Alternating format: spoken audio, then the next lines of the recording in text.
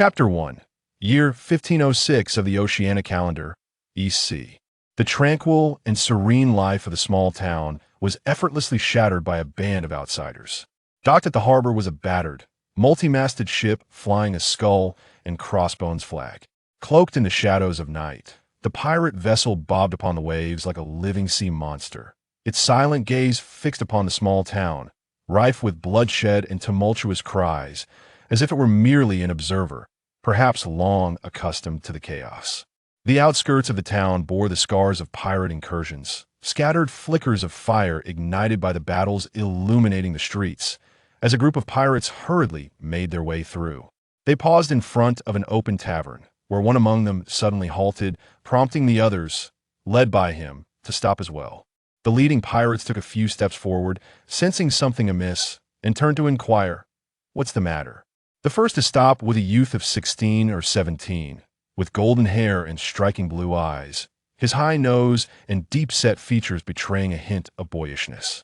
Like his fellow pirates, he appeared somewhat disheveled and weary from the lack of rest. His expression darkened, yet unlike the seasoned pirates, whose faces were alight with the thrill of impending plunder, there was not a trace of joy upon his visage. "I wish to remain here," the boy remarked, casting a glance at the tavern. "Our supplies on the ship are running low, and I need to fetch some wine before everything here is ravaged." In contrast to the disinterested youth, the leading pirates grew increasingly impatient, their senses heightened by the sounds of their comrades rummaging through belongings and the faint cries for help from women. A moment of reflection crossed the mind of the foremost pirate. The town's resistance had been thoroughly dismantled, and there was no need for them to stick together any longer. Thus he chuckled inwardly at the boy's words, giving a thumbs up. "William, you're quite something. But it seems you don't require our assistance, so we shall take our leave." Without waiting for a response from the lad named William, he nodded to his companions, who rushed eagerly into the heart of the town. Muffled jeers wafted on the breeze, reaching the ears of those remaining outside the tavern. "What a fool! A complete novice who knows nothing." The remaining pirates scowled at the taunts, yet William remained unfazed. Perhaps due to the fundamental difference between him and these brigands, he was a traveler from another world, harboring a disdain for their actions. In the 21st century on Earth, he was known as Sun Bo, a white-collar worker on the cusp of becoming a CEO, destined to marry a wealthy beauty and ascend to the pinnacle of success. However, fate took a cruel turn, delivering a sudden blow to his plans, leading to his tragic transformation. With no warning or explanation, after a brief repose in his office, he found himself transported to a realm where he had unwittingly joined the ranks of pirates, an occupation deemed hopeless by anyone grounded in a stable society. Yet, Sun Bo was not a man prone to self-pity. The phenomenon of transmigration offered no customer service for grievances, no legal recourse, and was beyond the control of ordinary will. He had no choice but to accept reality, refusing to squander time and energy on futile lamentations. The customs and habits of this world were starkly different from those of Earth, and even the distribution of races was peculiar. The body he now inhabited bore a striking resemblance to that of the Germanic people, while the diverse pirates aboard the ship hailed from Mediterranean and East Asian backgrounds, yet all spoke a common tongue. This bizarre environment instilled a deep caution within Sun Bo, now William, preventing him from revealing his status as a traveler. Who could say how the locals might react upon discovering his true nature? They might bind him to a stake and burn him alive.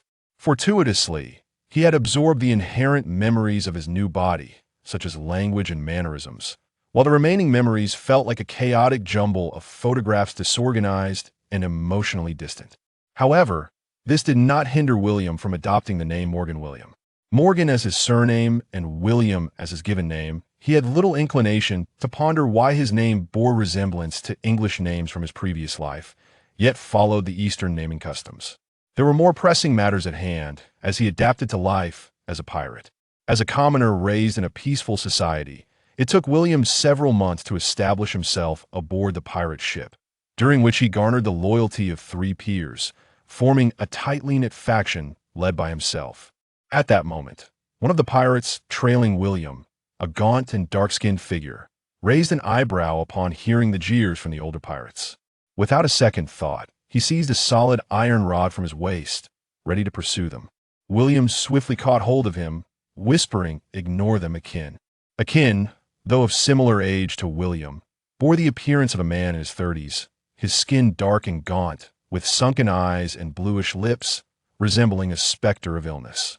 William had once saved Akin during a naval battle, pulling him from the jaws of death, and Akin had since embraced a code of gratitude, becoming one of William's most obedient allies. Thus, when Akin heard William's request to let it go, he simmered with anger but ultimately halted his advance, casting a glare at the departing pirates, muttering, "A pack of old dogs." William patted Akin on the shoulder and led the way into the tavern, with the other three following suit. Inside, the tavern appeared in disarray, with overturned tables and chairs strewn about, evidence of a hasty departure by patrons. It seemed that earlier pirates had ravaged the place, leaving a trail of broken bottles and spilled liquor, as the pungent aroma of alcohol assaulted their senses upon entry. William surveyed the room, noting its modest size. Apart from the front and back doors, there was only a wooden door behind the bar, presumably leading to other chambers. He instructed Akin and another pirate to guard the entrances while he motioned for a young pirate named Alamis to accompany him cautiously toward the bar. Alamis was of average height, with slightly curly black hair clinging tightly to his head and a cherubic face that radiated innocence, often adorned with a smile that revealed dimples and prominent canine teeth. The two crept stealthily to the door, where William drew a loaded flintlock pistol from his coat, aiming it at the wooden door. He nodded to Alamis, who promptly delivered a kick, flinging the door open. Beyond the door lay an empty space, and Alamis shrugged at William, saying, "Given the state of this tavern, it's likely no one remains." "Better safe than sorry," William replied, feeling a semblance of relief not from fear of enemies, but rather from the dread of encountering civilians. Lowering his gun, William stepped into the corridor beyond the door. Alamis rummaged through the chaotic bar, discovering nothing of value aside from a ledger dampened by spilled liquor, indicating that the previous pirates had likely made off with the establishment's coin. Alamis tossed the ledger aside and hurried to catch up with William, his tone tinged with irritation. "William, you're not even an officer aboard the ship. Why concern yourself with supplies? When a captain organizes a crew to haul the wine back to the ship, you will have your share. After all this time ashore, instead of seeking something valuable, you're just fetching wine. I never knew you had such a fondness for drink." William shot him a sidelong glance. "What good is hoarding wealth when we're on the brink of death?" Alamis paused in surprise. "What do you mean?" "The Navy." William's expression darkened, burdened by the misfortune of having transmigrated as a fugitive, his tone laced with sarcasm. "Do those fools, whose intellect barely surpasses that of a goldfish, not find it curious that even if our ship were intact, they would still pursue us with their warship? Now, with one of our masts broken, how is it that we can elude a nearly undamaged naval vessel?" Alamis' face flushed, yet he pressed on. "Are you suggesting we haven't shaken those damn Navy men? Perhaps it's possible that the Navy has encountered misfortune while we have been fortuitous. They may have chanced upon a maritime disaster, or perhaps they lack navigational charts, inadvertently steering us toward this small island." William mused, pushing open the door to a bedroom and casually searching for valuables. Finding none, he seized a pillow and exited, continuing, "Yet I suspect the captain shares similar concerns. Have you not noticed? The captain, the navigator, and the other officers, along with their trusted confidants, have refrained from venturing deep into the town. They linger near the ship's periphery, while only a few reckless fools excitedly head toward the town's center, leaving the more astute old pirates wary of straying too far from the vessel." William spat disdainfully. Those fools running around like sheep would never make it to their ships if they ever spotted the Navy. Aramis, not one to be easily swayed, pondered for a moment and realized that William's assertion held some truth. With a resigned sigh, he replied, "Yet, you have mentioned that it is not entirely impossible for us to successfully evade the Navy." "Perhaps," William sighed in return, yet reiterated, "but caution begets no harm." Aramis nodded gravely, but soon noticed that William had stopped advancing and was instead turning to regard him. Confused, he inquired, "What is it?" William gave him an irritated shove, commanding, "Lead the way. Find the wine cellar." Once we locate it, let us haul a few barrels back to the ship. If the Navy truly arrives, we need not worry about being left behind. I will be curious to see who among those old dogs feels more foolish when they're captured by the Navy and hanged. Aramis hailed from a family that once operated a tavern, but after their bankruptcy led to his parents' demise at the hands of debt collectors, he took to the seas as a pirate. Thus, he possessed a deeper understanding of taverns regardless of how concealed the wine cellar might be. He could likely find it, and his literacy and numeracy skills, albeit rudimentary, were valuable in an era of scarce education. In contrast, the other members of William's motley crew had varied backgrounds. Akin was originally a fisherman, extorted by a gang akin to fishing tyrants. After a violent altercation resulted in a fatality, he opted to join the pirates. Despite lacking formal education, Akin could still recognize some written words, making him a semi-literate individual. The final member, a 17-year-old lad named Valen, was a farmer by trade and was wholly illiterate. Thus, in every situation, there are both adverse and favorable aspects. If one fixates solely on the latter, they may become overly optimistic, yet if one dwells only on the former, they risk becoming despondent and losing confidence. During the early days of his new life, William, echoing the resourcefulness of Robinson Crusoe who had been stranded on a deserted island, compiled a list in his mind, weighing both the good and the bad, intending to uplift his spirits and regain his resolve to survive.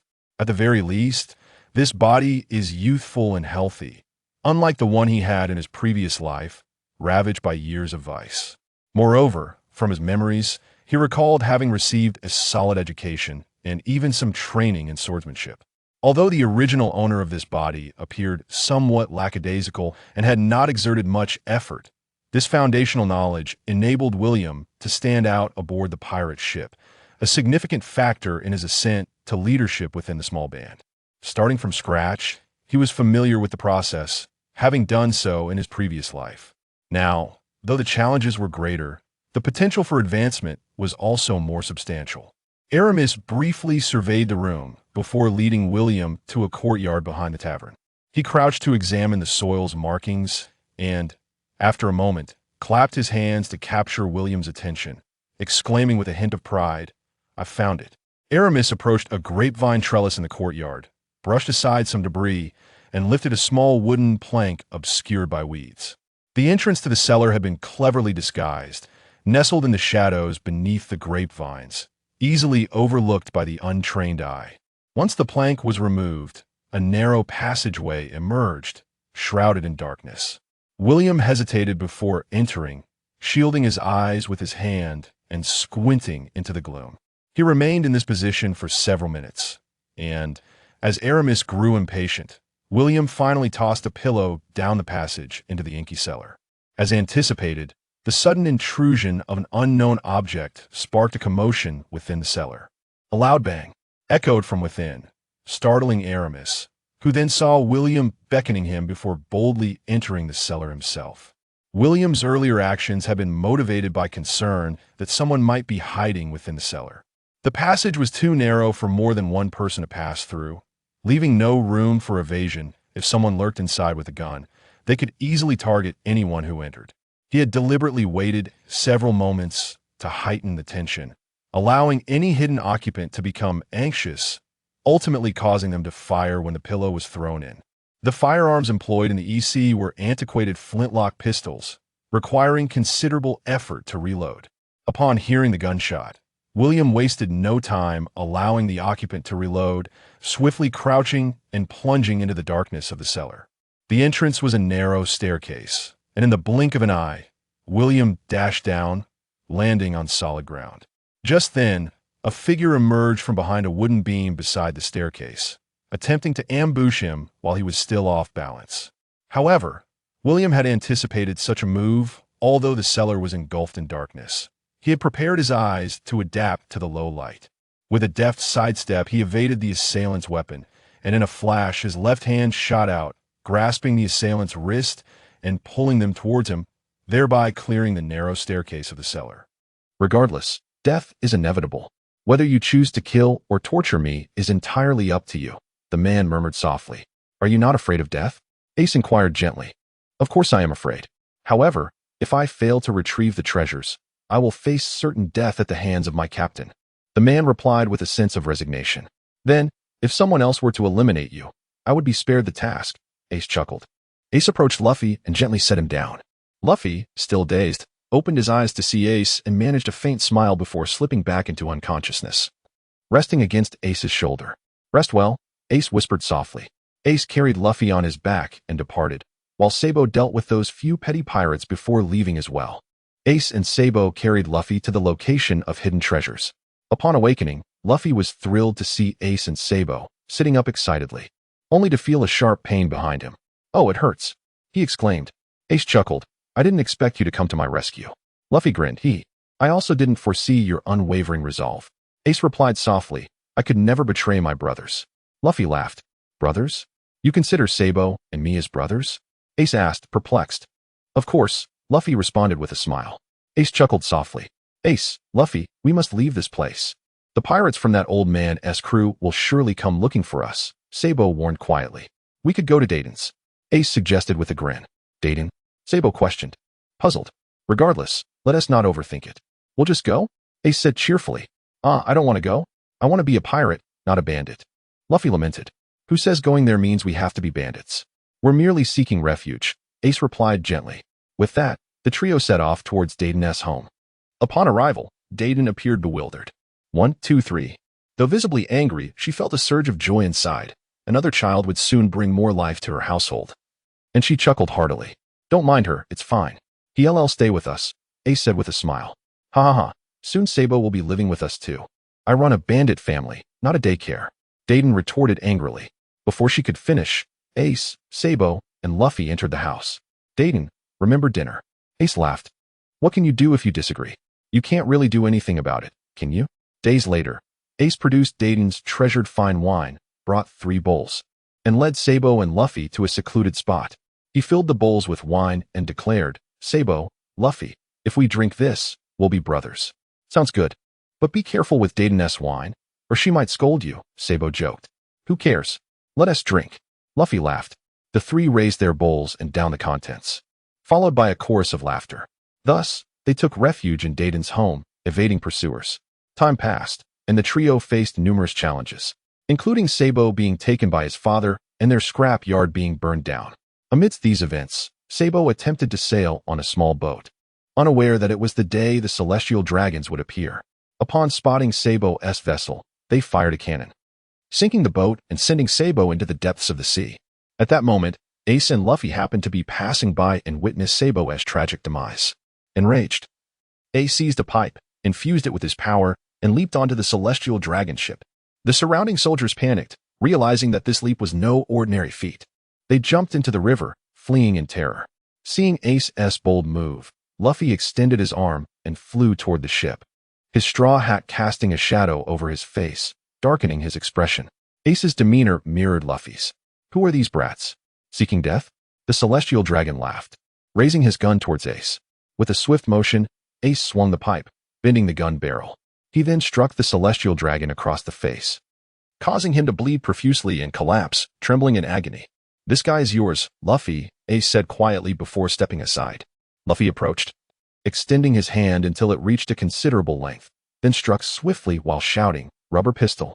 His fist collided with the celestial dragon's head, shattering his skull, delivering a fitting end. Standing silently on the ship, both Ace and Luffy shed tears. Luffy, we must sail towards the sea, carrying Sabo's dreams. We shall become notable figures so that Sabo's spirit can find solace, Ace whispered. Yes, Luffy nodded, wiping his tears. Let us make a pact. We won't set sail until we turn 17. In the meantime, we must train diligently to avoid wasting our lives, Ace advised softly. Yes, we will fulfill Sabo's wishes as we sail towards the sea, Luffy declared.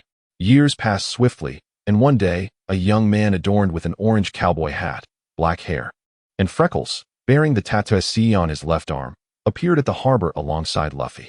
This man was Ace. Luffy, I'm 17 now. It's time to set sail, Ace exclaimed, although tears welled in his eyes as he recalled that today should have marked the beginning of his journey with Sabo. Go for it, Ace, Luffy cheered, giving him a thumbs up. Let us become formidable powers in the world through our shouts. Ace proclaimed. They exchanged a fist bump, and Ace boarded the ship, departing. Good luck. Ace, Luffy shouted after him. You too, Ace replied softly. Chapter 4. The new member, Steed. After drifting for several days, Ace arrived at an island. Oh, after days without food, I'm starving. Finally, I've found an island. How exhilarating. But I wonder if I can find my first mate here. What kind of pirate would I be without a reliable right-hand man? Ace beamed brightly. Ace docked the small boat at the shore and ventured into the interior of the island. The island was lush with foliage, and at its heart lay a sizable city. However, upon entering this vast metropolis, Ace was taken aback to find it utterly deserted. What should I do? What should I do? What will become of my hunger? Ace exclaimed anxiously, as his stomach echoed its discontent with a rumble. As the ancients wisely stated, among the vastness of heaven and earth, the need for sustenance reigns supreme. Thus, Ace resigned himself to the idea of seeking refuge in the homes of the inhabitants, hoping to procure a morsel to quell his hunger. Ace began to search for food, when suddenly he heard shouts and applause from a distance. Following the sound, he approached a colossal building. Kill him! Kill him! Reagan Jet. Kick him! Franco Gol, I've placed all my bets on you, so hurry up and defeat Reagan Jet. The cries echoed from within. What on earth is happening in there? What do they mean by killing and kicking? Is there really someone inside? Ace pondered, bewildered. He kicked the wall with force, only to find that he couldn't budge it. And a jarring pain surged through his foot as if it were about to shatter. How can this be possible? What is this wall? I hit it with all my strength, yet it made no sound. Instead, it only inflicted pain upon me. This is utterly bizarre. And there are voices inside. Ace whispered softly. It must be something entertaining happening in there. I should take a look, he remarked with a playful grin. Ace searched beside the building for quite some time before finally discovering the door. Upon pushing it open, he found himself in an arena, where the gazes of both the audience and competitors were fixated upon him. Pray tell, sir, have you come to spectate or to partake in the contest? Inquired the referee from the platform. Is there any reward for participating? Ace responded, a mischievous grin on his face. Surely, in a competition, there must be enticing prizes. For how else could they attract such formidable men? There is indeed a remarkable prize, the referee replied with a smile. It is none other than the most potent of the devil fruits, the Logia type Mara Mara no Mi. Will you take part? Ace suddenly nodded upon hearing about the devil fruit. Sabo once mentioned to me that the spirit fruit could transform the body through spiritual power, thus granting the ability to possess multiple fruits. Ace ascended to the arena. Two burly men, towering at over 3 meters, looked down upon the seemingly frail Ace and burst into laughter. You, a mere wretch, dare to compete? Even though this is our final match and we are thoroughly exhausted, we are still confident in handling someone as diminutive as you, one of the muscular men exclaimed. The audience erupted in cheers, rallying behind the giants, which only bolstered their confidence. Despite the fact that Ace was not as weak as he appeared, the men felt assured. An enthusiastic spectator showered the giant with encouragement as he laughed heartily. Suddenly, the giant's mirth evaporated.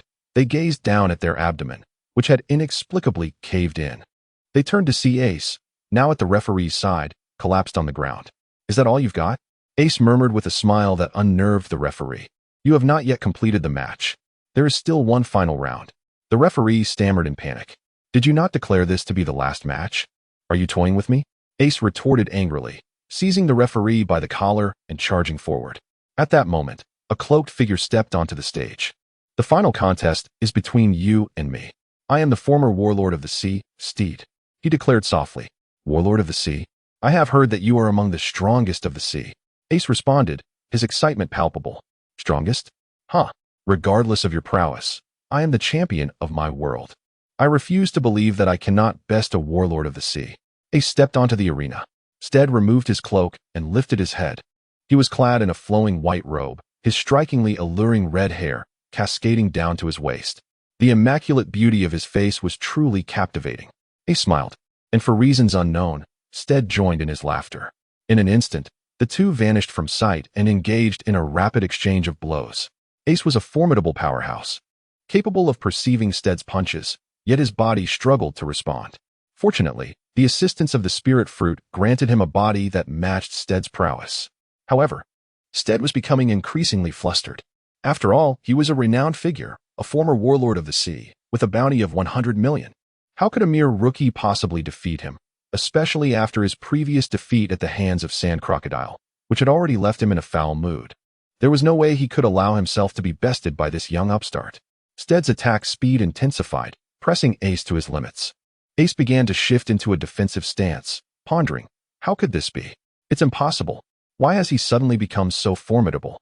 It seems the only way to overcome him is to unleash my spirit power. Ace imbued his spiritual energy into his right hand and struck forward, colliding with Steed's fist, which resulted in Steed's hand being shattered. Steed, pale as a ghost, gazed at Ace, unable to comprehend the reality of the moment. Enraged, Steed executed a sweeping kick, causing Ace to tumble to the ground, then leaped, locking his foot around Ace's throat. However, Ace rolled away just in time to evade the attack. Upon landing, Steed propelled himself towards Ace, who, sensing the imminent danger, concentrated all his spiritual energy into his fist. As Steed delivered a kick, Ace countered with a punch, and the two forces clashed, locking in a fierce stalemate for what felt like an eternity. To his astonishment, Ace noticed that Steed's leg had transformed into a black iron. Have you ever seen such a thing? This is my sole mastery of hockey. Now I can stand against you, Steed proclaimed with a triumphant grin. Suddenly, cracks appeared in the iron encasing his foot, which shattered like glass. Ha ha ha, what is this so-called hockey? It seems formidable, yet you have not fully mastered it, have you? Ace retorted with a chuckle, withdrawing his fist. Steed knelt on the ground, pummeling the floor in despair, tears streaming down his face. I merely wish to grow stronger. I want to prove to the Navy that I am worthy of being a warlord of the sea. How could I be defeated by someone so obscure? He lamented. Oh, so you seek strength, do you? Ace murmured softly. Yes, I aspire to be the strongest in the world. Steed shouted. Then allow me to assist you. While I cannot help you become the first, since that title belongs to me, the second position is indeed attainable. Ace replied with a grin. Very well. You possess ambition to become the best. You aim to surpass the strongest of the four emperors, Whitebeard. That is a noble goal. For I too aspire to surpass Whitebeard and become the Pirate King. Since our ambitions align, let us form a pirate crew. Steed exclaimed excitedly. Currently, it is just the two of us, so we shall name ourselves the Kings. Ace suggested with a smile. Kings? What kind of name is that? Steed exclaimed incredulously. It is Kings. Ace replied gently. Ace approached and seized the Mara no Mi, consuming it in one swift motion.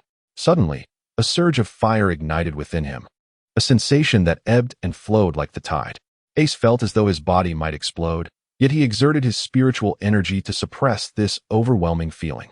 After more than an hour of relentless struggle, Ace triumphed. Hey, Steed, let us procure a pirate ship. Ace exclaimed with a grin. Hey, you have so much money? Steed chuckled. One glance at this fellow revealed him to be quite the wealthy individual. You shall pay. Ace jested. Chapter 5. The Stolen Ship. Encountering the pursuit of the Navy. When Steed heard this reply, his heart sank into despair. At that moment, he felt as though he were teetering on the brink of death. The pirates he had encountered thus far were all of the affluent variety. Now, he found himself confronted by someone who proclaimed a desire to become the Pirate King, only to discover that he had no means to acquire a ship and was expecting him to foot the bill. Although Steed had once served as a warlord of the sea, his savings were meager. Even the most inexpensive vessel would cost 300 million berries, and his current savings amounted to only 100 million.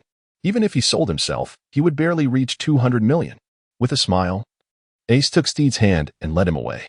Upon arriving at the market, they discovered an eerie emptiness. All the shops were open, likely due to most people being at the arena watching the match. However, it should have concluded by now. Was it merely a preliminary round? Should we steal a ship? Ace suggested. After all, we don't have much money at the moment. We can repay it later when we are wealthier. At that moment, a glimmer of greed flickered in Steed's eyes. How can you think like that?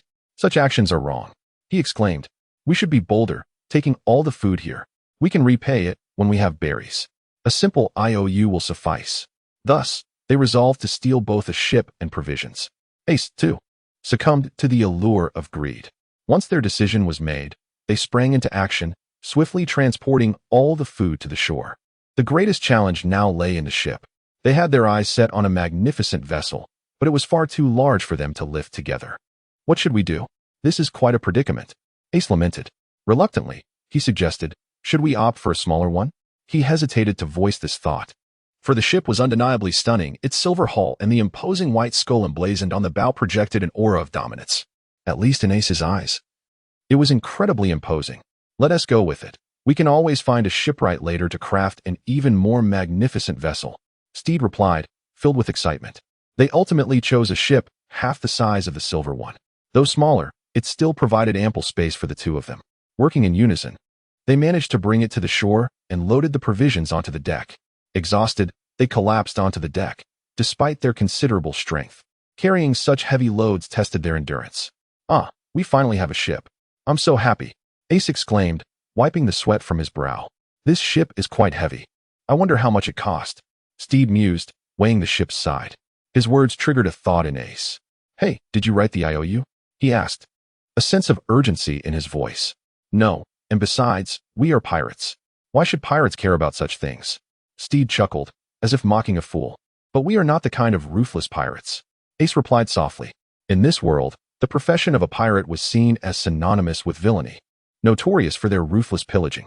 Ace's family had suffered at the hands of pirates. His brother had been slain by them, and he had vowed to eradicate such scoundrels. Yet, through unforeseen circumstances, he had become one himself. It was during his time as a pirate that he learned not all pirates were malevolent. "You and I are not such fiends," Steed said, though tears brimmed in his eyes, threatening to spill. "Don't dwell on it. Let us hurry. We must board and embark on our new adventure," Ace said cheerfully, reaching out to wipe Steed's tears. "Your adventure ends here," came a voice from nearby. Ace instead instinctively stood up, gazing at the coastline, where they spotted the Navy, including 2 colonels and even a vice admiral. Who are these perverse old men? Ace questioned, perplexed, yet he recognized them as Navy officers, and his words clearly reflected his disdain for them. "They have come to pursue me. As one of the 7 warlords, anyone who is not one of us will be captured and imprisoned. I narrowly escaped last time, but this time, I may not be so fortunate."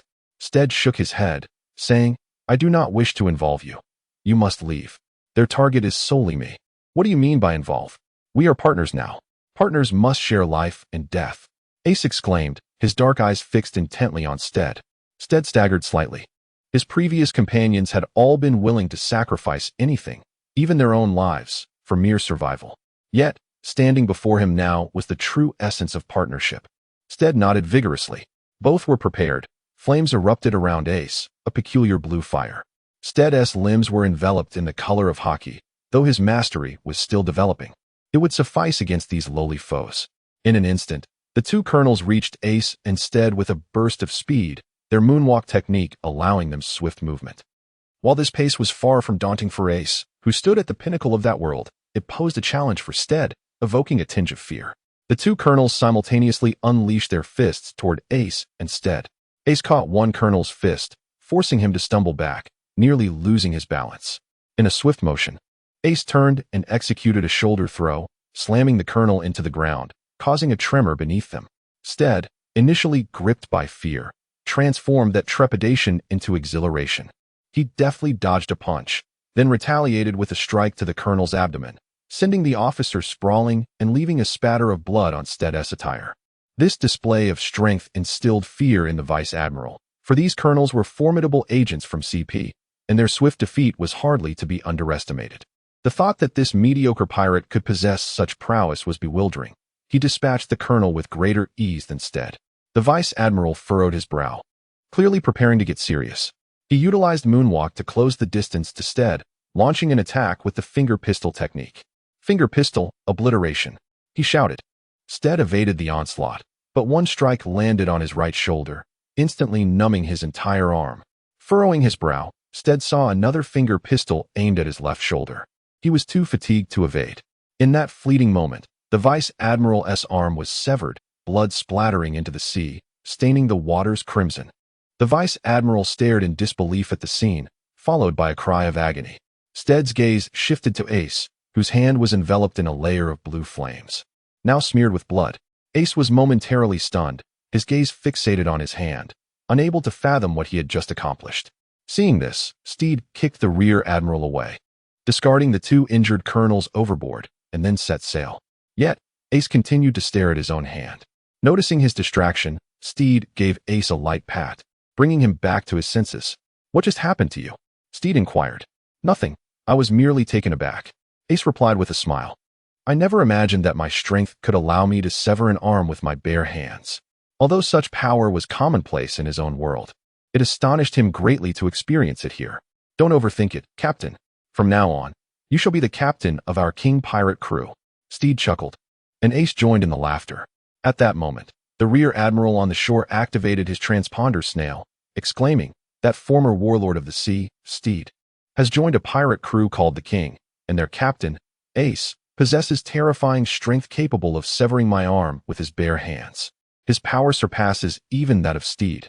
The transponder snail quickly responded, "Understood, Rear Admiral Rolidus. I will dispatch personnel to assist you immediately and place a bounty of 120 million on this Ace." Chapter 6. The renaming of the pirate crew, Spade Pirate Crew versus Crescent Moon Pirate Crew. Ace instead have been adrift at sea for several days now, and the provisions they brought from the island are nearly exhausted. Ace lay on the deck, pondering a matter.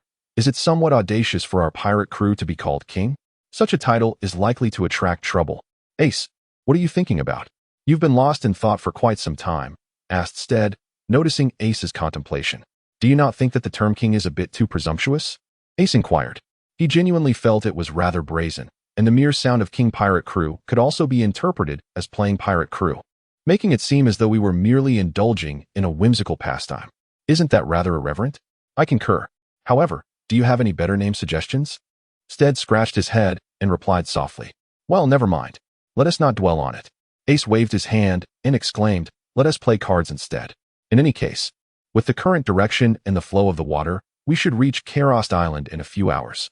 Ace withdrew a deck of cards from his pocket and began to deal, but as he continued, he suddenly halted, fixated on a particular card, the spade. A smile crept across his face, for in his world, the spade symbolized death. Thus, the Spade Pirates, the pirates of death, we are the harbingers of demise. The thought ignited a hearty laugh from Ace. "What do you think of the name, Spade Pirates?" he exclaimed, his expression radiating joy, a smile he had not shared with anyone since Sabo's passing, save for Luffy. "I'm indifferent. In any case, I'm with you," Steed replied softly. Ace quietly clicked his tongue in contemplation. "So, shall we create a pirate flag?" Steed inquired, though his interest seemed rather tepid, merely expressing curiosity. "You are quite clever. I almost forgot. Enough of the card games. Let us proceed to fashion the pirate flag." Ace tugged at Steed's ear as he hurried towards the cabin. "Weren't you the one who suggested playing poker? Why the sudden change of heart? And that really hurts." Steed protested angrily. Upon opening the cabin door, Ace's expression darkened as he realized the unfortunate truth. They were aboard a ship devoid of fabric. His heart sank in dismay. Just then, a cannonball struck the vessel with a resounding explosion, reducing it to splintered wood. Ace instead found themselves precariously balanced on separate planks, glaring at the ship from which the cannonball had been fired. "Oh dear, you two must be the individuals depicted on this bounty notice." A towering, burly man proclaimed from the bow of the ship, standing approximately 2.5 meters tall. He brandished the bounty notice, grinning at Ace and Steed. "And what of it?" Ace retorted furiously. "How dare you destroy our ship? You shall not escape today."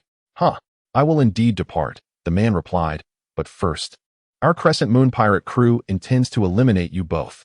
Remember my name, Delost, a man with a bounty of 80 million berries. You shall never forget this name." Delost shouted. Ace and Steed disregarded him, leaping into the air and swiftly reaching Delost's ship, for the proximity of the two vessels allowed for such effortless passage. As Ace landed, he swung a fist towards Delost. Delost effortlessly evaded the strike with a mere twist of his body. Despite his imposing stature, his agility was remarkable. He would undoubtedly be a formidable opponent in the future.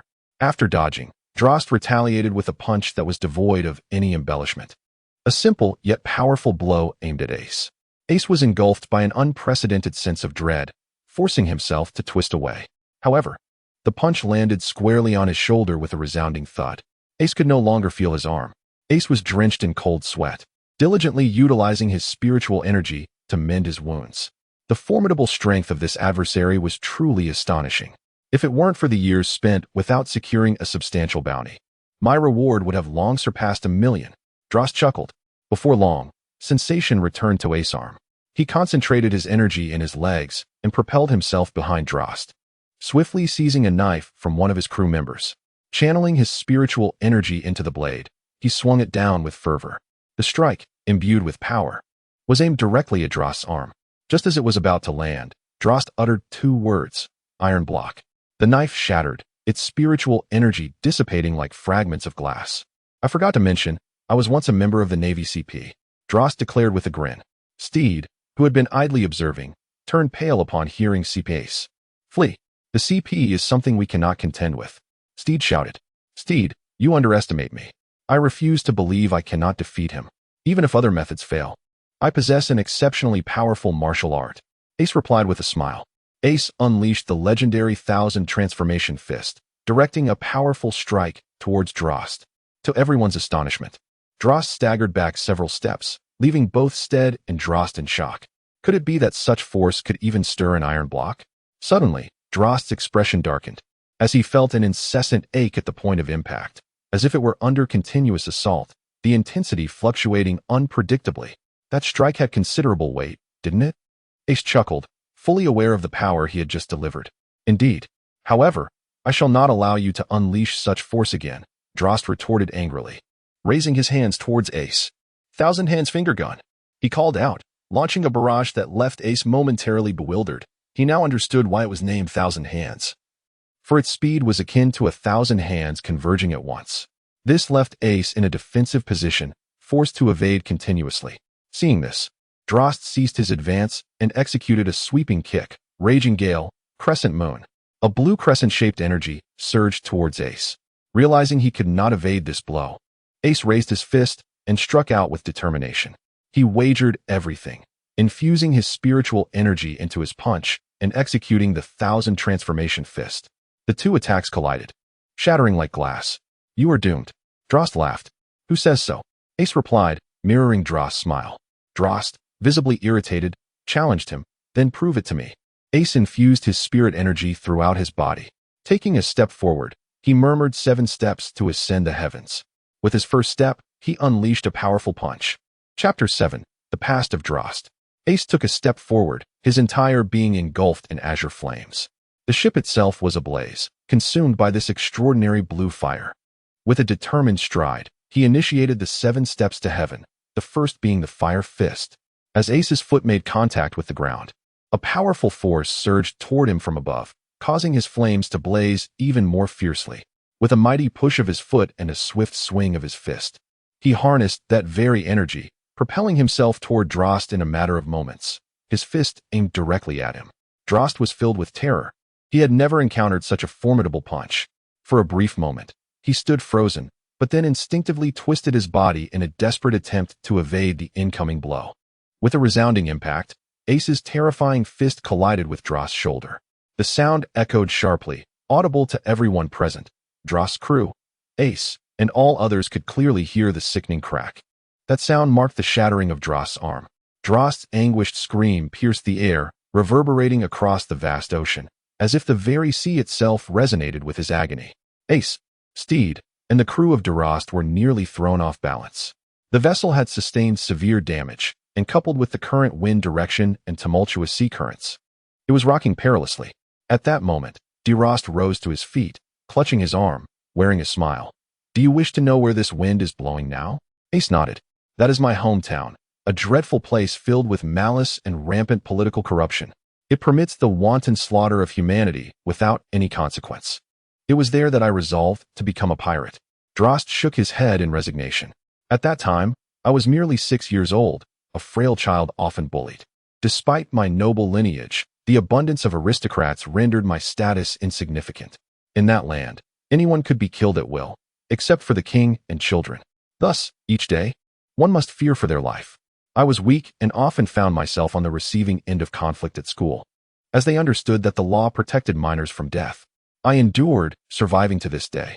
The phrase wanton slaughter led to the demise of my parents and relatives, with those who murdered my family now fixated on me, waiting for me to come of age so they could finish what they started.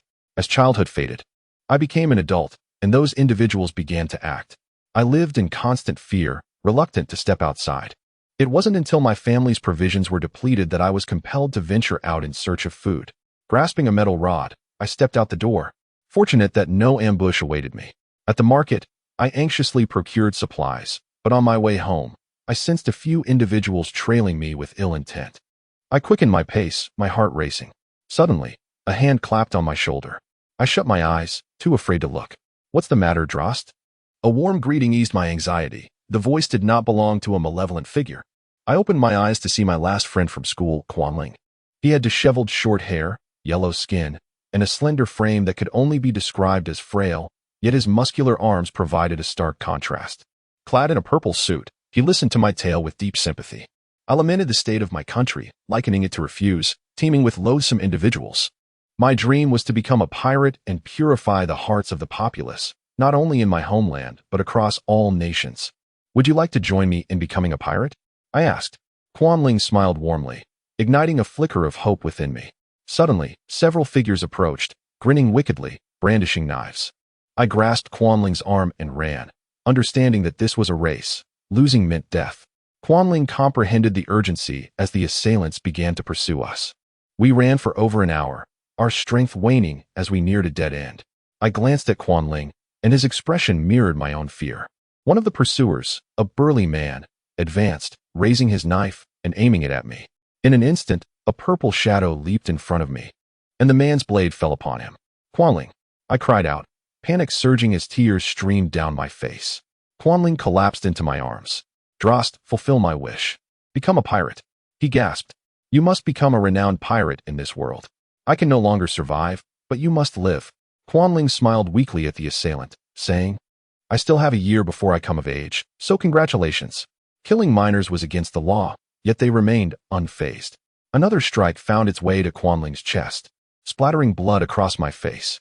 The next blow pierced his head, driving the knife deep into him. My terror transformed into a raging fury, igniting a blaze within me. I did not comprehend why, but all of them fell unconscious. Without time for questions, I lifted Quanling's body and escaped the dead into the coast. "You shall be a legendary pirate. All pirates find their graves beneath the sea." I cast Quanling's lifeless form into the ocean, vowing to the waters that one day I would become a pirate, carrying forth Quanling's spirit to dominate these seas. That was the tale of my childhood. Subsequently, I spent over a decade accumulating wealth to join the Navy, ultimately resigning to pursue piracy. Drost chuckled, though his eyes glistened with unshed tears. "A corrupt nation? My homeland mirrors this plight. Huh, they won't even save a child to appease the celestial dragons." Ace's tears fell freely. Witnessing this, Steed lamented, "You two are far too sentimental." Chapter 8. Arrival at Lore Island. After a while, the weather cleared. Ace walked to the bow of the ship, gazing up at the sky, reminiscing about the joyous memories of the time when the three brothers shared a toast to their brotherhood. A pleasant smile graced his face. Yet it was soon overshadowed by the recollection of Sabo's tragic demise at the hands of the celestial dragons, causing him to clench his fists tightly as tears streamed down his cheeks. Noticing Ace's distress, Steed could surmise that painful memories were undoubtedly surfacing in Ace's mind. Drost felt a pang of guilt, perhaps due to having recounted his own experiences, inadvertently stirring up Ace's haunting past. With tears brimming in his eyes, Ace turned to gaze at them, while Steed could only shake his head in resignation. "Drosty, do you wish to join us?" Ace inquired. Although the answer had long been settled in his heart, "I aspire to carry forth the will of my dear friend and to become a formidable force upon the seas. Thus, I must beg your pardon," Drosty replied, feeling helpless. Despite his desire to be part of their ranks, he felt that his current strength fell short of their prowess. His recent punch had been nearly twice as powerful as before, a stark reminder of the chasm between their abilities. "How did you manage that punch?" "It was astonishingly twice as powerful," Drosty asked, his curiosity piqued. He was eager to uncover the secret behind Ace's newfound strength. 8 words: stomp the ground, raise the dust, and unleash your technique. It is as simple as that. First, you must exert all your strength into the ground with your foot, causing dust to rise. Allow the dust to reach your head, and that will provide sufficient force. Then, you must skillfully harness the dust that has been disturbed to deliver your attack. Remember to maintain control, and you can continue to step forward. It is crucial to pivot and stomp the ground. This motion will stir the air you just disturbed. But heed this warning. You must not take more than 7 steps, lest you find yourself enveloped by overwhelming energy that could crush your bones and lead to your demise. Unless you possess an exceptionally robust physique.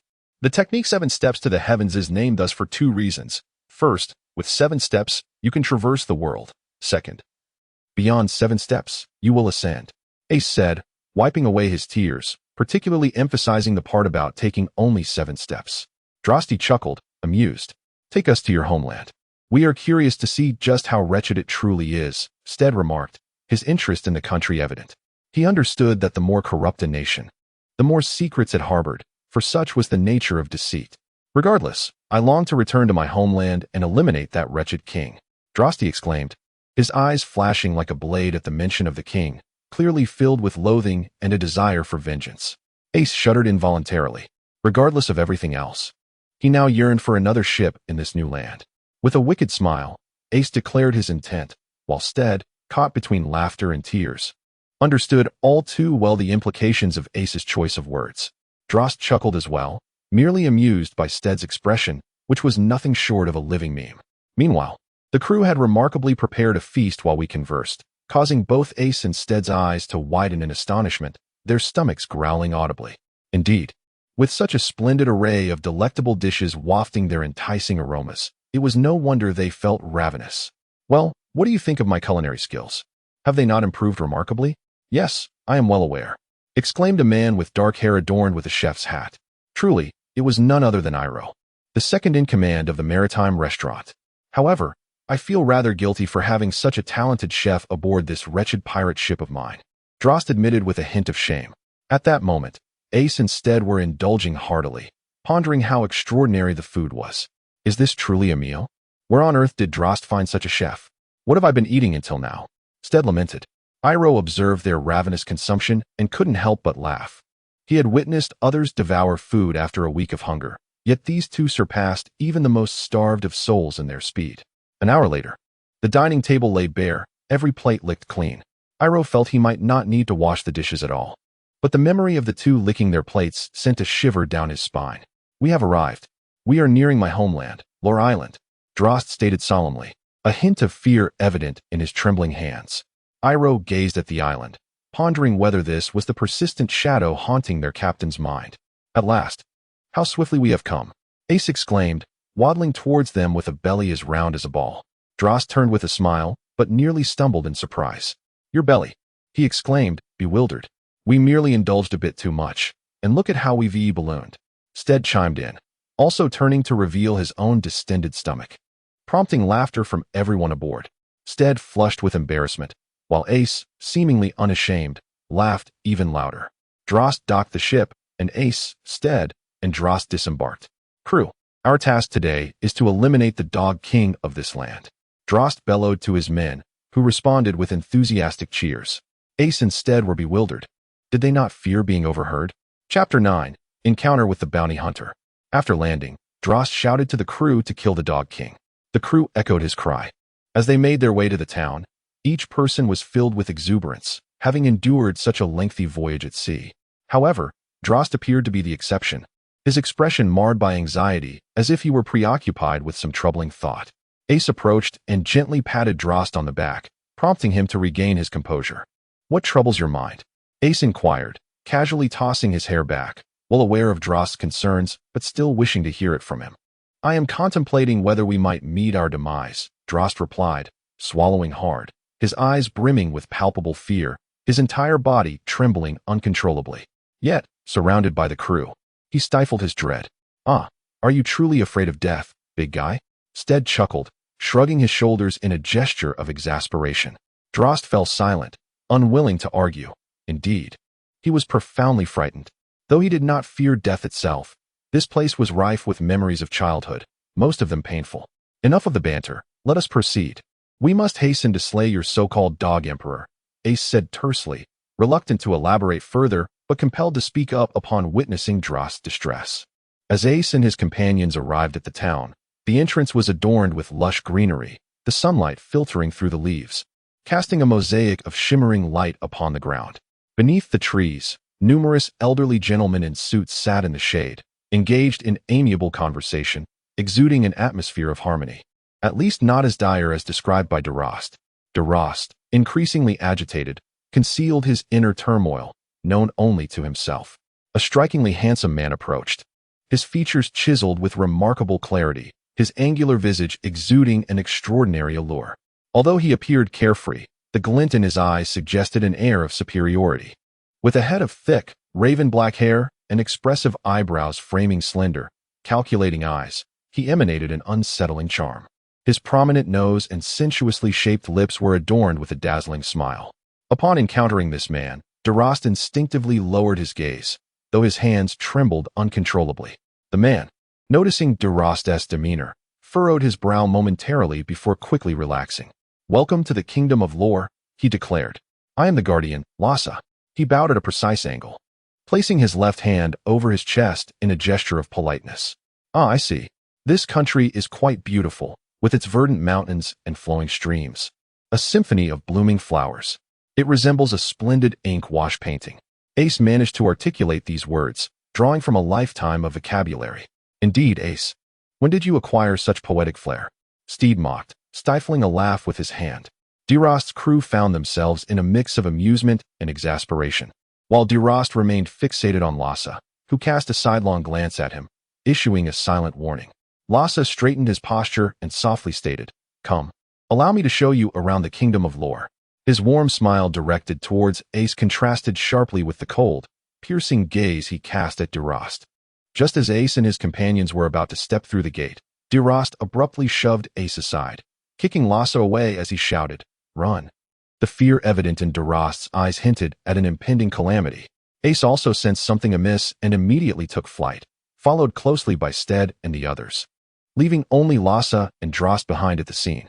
Lhasa leapt up, glaring at Delost, and exclaimed, "You wretched fool! How dare you disrupt my business? You are the real scoundrel." Delost shouted back, fury igniting within him. His eyes were ablaze with rage, as if he wished to tear Lhasa to shreds. Meanwhile, Ace halted, gazing at Lhasa and Delost, a frown creasing his brow as he pondered. What is the nature of their relationship? Annihilation? Could the downfall of the Delost family somehow be connected to him? It seems improbable, if he were involved. He would have been of a similar age to Delost at the time of his family's ruin. Ace was engulfed in a sea of confusion. However, upon glancing at the elderly individuals leisurely enjoying their respite, utterly undisturbed, he found the situation profoundly unsettling. This only deepened Ace's perplexity. "Of course, it was I who sent them to eliminate you, ha ha ha. Yet, you have disrupted my business, so let us consider it settled, ha ha ha." Lozer's handsome visage contorted into a grotesque grimace as he scratched his head, casting a disdainful glance at Delost. "You scoundrel! Those were lives lost." Delost retaliated with a fist that connected squarely with Lozer's face. The latter's head snapped back, his formerly attractive features twisted by the blow. Lozer, clutching his face, managed to smile before delivering a kick to Delost's abdomen, causing a torrent of crimson to erupt from Delost's mouth. "I heard you joined the Navy's CP. Oh, how unexpected it is that you remain so pathetic. Ha ha ha." Lozer contemptuously raised his middle finger at Delost, regarding him as though he were already deceased. Suddenly, a fist struck Lozer's face, producing a sharp crack that even Steed could hear from afar, the sound of Lozer's skull fracturing. At that moment, Lozer, covering his face, felt a searing pain, tears welling in his eyes. The punch to his once beautiful visage was indeed a sight to behold. Then, a tall figure emerged before Delost. Engulfed in violet flames, it was none other than Ace. The elderly onlookers nodded slightly, then, with a swift motion, drew daggers from their sleeves, slashing at various parts of Ace's body. Each incision ignited as Ace's form was marred, yet after a brief interval, he returned to his original state. "I suspected something was amiss. Now, reveal your identities," Ace demanded, pointing an accusatory finger at the elderly figures, his heart ablaze with fury, partly due to Delost's assault, and partly because this nation was indeed as corrupt as Delost had claimed. "We are bounty hunters." The elders simultaneously peeled away their disguises, revealing a cadre of striking young men before Ace. "Bounty hunters? Huh, just mere bounty hunters daring to challenge us?" Ace shook his head in exasperation, regarding the bounty hunters with an air of superiority. "Leave the bounty hunters to me," Steed interjected, having observed the unfolding altercation without intervening, sensing something was amiss. He approached, gesturing as if wielding a pistol, a smile gracing his lips as he addressed the bounty hunters. "Do as you please. I will take care of Delost first." Ace replied impatiently, his initial desire for a straightforward confrontation usurped by Steed's interference. Ace approached Delost and helped him to his feet, while not far away. Lhasa lay on the ground convulsing, fixating his gaze intently on Ace. Ace chuckled, but suddenly, a strand of white hair fell from his head. He picked it up, pondering. This is my hair. How can this be? I'm still so young. This is rather unfortunate. Could it be that the power of this so-called spirit fruit is derived from burning one's lifespan? How could I be so unlucky? Sabo, why didn't you see this clearly before? Surely that book must have mentioned it. Never mind, lamenting is futile. Perhaps I should simply seal the abilities of the spirit fruit. No, Sabo must have had some other intention in giving me this fruit. For now, I'll seal it, or else I might end up looking like an old man. Steed moved towards the bounty hunters, who were already prepared, their blades aching for action. A layer of black iron enveloped Steed's right hand. In an instant, several figures vanished from their positions. Sparks flew as Steed's right hand clashed with the blades of the bounty hunters. Steed appeared to struggle, as he had not fully mastered the use of armament hockey. The bounty hunters also found themselves in a difficult position, being mere novices in their trade.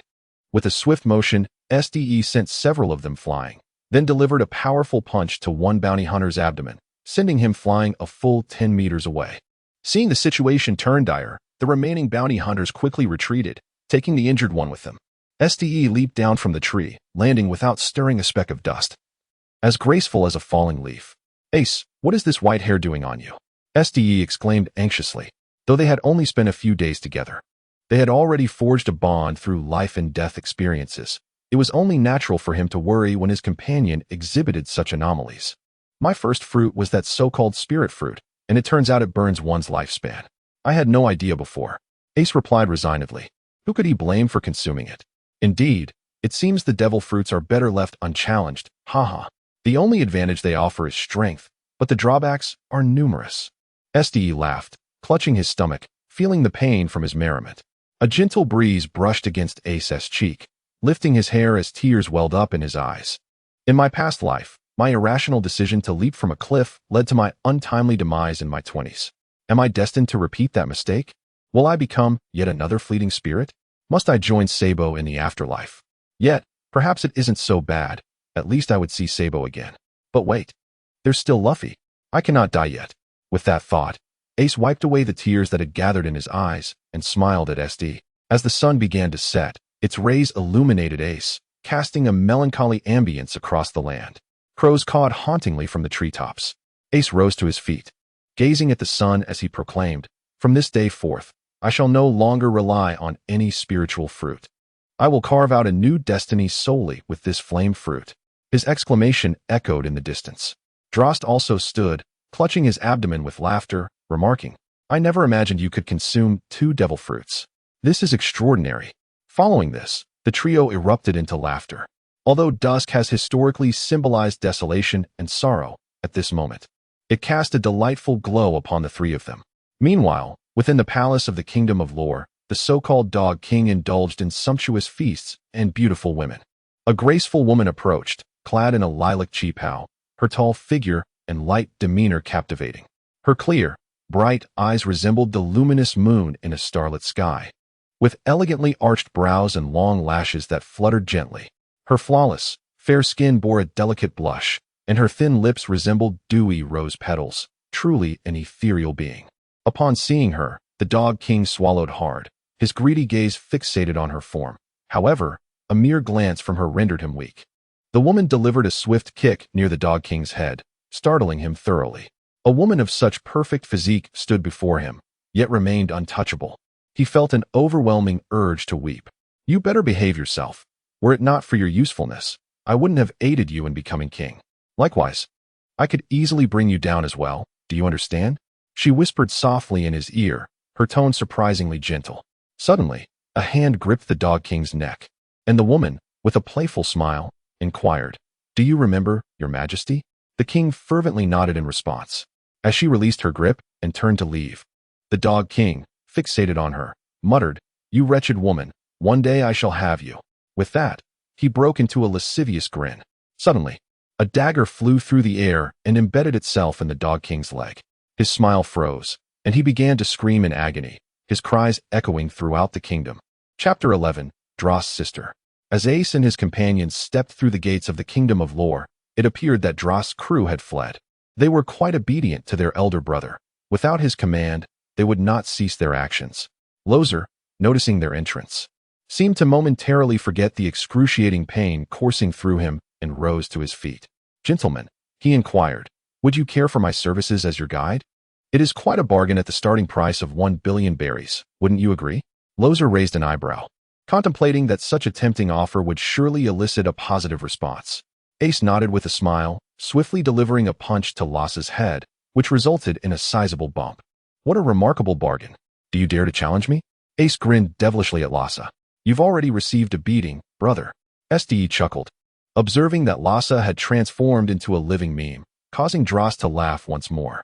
Ace assumed an expression of sudden realization, as if struck by a revelation. With that, he erupted into laughter.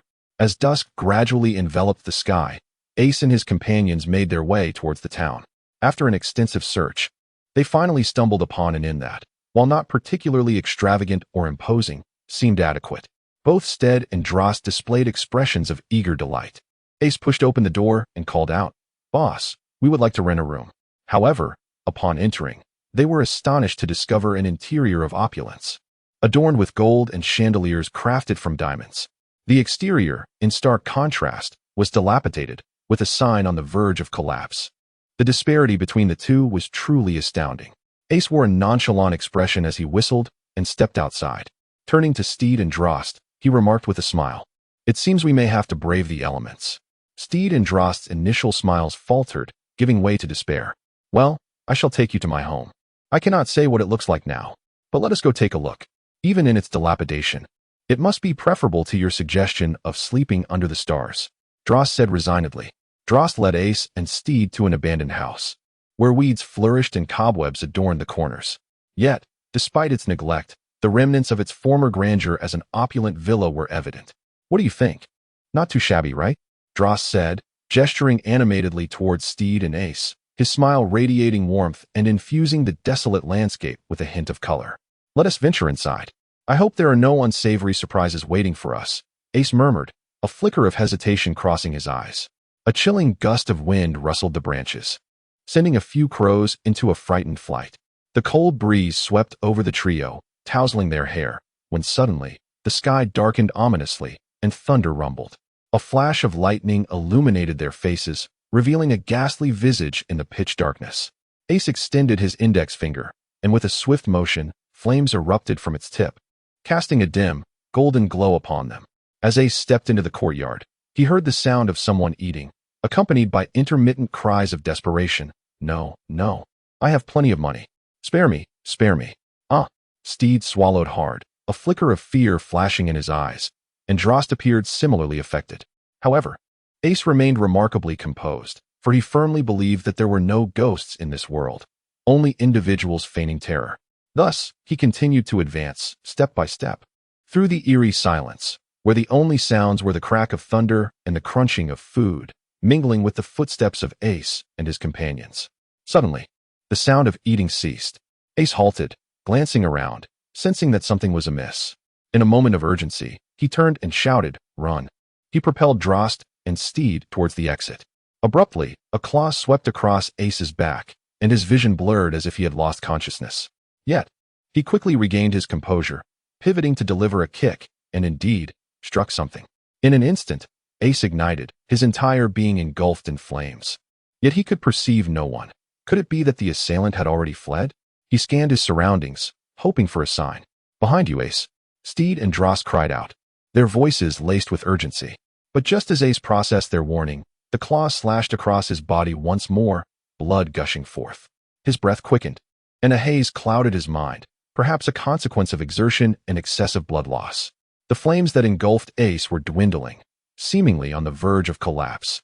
However, if he were to fall, the weaker Steed and Drost would undoubtedly meet their demise. Thus, he resolved not to falter, determined to protect his friends. With every ounce of strength, Ace leaped into the air, soaring 10 meters high, arms extended sideways and legs spread apart, forming a grand silhouette. He summoned the power of fire into his hands and unleashed it downward, creating a fiery whirlwind that spiraled upon the ground. "Divine fire, fire whirlwind," Ace shouted. And at that moment, the previously thundering sky fell silent, as if subdued by the very whirlwind he had conjured, dominating the entire world around him. In an instant, the entire building was ablaze, spiraling out of control. This inferno appeared unstoppable. For reasons unknown, snow began to fall from the sky, extinguishing the flames and dissipating the whirlwind. Ace stood in stunned silence. The tremendous force of his attack had been effortlessly neutralized, an unfathomable occurrence. Delost, witnessing the snowstorm, was momentarily taken aback as memories flickered through his mind. Suddenly, a graceful woman appeared behind Steed and Delost. Delost turned swiftly, his gaze landing upon her tear-streaked face. This woman was the one he had seen in the palace. "Sister," Delost cried out, rushing toward her with tears in his eyes. He thought to himself, "At last, I can reunite with family." When he was 3, their parents had sent his sister to the palace, and he had little recollection of her appearance, save for the memory that she had consumed the devil fruit, known as the frost fruit. As the woman caught sight of Delost, she seemed to falter for a moment, her composure wavering, yet she maintained a facade of indifference. Just as Delost was about to reach her, she swiftly brushed past him. A single tear fell from her eye, and she thought, "Goodbye, brother. The sister you once knew is no longer in this world." Chapter 12. The Cannibal Tribe. Delost joins the Spade Pirates. Upon landing, Ace approached the woman with a smile and extended his hand, introducing himself. "I am Ace. And you are the sister of Delost, perhaps?" he inquired, a hint of confusion in his voice. Although he was somewhat disoriented, he felt compelled to express cordiality, given her relation to Delost. The woman, upon noticing his presence, disdainfully circumvented him, making her way towards her father's old residence, for in her eyes, even the powers bestowed by a natural-type devil fruit amounted to little more than ineptitude. Ace's expression darkened, for this was an immense affront to him. He had never encountered such humiliation in his life. Clenching his fists, he demanded, "Do you look down upon me?" Anger simmered beneath the surface. "Oh, do you have a problem with that?" The woman replied, her tone laced with mockery. Who would remain unperturbed by such condescension? "Are you brave enough to engage me in combat?" Ace's gaze fixated on her, seemingly oblivious to his own pain, consumed by a desire to obliterate her. Yet, recognizing her as the sister of Delost, he refrained from striking her directly. The rural peasant only knew how to resolve matters through violence. The woman's unremarkable words ignited a fury within Ace. Finding excuses when you can't win, he thought, as her remarks resonated with him. The woman, feeling both embarrassed and infuriated, summoned the power of ice, and frost enveloped her hands. Ace's entire being was engulfed in flames, yet he still sensed a hint of chill beneath the intense heat. Furrowing his brow, he realized that if he were to contest her using the powers of the devil fruit, defeat was inevitable. However, by all logic, fire should vanquish her frost and snow. Determined, Ace resolved to make an attempt. In the blink of an eye, the onlookers were left bewildered. Steam enveloped the arena. Neither Steed nor Delost could comprehend the unfolding events. Only Ace understood. Moments earlier, he had unleashed a fiery punch, while the woman drew forth a sword forged from frost and blood. As her blade descended, just as it was about to collide with his fist, a cloud of steam erupted around them. The sword was nearly melted away, and Ace's flames were extinguished by the snow that had transformed from the frost. As the steam dissipated, the woman was nowhere to be found. She had seized the opportunity to escape. Upon realizing this, Ace couldn't help but chuckle. "Ace, after all my efforts to reunite with my sister, you let her slip away." Delost shouted angrily at Ace, his thoughts racing. "You scoundrel! I finally get to see my long-lost family. And you, having suffered but a minor grievance, deny me a moment longer with my sister." Ace blew the whistle, feigning ignorance. Delost, incensed, executed a swift kick. Ace deftly split his legs and leaned back, narrowly evading the strike. Ace slapped the ground, propelling himself 2 meters into the air before landing safely. "Ha ha ha, my apologies." He laughed at Delost. "Strange humans crawling all over the floor in your house." Steed exclaimed in terror, for he had never witnessed a throng of people crawling on the ground before. "Stop joking with me." Ace turned with a smile, but his expression froze as he blurted out, "My heavens." Delost, whose view had been obstructed by Ace, glanced around and finally spotted the scene, chuckling. "These are the cannibals of our nation. They are quite gentle, you know. They consume their victims piece by piece." Ace and Ste were bewildered by the gentleness. Then, Delost approached Ace and pulled him beside Ste, urging them to flee. In an instant, Delost's smile transformed into a look of tension as he dragged Ace and Ste away. This left Ace and Ste in a state of amused confusion. Oh dear, Ste, my elder brother, please refrain from making that face, or I shall be rendered utterly powerless with laughter. Drost struggled to suppress his laughter. Meanwhile, Ste, puffing out his cheeks in irritation, looked quite adorable with his handsome features. A stark contrast to his previous expression.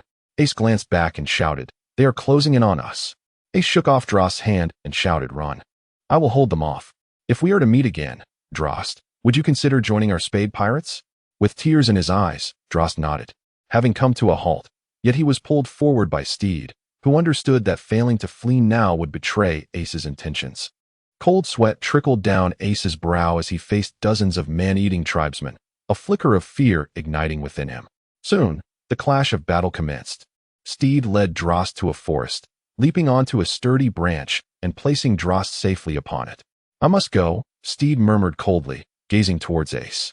"If you are returning, then take me with you," Drost cried out, yearning to share life and death with his brother. "You cannot, though you are our brother. You are not one of the Spade Pirates, and you cannot join us in our demise." Steed replied softly as he descended from the branch. "I wish to join your Spade Pirates," Drost shouted with tears streaming down his cheeks, his garments soaked with sorrow. Steed smiled. "I have awaited your words." With a wave of his hand, Drost leapt down. The two made their way toward Ace. At that moment, Ace, battered and bruised, held on to a singular conviction: to fight. Should he fall without securing enough time, his brothers would meet their end. He could not falter. Chapter 13. The arrival of Steed and Drost. The king's arm severed. A moon hung suspended in the night sky, casting its silvery luminescence upon the earth. The moonlight draped a shimmering veil over the land, while the tranquil river mirrored Ace's scarred silhouette. A tribesman fell into the river, sending ripples across the surface, as a glimmer of silver danced upon the water, transforming it into a shimmering expanse. Ace, burdened with numerous injuries, faced off against a multitude of cannibals. The battlefield was engulfed in whirling flames, consuming all flammable materials in its path. The cannibals, seemingly undeterred by the fire, charged forward with relentless zeal. Ace found himself surrounded, and a searing liquid surged forth from his throat. Ace chuckled to himself, pondering, "Stomach acid? Could it be that I have no more blood to vomit? How ironic." Suddenly, another cannibal lunged at him, a claw swiping through the air, seemingly aimed at Ace's eye. He slowly closed his eyes, resigning himself to fate. "Sabo, I shall join you now." A smile graced Ace's face, a feeling of liberation washing over him. In an instant, however, Ace abruptly opened his right eye and took a few steps back. Unfortunately, the claw grazed his left eye, yet, amidst the misfortune, it was a stroke of luck that only his eyelid was scratched, oozing blood. "I have a troublesome younger brother and two trustworthy companions. Though few are those I hold dear, I cannot bear to see them weep. Therefore I cannot die. I promised Luffy, I must not die." With renewed determination, Ace ignited flames as scorching as the sun. He raised his right hand high, flames swirling and converging, leaving the cannibals in a state of astonishment. In mere moments, a colossal fireball formed, resembling a sun from up close, radiating intense heat that plunged the crowd into panic. The people sensed an imminent crisis and rushed towards Ace, claws raised, fearing they were moments too late. Yet, it was already too late. Ace pulled his hat down firmly. "Flame Emperor, Great Flame Ring," he shouted, sweeping his hand towards the crowd. A massive sun descended upon them, and with a deafening boom, a wave of searing shock radiated outward. Nearby, Steed and Drost were violently hurled back, crashing into a tree, leaves cascading to the ground, gritting their teeth against the pain. Steed and Drost rose and continued their advance towards Ace. Ace stood there, staring blankly, as 5 or 6 cannibals rose to their feet. He smiled. Yet in such dire circumstances, it was a smile steeped in despair. Within his heart, Ace silently murmured, "Luffy, I am truly sorry. I may have to break my promise." Suddenly, 2 familiar voices echoed before him. "Ace, we have arrived." Meanwhile, in the palace, the king rummaged through his treasure vault, seemingly in search of something. Suddenly, a joyful smile broke upon his face. It appeared he had found what he was looking for. "Found it! Found it! At last, I have discovered it. Ha ha! My nation's prized possession, the mythical beast series devil fruit, the white tiger fruit. Ha ha!" The king gazed up at the sky, laughing heartily. He then consumed the devil fruit, a wicked grin spreading across his face. At that moment, A woman returned, and the king approached her side. "Darrow Yusin, today I shall make you mine." The king leered. He thought to himself, "Even if you resist, I shall use my white tiger power to subdue you." "Is that so?" Darrow Yusin retorted, her words dripping with deep sarcasm. The king chuckled, and suddenly, his hands transformed into claws, his entire body engulfed in a pale blue flame. Though it appeared to be flames, it was something else entirely. Darrow Yusin furrowed her brow, concentrating the power of frost and snow into her fist. With a swift punch, she struck the king's face, causing his smile to falter as he received a crushing blow. "How can this be? How could you possibly hurt me?" The king stared at Darrow Yusin in disbelief. "Oh ho ho, I forgot to mention, Your Highness, I have mastered hockey not long ago. While I may not possess the conqueror's hockey, my armament and observation hockey are more than sufficient to deal with a devil fruit user like you, even if you have consumed a mythical beast fruit. How do you expect to defeat me, a king who has lived a life of luxury with no combat experience?" "Dream on," Darrow Yusin chuckled, always speaking with an air of superiority. "Vile woman, you insolent fool." The king fumed, humiliated to be scorned by a mere woman. "How outrageous. Did you just insult me? Since when can a son insult his mother?" Darrow Yusin teased, striking a pose and laughing, thinking to herself, "This little brat dares to challenge me. You are nothing but a concubine." The king retorted, wishing he could strike her, but the vast disparity in their powers held him back. "Oh, yes, I am merely a concubine. But let us not forget who orchestrated the assassination of your father and brother, who paved the path for your rise to power." Darrow Yusin tightened her grip on the king's collar. "It was I, the so-called vile woman, the concubine. If you were not of use to me, I would never have aided your ascent." With a toss, she hurled the king aside, kicking him as she declared, "Remember this. Do not provoke me again. Otherwise, I shall ensure your demise will be most excruciating." Darrow Yusin emphasized her warning with a stern tone before turning to leave. The king fell to the ground, gazing dazedly at Darrow Yusin's retreating figure, and then, in a fit of rage, charged at her. He swung a punch, but Darrow Yusin swiftly turned around, and blood splattered everywhere. A severed hand rolled onto the ground. It was the king's hand. Moments earlier, Darrow Yusin had turned, her hand slicing through, causing the king's entire arm to fall away. The king screamed in agony. "Did I not warn you not to provoke me? This was merely a warning. Next time will not be so simple. Do you understand?" Darrow Yusin chuckled, amused that the king had doubted her warning. It was now too late for him to comprehend its truth. The king nodded vigorously. Darrow Yusin delivered a swift kick to the king's face, sending him sprawling. Afterward, she turned and walked away. Lying on the ground, the king muttered softly, "The old adage holds true. The most venomous heart belongs to a woman." Ha ha, ha ha ha. Chapter 14. Ace Awakens, Challenger in the Arena. "You have returned, Steed," Darrow Yusin, Ace said weakly, yet a smile graced his face, for he felt a sense of relief. "We are the Spade Pirates, and we shall face life and death together," Steed and Darrow Yusin declared in unison. Ace looked at Darrow Yusin, disbelief etched across his face. He could hardly believe that she had chosen to join them. Darrow Yusin turned, giving a thumbs up as she softly remarked, "Don't die on me, Ace." "Oh no, I mean Captain." Ace nodded gently, pinching himself to remain alert. Drost propelled himself forward, swiftly reaching a cannibal, and dispatched it with a flurry of spears. Steed, not to be outdone, sidled up to another cannibal, employing his armament color to deliver a powerful punch, ending its life. Soon, not a single cannibal remained. However, they bore numerous wounds. Enduring the pain, they made their way to Ace's side. The dawn's light illuminated the earth, casting a radiant glow upon the desolate battlefield strewn with bodies. Bathing the trio in its glow, dawn heralded the arrival of a new day, a moment that should have been splendid, yet at this juncture, it felt profoundly desolate. Ace lay on the ground, unconscious. Steed and Drost frantically shook him, managing to restore a flicker of awareness in Ace, though he remained in a daze. As he slightly opened his eyes, he beheld Drost and Steed weeping profusely. Memories of joyful days spent with Sabo and Luffy flooded back, causing Ace's heart to ache with nostalgia. He thought to himself, it seems the ancients were right. In moments of death, the blissful memories of the past resurface vividly. With a faint smile, Ace succumbed to unconsciousness once more. Steed sensed something amiss. "Don't cry, hurry and get him treated. He still has a heartbeat," he shouted desperately, fearing Drost might not hear him, and equally terrified that Ace's time might run out.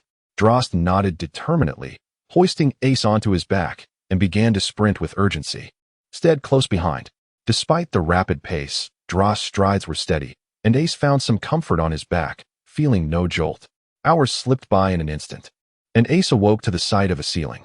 He glanced around and realized he was in a small room, lying in bed. Is this what they call paradise? He mused with a wry smile.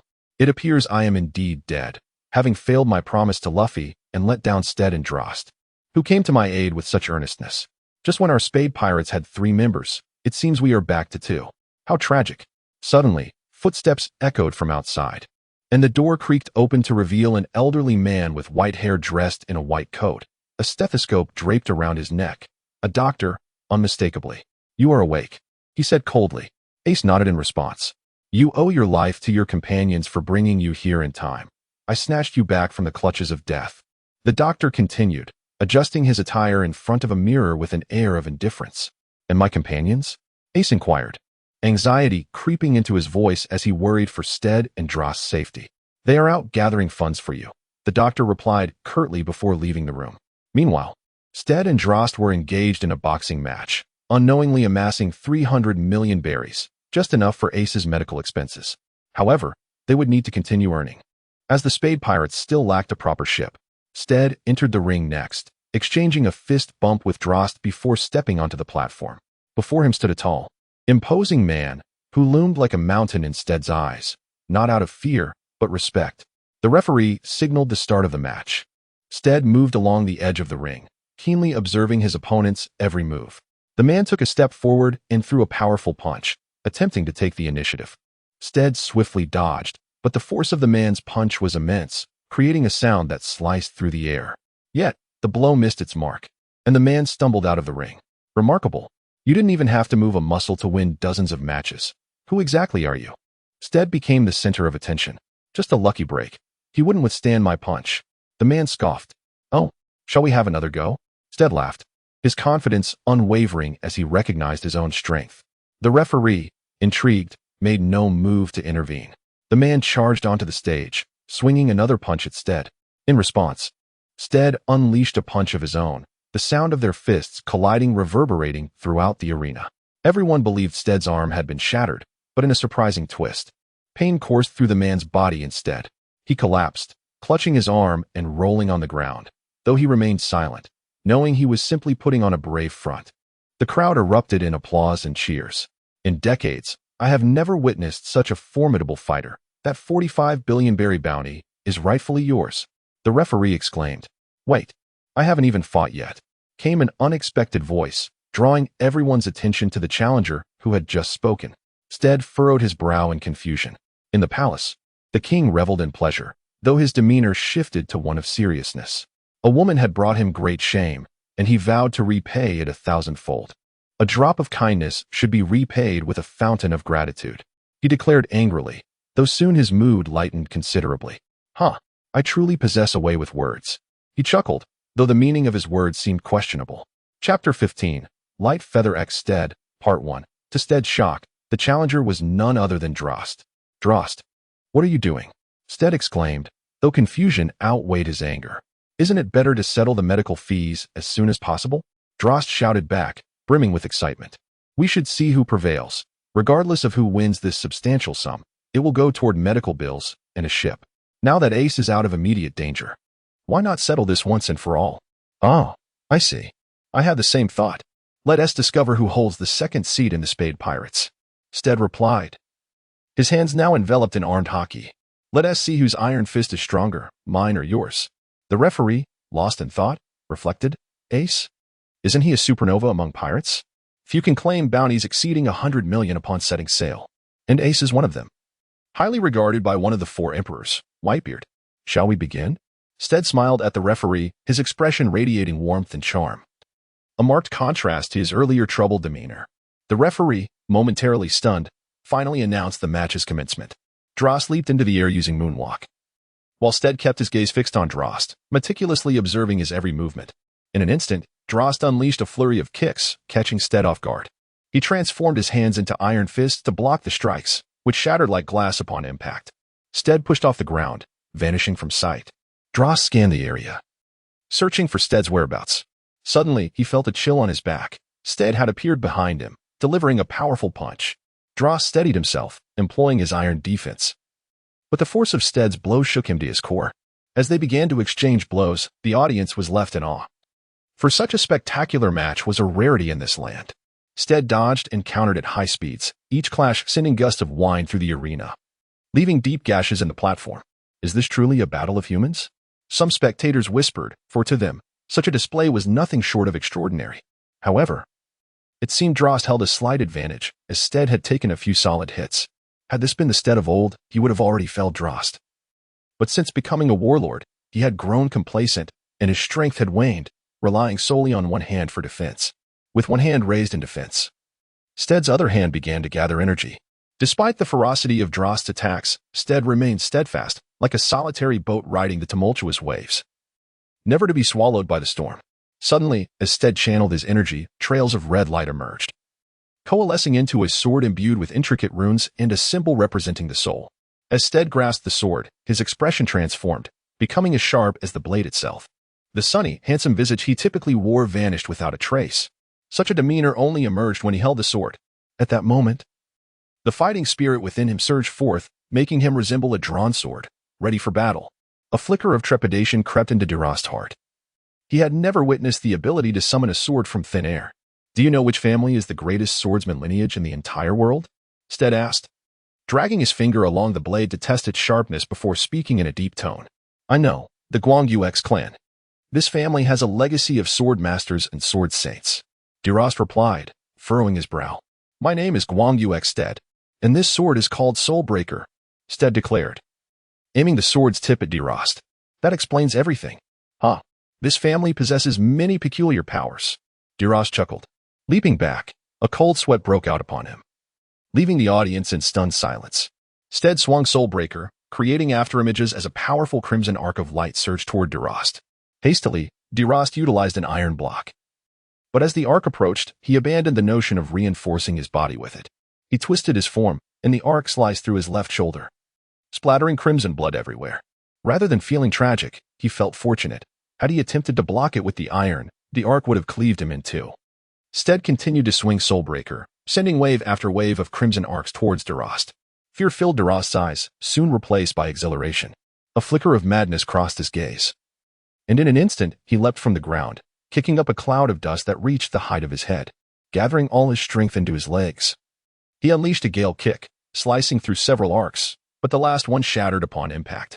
Mastering the 7 steps to heaven technique, Delost stepped forward again, delivering a powerful punch that collided with the arc, unleashing arcs of lightning that etched lines across the battlefield. At this moment, many spectators fled, fearing for their lives. But some battle enthusiasts, including the referee, remained to witness the clash. However, the last arc was markedly different from the previous ones, although Delost managed to shatter it. His hand was left numb. Steed gripped the sword firmly and raised it, tracing a circle in the air. Where the blade passed, a trail of red light followed, converging towards the center. Soulbreaker 13th form, blood eruption. Steed murmured softly. The term aptly described a massive column of blood surging forth, mere meters away from Delost. Delost thought to himself, since I cannot evade it, I might as well fight back. His fighting spirit burned like a phoenix reborn, channeling all his strength into his fingers. He unleashed a force that manifested as 5 ethereal fingers. The 2 immense powers clashed, creating a stalemate in the center. Seeing this, Delost felt a glimmer of hope, however. With a simple swing of Steed's sword, the blood flow intensified, swiftly shattering the air pressure and striking Delost with indescribable pain. Delost collapsed to the ground, drenched in blood. After Soulbreaker vanished, he regained his senses and beheld Steed, who wept silently. Am I truly a harbinger of misfortune? Steed cried out. Chapter 16. Guoyun Steed, Part 2. Let me introduce Steed's family. Father, Guoyun Megfeng. Mother, Guoyun Megluo. Elder brother, Guoyun Finhua. Second brother, Guoyun Luoan. Elder sister, Guoyun Sexing. Younger brother, Guoyun Huifeng. Younger sister, Guoyun Huajie. Now, let me mention the Covenant weapon, which is an indestructible and razor-sharp weapon that only the Guoyun clan possesses. Almost everyone's childhood is filled with joy, often recalled fondly. Yet, Steed could not bear to revisit those painful memories. 20 years ago, when Steed was born, a tempest raged with thunder and lightning, and the ocean roared violently. This unusual phenomenon caused Stead's parents to furrow their brows. They were both concerned about the strange skies and felt an overwhelming power emanating from Stead, sensing his boundless potential. However, a flicker of fear crept into their hearts. Meng Feng, Stead's father, contemplated ending his son's life, but was stopped by his mother, Meng Luo. "No, dear. He is our child," Meng Luo cried, tears in her eyes as she clasped Meng Feng's hand. A mother's love always shields her child from harm. Meng Luo was no different. With a heavy sigh, Meng Feng withdrew, shaking his head in resignation. Under his mother's tender care, Stead enjoyed 6 blissful years of life. However, this year would remain etched in his memory forever. One day, Stead awoke, sat up, stretched, and with his tousled red hair and dazed expression, appeared exceptionally adorable. He got out of bed and approached the mirror, tidying his unruly hair until it became smooth and neat. Pushing open the door, he thought to himself, today will surely be another splendid day. Stead made his way to the training ground, where he found his siblings engaged in practice. He approached them eagerly.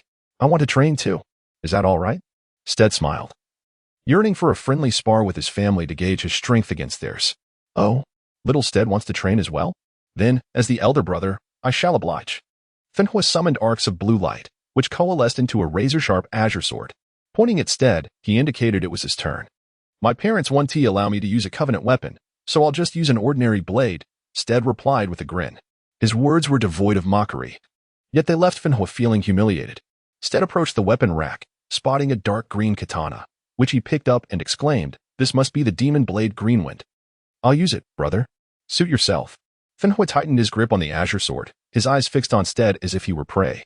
The moment Stead drew his sword, Fenhua dashed to his side and swung, but Stead dodged, gripping the hilt tightly and crouching low, like an arrow released from a bow. He lunged forward, stabbing through Fenhua's arm, crimson blood splattering across Stead's face, coating the blade in gore. Stead stuck out his tongue to taste the blood and laughed. "Brother, your blood tastes rather good." Fenhua fell to the ground, scrambling away, unable to meet Stead's terrifying grin, which was more fearsome than a demon's. "Stead, you have gone too far," Luohan exclaimed angrily, clenching his fists. "How dare you strike our elder brother?" Luohan tightened his grip on the yellow spear, aiming its tip at Stead as he charged forward to thrust. Stead crouched to evade. Luohan did not withdraw, but instead swung downward. Stead defended with the blade. "You are certain to lose," Luohan shouted, believing that as an adult, he could not possibly be outmatched by a child not yet 10. With a twist of his wrist, Stead's blade ascended, severing the spearhead. The crowd gasped in astonishment. After all, it was a covenant weapon. To think a covenant weapon could be so easily broken. Stead pressed the blade against Luohan's neck. "Brother, your strength is lacking.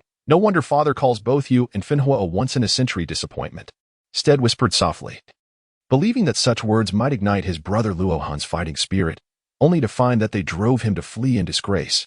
With a helpless shake of his head, Stead pondered, "Who else in this world possesses such extraordinary talent as mine?" "You've gone too far, Stead. I'm telling Mom and Dad." His elder sister, Ser Xing, exclaimed, usually unconcerned with such matters, but Stead's actions had crossed the line. With that, Ser Xing rushed off to find their parents. Stead approached his younger brother, Hui Feng, and sister, Huijia, affectionately ruffling their hair. "Brother, you were so cool just now," Hui Feng exclaimed excitedly. For he was accustomed to witnessing grand displays of power, yet this time Stead had utterly vanquished his opponent. "Oh, was I cool, brother? I think so too," Stead narcissistically remarked. "You both should go now. Our parents will be looking for me soon." With that, he playfully ushered his siblings away. Before long, their parents arrived. Upon seeing Stead covered in blood, they shuddered in horror. "What have you done to your brothers?" Meng Luo asked tearfully. Though she loved Stead, her brothers were equally dear to her heart. "Just a friendly spar," Stead replied softly, sheathing his blade. "Did I not instruct you to refrain from using your contract weapon? Why did you still use it?" Meng Feng exclaimed angrily, intolerant of any defiance against his authority as a renowned swordmaster. "I wielded a demon blade." Stead chuckled, emphasizing the term demon blade. Meng Feng was taken aback, realizing the implications. A demon blade could sever a contract weapon. How extraordinary must Stead's talent be? He had been lauded as gifted since childhood, yet in comparison to Stead, he reflected on his past self as rather ordinary. As Meng Feng maneuvered behind Stead, intending to incapacitate him with a strike, Stead swiftly turned, and blood soaked his attire as Meng Feng's arm was severed. Suppressing his pain, Meng Feng thought, "Indeed, it is the body of soul-shattering." Chapter 17, Light Feather X Stead 3. How could you sever your father's arm? Meng Luo cried out, appearing to worry for Ming Feng, but truly fearing for Steed. Meng Feng's left arm had been replaced with a prosthetic over the years, and his right-hand swordsmanship was unparalleled, capable of overwhelming even the mightiest foes. The body of soul-shattering destroys all, severing souls and extinguishing life, a curse born from the heart. The mightiest of our clan, known as the Sword God, Lightfeather X's son, once spoke these words. He also noted that the body of soul-shattering is both our clan's treasure and our curse. Unbeknownst to Ming Feng, a pitch-black longsword had materialized in his hand. Meng Luo furrowed her brow, realizing Ming Feng's intent. Steed, being of the body of soul-shattering, might herald doom for their clan and even the world. With a swift motion, Ming Feng swung his blade, its tip appearing before Steed's eyes. Summon your sword. We have severed ties, now we are adversaries in this delicate relationship. Allow me to witness the formidable power of the soul-shattering. Let us see how this demonic contract weapon compares to our ordinary ones. Ming Feng spoke softly, though reluctant. He felt compelled to subdue Steed for the sake of their clan and the world. Steed's hand moved, tracing crimson arcs through the air, coalescing into a longsword. Once grasped, Steed's humanity seemed to fade, and he swung toward Ming Feng. Ming Feng dodged, but a dark arc of energy surged forth, akin to a wild stallion. Black feather blade, first style, black light blade. Ming Feng intoned. Steed furrowed his brow, yet under the control of the soul-shattering, his fear dissipated. He swung his blade, shattering the black light blade as if it were glass. Although he managed to destroy the attack, it rendered his entire arm numb. Ming Feng stepped forward, driving his blade into the ground and sweeping it upward. The earth between them heaved. Black feather blade, second style, black blade's fang. Ming Feng's gaze was sharp as a blade directed at Steed. Uncertain how to respond, Steed instinctively thrust his blade into the ground, and suddenly, a column of pitch-black gas erupted, resembling a waterspout. Ming Feng furrowed his brow, realizing that a newcomer should not be able to withstand such a strike. Suddenly enlightened, he understood. The soul-shattering possessed the power to control its master. Not wishing to prolong this battle, Ming Feng's expression hardened.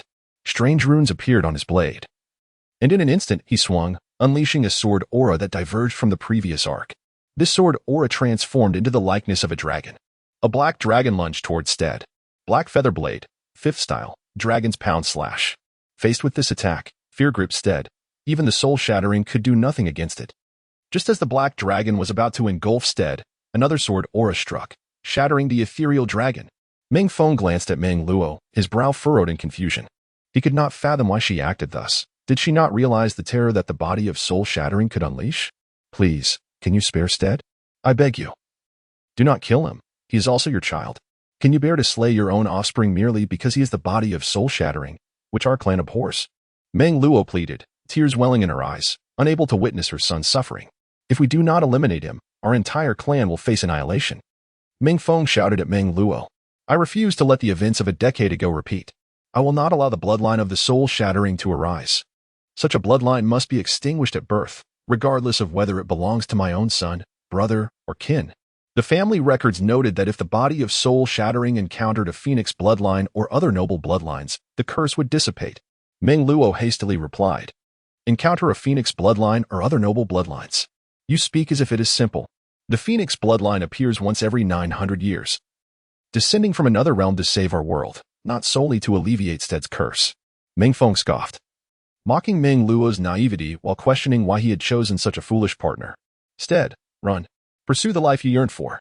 I believe you are not the calamity of this world. I have faith in you. Meng Luo smiled through her tears, her eyes brimming with hope. At that moment, the soul-shattering could no longer control Steed's rationality. With tears in his eyes, Steed nodded and began to flee. Ming Feng attempted to pursue him but was halted by Meng Luo. Are you trying to stop me? Ming Feng questioned, though despite their marriage, the disparity in their strength was significant. Yes, Meng Luo asserted, her determination palpable. Your strength is no match for mine. So, my dear wife, do not act rashly. Ming Feng lamented, yet internally he vowed that should she persist, he would not hesitate to act with indifference against her. I will at least have tried. Effort might yield a glimmer of hope, and I will have no regrets. Meng Luo's gaze was resolute. Then farewell, Ming Feng whispered. A scream pierced the air, reaching Steed's ears. He turned to see dark light enveloping the training grounds, and with tears streaming down his face, he fled. TCH. The calamity has escaped. This world is doomed. May we encounter those few. Ming Feng gazed at the azure sky, shaking his head in despair. At this moment, Steed was running incessantly when he spotted a familiar figure ahead. It was none other than his brother, Huixing. It turned out that Huixing had already prepared a boat. Brother, I truly adore you. Since childhood, you have treated me the best, and thus, I wish to leave with you. Huixing smiled. Steed nodded and took his brother out to sea. However, shortly after setting sail, they were ambushed by pirates, and Huixing was tragically slain, while Steed managed to escape into the water by sheer luck. Chapter 18. The Dragon Wasteland Pirate Crew Soul. Am I truly a scourge upon this world? Does the broken soul demon's body possess only a malevolent side? I refuse to wield such power. Steed knelt down, tears streaming from his eyes, saturating his garments. At that moment, who could fathom his anguish? Delost, his brother, akin to Ace, was among those he wished never to harm, yet now. Steed, Delost. He uttered faintly, and Steed was taken aback, overwhelmed more by joy than disbelief. Ha ha, I never imagined you were this strong. Perhaps even Ace could not surpass you, haha. You truly are formidable. The feeble voice grew fainter. Steed shouted, bring the money. His eyes were bloodshot, exuding an eerie terror. The judge hesitated momentarily before handing over a bag containing 4.5 billion. Steed took the sum, hoisting Delost onto his back, and exited that tumultuous place. Racing toward the hospital. No matter how severely he had been beaten by Delost moments prior, all he could think about was to run, for if he did not, his trusted companion would perish. 1 second, 2 seconds, if he delayed even a moment longer, his reliable partner would be lost. Thus, he paid no heed to his own injuries, knowing they would worsen, for the life of a comrade outweighed his own. Moreover, he had inflicted harm upon Delost, and he must accept full responsibility. A minute passed. Instead reached the clinic, breathless. Old sir, please, heal my friend. He implored urgently, trembling, his breath rapid. While a normal person might take a breath, he gasped 6 times. What is the matter? And is your 300 million ready?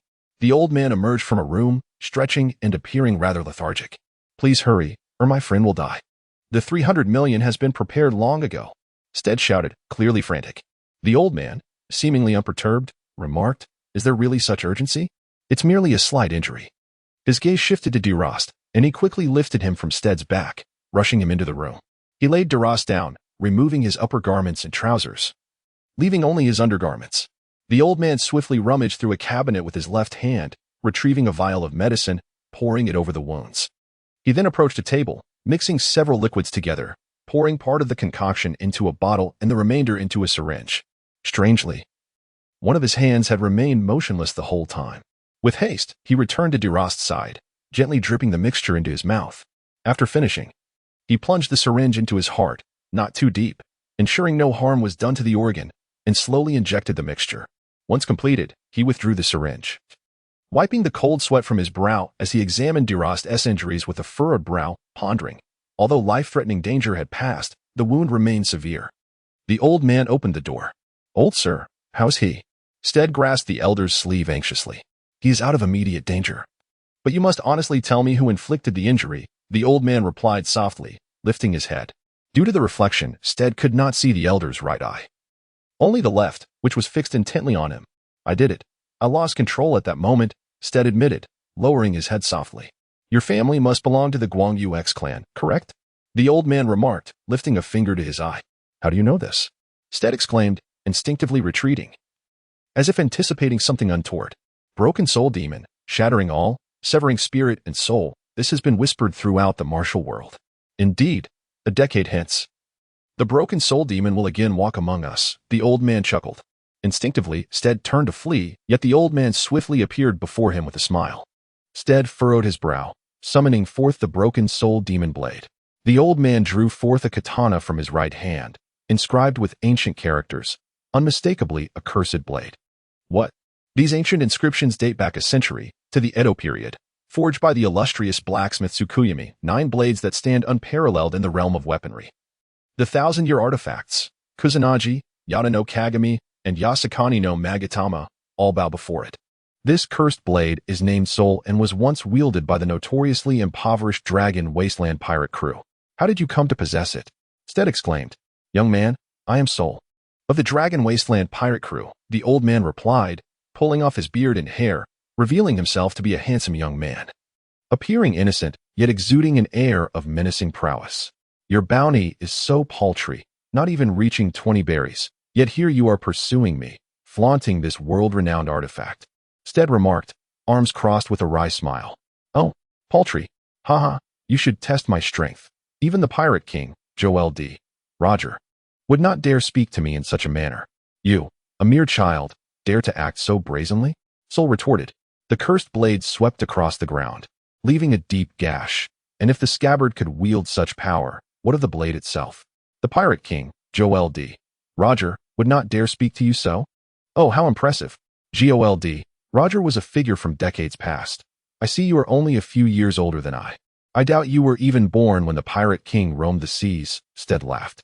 I am of the Dragon Clan, the eldest son of the Ruashi family, Soul declared, unfazed by the previous mockery, drawing his sword. As it was unsheathed, a wave of sword intent surged forth, cleaving the surrounding structures with deep gashes. Fortunately, there was no one else nearby. Steed remained composed before the overwhelming aura, fully aware he could not surpass Soul, but panicking would only lead to his own undoing. Draw your sword. Show me your prowess as a swordsman. Soul taunted, filled with derision, but ultimately encouraging Steed to muster his courage. Steed tightened his grip on the hilt. A fierce wind bursting forth, slicing through the nearby buildings, though not as deep as Soul's, yet still formidable. It seems the magic tier artifact holds a considerable advantage over my demonic tier weaponry, Soul said with a chuckle. However, while your broken soul may be powerful, you yourself appear somewhat lacking. In the blink of an eye, a metallic grinding sound echoed as both rushed forward, clashing their blades together, creating sparks from the friction. They recoiled, and Steed regained his stance, unleashing a red sword aura with a sweeping motion. Soul laughed, effortlessly parrying the sword aura, which shattered like glass. With a mere stroke, devoid of any frills, he dismantled the formidable strike. Soul appeared before Steed, striking a pose. The power flow sword technique seeks strength. If I can only be faster, everything will be fine. Steed replied softly, a smile gracing his lips. As Soul's blade descended, the air around them grew heavy. Steed initially aimed to eliminate him with a single, powerful strike, but such a force would result in instant death if not countered. With all his strength, Steed attempted to block, only to find his blade passing through the opponent's sword, merely an afterimage. What? He exclaimed in astonishment. Suddenly, a sharp pain surged through his waist. And not just in one place. What? The light flow sword technique. And yet it retains the force of the power flow sword technique. How is this possible? These two sword techniques are supposed to be in conflict. Steed gasped in disbelief. Is this all the power you possess? Are you really telling me my bounty is low? What of it? Whether it is high or low matters not. As long as I am aware of my strength, that is sufficient, the Soul replied with a smirk. Unfazed by the provocation, Steed swung his sword once more. A futile effort, Soul retorted, swinging his blade upward, sending a wave of sword energy that collided with Steed's, resulting in an explosive clash. Cut. Blood spray of the 13 cuts of Soul. Steed carved a crimson circle in the air, and a pillar of blood burst forth.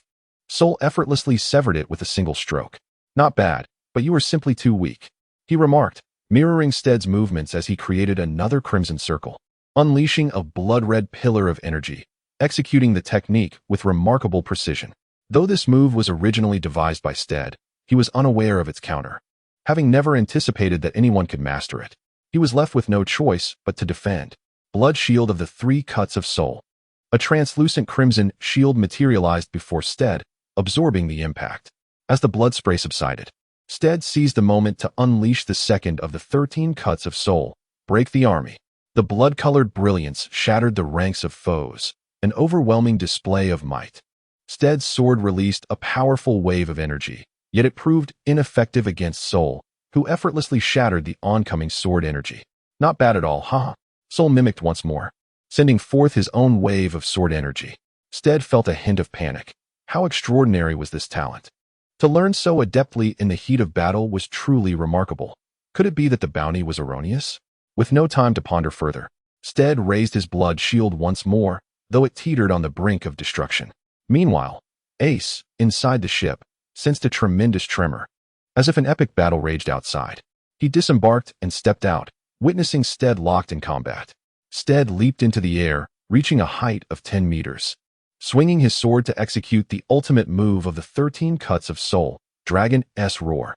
This blow will not suffice to end you. A flurry of sword intent swirled around him, forming a colossal dragon. With a flick of his wrist, the dragon surged towards Sol. Sol chuckled, gripping his sword tightly. As the dragon approached, he swiftly sliced through the waves of sword intent. However, some remnants still grazed his body, causing no significant harm. Soon, he had cleaved through from the head to the tail of the dragon, leaving only one last strand of sword intent. Just as he prepared to sever it, he noticed another sword, Steed's Break Soul. My new technique. Break Soul 14. One sword stabilizes the universe. In the primordial chaos, one sword opens the heavens. The blade aimed directly at Sol. Sol's expression shifted. He felt a twinge of fear. Nevertheless, he decided to counter, sheathing his sword. In an instant, he drew it back out, executing the wind blade technique. The whirlwind propelled forth, causing Steed's aim to falter. In the ensuing chaos, Sol struck, severing Steed's arm, sending the blade crashing into the earth, buried deep, approximately 20 meters down. Steed, Ace shouted in alarm, his urgency palpable. Someone is coming. I shall no longer play with you, Sol mused, a grin crossing his face. Remember, our pirate crew is called Dragon Desolation, and my name is Sol. With that, he vanished. Chapter 19. The Fourth Master of the Break Soul Sect. Steed, wake up. Hey, Steed. Ace knelt beside Steed, shaking him vigorously. Steed, that seems to be my name. Who is calling me? Steed murmured, finding himself in a peculiar place. The surroundings were dimly lit, with 3 falling stars and a singular, brilliant star illuminating the sky. No one is calling you. It is just you and me here, a voice replied. Startled, Steed turned to see a man garbed in crimson, with flowing blood-red hair and piercing crimson eyes that exuded an air of superiority. He held a jade platter, upon which lay a piece of paper. Who are you? Steed inquired, utterly unaware of the man's identity. I am Break Soul. I have come to seek you for a contract. To become the 4th master of the Break Soul sect. Do you wish to accept? The man spoke softly. Such elaborate wording, and I can barely grasp a few words. Steed lamented. Bah, I am Break Soul, here to offer you a contract to become the 4th master of the Break Soul sect. Do you desire this? The man appeared exasperated. What benefits does becoming the master entail? Are there any costs? Steed asked, anxiety creeping in. There are numerous benefits. You will no longer be under the control of Break Soul, and you will learn the techniques of the first 3 masters. Most importantly, our sect can assist you in achieving the pinnacle of the world. The man replied, his tone cold and uninviting. Wait, why are there only 3 who have possessed Break Soul? I recall many more than that. Steed questioned, skepticism evident. Because only you 4 have lived past the age of 18. Break Soul is a cursed blade, forged by the divine hand of the Moon Messenger, created with the lives of many. The man explained softly. Ah, I see. After the lessons learned from the Sword Demon, our clan has been eliminating those born with Break Soul since infancy. I consider myself fortunate, Steed chuckled, feeling a rare sense of gratitude for his birth. However, there is an even more arduous requirement. You must face a life-threatening ordeal upon reaching 18, the man stated coldly. Ah, I just turned 18. But that requirement is exceedingly harsh. The odds of survival are nearly negligible. Steed laughed. Then why were you successful? Why did the previous masters succeed? Thus, nothing is impossible. All is determined by fate and destiny. The man maintained his icy demeanor. If I accept the contract, what can I do? Steed inquired. Do as you wish. You may choose to be a hero or a villain. All is subject to your will, the man replied softly. Very well, I accept. My strength is lacking. I must grow stronger to prove my worth as a member of the Black Spade Pirates, Steed smiled. How do I sign? The man nearly fainted at this. You must bite your finger and imprint it upon the paper, he instructed, exasperated. This is not the real world. How can I bleed? Steed chuckled. Just do it. Hurry. The man urged. Oh, Steed, bite your thumb and press it against the paper. Is that it? Steed laughed, thinking it too simple for a contract. Now, I shall impart to you the techniques of the 3 previous masters. The man spoke softly. Do you know why there are only 4 stars above? The man asked. Where are the techniques you promised, liar? Steed murmured. Answer me quickly. The man insisted. I don't know. Steed whispered softly. Those 3 fallen stars represent the 3 previous masters, and this star is you, the 4th master, Steed. I am now going to send you into those 3 stars, where you will learn about the experiences of the 3 masters. In this journey, you must attain comprehension. Should you fail to do so, it would indicate a lack of understanding on your part. The man chuckled. Wow, you actually smiled. You look quite handsome when you do. Steed replied with a grin. Of course, it's only natural. I shall send you in now. With a wave of his hand, Steed vanished. At that moment, Ace carried Steed into the house, his heart heavy with pain upon seeing Steed's incessant bleeding. However, he seemed to have forgotten to take him to the hospital. Suddenly, Ace recalled something. He dashed into the room where Drost resided, rummaged through the cabinet, and discovered several bottles of medicine and a bottle of wine. The potions were all of low quality. He mixed them together, and instantly, the concoction turned purple. Yuan Chu Shui, Xiu Lu, red wine. This blend has created the leaf essence. If I cannot save him, then Steed would indeed bring shame to my title as the medical sage of my world. Ace furrowed his brow and glanced at Drost. Finding some solace in Drost's relatively stable complexion, Ace approached Steed and poured the bottle of leaf essence into his mouth. However, the activation of the medicinal properties required a considerable amount of time, and I noticed that Steed was on the verge of collapse. In order to facilitate the process, I needed to channel my vital energy, yet I was uncertain of the quantity of vital energy remaining within my body. Moreover, depleting too much vital energy could, much like spiritual power, diminish one's lifespan. Nevertheless, I decided to give it a try. At least I would have no regrets for attempting. Ace began to meditate, and suddenly a peculiar energy enveloped him. This was the essence of vital energy, which contrasted with spiritual power. While spiritual energy emanated a purple hue, vital energy was transparent.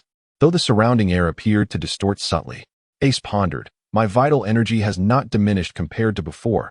In fact, it has strengthened. Why is this the case? Never mind. I shall focus on rescuing Sod first. Ace pushed his hand towards Steed, and a surge of vital energy flowed into Steed's body.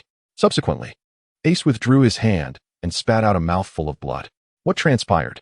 Why was there an invisible resistance? In that fleeting moment, it almost rebounded upon me. Fortunately, the vital energy was successfully infused. Ace clutched his chest, gasping for breath.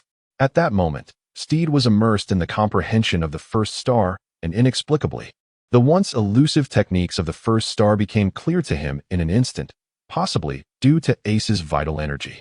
Elated, Steed rose to his feet, clenched his fist, and unleashed a swift strike.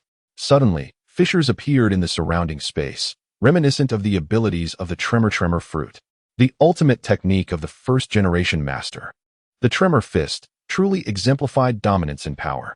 Yet, why did comprehension occur so instantaneously? This left Steed in a state of perplexity. It was because someone had infused vital energy into you. This first-generation master hails from another world. In his realm, strength is measured by the level of vital energy. Just now, someone bestowed upon you an immense amount of vital energy, thus enabling your instantaneous understanding. Now, your comprehension of skills will yield results with half the effort. Once you emerge, ensure you express your gratitude to that individual. The man had appeared without notice. Another world? Ace. Drost? No, Drost could not be. He remains unconscious. Ace. Indeed, his techniques differ vastly from those of our world, Steed lamented. Wait, a being from another realm. Steed's expression turned serious in an instant. My apologies, my computer malfunctioned. Chapter 20, Ace and Drost. Steed's initial comprehension of the star-splitting sword. A being from another realm? Ace. Steed exclaimed in astonishment. If Ace is indeed from another realm, could he possibly be the one possessing the Phoenix bloodline? Our family records contain a phrase, the Phoenix rises from the ashes, burning only to save the world. If so, then Ace is that Phoenix. I must sacrifice myself to save the world. Enough of this. I shall inquire about it once we are outside. There's no use in my futile musings here. Steed sighed in resignation. At that moment, Ace continued to gasp for breath, having depleted a significant amount of vital energy. And that earlier invisible resistance. It felt akin to a clash with the techniques of my world. Fortunately, my vital energy has not diminished. Otherwise, it would have been impossible for Lu to swiftly unleash the effects of the medicine. What has Steed comprehended? Never mind that for now. I have received good news. My vital energy still exists, which means I can cultivate the 10 supreme martial arts of the AI family. Ace smiled, my family's Tremor Fist. Dragon's Ascension, Star-Plucking Hand, Cloud-Covering Palm, Primordial Leg, Radiant Sword, Violet Extreme Eyes, Zero Breaking Technique, Mysterious Spirit Palm, and finally, the strongest technique I created, the Annihilation Technique. How delightful. Drost awoke, coughing incessantly, causing Ace, who had intended to practice, to pause. Martial arts can be practiced again, but a brother lost is truly lost. Ace spoke softly as he approached Drost's room, only to be taken aback. Drost's wound had turned black. Drost, what has happened to you? Ace asked anxiously, deeply concerned for Drost. Upon closer inspection of Drost's wound, Ace was once more stunned. Demonic scale powder. Ace frowned. Demonic scale powder is used to hasten the awakening of those who are dying to utter their last words. However, when administered to those who can still be saved, it causes them to awaken rapidly, but with exacerbated injuries. The person who used this on him is nothing short of a quack. Ace seethed, clenching his fists in fury, desiring nothing more than to rend that quack to pieces. Yet, why had he awakened? This remained a perplexing mystery. Ace, what is demonic scale powder? Am I beyond salvation? Drost queried, looking exceptionally frail with a purplish complexion. No, you are still salvageable. I will prepare medicine for you. Please rest well. Remember, if blood surges forth, do not swallow it, spit it out, for it is congealed blood, Ace urged, displaying evident urgency.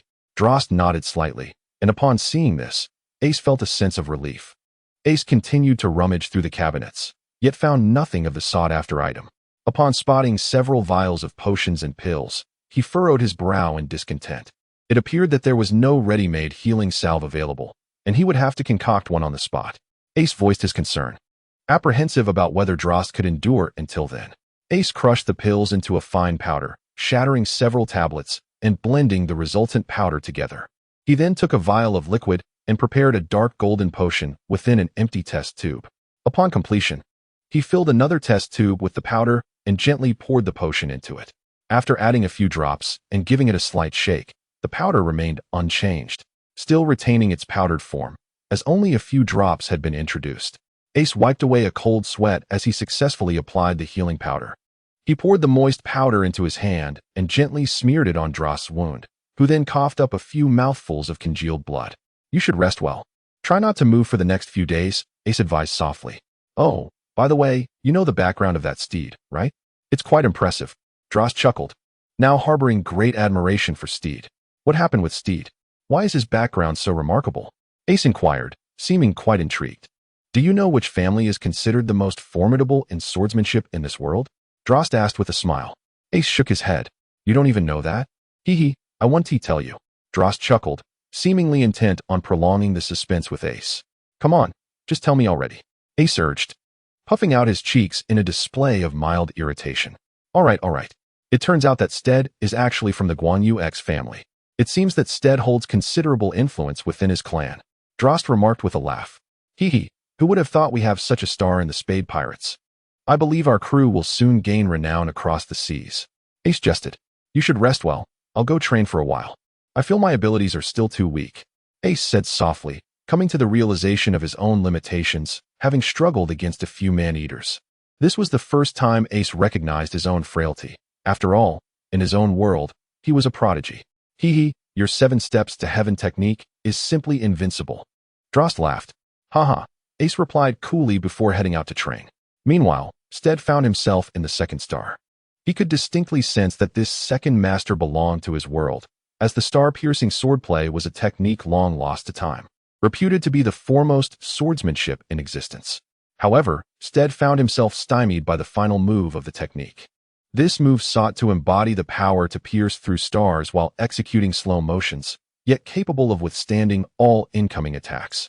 Only the second-generation master could achieve such a balance of rigidity and flexibility, leaving Steed uncertain of how to proceed. Was he truly to be stuck here? Suddenly, Steed recalled the concept of the soul. Soul, Steed declared solemnly. The soul possesses immense strength and swiftness. I merely need to think like the soul.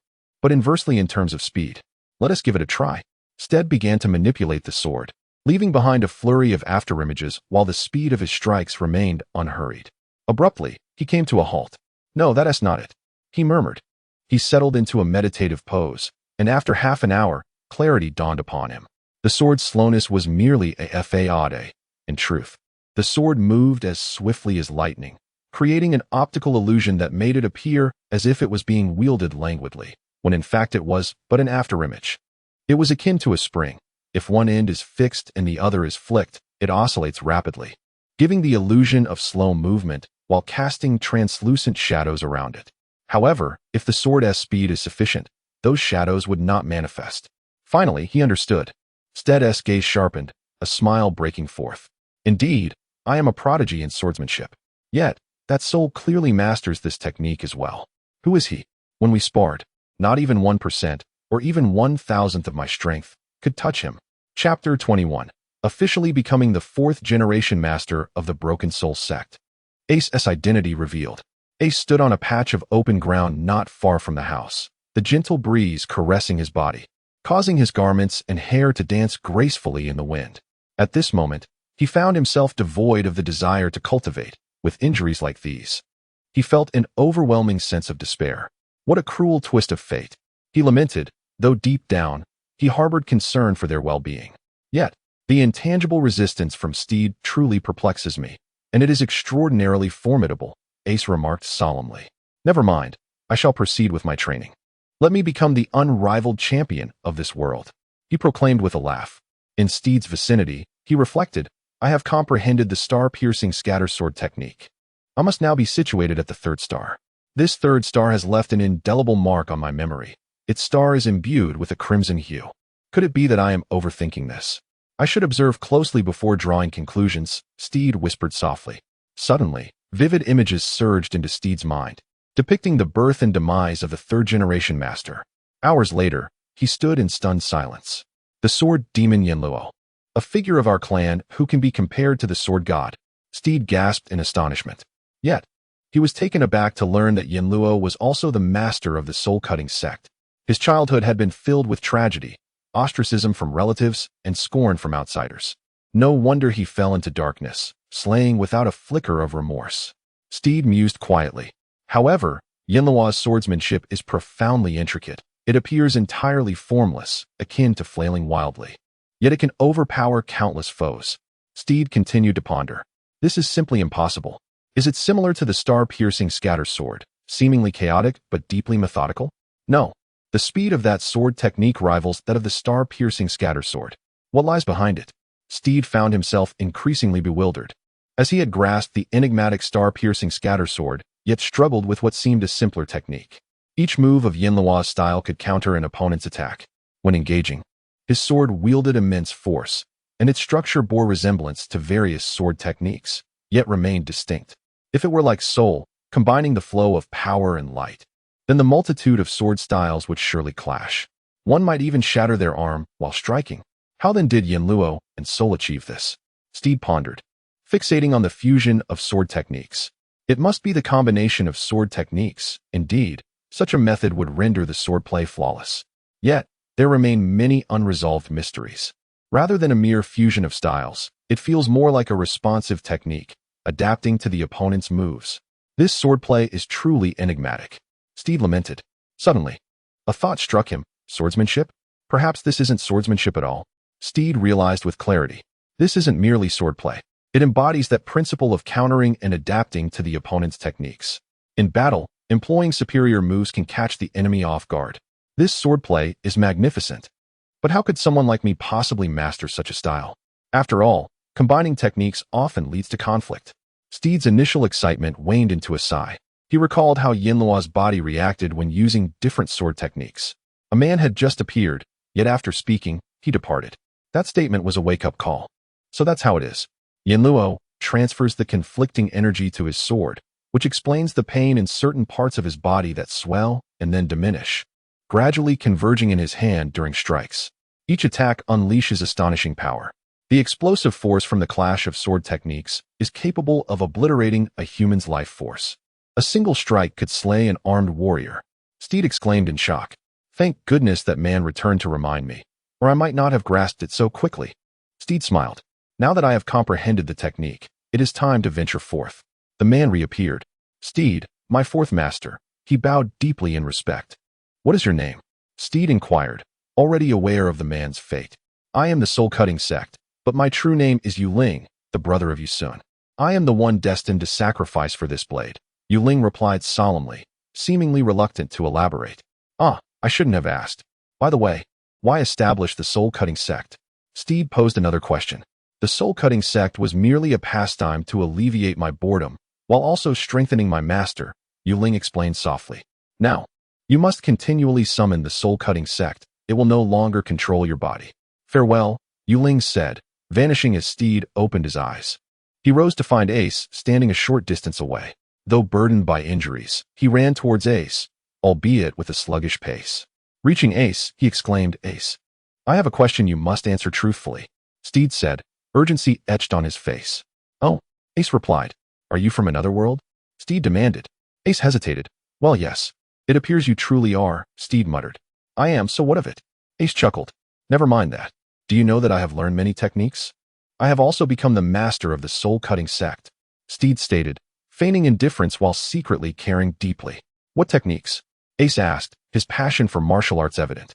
"The thunderclap fist, the star-piercing scatter sword, and a rather unconventional style," Steed boasted, striking a confident pose. "The thunderclap fist? That is one of my family's 10 true legacies. How could you possibly know it?" "This is uncanny." Ace shuddered in disbelief. "Your family?" Steed questioned. "You already know I hail from another world, so I might as well be frank. I am from the AI family, the foremost clan in that realm. I am also the strongest in that world. The thunderclap fist is our true legacy," Ace revealed softly. "How delightful." Steed chuckled. Suddenly, numerous soldiers charged toward Ace and the others, firearms in hand, followed by a graceful woman approaching. Chapter 22. Deroz's sister launches an attack on Ace and company. "What? Deroz's sister?" Ace furrowed his brow. "Oh ho, you still remember me. Quite impressive. I had to leave last time, but this time, let us see who prevails." Deroz's sister sneered, her words dripping with sarcasm. "Huh, I am certain of victory. Flames can incinerate all impurities, including you," Ace declared confidently, having discovered that his true energy still lingered, bolstering his self-assurance. "Heh, I have mastered the Conqueror's Haki. You dare to challenge me? Such folly." Deroz's sister mocked. "We respect you as Deroz's sister, hence we have refrained from attacking you with full force. But if it were anyone else wielding the Conqueror's Haki, it would be a different story," Steed shouted. "Those who can master Conqueror's Haki are exceedingly rare in this world. My talent is already quite remarkable, and I can be deemed a genius. You novices here are merely boasting. Do you wish for me to demonstrate my prowess?" Deroz's sister taunted. "Conqueror's Haki? Huh. What can your rudimentary mastery boast about?" Steed laughed, his right hand now enveloped in a layer of black iron. "Armament Haki." Despite having lost one hand, he stood undeterred. "Armament Haki, armament Haki. How could it be that a fledgling pirate crew possesses the ability of Haki? It is truly chilling. Therefore, you must not be allowed to remain," Delost whispered. With a flick of her hand, several ice daggers soared through the air, each imbued with a powerful aura. A translucent gas enveloped the icy blades, exuding an overwhelming presence as if they could rend anything asunder. Ace smiled, pressing his hat down, and in an instant, a circle materialized around him. Subsequently, flames erupted, forming a towering inferno.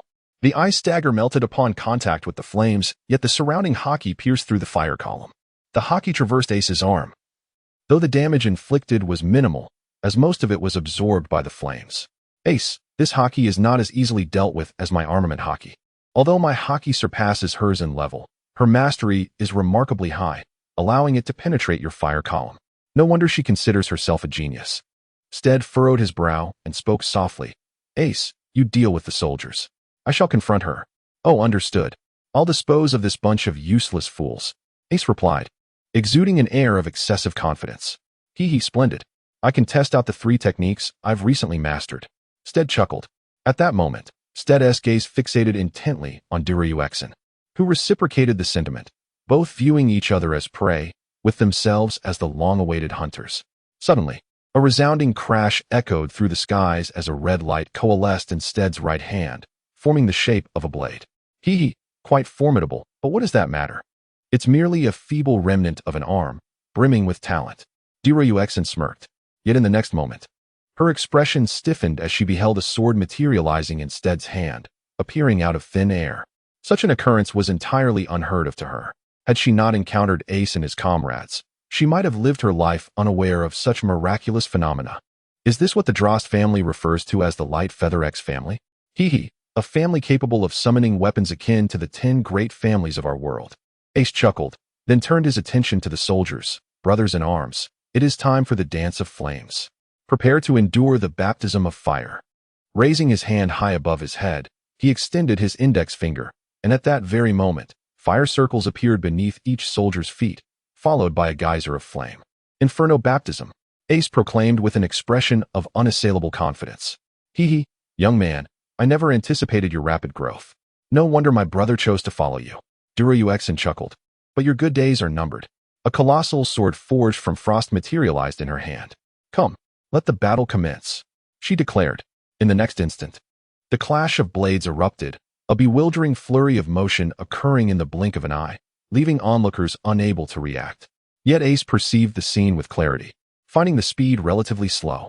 As their blades collided, sparks flew in all directions, both combatants being forced back by the overwhelming force, reducing the distance between them. Excellent. I can now utilize the star-piercing sword. Steed stepped forward, launching a rapid assault on Guoyun, who found herself in a defensive position, unable to retaliate due to the overwhelming speed of his strikes.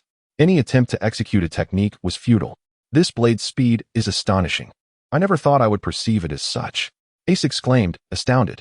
Had this occurred in Ace's world, it would surely be deemed preposterous, an impossible feat.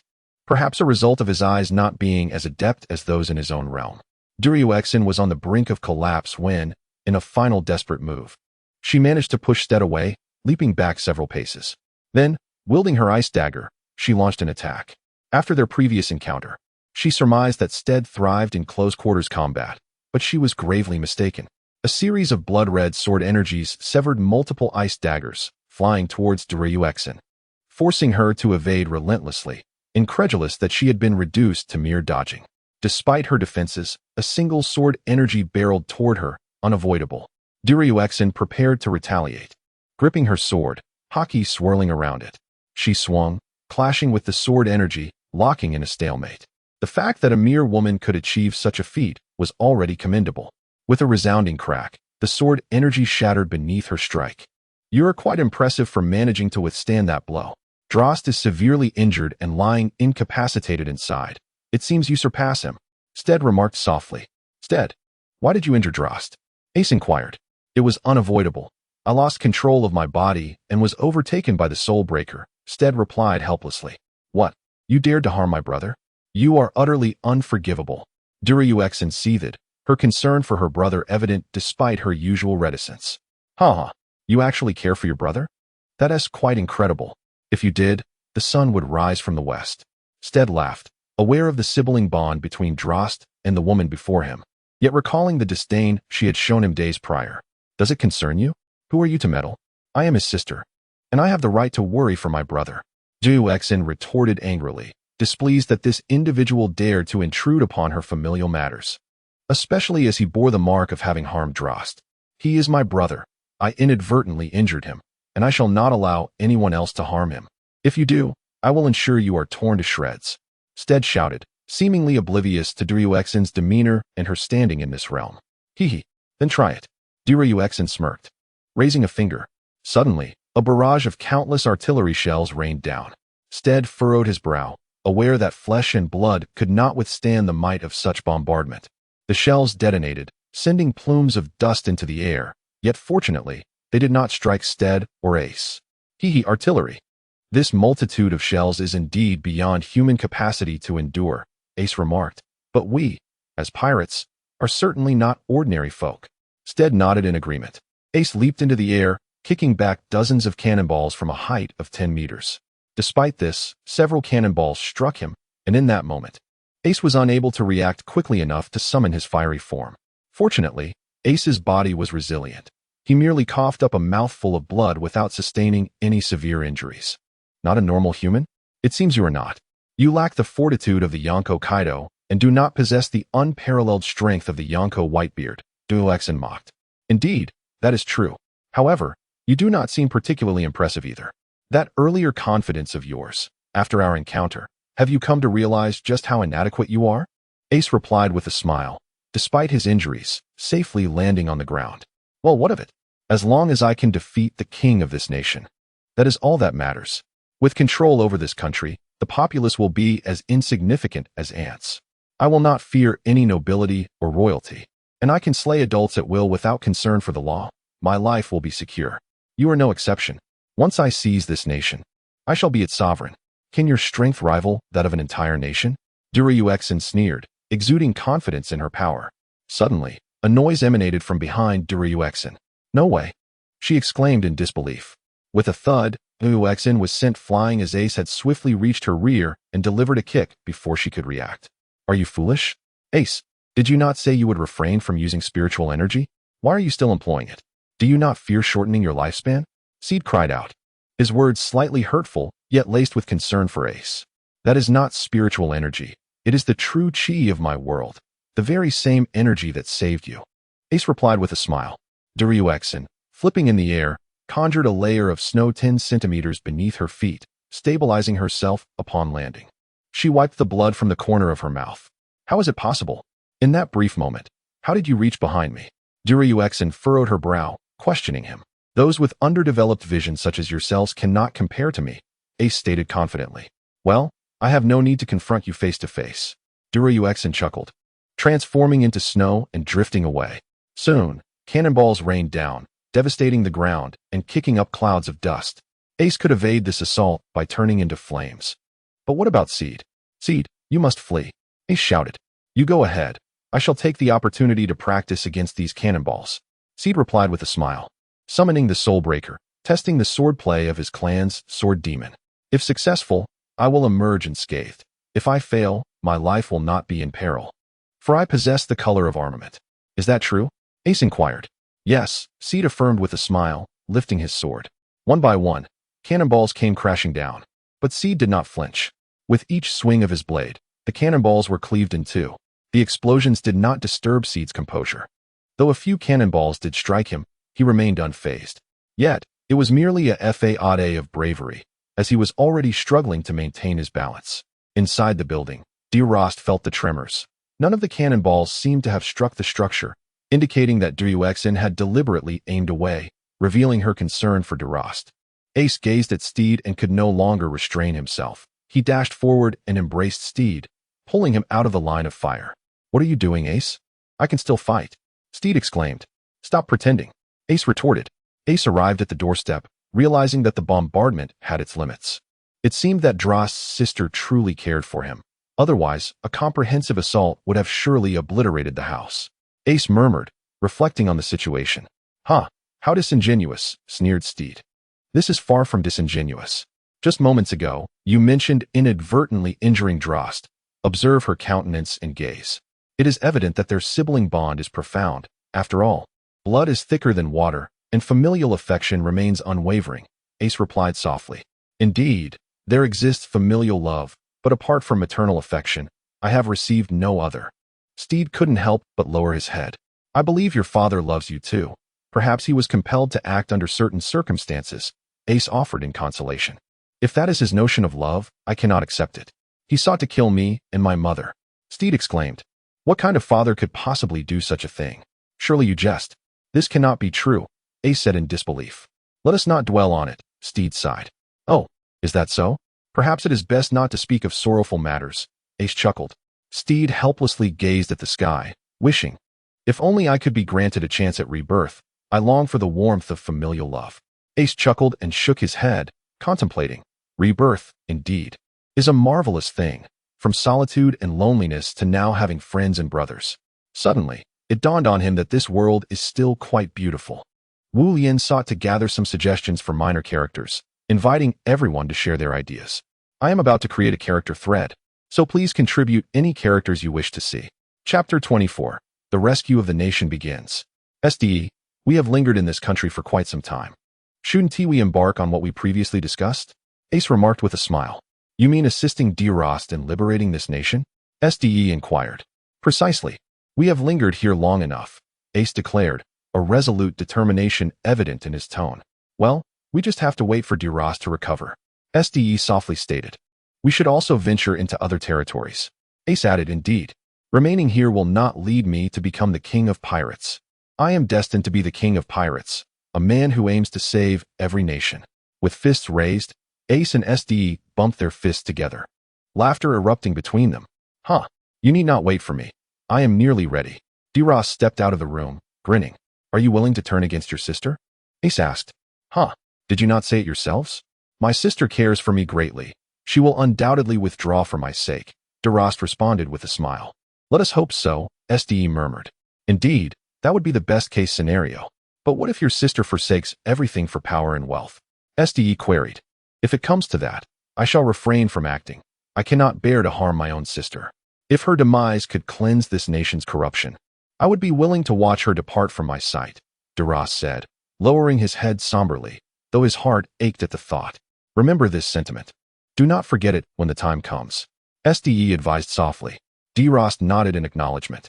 The trio made their way toward the castle, their shadows stretching longer under the sunlight, their departing figures exuding a sense of reverence. They strode across the dust-laden battlefield, facing the oncoming legions of foes without flinching. Guoyun furrowed her brow upon spotting Delost. Sister, retreat is salvation, Delost shouted. Have I erred? Why should I retreat? Brother, come here. From now on, you shall be a person above all others. However, should you ally with them against me, I will disregard our sibling bond, Guoyun exclaimed. Then, let our ties be severed. Yet, I shall call you sister one last time. Delost wept. Then farewell, Delost. Guoyun seemed resolute, choosing to become a slave to power. The cannon fire erupted with abandon, leaving no survivors. With a wave of her hand, Guoyun departed. Countless shells rained down, yet they pressed forward, knowing that regret was futile. There was no turning back. Are you afraid of death, brothers? Ace inquired. Though he already knew the answer. No. Ste and Delost shouted in unison. That is the spirit. Charge forth. Do not hold back. Give it your all. Ace urged. In an instant, the battlefield ignited in flames as soldiers beheld a figure engulfed in fire, wielding a blood-red blade, accompanied by a towering man advancing toward them. Panic ensued among the soldiers as they began to murmur. Hearing their chatter, Guoyun commanded, Flee, for there will be no mercy. With her words, she departed. The soldiers were paralyzed by fear, aware that Guoyun meant every word. They relentlessly lit the fuses, loaded the shells, and bombarded Ace and his companions. Yet, they remained steadfast, marching forward, seemingly impervious to the chaos around them. Everyone hurry. We must fend them off, or we shall face dire consequences. A soldier's warning hung in the air before a fiery vortex erupted, engulfing nearly the entire army, leaving only a few in utter disarray. Ste and Delost swiftly dispatched the remnants. Suddenly, 3 naval rear admirals and a vice admiral appeared before them. To deal with you, I have summoned the navy. I have done you a favor. Guoyun called from a distance. How convenient. Even your brother is on your side. Delost, your decision is correct. Should your sister become a slave to power, do not hesitate. Ace called out. Delost, tears brimming, nodded in agreement. Delost, you still have time to reconsider. You remain my brother. You could be someone of great stature. Guoyun pleaded, her reluctance evident. Sister, no, Guoyun, I will not show you mercy, Delost declared. Very well. Guoyun seethed. Eliminate them. They all have bounties. You can earn promotions. Huh. So you are the one with the peculiar powers, Ace? Impressive. I can spare your life, provided you agree to become one of the 7 warlords of the sea. A naval vice admiral suggested. The 7 warlords of the sea? Is that true? Ace exclaimed. Excitement palpable. Indeed, the vice admiral nodded. This is a stroke of fortune you have earned over many lifetimes. Please, no, Ste and Delost implored. Ah, fortune indeed. May I inquire if I can claim your head while becoming one of them? Ace jested. The 3 naval officers, furious, swung their fists collectively toward Ace and his companions. Ace chuckled, seizing a naval officer's wrist and pulling him backward. The officer stumbled, and Ace swiftly kicked his ankle, causing him to topple towards Ace, who then struck his chin with a powerful blow. The unmistakable sound of shattering bone echoed in the air. The officer flew backward, unable to rise again. Drosti, witnessing the officer's fist coming toward him, wasted no time and retaliated with a punch of his own. The 2 fists collided with a resounding thud, resulting in the complete fracture of the officer's arm. The officer lay on the ground, screaming in agony. Steed was even more brutal, delivering a vicious strike that severed the officer's entire arm, blood splattering across the scene. Guoyun now sought to gather suggestions for some minor characters. I intend to create a character request thread, so please share any characters you wish to see. Chapter 25. Defeat the Navy was utterly powerless. Ace remarked softly, referring specifically to these few officers, for he was well aware of the formidable strength of the Navy's carp, the three admirals, and Sengoku. My subordinates do not seem weak at all, came a voice from an unknown source. However, Ace seemed to sense something, as he assumed a gun-like posture, aiming at the sky. With a loud bang, a burst of flames erupted, suddenly expanding in size and shooting skyward. After a while, the flames gradually diminished and then vanished. Ace's index finger emitted wisps of white smoke, which he blew away with a flick of his hand. Was that strike enjoyable, Rear Admiral? Ace chuckled, gazing at the heavens. Steed and Drosti were perplexed by his words. How do you know that? Came a weak voice. Are you unaware of the nature of your haki? Compared to Steed's, your haki appears far more unruly. Ace smirked. Indeed, you truly cannot be spared. Capturing you would allow me to rise in rank and earn a handsome bounty. A towering figure leaped down from the sky. Heh, if you can capture me, I will concede your prowess. Ace laughed, exuding confidence. The man reached out and grasped Ace's shoulder. Ace skillfully evaded, countering with a punch. The man merely smiled as Ace's fist struck his face, yet he remained unmoved, leaving Ace astounded and incredulous. The man seized Ace's fist and twisted it with lightning speed, rendering Ace unable to retaliate, a speed so swift that even Ace could not perceive it, for Ace's vision was not as developed as it was in his own world. Ace's arm was nearly dislocated. What? This? Rear Admiral? Ace exclaimed in disbelief. In truth, I already possess the strength of an admiral. But I do not wish to ascend so rapidly. Instead, I intend to capture numerous renowned pirates and naturally seize the position of admiral. The man chuckled. Oh, by the way, my name is Tuanaju. Remember it well. Ace felt a twinge of anxiety. It seemed he was familiar with the individual known as Youju. Ha. My fellow companions of Delost, do you believe I would seek your assistance without a modicum of assurance? Ha. Youju is my elder brother. He will undoubtedly exert every effort to assist me. Moreover, you are pirates. My brother harbors a profound enmity towards wickedness, so do not even think of escaping. Delost struck a delicate pose and chuckled. Heh, can he truly contend with three of us? Ace, Steed, and Delost chorused. You three novices of the sea are no match for me, Youju declared with a grin. In an instant, he launched a punch. Youju merely smiled and roared in response to the trio's blows, sending them hurtling away, momentarily stunned. Heh, with such feeble prowess, do you still wish to engage me in combat? Such delusions. Youju shook his head in exasperation, yet his demeanor radiated unrestrained arrogance. The three of them rose, their gazes sharp as blades, fixed upon Youju. Steed had firmly grasped his sword, and Delost was preparing to unleash a powerful strike using the 7 steps of ascendance imparted by Ace. Ace continuously conjured flames, his internal energy surging wildly, while the trio emanated an overwhelming aura that instilled fear in the hearts of many. However, all of this appeared trivial in the eyes of Xingyue. In an instant, a blade, a fist, and a fire surged toward Xingyue, but as they neared, they all disintegrated. Rather than disintegration, it was more accurate to say they were negated by Xingyue's formidable presence. It is my turn now, Xingyue remarked with a smile. And with a mere glare, he vanished from sight. Just a second later, he reappeared, having already pierced through Ace's abdomen, creating a gaping void. Steed was rendered unconscious, while Delost was struck blind in one eye. Seeing Delost, Deloust could hardly contain her distress. Useless trio, let us leave, little sister.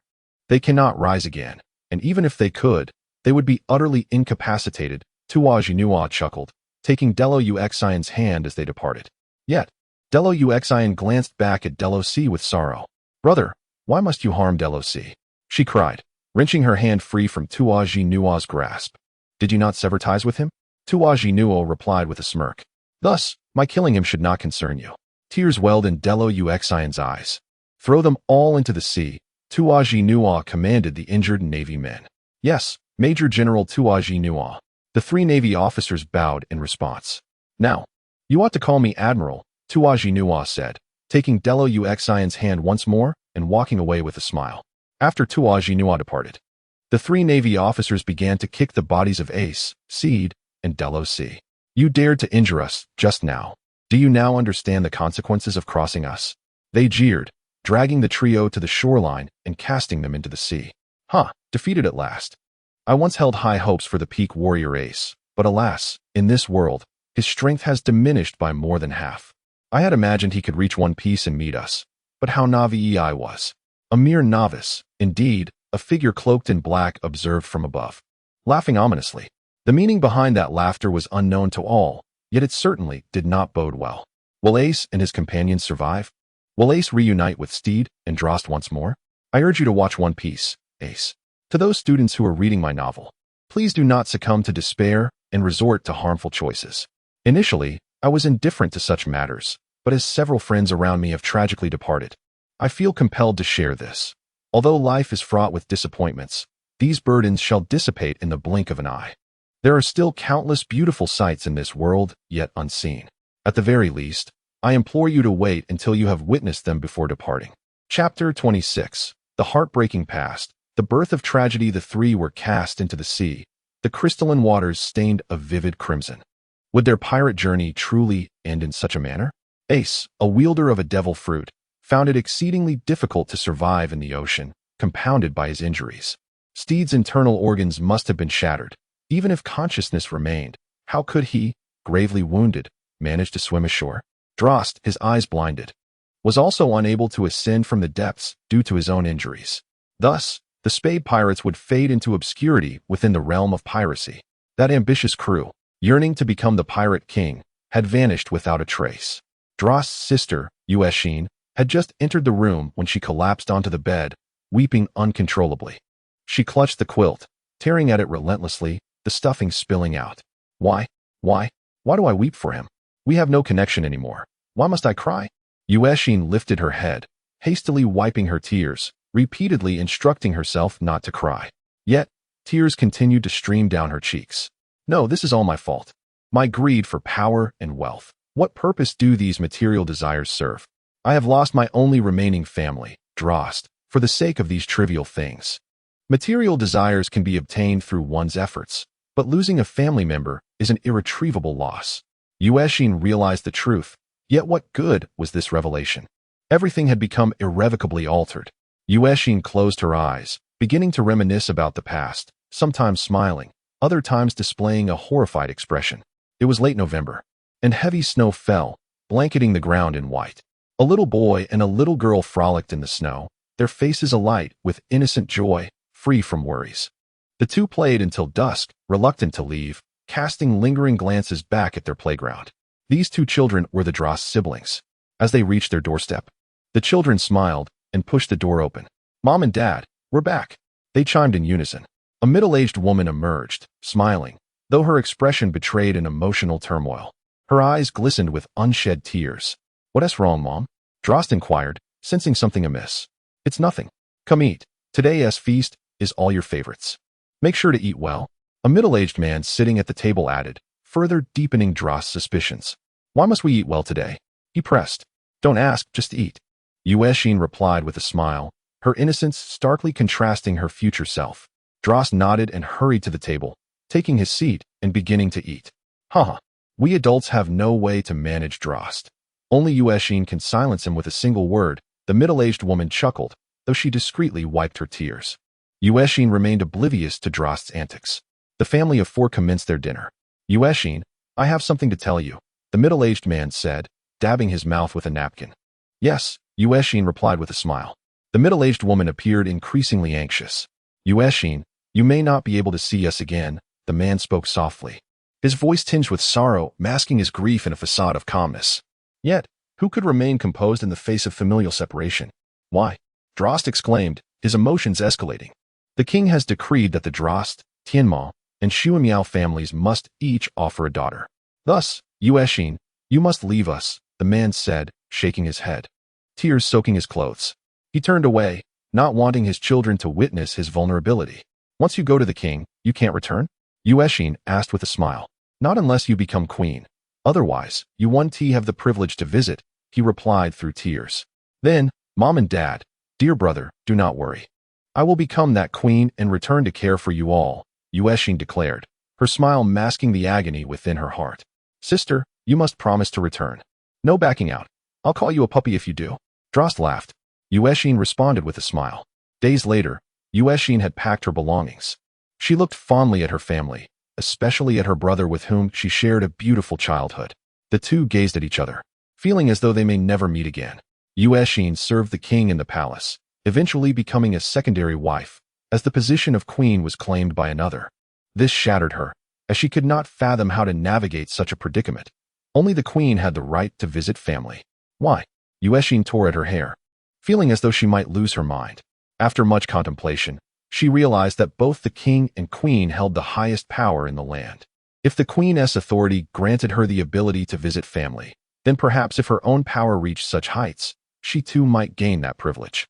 Thus, she began to forge alliances with the powerful, establishing her own influence within the kingdom, gradually gaining control over the current king, using her ice fruit powers to eliminate any obstacles.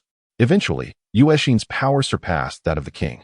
She yearned to return home to her warm family, but upon arrival, she found only a dilapidated house engulfed in flames.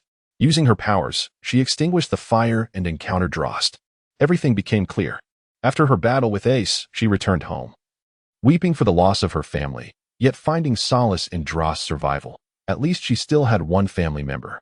She had once contemplated relinquishing her power, but then resolved to fight for greater rights for her brother, leading to the subsequent events. Yuexin opened her eyes, her pupils widening before she fainted.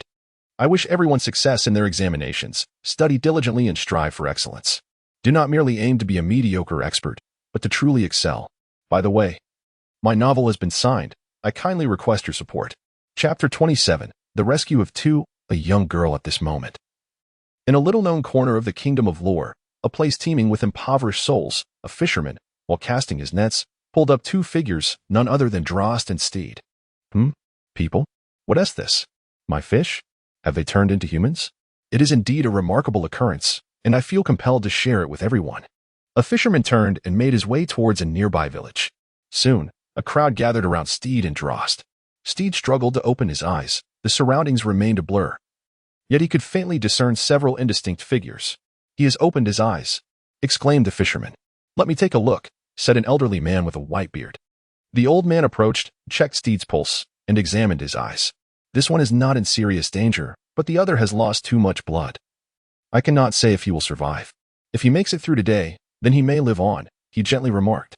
The crowd's gaze fell upon Delost, and a collective sigh echoed among them. Steed turned his head with great effort to look at Delost, tears welling in his eyes.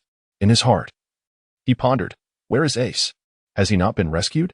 It cannot be. He is a devil fruit user. Falling into the sea is akin to a death sentence. This is the end for the Spade Pirates. Some onlookers, seeing Steed's distress, wished to offer assistance but ultimately refrained, contemplating the futility of their efforts. Before long, Steed and Delost were taken into a room, which was laden with cobwebs and in a state of disrepair. Rodents and cockroaches scuttled about. While the two lay side by side, the blanket stained crimson from Delost's wounds. Steed reflected on the severity of their injuries and the dire conditions that made recovery unlikely. If the forces of Guoyun pursued them, they would be sacrificed. How could they defend themselves in their weakened state? The weight of these thoughts bore heavily upon Steed. Suddenly, footsteps echoed outside, followed by the creaking of the door. Steed furrowed his brow, wondering if it was Guoyun's men or perhaps ill-intentioned villagers, feigning rescue only to rob and kill them. Thankfully, the 45 billion they had was safely stored at the infirmary. But wait, would the money still be there? Would Guoyun's men seize it? Panic surged within him. Just then, a head poked into view, startling Steed. An enemy? He thought, but to his surprise, it was a sweet little girl with soft pink hair, dressed in a tattered white dress. Her large, watery eyes fixed on him, calming his racing heart. Steed extended his hand to pat her head, but she instinctively recoiled. What could have caused such fear in a child? What horrors had she endured? Even he had not faced such fear in his youth. He smiled warmly, and after a moment, the girl allowed him to touch her. They exchanged smiles, laughter brightening the somber atmosphere, until a man burst in. Forgive me for interrupting your rest, he exclaimed, promptly pulling the girl away. That must be her father. Steed thought with a light chuckle, but then he heard the man's voice turn menacing. You little brat, how dare you come out? A sound of a whip cracking followed, and the girl let out a piercing scream. Steed's expression darkened. Keep your voice down, the man barked, followed by another crack of the whip and the girl's continued sobs. Still crying? I'll whip you until you can't cry anymore, he shouted, delivering several lashes that silenced her cries. Now you know the consequences of seeking help. Prepare to become a slave, he taunted. Unable to contain his fury, Steed forced himself out of bed, pain coursing through him. He charged at the man, His arm enveloped in hockey and landed a punch squarely on the man's face, contorting it in agony as he was hurled against the wall. How dare you treat a girl this way? Do you have no shame? You don't even care that she hasn't returned home, yet you beat her? Are you even human? Steed shouted, his pin-up rage unleashed. The man collapsed to the ground, spitting blood. She means nothing to me. She's merely a slave. Soon, you will join her in servitude. He sneered. Steed did not grasp the full implication of the man's words, but the mention of the girl being merely a slave ignited a blaze of fury within him. The broken soul manifested in his hand, and with a swift motion, he unleashed a blade of energy that cleaved the man in two, blood splattering across the wall. Steed turned to see the girl curled on the floor, a deep sigh escaping his lips as he held her tightly, despite the pain in his own body. The severity of his injuries had worsened with his recent exertion. With great effort, the girl stood and smiled at Steed before collapsing into unconsciousness. Chapter 28. Together with the little girl on the quest for Ace the following morning, a throng of seagulls circled the skies above the kingdom of Lore, creating a picturesque scene. Fluffy white clouds adorned the blue sky, enhancing its beauty. The sun shone brightly, illuminating the kingdom. Steed awoke, feeling as though his wounds had healed, as he had sustained the least damage. He pushed open the window, and a ray of golden light flooded in, momentarily blinding him as he shielded his eyes. Another beautiful day, he mused, pondering whether Delost would awaken and if they would find Ace. At that moment, the little girl also stirred, yawning and wiping away the tears from her eyes. Steed turned to her with a smile, and though she appeared still drowsy, she offered a sleepy grin in return. He glanced back at Delost, noticing that the bleeding seemed to have ceased. Lacking medical knowledge, he could only speculate on two possibilities, which he hoped to confirm by checking Delost's pulse. Hastily, he approached Delost, pressing his ear to the man's chest. A smile broke across his face. I can hear a heartbeat. Yes, he exclaimed. Yes, the little girl echoed in a daze. Steed chuckled, and the girl smiled at him, her spirits lifted. He picked her up and stepped outside to stroll, contemplating the man's earlier mention of slavery. Meanwhile, within the small room, Delost opened his eyes, seemingly regaining consciousness. He attempted to rise but found himself too weak to move. I can't believe I'm still alive. It's truly miraculous. I wonder how Steed and Ace are faring, he pondered. As he touched his eye, he froze in shock, trembling as the reality struck him. He had lost vision in one eye. If I am blind in one eye, then what of Ace? I remember his injuries were far worse than mine. Delost expressed his concerns. At that moment, Steed returned, noticing that Delost had opened his eyes. Delost, you're awake. That's wonderful, Steed exclaimed joyfully. Steed, how did you end up here? Delost inquired, completely unaware of what transpired while he was unconscious. I was rescued by the villagers of this town, but it seems they did not encounter Ace, Steed replied, lowering his head slightly. What? Ace isn't here? He has the powers of a devil fruit user. If he is in the sea, he can only wait for death. Delost exclaimed, anxiety creeping into his voice. Unless a miracle occurs, it appears Ace is in grave danger. I hope this calamity doesn't lead to the downfall of our Spade Pirates. Delost worried, though he firmly believed in Ace, convinced that his captain would not perish. Do not fret. Do not forget who he is. He is Ace, our captain. He once declared his ambition to become the sovereign of these seas. Steed reassured softly. Delost nodded in agreement. Delost, can you get out of bed and walk now? Steed asked. I'm not sure. I just tried and felt some pain, but if I endure it, I might be able to walk, Delost replied quietly. Haha. Then it's best you lie down to avoid worsening your injuries, Steed chuckled. At that moment, they overheard some murmurs outside the house, their keen hearing allowing them to catch every word with crystal clarity. Did you know? The individuals inside are said to possess remarkable strength. With that, our village could exploit the vast mineral resources even more, one voiced. I knew that already. I heard that little girl is among them. What is the point of hiding? Sooner or later, they will become slaves to our village. Her hiding is merely a matter of time. Another commented. Our task now is to ensure they do not escape this place. As if I needed you to tell me that. But if their injuries heal, we won't stand a chance. Hey, why worry? If the little one recovers, I'll believe it. But the one who fought is injured far worse than the little one. If they dare to break out, we can take the big one hostage and threaten the little one. Do you really think that will work? They say this is the pirate crew that resisted the nation, only to be shattered by the navy. They can defeat dozens of us in a single combat. Steed and Delost felt their anger rise upon hearing the discussions. Ignoring his pain, Delost got out of bed, much to Steed's surprise. Suddenly, a loud crash echoed as the entire wall crumbled down, leaving the two conversing individuals stunned, oblivious to the impending calamity. I heard you were having quite the discussion in here. Planning to do what with me and Drosti? Steed stepped forward with a grin, cracking his knuckles. The two men gasped, clenching their fists and glaring in preparation. Steed and Drosti emerged, prompting the two to kneel. Brother, I was wrong. Please spare me. I won't speak ill of you again. Just go if you wish. They pleaded. Steed and Drosti exchanged bemused glances, patting their heads and saying, Be good, little brothers. We won't harm you. Just a gentle tap. In an instant, a hand flew forward, creating a sound that resonated even from a distance. The impact was immense, sending the two men sprawling several meters away, their bodies twitching uncontrollably on the ground, struggling to suppress laughter. Did you feel that our gentle tap was a bit too strong? Drosti asked with a chuckle. Indeed, Steed replied, laughing. Let us give them another gentle tap. But truly gentle this time. Drosti grinned, causing Steed to shiver involuntarily. Steed was taken aback by Drosti's mischievousness. Had he been their enemy, they would have been in for a rough time. The sound of slaps echoed, followed by delightful yelps, bringing joy to Steed and Drosti while leaving the two men incapacitated on the floor.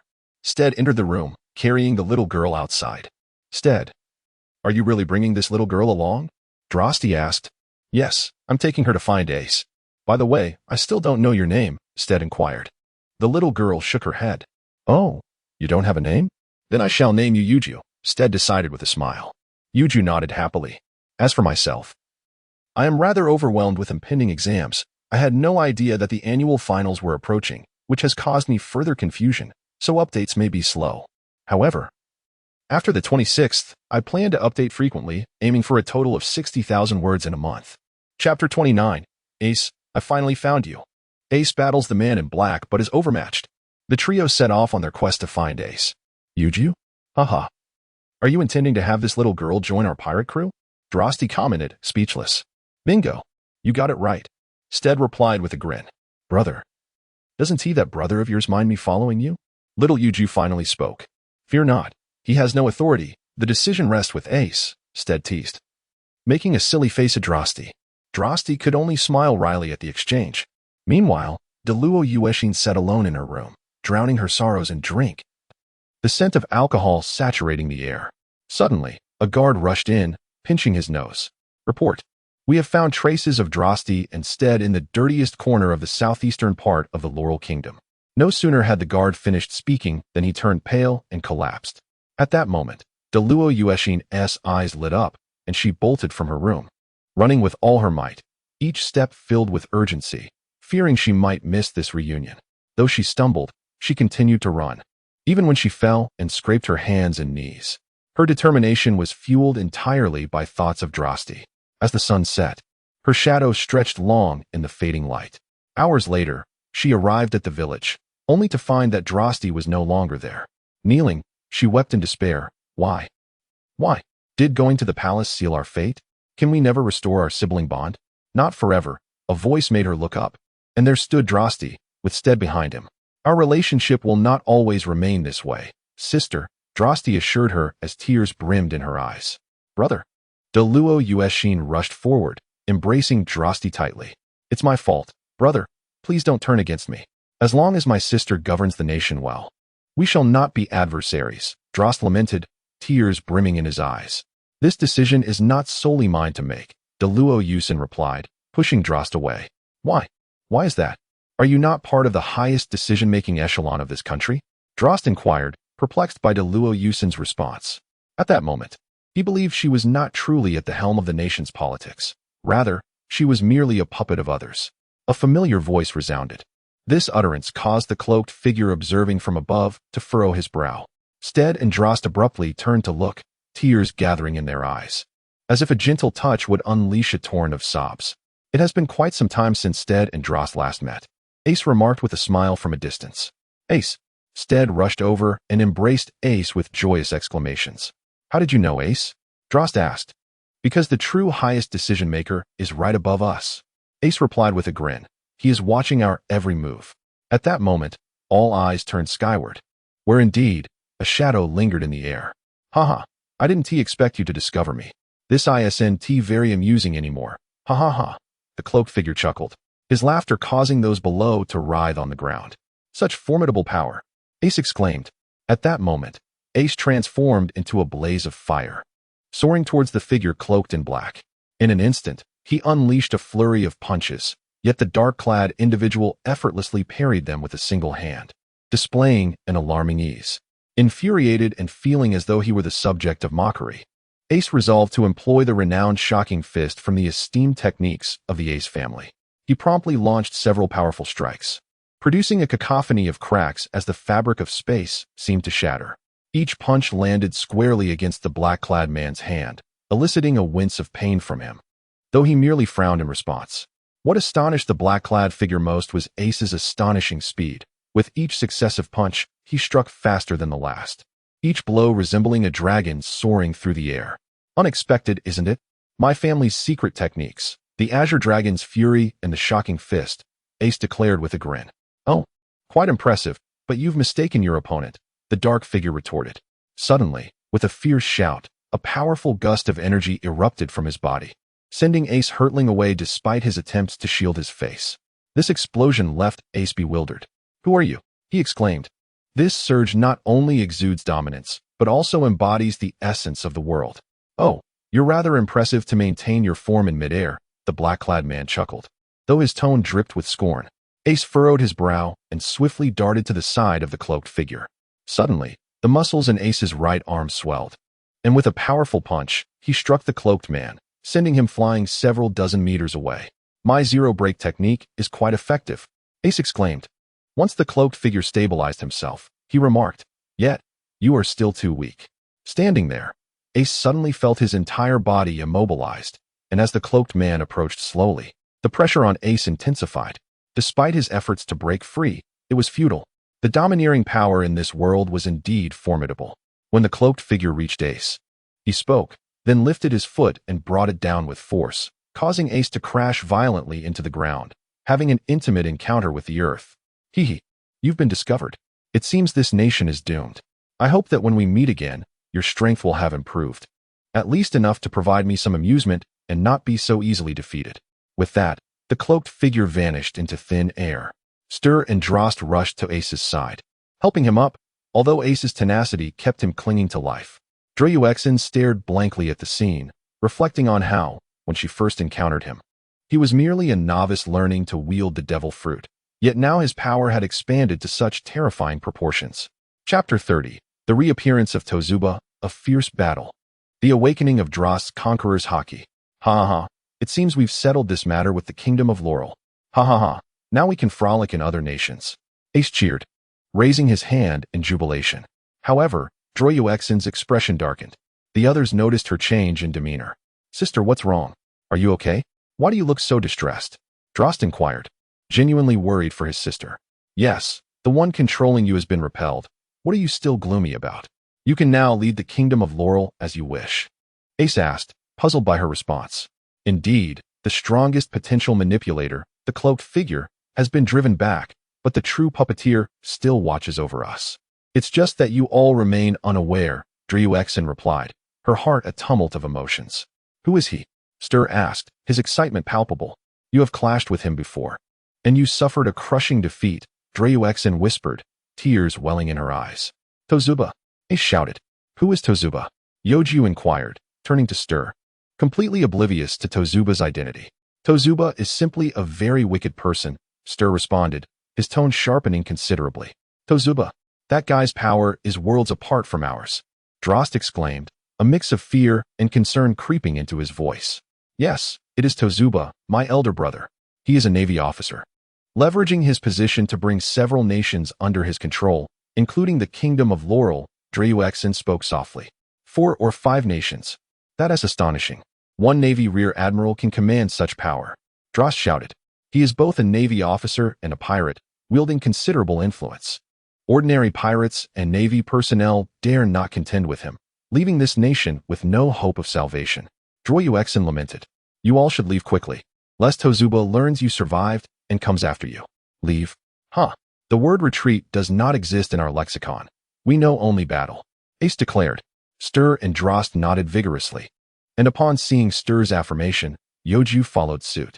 With a thunderous crash, the battlefield erupted in smoke, revealing a familiar silhouette within the haze. "Battle? Oh ho, then come forth." The figure waved a hand, dissipating the smoke, and a well-known face appeared before Ace and the others. Tozuba, Stir gasped, furrowing his brow. Villain, Youju shouted, pointing at Tozuba. Tozuba, it has been a few days, hasn't it? I trust you have been well, Drost and Ace said in unison. Of course so. Are you all well? Your self-healing ability appears to be quite rapid. And how fascinating that a devil fruit user can fall into the water and not perish, Tozuba chuckled. The black-cloaked figure was actually my savior, though I am unsure of his intentions. He must be plotting something, Ace murmured. Oh ho ho. Didn't you say your lexicon contains only battle? Then come on. Tozuba laughed. Before his words had fully settled, a heavy punch landed squarely in Tozuba's abdomen. Executed with Ace's zero-break technique, the force strong enough to shatter a small mountain. With a resounding crash, Tozuba's body soared like a beam of light through the mountain, causing it to collapse in a cloud of dust. Ace began to breathe heavily. This decisive strike required an immense amount of stamina. Ace could only manage to use it twice in a single day, and today he had just barely used it twice. One can only imagine how feeble his current strength must be. Is Ace all right? Steed inquired. Ace shook his head, though it was evident he was merely putting on a brave front. Suddenly, a burst of light erupted from the swirling dust, hurtling towards Ace with tremendous force. The ground beneath him caved in, and he was sent flying, crashing through several buildings. The villagers, witnessing the chaos, scattered in panic. That punch rendered Ace unconscious. He fell to the ground, lifeless. Ace, Drost exclaimed, turning to glare fiercely at Tozen. Staring at me? What is the matter? Do you find me that handsome? Tozen mocked. In an instant, Drost appeared before Tozen, his right fist clenched and launched like a bolt of lightning. With a resounding impact, Tozen spat blood. How could Drost's punch cause such damage when he had withstood Ace's earlier strike without flinching? Tozen staggered back, steadying himself as he wiped the blood from his lip. Heh, the color of the conqueror is impressive. I mastered this years ago. How powerful can it be? Drost inquired with a grin. At that moment, a figure emerged behind Tozen, wielding a blood-red longsword. It was Steed. With a swift motion, he plunged the blade into Tozen's left shoulder, embedding it halfway to the bone. A gentle nudge would suffice to sever Tozen's arm, and Drost would not let this opportunity slip away. With a thud, Drost struck the ground, sending Tozen airborne from the sheer force. However, with several meters separating them, what good was a punch? Just as it seemed futile, Tozen's left arm fell away. Drost's punch had unleashed a gust of wind that perfectly severed it. Tozen screamed in agony as he soared through the air. Steed leaped beside him, unleashing a flurry of strikes with his sword, thousands of blows raining down. Yet, to Steed's astonishment, Tozen was encased in a layer of armament haki, blocking the onslaught. In that moment of surprise, a punch came crashing in, catching Steed off guard and sending him sprawling, blood splattering onto Tozen's arm. You're quite impressive. But this truly angers me. Tozen shouted.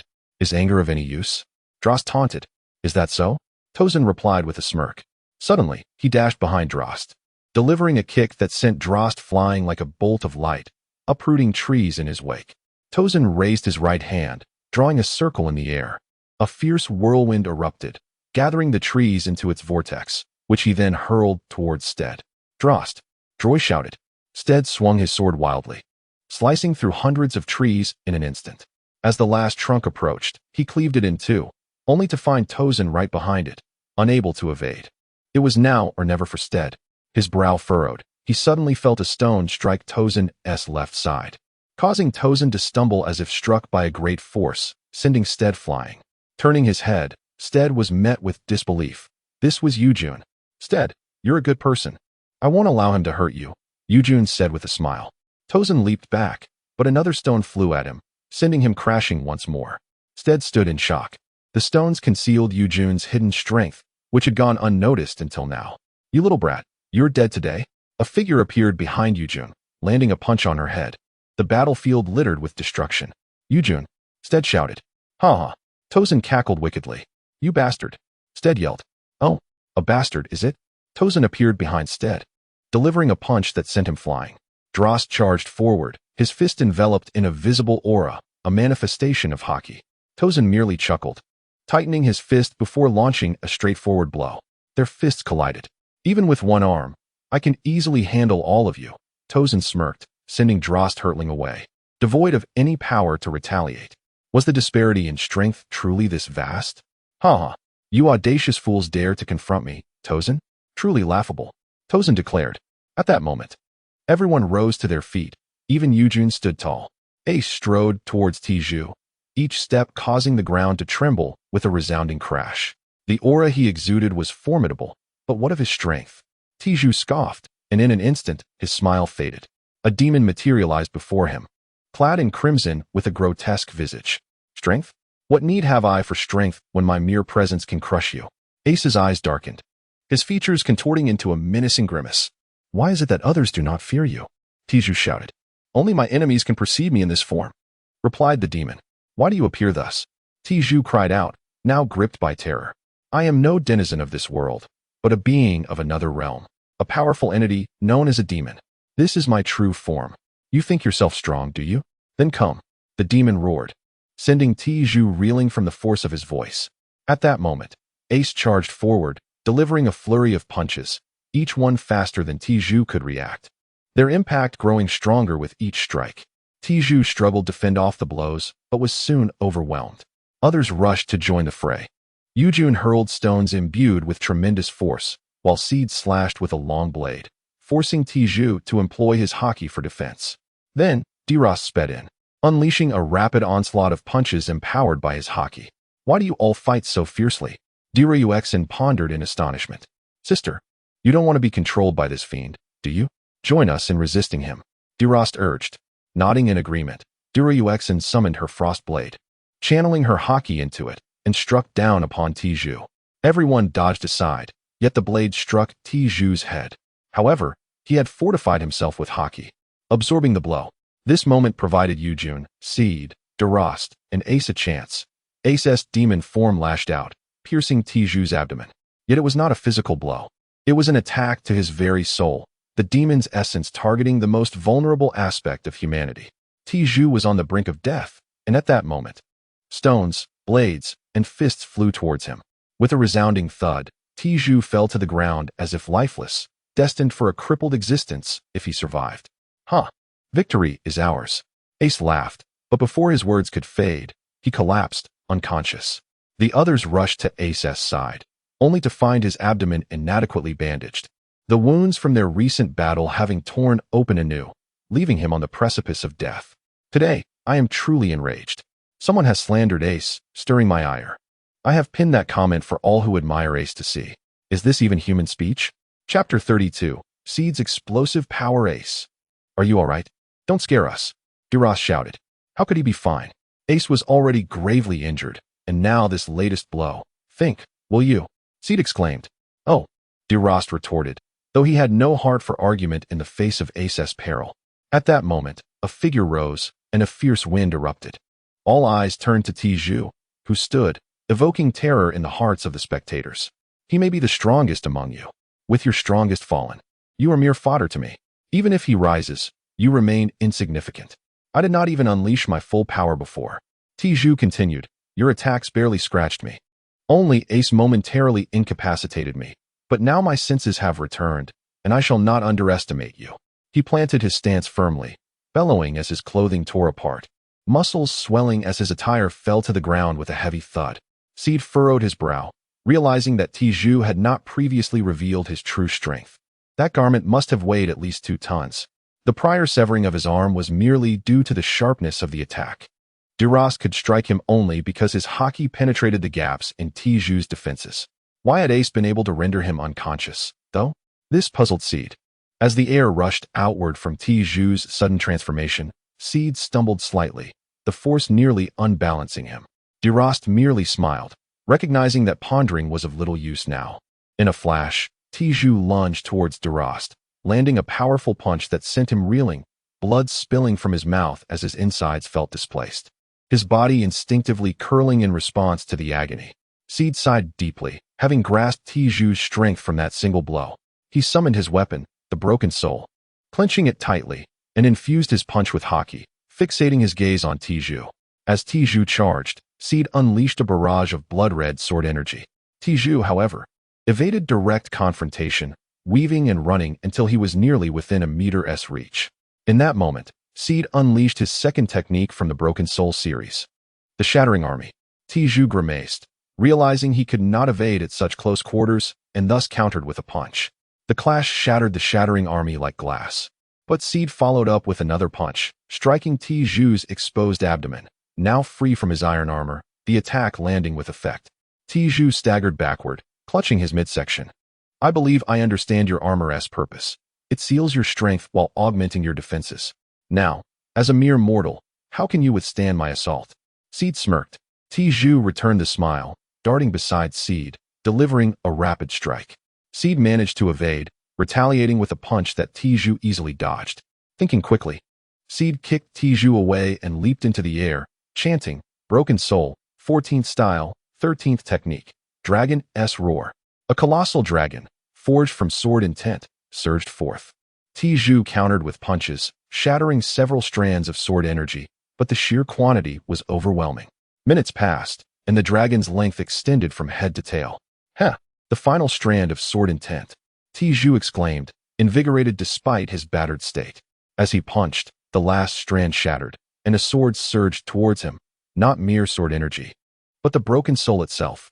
Having once suffered the loss of an arm to this very technique, he was unafraid to try again.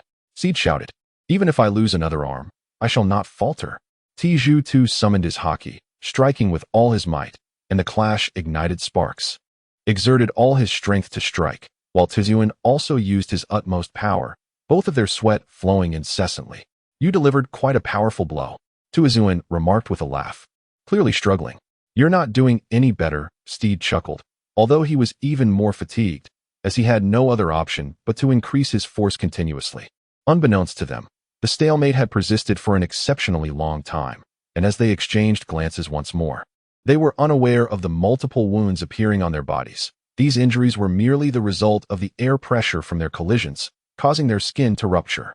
The confrontation had escalated to a fever pitch. Both were utterly drained of energy, yet at that moment, the decisive instant of victory or defeat had arrived. Steed contemplated. If the thunder punch concentrates power in the fist, what if it were focused in the feet? With a vigorous kick, a rift opened in the space, and his foot struck Tianluo. The latter, weakened, was then pierced by a sword that directly penetrated his heart. Even a deity would find it difficult to save him now. Chapter 33. Farewell to the Kingdom of Lore. What a grueling battle this has been. This confrontation has truly drained me of a significant amount of stamina. I must rest for a moment, Steed murmured weakly before collapsing. He had exhausted far too much energy. Meanwhile, Guoyun and Youju were watching in astonishment. They gazed at the fallen Steed with incredulity. What sort of monster is this, capable of defeating someone whom so many could not best? How terrifying! How could such a person exist in this world? It is truly chilling. As the captain, Ace was already considered quite formidable in the eyes of ordinary people. Yet to them, Steed was akin to a divine being, for he had conquered a formidable monster. Although it was through cunning, intelligence and audacity are indispensable in battle. Steed, are you all right? Youju called out, having regained her composure from her shock. Is Delost okay?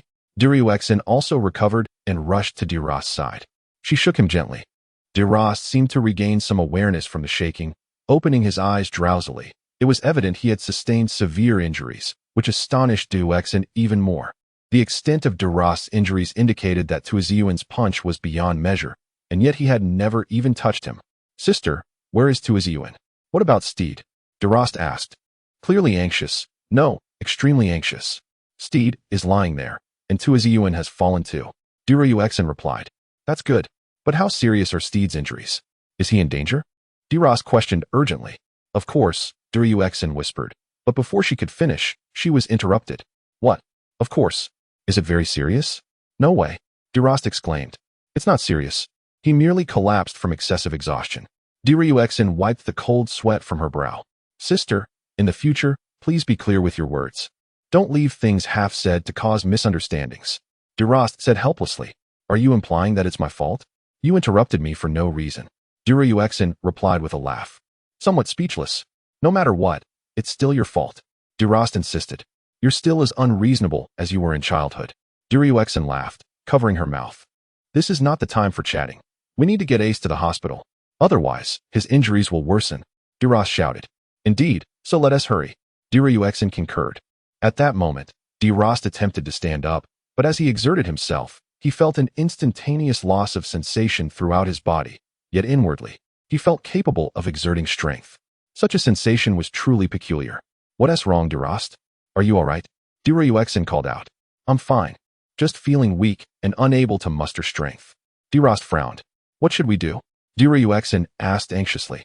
"You need to take Ace to the hospital for treatment. My injuries are minor and will heal with rest, but Ace can't afford to wait a moment longer," Delost urged. Guoyun nodded and dashed to Ace's side, lifting him onto her back before sprinting off. "Sister, hurry up. I need to rest for a bit," Delost said, closing his eyes again with a faint smile. Youju was still beside Steed, calling out his name, her tears nearly spilling. However, she then heard Steed's rhythmic breathing and felt relieved. He was merely asleep. What a fright. Once Steed awakens, I must have a serious talk with him, Youju thought, exasperated. Meanwhile, Guoyun continued to run, pouring every ounce of her strength into each stride. Unwilling to waste a single second, for every moment lost diminished the chances of survival for a life, even if that life bore no connection to her own. The hospital was now in sight. Guoyun rushed inside, only to be stopped by the guards. "What happened here? Step aside. Do you know who I am?" Guoyun shouted. "I know, Lady Guoyun, but the king has decreed that all your rights in this kingdom have been revoked. You are merely a commoner now." The guard replied with a grin. "Get out of my way," Guoyun yelled, a curse slipping from her lips. "Oh, Guoyun, so fierce. Come, let us see if a mere woman like you can match my strength." The guard laughed heartily. "You people merely submit to authority, lacking any semblance of personal conviction. You are the guards of this hospital. I carry an injured person on my back. Am I not allowed to enter?" Guoyun spoke softly, ready to act if they refused her entry. Before the guards could utter another word, they were swiftly dispatched, in an instant. Guoyun's hand transformed into an icy spear that pierced their hearts. They met their demise in that moment. "Doctor! Doctor! Save him!" Guoyun cried out, her urgency palpable. The compassion of a healer was evident, and the doctors immediately complied. Unlike the guards, these doctors were dedicated to their duty, striving to fulfill their responsibilities without unnecessary complications. They quickly wheeled Ace into the operating room, and a sign indicating the surgery was in progress lit up. Guoyun sat anxiously in a chair outside, her fists rhythmically tapping against her legs in agitation. An hour later, the surgical light turned off, and the doctors emerged, Ace lying peacefully with his eyes closed. "Thank you, doctors," Guoyun exclaimed, smiling. "No need to thank us. We are merely fulfilling our duties, driven by the desire to save lives. Though this kingdom may be wealthy, the hearts of its people are impoverished. As doctors, we wish not only to heal their bodies, but also to mend their spirits." One doctor replied, his handsome face contrasting with the previous physician, appearing even more gallant. "What is your name?" Guoyun inquired. "I am known simply as Doctor. This profession is the identity we all share, and we take pride in it." The doctor chuckled. At that moment, Delost was moved by a profound sense of emotion. This nation was truly impoverished in spirit. In that instant, she resolved to become a queen herself and to enrich the hearts of the people in this land. "You are a doctor, are you not? From now on, being a doctor will be the noblest profession in our country. As long as one possesses a kind heart, they will be the healer of souls." Delost smiled and departed, leaving behind a remark. "Ace, please keep an eye on things for me. I am off to seek out that king." "It's time for battle," Delost exclaimed. "Go forth and purify every soul in this nation. Even if you should fail, you will still be a king in spirit." The doctor laughed, then removed his white coat. "Hee, Delost is the first to receive recognition from my Dragon Wilderness pirate crew." The other doctors were left in stunned silence, realizing that the person before them was a pirate, though their overwhelming feeling was one of fear. "Do not worry. I won't harm you. Just take good care of her, all right?" Youju smiled, his handsome face appearing even more charming with that grin. Thus, Youju departed from the hospital.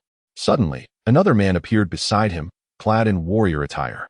Looking at his face, one could see that he was Sol. "Youju, what's wrong? You seem a bit off today," Sol inquired. "What's the matter? Is something amiss?" Youju replied. "You usually bear a serious countenance. Yet today you are smiling?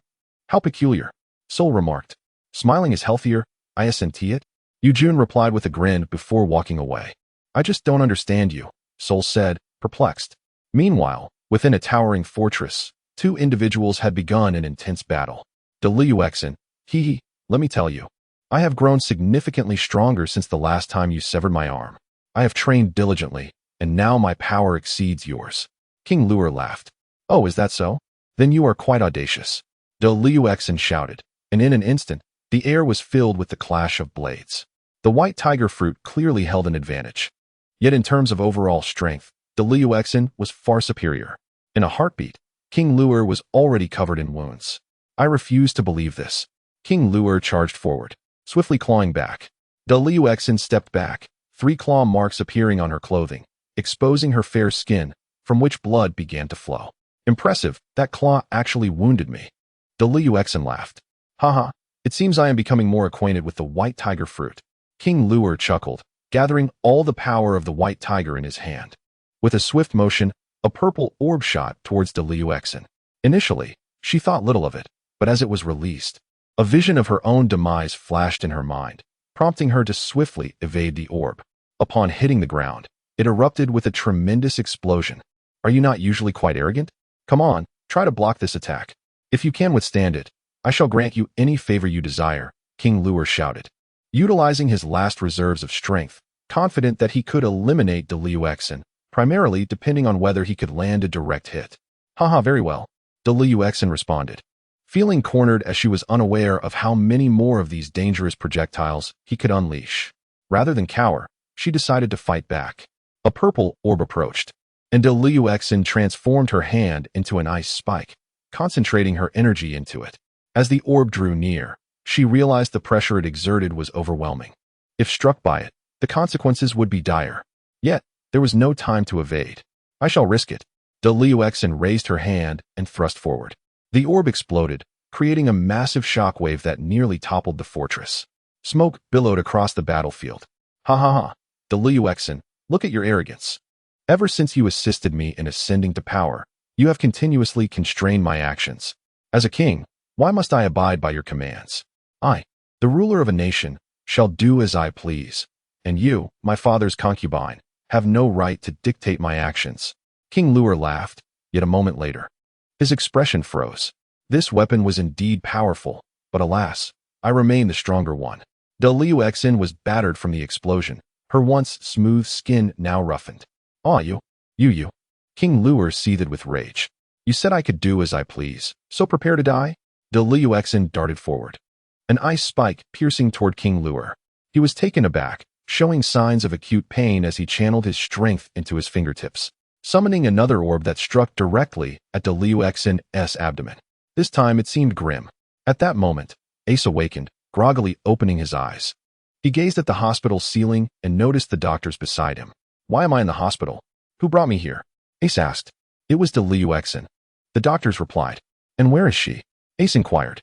She has gone to confront the most despicable person in this nation. The doctors said, gazing out at the sky. Ace rose from the bed and stretched his limbs. You cannot get out of bed just yet, the doctor spoke softly. It's all right. I wish to see the outcome of Yuo's battle, Ace replied with a smile. As Ace stepped outside, he was greeted by the sight of the entire nation clad in a newspaper. The headline proclaimed that Yuoyu had ascended to become the new king of Laurel. Haha, she has succeeded. Ace chuckled. However, as he continued to read, he stumbled upon a far more alarming piece of news. The Dragon Desolation pirate crew had commenced their activities. This was the very crew that had severed the arm of Steed. How infuriating. If I ever encounter them, I shall ensure they are thoroughly defeated, Ace remarked with a grin. Ace approached the fortress and chuckled at its disheveled appearance. Although it lacked beauty at present, he was certain it would eventually surpass the previous stronghold in splendor, for it was destined to transform into a realm of kindness, the kingdom of Laurel. Ace remarked with a smile. At that moment, the battered Delost approached, her face lighting up with a smile as she regarded Ace. Ace, you have arrived, Delost said cheerfully. Could I possibly refrain from coming? You have ascended to the throne as king, and of course, I am here to extend my congratulations. Ace replied with a grin. What of Drost and the others? Ace inquired. They remain in that grove. You should hurry to find them. I am utterly exhausted and need to rest for a while, Delost declared, collapsing onto the ground and drifting into slumber. How carefree. Just like us men, not a care in the world even when lying on the ground. Ace chuckled. Well, I shall set off in search of Steed and the others. Ace sprinted into the woods and spotted 3 individuals engaged in conversation, prompting a chuckle from him. Ace, you've recovered. I never expected it to happen so swiftly. My sister's speed is quite impressive. Drost exclaimed. Oh, Ace. You should be fine now, right? Steed inquired. Indeed, I'm feeling quite well, Ace replied with a smile. I just single-handedly battled the fully powered Tozuna. Hehe. Now our black Spade Pirates must be the strongest. Steed boasted. All right. You're the strongest. You're the best, Ace retorted, somewhat exasperated. By the way, Yuki, how come your pebbles possess such formidable power? Steed asked. Because I am a user of the impact fruit, and anything I throw will have its impact multiplied. Yuki chuckled. That fruit sounds marvelous. I wouldn't mind having it. Would you consider giving it to me? Steed joked. No way, Yuki laughed, leaving Steed feeling rather awkward. We should be on our way now, Ace suggested. Where to? Drost inquired. On an adventure. We save this country. Now let us rescue another corrupt nation like Laurel, Ace proclaimed. Yes. The others echoed in unison. Wait, why did that little sister also chime in? Ace asked, puzzled. Because she has joined our black Spade Pirates. Steed replied with a grin. You've become quite impressive, but it's all right. Now our crew has 4 members. Let us together create a glorious legacy in the pirate world, Ace declared. Indeed, Yuki responded. Wait, we don't even have a ship yet. And we're talking about creating glory, Drost remarked dryly. All right, no worries. Your sister is the king now. Just ask her for one. Ace chuckled. What? My sister is now the king? Drost exclaimed excitedly. Yes, indeed. Aren't you happy for her? Ace teased. Of course. Drost laughed. Let us finish up with the ship today and set sail, Ace shouted. With that, the 4 of them departed. They arrived at Drost's location. Well, as for the ship, take your pick. You are the true benefactors of this country. Drost smiled. We're not greedy. As long as it's large, durable, and stocked with food, we're satisfied. Ace exclaimed eagerly. That is no problem. These are the essentials for sailing. I will also provide you with a logbook and compass. They will be of great use when you enter the Grand Line. Drost added cheerfully. How thoughtful. Are you really Drost's sister? You seem to be of an entirely different disposition from him, Ace remarked. Ace, come here. I promise not to hurt you. It'll just be a gentle pat. Nothing painful, Drost teased.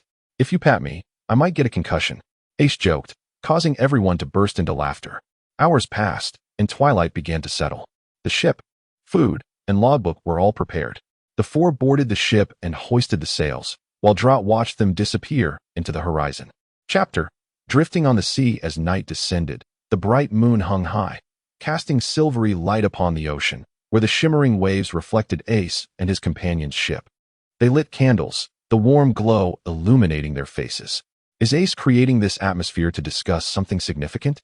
Drost queried. Yes, what is going on? Yuki asked. Perhaps. You should inquire with Steed. He is the one who suggested this, Ace replied softly. The group turned their gaze toward Steed, who maintained a serious demeanor. Brothers, I have some troubling news to share, Steed stated gravely. What is it? Hurry up and tell us. Drost urged. Drost, you should already know, Steed replied quietly. What is it? Don't keep us in suspense. Drost insisted. Do you remember the 4.5 billion berries? Steed's tone deepened. Upon hearing this, Drost's expression changed. Have you recovered the 4.5 billion? Drost shouted. No, we left it in that clinic. Steed explained. What 4.5 billion berries? Yuki asked, completely lost in their conversation. You 2 are really careless. Ace laughed. But don't stress too much about it, he added. 4.5 billion isn't a trivial sum. Captain, Steed sighed. 4.5 billion isn't that much, Ace retorted. Captain, that is billion. Steed repeated. TCH, what is the big deal? Ace laughed, only to suddenly change his expression. What? It's billion. That is incredibly careless. 4.5 billion is enough to sustain us for a lifetime. Exactly. And you say it's not much? How can I not be anxious? You're really something, blaming us now. Drost exclaimed. Forget it. Let us just consider it a trade of 4.5 billion for a ship and supplies, Ace said resignedly. You're quite nonchalant about it.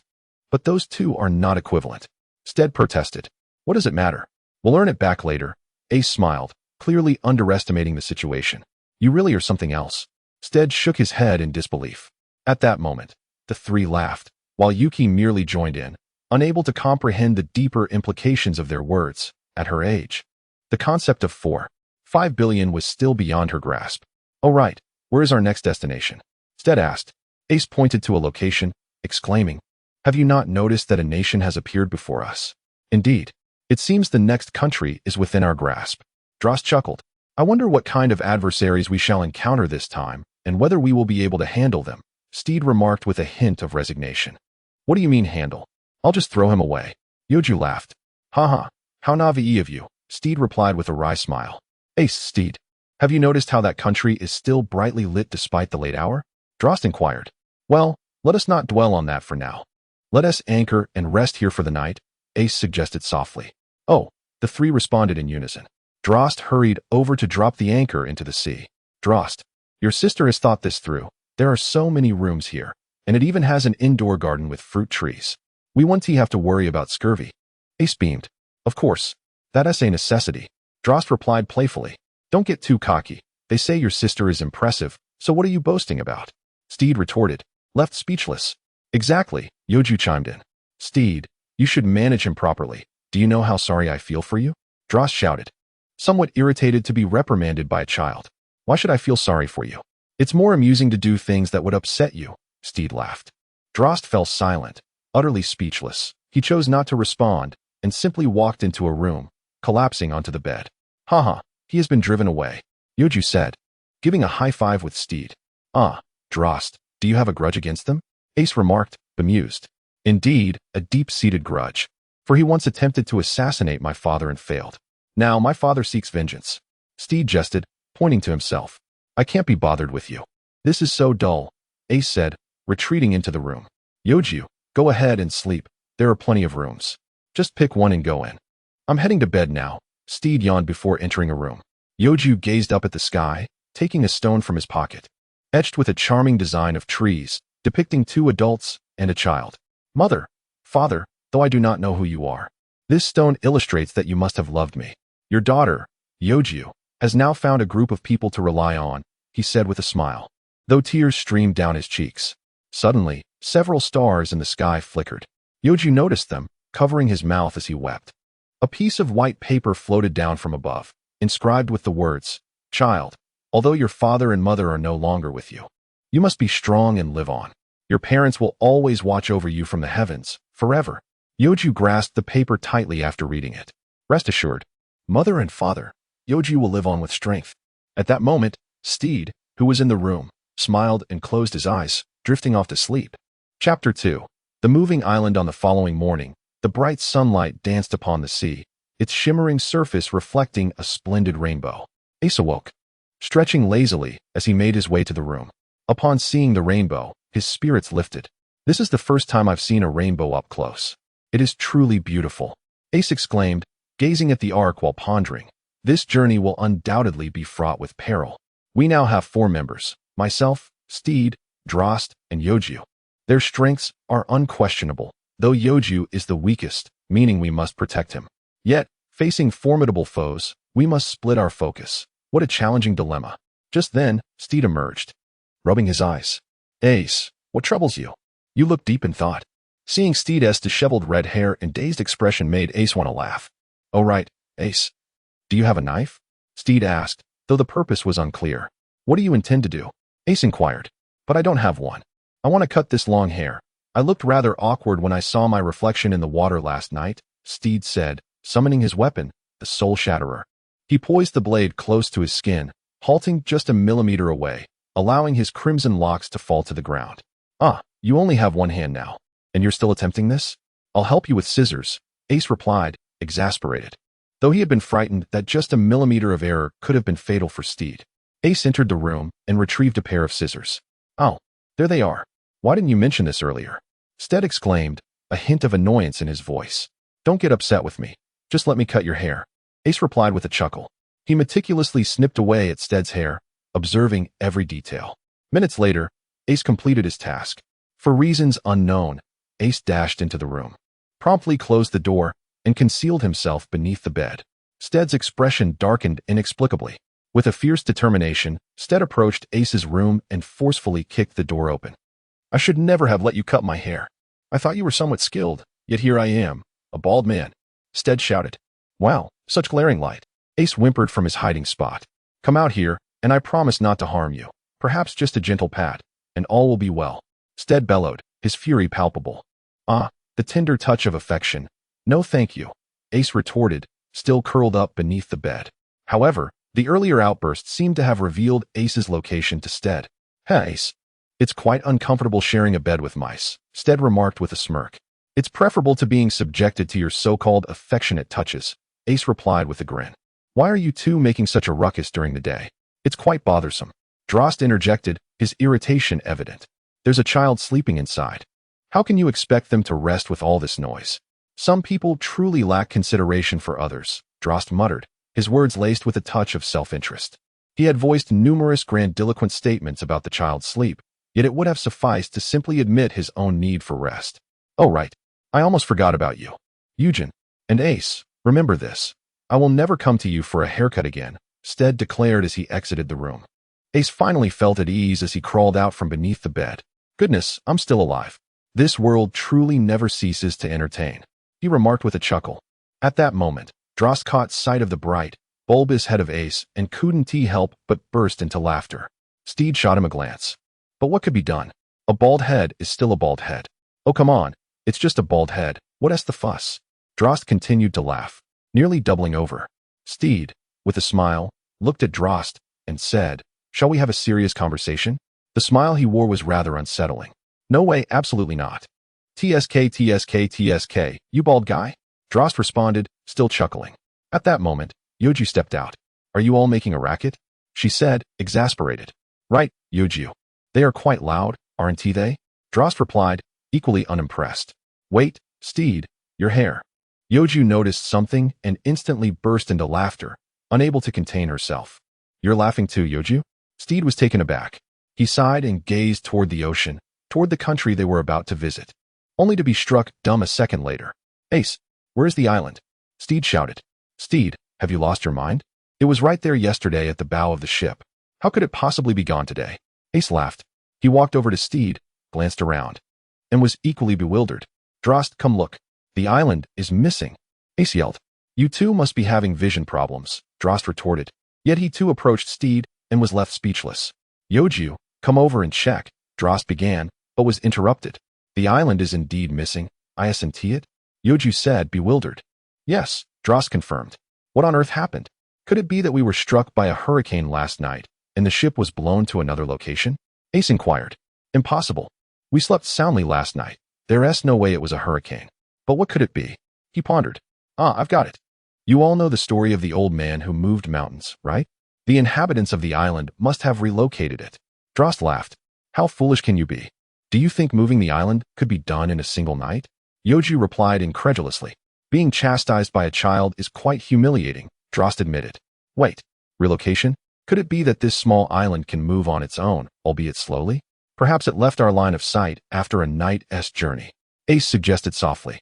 Indeed, that theory could hold water. But the notion of an island moving is rather far-fetched, wouldn't you agree? Steed remarked.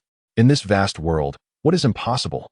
Life is bound to present us with the unexpected, Ace smiled, reflecting on his reckless leap from a cliff. Yet he had no regrets, for he had encountered Luffy, Sabo, Dayton, Carp, Steed, Delost, and Youju, each of whom filled his heart with warmth. Shall we press onward? Delost inquired. It is imperative. Ace shouted, everyone. Hoist the anchor and set sail. Oh, the three responded in unison. In no time, they all sprang into action. Delost yanked on the iron chain, and the anchor soared up. With one hand, he grasped it and declared, the anchor is secured. Steed climbed the mast, untied the ropes that bound the sail, and with a quick flick, the sail billowed open. Sail is ready, he announced with a grin. Youju dashed to the control room, gripping the steering wheel, exclaiming, let me have a turn at the helm. Ace sat at the bow of the ship, exclaiming, I am ready to take in the scenery. Bah! The three chimed in unison. Ayowa! Ace shouted. What is the matter, Ace? Steed called out. I see a small island. Ace exclaimed, and it's the same one as last time. Oh, it seems it hasn't moved far at all. Laughed Delost. What are you laughing about? Let us hurry and sail forward, brothers. Ace urged. After an hour, the four finally set foot on the island, arriving at the harbor, where they noticed something peculiar. The harbor workers advised, do not anchor, simply tether a chain to a pillar. When they inquired about the reason, the workers merely ignored them. Steed chuckled. Feels like there's something fishy about this island. Delost whispered, If there's nothing fishy here, then Steed will eat dung. Steed retorted, if there's nothing, then you should eat it. Drost swallowed hard. I can't afford that. It's your specialty. Remember when you once ate dung to raise your price? I'll hit you. Steed shouted. Thus, amidst their bickering, the four entered the nation. Upon crossing the threshold, a loud toot startled them. Ace looked around to find someone at the entrance playing a trumpet. Colorful streamers burst forth, showering the air with flowers. Is this a welcome for us? Ace smiled. They strode confidently into the country. Hey, where are you lot from? Get out of the way. A man shouted. We are here to welcome King Rolsa of Seymour. Returning from the sea. Get lost. We don't want to catch bad luck. What did you say? Drost yelled, itching to punch the man, but Steed held him back. My apologies for the interruption. Steed bowed respectfully before moving on. What bad luck? What is that trash pirate crew doing here? The man muttered. Why did you stop me? Steed, I could have taken him down. Drost exclaimed. Captain Ace isn't angry. Why should you be? Steed replied. Ace, aren't you upset? He insulted our pirate crew. Drost insisted. Youju nodded vigorously. Of course I'm angry, Ace smiled. Then why not do something about it? Drost pressed. But I can only be angry in my heart. Our pirate crew must not behave like other crews and harm innocent people. That would only tarnish our reputation. I refuse to be the captain of such a crew. Ace chuckled. Your mindset will put you at a disadvantage in this era. Don't you realize that? Steed remarked, at a loss for words. I know. But what can I do? Ace replied. You have a kind heart, Youju smiled. That is essential. However, I will not attack unless provoked. If he dares to bother us again, we will retaliate. Ace declared. Bah, how noble, Drost scoffed. Just then, a colossal figure passed by Ace, and they exchanged glances until they could no longer see each other. Ace, what are you looking at? Steed inquired. I'm watching that man from earlier. He possesses formidable strength. He must be the king of this country. What's more, he harbors hostility towards us. Ace whispered. Who is that man? He looks familiar. And his strength is impressive, Rolsa murmured. A nearby man, muscular and bare-chested, commented. He the dark horse who emerged a few months ago. Bounty of 120 million for Ace. That bald man is Steed, a former warlord with a bounty of 100 million, and that towering muscle-bound fellow is Drost, who once had a bounty of 80 million. I don't know about the little girl. Oh, they are indeed strong, but still not quite our match, Rolsa chuckled, then departed. Forget about him. What is going to happen with your pirate crew, Drost? The Crescent Moon Pirates? Ace asked. Actually, I've already handed it over to Iroh. If I don't reunite with them in 3 days, Iroh will be the captain of the Crescent Moon Pirates. Drost replied with a resigned smile. So now you are officially a member of our Spade Pirates. The real deal, Ace grinned. A rumble echoed from the bellies of the four. Steed, how much belly do you have? Ace inquired. Not much, about 100 million, Steed murmured. All right, you're treating us then. Let us go. Ace laughed. Steed responded, speechless. At that moment, two figures hovered in the sky for quite some time. Hey, Moonjun, what are you watching? Sol asked. I'm observing the person I admire and the ones they admire, Moonjun replied softly. What do you mean by that? So profound. You are impressive, Sol remarked. I believe that the ones they admire must be worthy of my admiration, so I stand here watching, Moonjun smiled. I'm not playing with you. Talking to you feels like a tongue twister, Sol said, at a loss for words. Is it really that convoluted? I find it quite smooth, Moonjun chuckled. Sol replied. Oh, right. The captain mentioned that the kingdom of Lorsa has lost control. This time, we must seize control of Seymour, Sol said. Seymour? With them around, do you think we'll stand a chance? Moonjun smiled. Who are they? Should we be afraid of them? Sol whispered. The Spade Pirates. Moonjun smiled. Bah, they're here? They're weak. Why fear them? Sol replied. Isn't the spirit of rising up after countless failures something to be feared? Isn't the power to purify a fallen nation something to be reckoned with? Moonjun smiled. Sol was left speechless. Do as you wish, Sol said, then vanished. You're leaving just like that? Stay and play with me a bit longer. Moonjun laughed. Meanwhile, in a restaurant, the four were devouring their food, plates stacked high, towering even above Drost. However, Steed, Youju, and Drost together had only consumed a quarter of the food. The rest was all devoured by Ace. Ace, you've consumed an entire 100 million belly.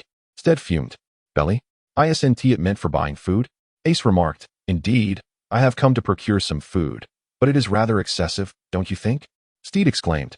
Oh, it matters not. Everything must eventually be resolved, so why not indulge in a moment of pleasure? Ace chuckled. Ace leaned in, inviting a gentle touch. I refuse. Steed replied with a smile. Refusal is not an option, came the soft retort from Ace, just as a fist of iron came crashing down upon Ace's head. Ace was utterly bewildered. You hit me using hockey? He exclaimed. Well, how else would I teach you a lesson? Steed replied softly. A lesson? Ace questioned. Yes, precisely a lesson, Steed affirmed. A lesson that has left me with a bump on my head as large as my own head, Ace shouted, pointing to the enormous crimson swelling atop his head. That is a matter of your innate stubbornness, not my concern, Steed remarked, whistling nonchalantly. How shameful. Clearly, you are feeling guilty, Ace retorted. Hee hee. Steed chuckled. Drost slowly reached for a plate containing a delectable-looking steak. Upon noticing this, Yuki promptly slapped Drost's hand away. Drost instantly realized, wiping the drool from his mouth. What's wrong with feeling guilty? You devoured an entire 100 million berries worth of my food, and I never complained. Yet here you are accusing me of guilt, Steed exclaimed. Well, money is meant to be spent on food. Whether eaten early or late, it all amounts to consumption, Ace countered. Forget it, I can't argue with you. Let's wander around this country for a while. It seems quite pleasant, Steed suggested. The environment was indeed lovely. Compared to the previous country of lore, this place was equally impressive. However, before Ace could finish his thought, Steed interrupted. Please refrain from using your limited vocabulary to describe it. Ace turned away in frustration. Drost and Yuki exchanged amused glances. Chapter 3. The three admirals of the Green Cone make their entrance. The four of them arrived at a park, where willows lined the riverbank, their branches dipping into the water, gently swaying as the breeze brushed past, creating ripples on the surface. This place is rather nice, Ace remarked with a smile. Haha. Thankfully you didn't use your limited vocabulary to describe it. Otherwise, your description would ruin its beauty, Steed declared. Really? Wouldn't my description make it even more beautiful? Just think, the last time I described something, I was in awe of my own eloquence. Ace laughed. Your little brother is quite impressed as well, huh? Steed said, his tone dripping with sarcasm. Of course, Big Brother will always look out for you. Ace quipped playfully. Oh, Big Brother, if you're going to protect me, then I might as well hang out at the naval base in this country. You can clean up the mess afterward, all right? Steed joked. Sure, come on. Am I afraid of them? Ace boldly asserted. All right, let us go, Steed shouted. Come on. Who's afraid of whom? Ace challenged. The two of them were undoubtedly rivals in a past life. What is a rival? Yuki inquired. A rival is, well, never mind, you'll figure it out eventually, Drost replied, perplexed, as the Spade Pirates were, for the most part, illiterate. Before long, the four had arrived at the naval base stationed in the country of Seymour. The guards at the entrance were numerous, each soldier appearing battle-hardened, their muscular frames instilling fear. Hee hee, are you scared, Ace? Steed teased. No, but I really know you are afraid, Ace jested back. No, it's you. Steed laughed. The two charged forward, prompting many Navy soldiers to raise their weapons, calmly aiming at them. These individuals are formidable. Despite our intimidating advance, they remain composed, Ace observed. Haha. Just by looking at these soldiers, it's clear they hold positions as rear admirals or vice admirals. The individuals inside must be quite extraordinary, he continued. Meanwhile, Yuki and Drost merely sat back, observing quietly and engaging in casual conversation. Afraid of them? Ridiculous, Ace shouted. With a shout from Ace, a demon materialized behind him, its grotesque visage startling a few soldiers into submission, though only a handful. What did you just do? Steed inquired. That is none of your concern, Ace replied with a smirk. TCH, I saw everything. You summoned a demon, did you not? Steed chuckled. How do you know? Ace questioned, a hint of disbelief in his voice. You should be aware that I am now the leader of the soul-shattering sect, Steed retorted with a grin. I know that. But what of it? The top 3 leaders of our sect possess extraordinary strength. They not only assess their own power, but also the soul manifestation of the soul-shattering technique. Since I possess the soul-shattering ability, I too can perceive it. Steed continued, his laughter echoing. I don't believe it, Ace stated firmly. Very well, just watch. Steed halted, summoning the soul-shattering spirit, wielding his blade with precision. He forcefully stomped the ground, causing a massive chasm to form. Suddenly, an enormous figure emerged behind Steed, clad in red garments, with disheveled crimson hair obscuring its face. Resembling a malevolent specter, brandishing a blood-red scythe. This is impressive, Ace exclaimed. However, the soldiers remained unfazed, having witnessed such a spectacle moments prior. Steed swung his blade with might, and the demon mirrored his action, unleashing a tremendous crimson slash that soared forward. Ha! That was quite a blow. I cannot be outdone. Ace laughed, summoning his own demon. Flames engulfed him, and the demon mirrored his fiery aura. Fire fist, demon fist. Ace shouted. He transformed into a streak of flames, delivering a powerful punch, as did the demon. The demon's heavy fist struck the ground, sending the crowd sprawling into the air. At that moment, the crimson slash drew near.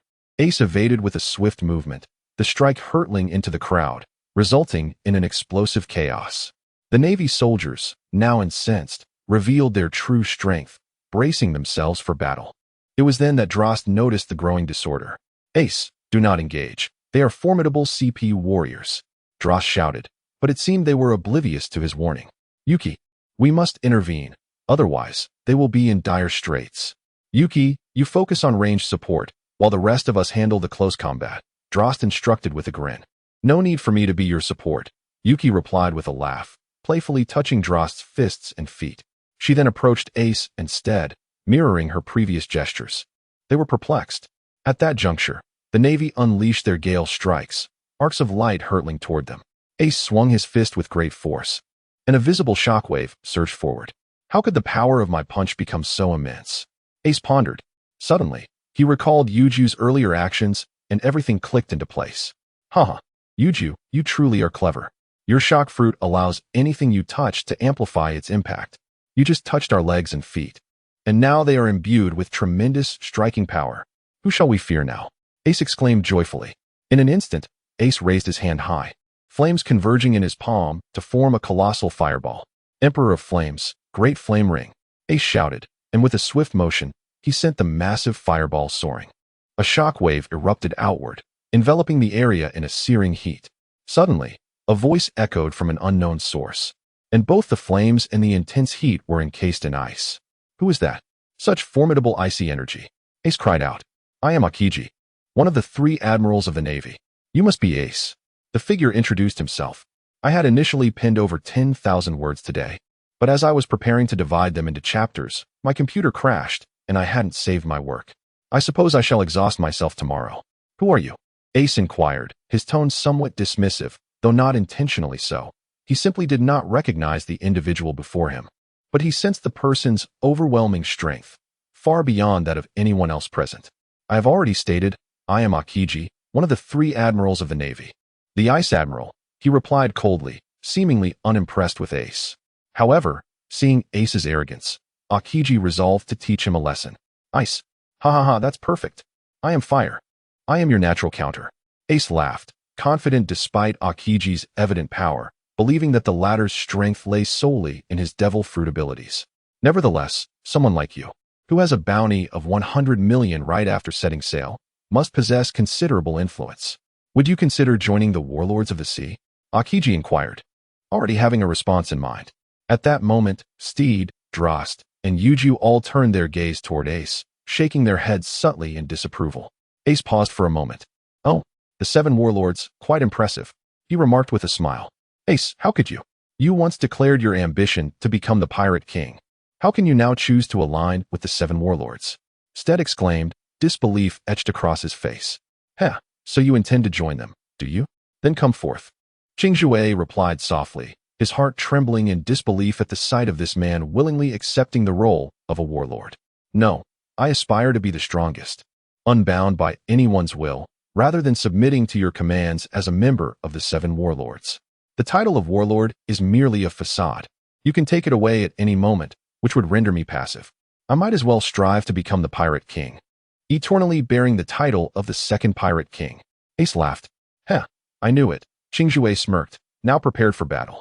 Ace, it seems you can withstand this temptation. Being with you was indeed the right choice. Delost proclaimed. Oh, Ace is truly magnificent. Youju exclaimed. Ace, I misjudged you. Steed spoke solemnly, lowering his head. Never mind. Our greatest enemy lies before us, and now is not the time to debate who is right or wrong. Ace laughed, a surge of inexplicable excitement coursing through him.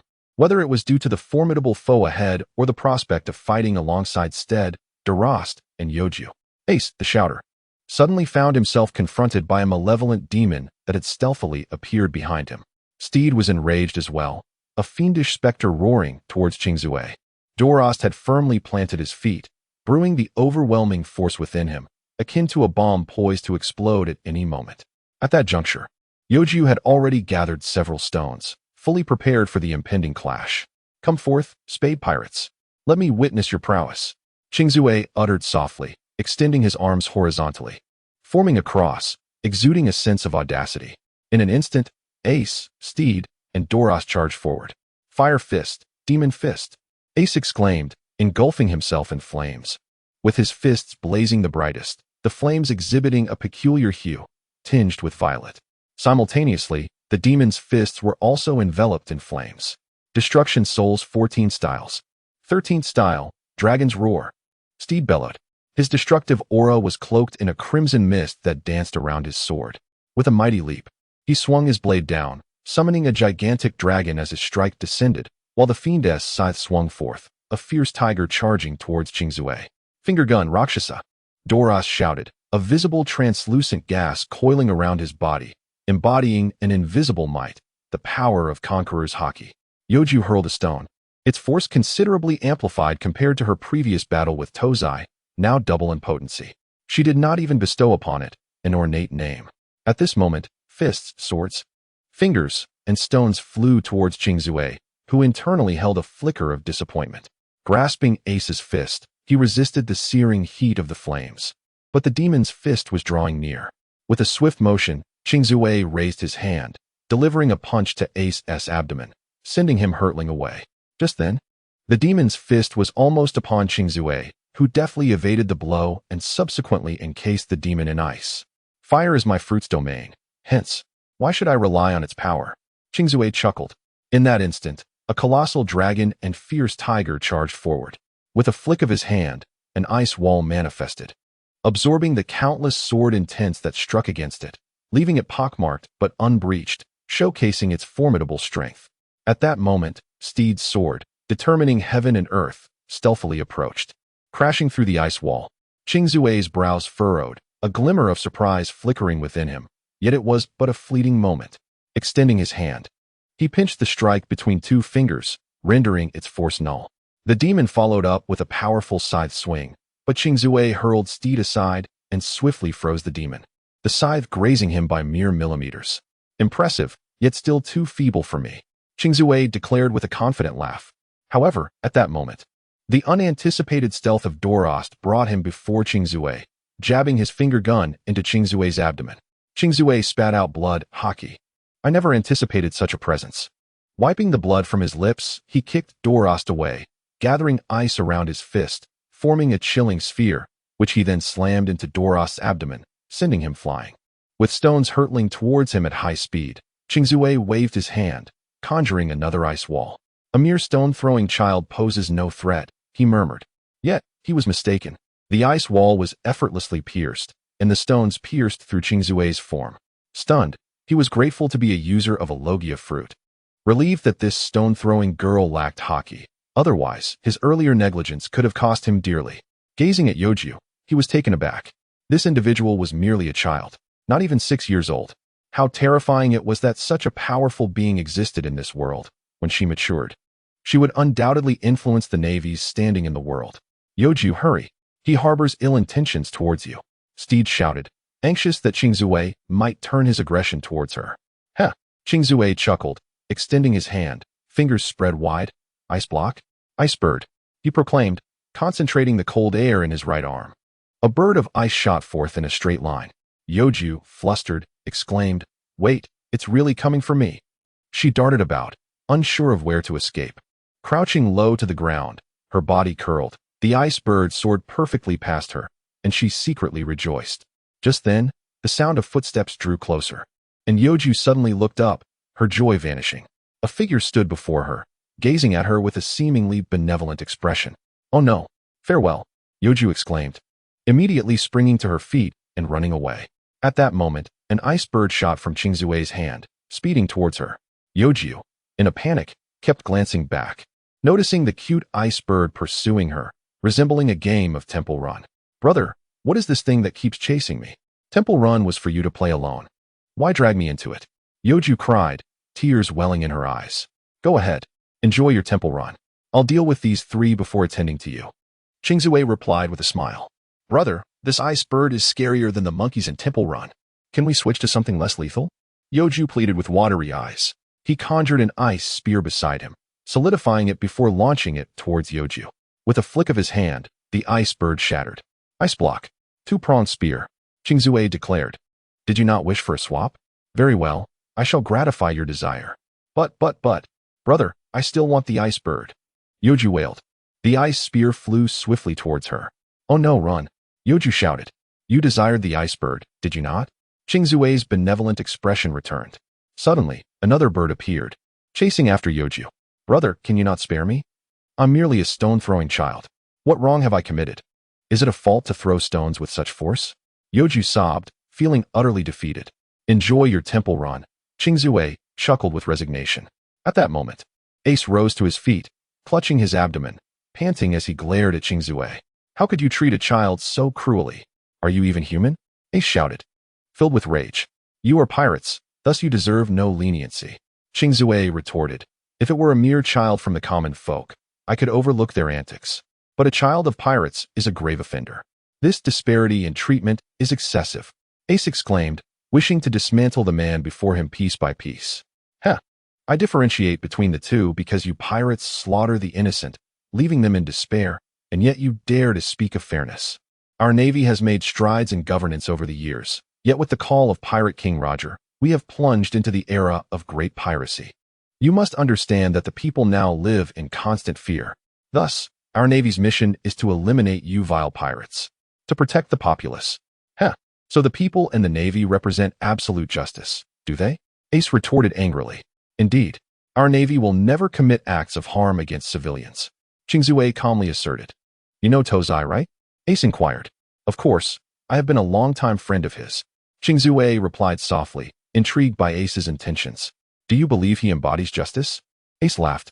Absolutely, for he is a Navy Vice Admiral and possesses strength comparable to ours. Xingyue stated. Pirates are wicked, are they not? Then what of Tozai?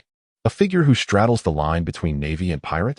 Ace exclaimed. In this realm of time and space, how could he possibly be a pirate?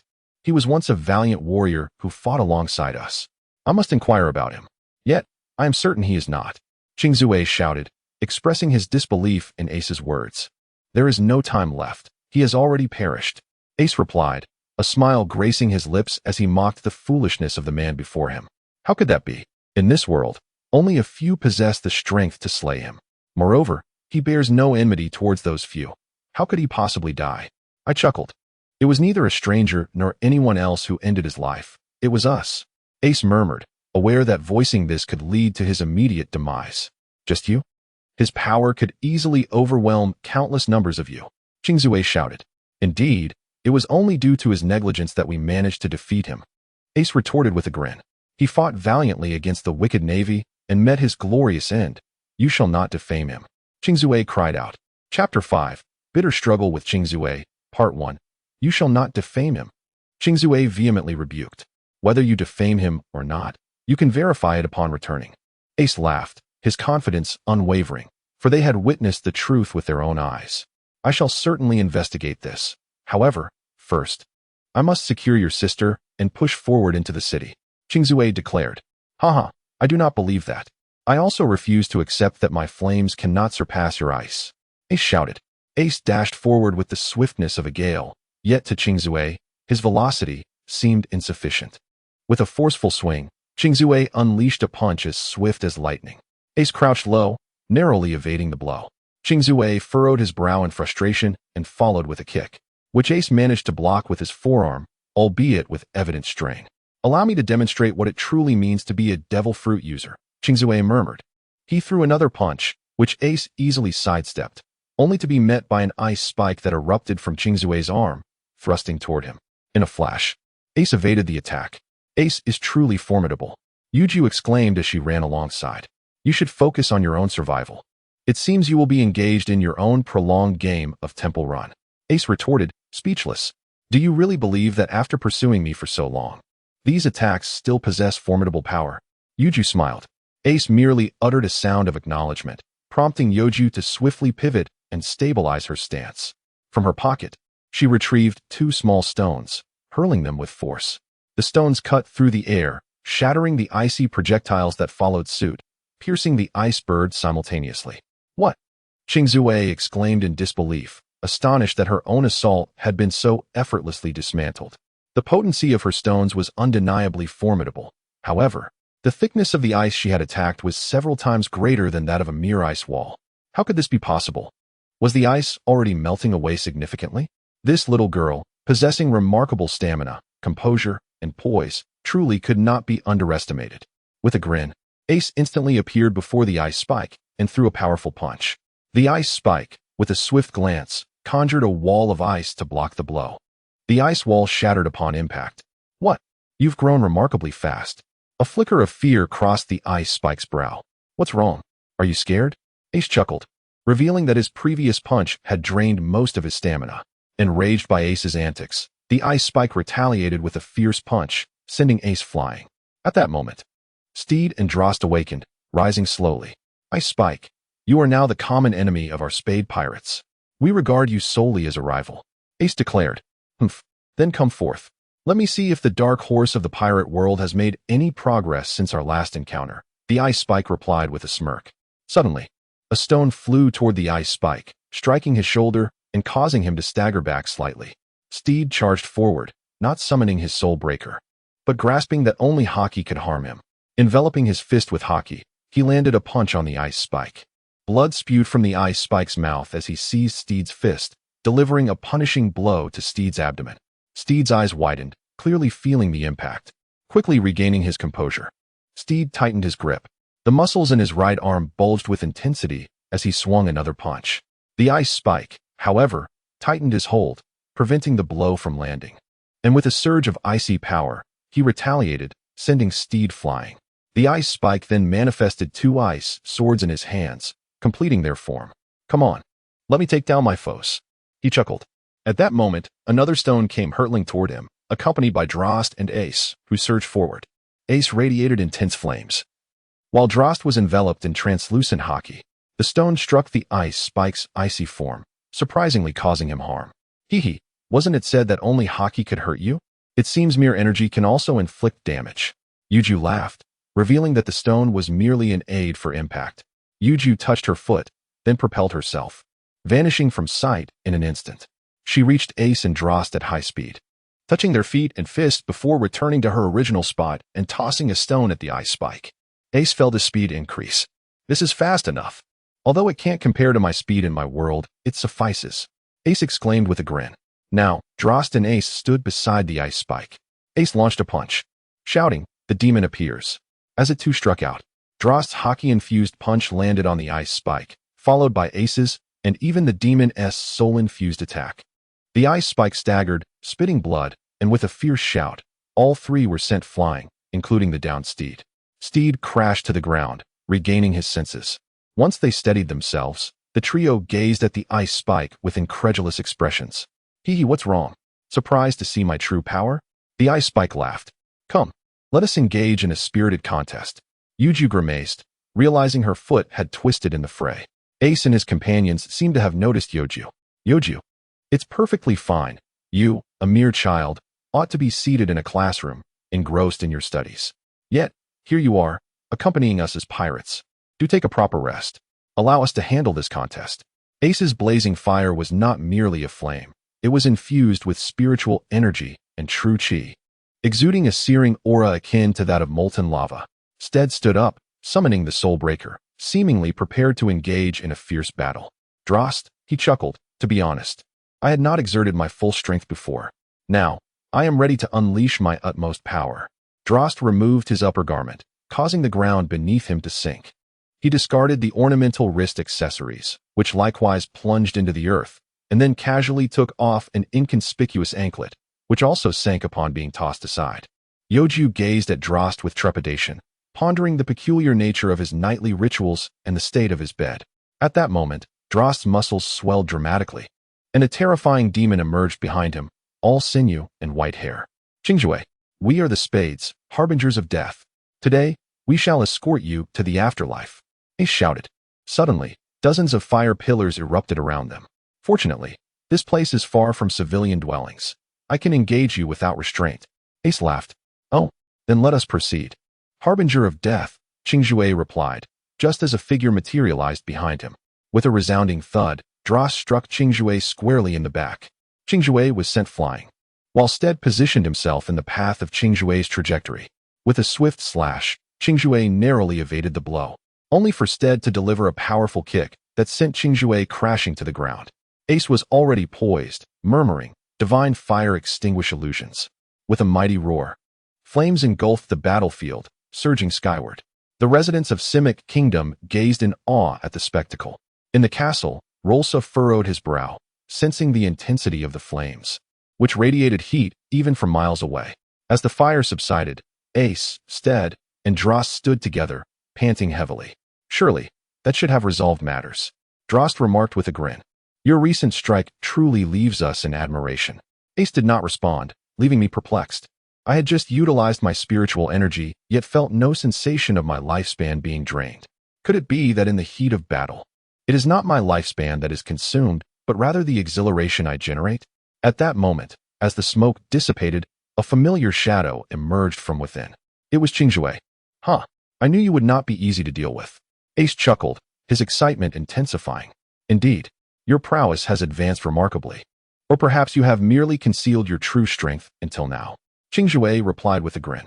Chapter 6. The Grueling Battle with Xingyue, Part 2. Huh? I have only just broken through. I was not inherently this formidable. However, I cannot vouch for the two beside me, Ace remarked with a laugh. Indeed, especially that Delost. You excel at hiding your true abilities. I recall guiding you at the Navy headquarters. Your strength was impressive, and I wondered why it seemed diminished. Now it makes sense. You were concealing it. Xingyue continued. And you, Steed, your power has also improved significantly compared to the past. And you, the son of Pirate King Joel D. Roger, your strength is truly commendable. How do you know my father is the Pirate King Joel D. Roger? Ace inquired, bewildered. For the legacy of the Pirate King had only led to the abandonment of his wife and child. It was Mr. Carp who informed me. Xingyue replied with a smile. What nonsense has that old man Carp been sharing? Ace grumbled. Ace, you are the son of the Pirate King. No wonder you are so powerful. Delost exclaimed. Let us not dwell on this. It is time for battle. Steed interjected. Meanwhile, Youju had begun snacking, the source of which remained a mystery. Delost and Ace nodded in agreement. Ace conjured a weapon resembling a water pipe from flames. The first weapon I'm encountering. A water pipe. Ace chuckled. In that moment, he charged forward, swinging fiercely, but Xingyue adeptly evaded. Ace crouched low for a sweeping kick, to which Xingyue responded with a smile and leapt into the air. Just then, Delost flashed in, throwing a punch, while Ace, positioned to Xingyue's left, also struck out with force. Xingyue intended to use ice to create a stepping stone, but was caught off guard by a glare. Unexpectedly, Steed joined the fray. Their only escape routes now lay above and to the right. Suddenly, a pebble flew in from Xingyue's right, causing a hint of panic. His only escape was upwards. Resolving not to evade any longer, Xingyue unleashed a blast of icy air downward, instantly freezing the entire arena. Steed, Youju, and Delost found themselves encased in ice. Even Ace was frozen in place with one foot. I didn't expect your ice to be this frigid. Ace laughed. But soon the ice on his foot began to melt. Youju, Steed, and Delost quickly thawed as well. Your temperature is exceptionally high too. I almost mistook you for a Kainu. Xingyue jested. A Kainu? Ace inquired. In any case, you will encounter him in the future. His strength surpasses mine by a margin. Xingyue replied with a grin. Nevertheless, I will eventually surpass all of you. Ace proclaimed, charging forward and delivering a punch that radiated an even hotter aura than before. Without hesitation, Xingyue coated his fist in haki and countered with a powerful blow, resulting in a fierce collision. Ace was sent flying. Witnessing Xingyue's immense strength, Delost realized that the power of this marine admiral was far greater than his own. He swiftly advanced and struck out with a punch. But Xingyue met him with a punch of his own, devoid of any embellishments or haki, having previously used it solely to prevent contact with the intense heat. Their fists clashed in a stalemate for a prolonged moment, until Xingyue exerted force, sending Delost hurtling away. Your turn. Let us engage in swordsmanship. I shall employ a dual-wielding technique. It seems my ice sword has been melted. Xingyue chuckled, and in an instant, two ice swords materialized in his hands.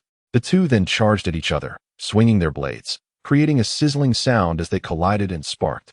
Steed deflected one of Xingyue's swords, then traced a circle in the air, unleashing a pillar of crimson energy. Xingyue raised a hand, summoning an ice wall to block the attack. Instantly, the ice wall shattered, causing Xingyue's brow to furrow, for this strike was not the same as the previous blood spray. At that moment, a massive wave of red sword energy approached. Xingyue swung his sword, cleaving the energy in two with ease. The might of this strike was effortlessly overwhelming. Xingyue laughed. Soga, how about this? Bloodlight of the 14 techniques. Ninth form. Steed shouted, raising his sword high as a blood-red radiance filled the arena. 10th form, mysterious sword. At this point, Steed's sword was enveloped in a translucent aura. He summoned the scabbard of the broken soul, retracting his blade into it. 11th form, a flash of bloodlight. Steed sprinted forward, the blinding effect nearly taking effect. Now, it was a race of speed. As he closed the distance, he swiftly drew his blade. However, Xingyue, alerted by his observation haki, evaded the attack. Haha, that bloodlight of yours is quite useful, but against those of us with observation haki, it's best to save your energy. Xingyue remarked softly. What? You dodged them all? Steed exclaimed in disbelief. What is so hard to believe about that? It's quite normal. Blame your poor choice of opponent. You chose someone with observation haki. Xingyue laughed, swinging his sword once more. Steed managed to block, but was still sent flying. Ace rose once more, his belief in his own strength wavering against the formidable figure before him. As dusk gradually descended, the sky darkened, and a flock of wild geese soared overhead. Hey, Ace, you still dare to stand? Truly, you are the son of Pirate King Roger, remarkable spirit. Xingyue chuckled. However, this tenacity may lead to your downfall. Xingyue's expression shifted abruptly. He lunged forward, swinging his blade at Ace, who merely glared, causing the weapon to melt away in an instant. What? Xingyue furrowed his brow in disbelief. Ha! Ace laughed foolishly, his eyes now glowing a crimson red, reminiscent of the demon looming behind him. As Ace swung his fist, the very air around him became laden with weight. Xingyue intended to erect an ice wall for protection, but the speed was overwhelming. He barely had time to react before Ace's fist connected with his face, the ice wall not yet materialized. What a formidable force! How incredible, such swiftness! I couldn't even catch a glimpse of it. Moreover, the demon's assault was equally as potent as Ace's blow. This meant I had just endured the impact of two immensely powerful punches. Xingyue furrowed his brow and let out a hearty laugh. Ha ha! Ace, in a dazed state, foolishly smiled, seemingly devoid of consciousness. Chapter 7. The Grueling Battle with Xingyue, Part 3. Faced with this strike, Ace frowned. The devilish laughter echoed chillingly, sending shivers down Xingyue's spine. Ace, it appears you are no longer aware. Xingyue murmured softly. At that moment, Youju could only stare blankly. But soon she snapped back to reality and rushed towards Ace. Ace, what has happened to you? She cried as she ran. Ace glared, causing Youju to hesitate in her advance. She was uncertain whether Ace was aware of the danger of this place or if he had forgotten that she had once been prey. That child, do not come any closer. At that moment, any semblance of humanity had vanished from him. Approaching is merely courting death. Xingyue murmured. Are you warning the pirates? Youju chuckled. I am merely advising the child. Do you wish for me to treat you as the pirates once did? Xingyue replied softly. No, I was wrong. Youju laughed. I no longer wish to play Temple Run. It is far too terrifying. The monkeys inside can disappear halfway through the chase. But you're like one that will pursue endlessly. Oh, really? Xingyue laughed. Just then, someone rushed up to Xingyue and struck him in the face, sending him flying. Ha! So pathetic. Ace laughed maniacally. Pathetic? Xingyue rose to his feet. All right, let me show you my true strength, he declared softly. Xingyue removed his naval jacket, revealing a well-defined physique before Ace. Ace chuckled. Is it a contest of muscles? Very well. With a surge of power, Ace's height and muscles expanded dramatically. Hee. Then come on. Xingyue responded with a grin. Ha, die. Ace roared, at that moment resembling a demon. The two struck simultaneously, their fists colliding against each other's faces. Xingyue then delivered a kick to Ace's abdomen, causing him to spit blood, and Ace retaliated with a punch to Xingyue's midsection, making him bleed as well. This brutal melee, devoid of any powers or mystical energies, was fiercely intense. Ace collided headfirst with Xingyue's forehead. Haha, I'm going to make you hurt. Ace relentlessly charged, disregarding the blood streaming from his own head, which was now completely soaked. It hurts terribly, but your injuries are far worse. Xingyue chuckled. I merely have a scratch, while you are hemorrhaging. Ace laughed, seemingly oblivious to Xingyue's words. Every strike landed on Xingyue's forehead. Suddenly, for reasons unknown, Ace's movement slowed, and he came to a halt, feeling dizzy and unsteady. Haha, it's over for you now, you can no longer fight. Thus, you have lost, Xingyue declared with a grin. Out of nowhere, a punch struck Xingyue in the abdomen, leaving him stunned and incredulous. How is this possible? He exclaimed, spitting out blood, summoning all his strength. Xingyue swung at Ace's abdomen. With a thud, Ace was sent flying. Haha, your stamina is nearly depleted. The side effects are kicking in. It appears you are on the verge of fainting. I have won this time. Xingyue laughed. Gasping for breath, Xingyue lay on the ground as night fell. The moon casting silver rays across the battlefield, illuminating the faces of everyone present. Youju could only stare in shock at the devastation caused by these individuals. The battleground was pockmarked, and flames still flickered in some areas. Though exhausted and devoid of extra strength, Xingyue stood up, determined not to let the Navy's reputation falter. This group is truly formidable. The future will undoubtedly be led by these young individuals. We, the older generation, can only suppress them temporarily. We will inevitably be eliminated. Xingyue lamented with a wry smile. At that moment, several soldiers emerged from the base. General, we arrived late. They shouted. Where have you all been? Xingyue inquired. We were busy picking up soap in the communal bath. We didn't hear the commotion outside. The soldiers replied, heads bowed. You actually have the audacity to say that? Where is your dignity? You have not only shamed yourselves, but also me and the entire Navy. Xingyue admonished fiercely. We will never do that again. The soldiers vowed. Good. That's more like it. Xingyue exclaimed. From now on, let's all pick up together. The soldiers chimed in. You lot never change. You are incorrigible. Xingyue sighed in resignation. General, you're not in a much better position, the soldiers retorted. So now you dare to defy me? For dinner tonight, you will handle the base's sanitation while the medics take a break. Xingyue ordered. Cheers erupted from the base. TCH, General, you just want to see that medic girl, don't you? Using this as an excuse to arrange a date with her tonight. The soldiers teased. How do you know what I'm thinking? Xingyue shouted. We've already taken to calling her sister-in-law behind your back. The soldiers laughed. Haha, I can't let you off the hook that easily. Xingyue retorted. General, please don't punish us just yet. Focus on dealing with the pirates first. The soldiers pleaded in unison. Oh, good point. Make sure they have blankets so they don't catch cold. They are pirates I admire. Xingyue smiled. The soldiers retrieved numerous blankets from the base and covered Ace, Steed, and Delost, then placed one on the ground. Children, come and sleep. Be with your captain and crew, one soldier said before heading back into the base. Youju rushed over, immediately covering herself with a blanket and falling asleep. Hours later, Xingyue emerged to check on them, only to find someone had appeared. Chapter 8. The Pinnacle Battle, Soul vs. Xingyue. You are Xingyue, right? Soul grinned. And you are the captain of the Dragon Desolation Pirates, if I recall correctly? Xingyue replied softly. Why so cold? Shouldn't old friends have something to say to each other? Soul quipped, his tone dripping with condescension. Soul, you know I detest conversing with you because you always speak in a tone that irritates me. Xingyue glared, wishing to ignore him if not for their past friendship. Well, that's just who I am. You should know that. But it's quite a surprise to run into you here. Soul chuckled. Your tone truly irks me. What should I do? Xingyue shot back. Oh, why are you looking at me like that? Ah, I see you want to fight. Soul laughed. Come on, I'm not afraid. I've been trained by Captain Garp. How could I possibly lose to you? Xingyue declared confidently. Haha, Garp, the one who could face the pirate king Gold. Roger without flinching, right? Soul said. Indeed. There are few in this world who can stand on equal footing with the pirate king. Xingyue replied softly. Oh ho ho. How many can you name? Soul challenged. Captain Garp, Fleet Admiral Sengoku, Whitebeard, Granite Saru. Not many more than that. Xingyue mused, trying to recall. Wrong. There should be 11. Soul countered. 11? Where do the others come from? Don't tease me. Time is precious. Xingyue responded, exasperated.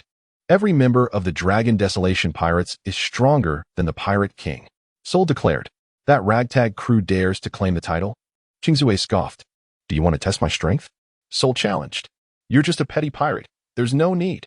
Xingyue replied, at a loss for words. Oh really? Suddenly, a terrifying aura emanated from Seoul, making Xingyue break out in a cold sweat. This power, so frightening. Xingyue swallowed nervously. Now you recognize my prowess. In my crew, I'm considered the weakest. Even your strongest Navy members might struggle against this level of strength. Seoul boasted. Haha, that's merely intimidation. True strength can only be revealed in battle. Xingyue retorted. All right then, let me show you what the power of the world's greatest sword is. Seoul proclaimed, unwrapping a tightly bandaged object. The world's greatest sword? Do you dare to say that in front of my hawk? Xingyue scoffed. Why not? I'm confident my swordsmanship surpasses his. Seoul declared, brimming with self-assurance in his skills. Ha, you truly are arrogant. Allow me to demonstrate my prowess, exclaimed Xingyue, with his hands tucked into his pockets. He observed every movement of Han. The bandages binding Han unraveled, revealing a sword. That was Han. With a powerful swing, Han sent forth a wave of sword energy. Pathetic, scoffed Xingyue, as the sword energy froze in an instant. Its power is quite feeble, he murmured. Oh, then come and receive the baptism of my infinite sword system. Han replied with a grin. He pointed his sword toward the sky, tracing a circle with its tip, causing a vortex to form above. Infinite sword system, commence. Countless blades rained down from the heavens. Xingyue furrowed his brow, realizing that with the presence of Ace and others, this was not the ideal battlefield. Moreover, he had to divert his attention to protect them while Han unleashed such a technique. Han, you truly are despicable, Xingyue rebuked. Despicable? This sword technique is inherent to itself. So, I suggest you safeguard yourself and the other four. Laughed Han. Xingyue conjured several solid ice shields, ensuring that the swords would not harm Ace and the others for the time being. Why not create a larger one?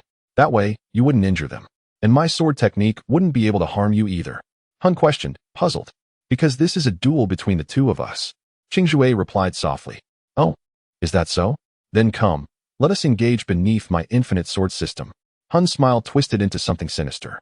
Xingyue transformed his hand into ice spikes and charged forward to clash with Han. The sound of metal meeting ice sparked as their weapons collided. With a swift motion, Han deflected Xingyue, sheathing his sword before dashing forward, drawing it in a single fluid motion. Xingyue barely managed to block with his ice spikes, but two of them shattered upon impact. Ah, now this is somewhat impressive. Han chuckled, a glint of excitement in his eyes. Xingyue frowned slightly, withdrawing his hands into his pockets, opting to engage in this manner. Long-range combat is ready, he murmured. Han raised an eyebrow, and suddenly an ice spike erupted from beneath him. Han performed several backflips, and during the last one, he landed right on the emerging ice spike, slicing it in two. Oh ho, this is indeed long-range combat. Han laughed. Just then, a colossal shadow loomed beneath him. Looking up, Han saw a massive ice boulder overhead. With a single stroke of his sword, he cleaved the boulder in half, leaping up to kick the two halves away. As they hurtled toward Xingyue, an ice wall emerged to block them. Very well, in that case, Han sheathed his sword, hanging it at his waist. Infinite sword system, speed multiplied by 3. In an instant, countless swords rained down, and Han moved with astonishing swiftness, the ground littered with blades. Xingyue defended against the infinite sword system while launching his own attacks. An ice spear shot forth, and Han snatched a blade from the ground, cleaving the spear in two. He then hurled the sword toward Xingyue, who raised an ice wall to block it. Countless ice spears followed, but Han merely smiled as he drew two blades from the ground and moved with blinding speed, slicing through the myriad of ice spears. He soon stood before Xingyue, encasing him within towering ice walls. With a grin, Han tossed a blade into the air, catching it in his mouth before squatting low and wildly slashing, shattering all the ice walls. A blade was now poised against Xingyue's neck. Now, do you believe it? Xingyue? Han taunted playfully. Actually, you have lost too, Xingyue replied with a smirk. Han glanced down, then chuckled. Suddenly, he transformed into smoke, reappearing behind Xingyue, the blade at his throat. I knew you wouldn't concede so easily, so I prepared accordingly. Chapter 9. A Joyous Feast, Youju's New Friend. Hee, you are truly formidable. No wonder you claim to surpass Captain Carp, but my strength is on an entirely different level. Do not presume that defeating me means you can conquer Captain Carp. Xingyue spoke softly. Hee, I haven't even unleashed my full power yet. Han retorted with a grin. Why not? Xingyue inquired. Because once I do, I might not know if you still exist, Hun laughed, vanishing moments later. Hiki, do you think I would disappear? How confident you are. Perhaps it is the truth. Xingyue sighed. I never imagined that after decades apart, our strengths would differ so greatly. This world is truly extraordinary. And what of the Dragon Wild pirate crew? Tomorrow I must return to headquarters to report on their newfound activity. Xingyue gazed at the sky. The following morning, Ace and the others awoke, groggily rubbing their eyes and stretching. What is going on? I feel so disoriented. It seems I had an intense battle with Xingyue yesterday. Ace murmured, one eye barely open. You all fought for quite some time, well into the night. And Ace, have you noticed that we are all soaked? Youju softly remarked, feeling the wetness of the blankets and the floor. It was the melted water from the ice shields Xingyue had conjured. Indeed, how strange. We are completely drenched. My hair must be a mess. Steed commented softly. It appeared he had forgotten he was bald. Ha! Ace couldn't help but burst into laughter. Are you all this bothersome? I just want to catch a decent sleep. Delost grumbled as he sat up, clearly annoyed. Oh right, who truly emerged victorious between Xingyue and me? Ace asked Youju, eager to learn the outcome. It was Xingyue who won. Your attack style was too self-destructive. You exhausted yourself. Youju wiped the sweat from his brow, recalling Ace's headbutt attack with a shiver. Xingyue is indeed powerful. It seems he has yet to truly unleash his strongest abilities. His devil fruit powers are not often employed in battle. If he were to fully harness his fruit's potential, even flames would surely face defeat, Ace remarked. His brow furrowed in concern. Indeed, he is incredibly strong. As a former warlord of the sea, I know firsthand. In this world, only the warlords, the four emperors, Carp, and Sengoku can contend with them. Steed sighed, gritting his teeth whenever he mentioned the warlords. Delost, bewildered, interjected, what on earth are you all talking about? Have you not been listening at all? Ace chuckled at his friend's confusion. Well, what are we waiting for? Let us eat. Delost exclaimed, exasperated. Eat? You need to give me money. Steed protested, fuming that Ace had devoured all their funds the previous day. Now I don't have a single berry left. Come on. A person is iron, and food is steel. Missing a meal is quite distressing. Ace laughed, his stomach growling audibly. Steed sighed. Would you all consider selling me? You could easily earn 1,000,000 berries. Who would engage in such treachery? Ace replied softly. Suddenly, the gates of the naval base creaked open, revealing a familiar figure standing there. It was none other than Xingyue. Xingyue, are you here to capture us? Ace asked, his excitement building for another round of battle. No, I am not here to apprehend you.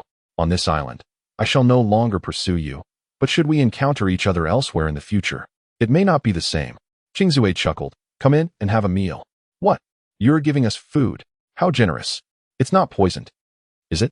Ace exclaimed, utterly bewildered. There's no need for such astonishment.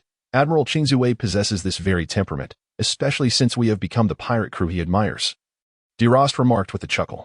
How has the relationship between pirates and the Navy shifted? Just yesterday, were we not branded as the epitome of evil? Today, it seems entirely different. Ace shouted. Now, will you eat or not?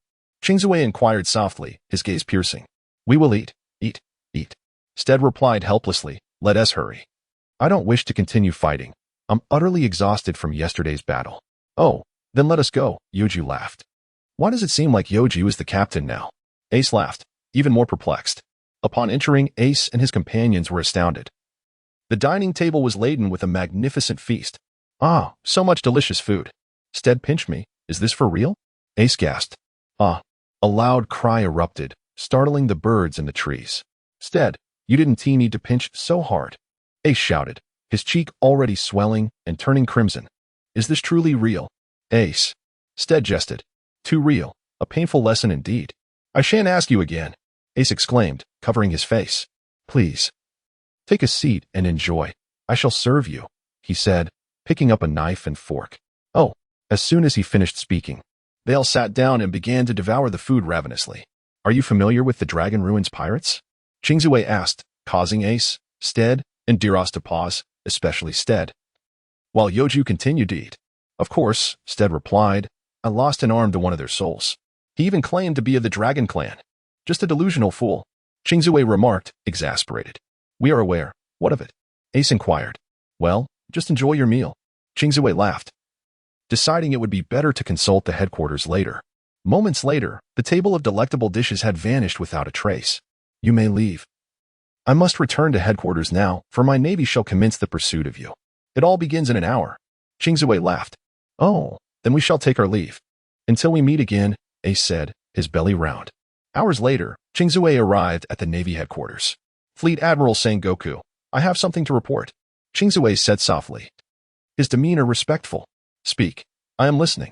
Sengoku replied, preoccupied with a seagull. The Dragon Ruins pirates have become active. Xingyue stated quietly. Suddenly, Sengoku froze. A feather from the seagull torn away, the bird screeching in pain. Fleet Admiral, I've heard the bounty on the Dragon Ruins pirates is quite low, totaling only 200 berries. Yet yesterday, I faced one of their souls and was easily defeated, despite being fully alert. Xingyue conveyed softly. Do you know their bounty units? Sengoku asked quietly. What? Then their captain must have an astronomical bounty. Unprecedented, Xingyue exclaimed. The four arrived at a small town, their stomachs still unfilled. Ace's belly resembling a large ball. Steed, do you know of any fun activities in the Simic Kingdom? It's dreadfully boring, Ace said, patting his belly. Playing? You should focus on digesting that massive belly of yours. It would be uncomfortable to play with such a gut. Besides, this is my first visit to this country. Steed replied, clearly unimpressed with Ace's frivolity. Then Delost, your country is nearby. Surely you visited while being a pirate. Ace asked, fixated on having fun. Well, I was part of CP during my teenage years, only becoming a pirate a few years ago. My initial departure had nothing to do with my homeland. Delost explained. That's a bit absurd. In CP isn't very strong. The Navy CP we faced previously was hardly formidable. Ace retorted. They aren't true CP. They merely learned the 6 styles. Even now, I'm still an intern in CP. Delost sighed. Who is the strongest CP? Ace inquired, lacking a deep understanding of CP.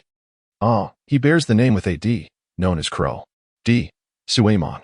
A single thrust from him surpasses 1,000 of mine and carries lethal force, Delost remarked, furrowing his brow at the thought of such a formidable individual. Regardless, I shall surpass him eventually. Haha, what is there to fear? Ace laughed. At that moment, a young girl skipped towards Ace and his companions, bending forward with a smile. Hello there. Her head swayed, and she appeared exceedingly adorable. And you are? Ace asked, unsure of who was greeting him. My name is Youju, what about you? She smiled, taking Youju's hand. What is your name? Youju inquired of Youju. I am Youju. They call me Big Fool, Second Fool, and Third Fool, Youju replied humorously. Oh, I see. The one with yellow hair is Big Fool. The one with red hair is Second Fool, and the robust man is Third Fool. Youju giggled, covering her mouth. Such unique names. How are you so clever to know who is Big Fool, Second Fool, and Third Fool? You're brilliant. Can we be friends? Youju asked, her happiness palpable. Yes. Sure. Youju, you are my first friend. Youju beamed at Youju, her smile radiant. This caused Ace to stumble, nearly losing his balance as memories of meeting Sabo for the first time flooded back when the consciousness of the alternate Ace first emerged. He too had smiled in such a radiant manner. It was truly beautiful. You children make friends far too quickly. Within 3 minutes, you declare your friendship. Amazing, Delost remarked, exasperated. Wah, Third Fool brother is so clever. Youju laughed. Are you praising him? Steed displayed an expression of bemusement, a living meme come to life. Indeed, I am praising him. And Second Fool brother's expressions are simply hilarious. Youju giggled. Ha ha ha, Second Fool, Third Fool, how amusing. Ace laughed heartily. Big Fool brother. Why do you mock their names? Names are given by parents, so it's not his fault. And isn't your name Big Fool? That implies you're even more foolish than they are. Are you not from the same parents? Youju smiled. Not. Ace shouted, I am Ace, destined to become the Pirate King. This robust, unattractive fellow is Delost, and this blood-red-haired chap is Steed. What do you mean by unattractive? Ace. We need to have a serious talk. You can call Steed bloody, but how dare you include me in that? Delost grinned devilishly, since you've dragged me into this. Let us sit down and discuss it. What do you mean by bloody? Ace, I am aware of your penchant for deceit. Yet the claim that Delost is unattractive is undeniably true. However, to assert that I am grotesque is an outrageous fabrication, Steed remarked, at a loss for words. Suddenly, Delost and Steed locked eyes in a moment of intense emotion, and then their fists collided with fervor. What did you just say?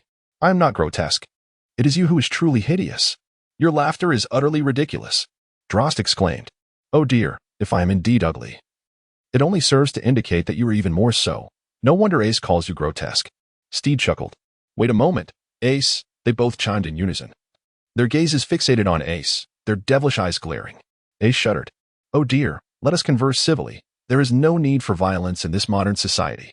Ace pleaded. A civilized society, you say? If we cannot employ our fists, then I shall use my feet. Steed declared, and with that, Delost and Steed commenced to assault Ace with their feet. Minutes later, Steed and the others grew weary from their kicks. Ace gingerly touched his face, exclaiming, "Oh, that hurts." Well, Ace, do we still appear hideous or bloodthirsty to you now? Steed inquired with a grin. Oh dear, Ace had not yet finished speaking. With that, the two resumed their assault. Moments later, Ace, bruised and battered, glared at Steed and Delost. This is outrageous. My face, though I may not be handsome, it is still my face. Woe is me, you lot. Ace lamented. Did it hurt? Shall we offer you some affectionate caresses? Delost teased. Absolutely not. I refuse. After your caresses, I may very well cease to exist. Ace shouted. Oh dear, you think too ill of us. How could we ever partake in such benevolent actions? Steed laughed. Is that so? Ace questioned. Meanwhile, Youju and Youju stood nearby, unable to contain their amusement. Your three friends are truly entertaining, brother. How hilarious. Just look at that blonde-haired fellow's face. Ha ha ha. Youju exclaimed, collapsing in laughter upon the ground. Indeed, quite amusing, resembling a fool. However, that second fool is exceptional. The best, the most handsome. Isn't that right, Youju? Youju added with a smile. Whatever you say is true. Ha ha ha. Youju replied, unable to quell her laughter. Ace and Delost's gazes converged upon Youju. What did you just say? They exclaimed in disbelief. The scene gradually darkened as twilight descended, the sky a murky hue. Yet a few seagulls continued to soar gracefully above. The sun, though partially obscured, cast a warm golden glow, painting the earth in vibrant colors. You bullies. You're picking on a child. Youju lamented, tears brimming in her eyes. You keep pinching my cheeks, woo-woo. They've become swollen because of you. Bully you? If it weren't for the encroaching night, we would continue pinching until you questioned your very existence. Ace retorted, though he struggled to suppress a smile at Youju's expression. Delost, however, showed no restraint and burst into laughter. You truly are amusing. Youju couldn't help but giggle as well. And remember, we do not go by the names of Big Fool, Second Fool, or Third Fool. We have our own names, so do not heed her nonsense, said Steed, wiping the sweat from his brow. Well, you seem rather strong, don't you? Youju inquired, still maintaining a smile. One could say we're passable, perhaps, Ace replied, his confidence wavering, having been thoroughly undermined by Xingyue. Why are you all so uncertain? Even a child like me has unwavering confidence in my abilities, Youju declared, seemingly intent on proving a point. I'm not quite convinced. Actually, I don't believe it at all. Delost muttered, perplexed by the girl's self-assuredness. How about a little test? Youju suggested playfully, standing there with a smile. What if I accidentally hurt you? Steed asked, concern evident in his voice. Not a problem. Really, Youju assured, her eyes widening, previously narrowed in mirth, now radiating a hint of combativeness. Then I shall not hold back, Ace remarked with a grin, contemplating testing her limits. Ready to retract his fist at the last moment to avoid causing her any harm. Just as Ace prepared to strike with restraint, Youju raised her fist. In an instant, Ace regretted his decision. Youju swiftly approached, tripping Ace, delivering a blow to his chin, then gripping his hand and pulling him back. Youju charged forward. And Ace let out a yell as a punch struck his abdomen. Just as he was about to be sent flying, Youju yanked him back once more, furrowing his brow. Ace attempted to transform into flames to evade the impending strike. Youju's knee surged toward his abdomen, but Ace, embodying the essence of fire, believed he was impervious to her attack, except for hockey and when bound by sea stone. Confidence swelled within him. Yet, just when Ace was certain the blow would not reach him, a sudden impact reverberated through him, sending him soaring through the air, blood spilling from his mouth. Ace, didn't Youju say not to go easy on her? Why did you relent? Delost shouted, alarmed. At this moment, Ace felt somewhat displeased. Delost, you fool. You speak without knowing anything. Who is really giving way to whom? The three idiots. Are you implying that he hasn't exerted himself fully? Would you like to give it a try? Youju smiled at Delost, her expression ambiguous, perhaps mocking. Without hesitation, Delost sprang forward, launching a powerful punch toward Youju. She did not evade, whether out of fear or disdain for the punch's strength was unclear. As the fist approached, Youju tilted her head, allowing the punch to graze past her. With wide eyes, she grasped Drost's fist and pulled back. Drost stumbled, landing awkwardly with one knee raised high. He regained his balance in midair and, upon landing, kicked at Youju. She leapt back to avoid the strike, then seized Drost's arm, striking his chest with her forearm before swiftly pivoting to deliver blows to his waist and abdomen. Blood spewed from Drost's mouth. Drost's eyes sharpened as if he had discovered something. He grasped Youju's hand with glee. Hee, continue the combo. Hee, now your combo is lost. Drost boasted. Youju ignored him, pushing off the ground to leap up, twisting her body to escape his grip. Drost felt a sharp pain, his hand instinctively releasing her, and she landed to execute a shoulder throw, slamming Drost onto the ground with a thud. Steed swallowed hard, his Adam's apple bobbing. What a terrifying individual. Such a young age, yet she possesses the strength to defeat someone older than herself. Her future is undoubtedly promising, he remarked, though a hint of trepidation crept in. Brother idiot, are you interested in trying as well? Youju tilted her head, a slight smile gracing her lips. Sure. Steed wiped the cold sweat from his brow as a blood-red great sword appeared in his hands. A figure resembling a grim reaper roared behind him. Steed seemed to exert his utmost effort, not daring to slacken. He dashed forward with remarkable speed, darting back and forth. Aware that such movement would deplete his stamina, but believing it necessary to distract from his offensive. What? Unfazed? Just like against Ace and Drost? Steed exclaimed in astonishment. However, he was not deterred. His strategy was not limited to this. He leaped, wielding his sword, yet Youju effortlessly dodged. And Steed vanished in an instant. Youju smiled, crouched, and kicked backward, sending Steed flying. Is that it? Big idiot, second idiot, third idiot. How can you be like this? Aren't you said to be strong? I can't see it. Youju chuckled, covering her mouth. Your combat skills are simply too formidable. Despite lacking in power and speed, you can knock us 3 to the ground with your techniques. Who taught you such skills? Ace inquired, genuinely intrigued. My father taught me. His combat skills are thousands, even tens of thousands of times stronger than mine. He mentioned that very few, if any, in the entire world can match his prowess. I think my father is overly confident. Youju replied with a laugh. Perhaps what your father says is true. Take us to meet him, Ace suggested with a smile. Youju nodded enthusiastically and began to lead them to her father. Who exactly is Youju's father, capable of nurturing such a formidable daughter? What is his strength? The curtain is about to rise on this series of questions. Chapter 11 will be released between 5 and 6 o'clock. Chapter 11. Youju's father, the strongest fighter, Yansu. What kind of person is your father, Youju? Ace asked, increasingly curious about her father, eager to meet him and learn more about him. Fearsome, Youju whispered, causing Ace to shudder involuntarily.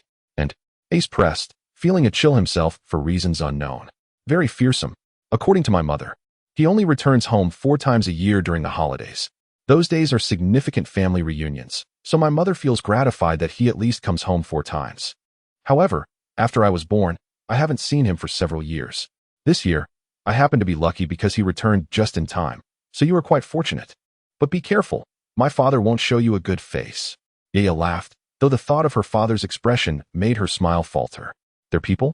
Ace inquired, curiosity piqued. You ask me, and I ask who? Big idiot, truly foolish, as expected of the biggest fool.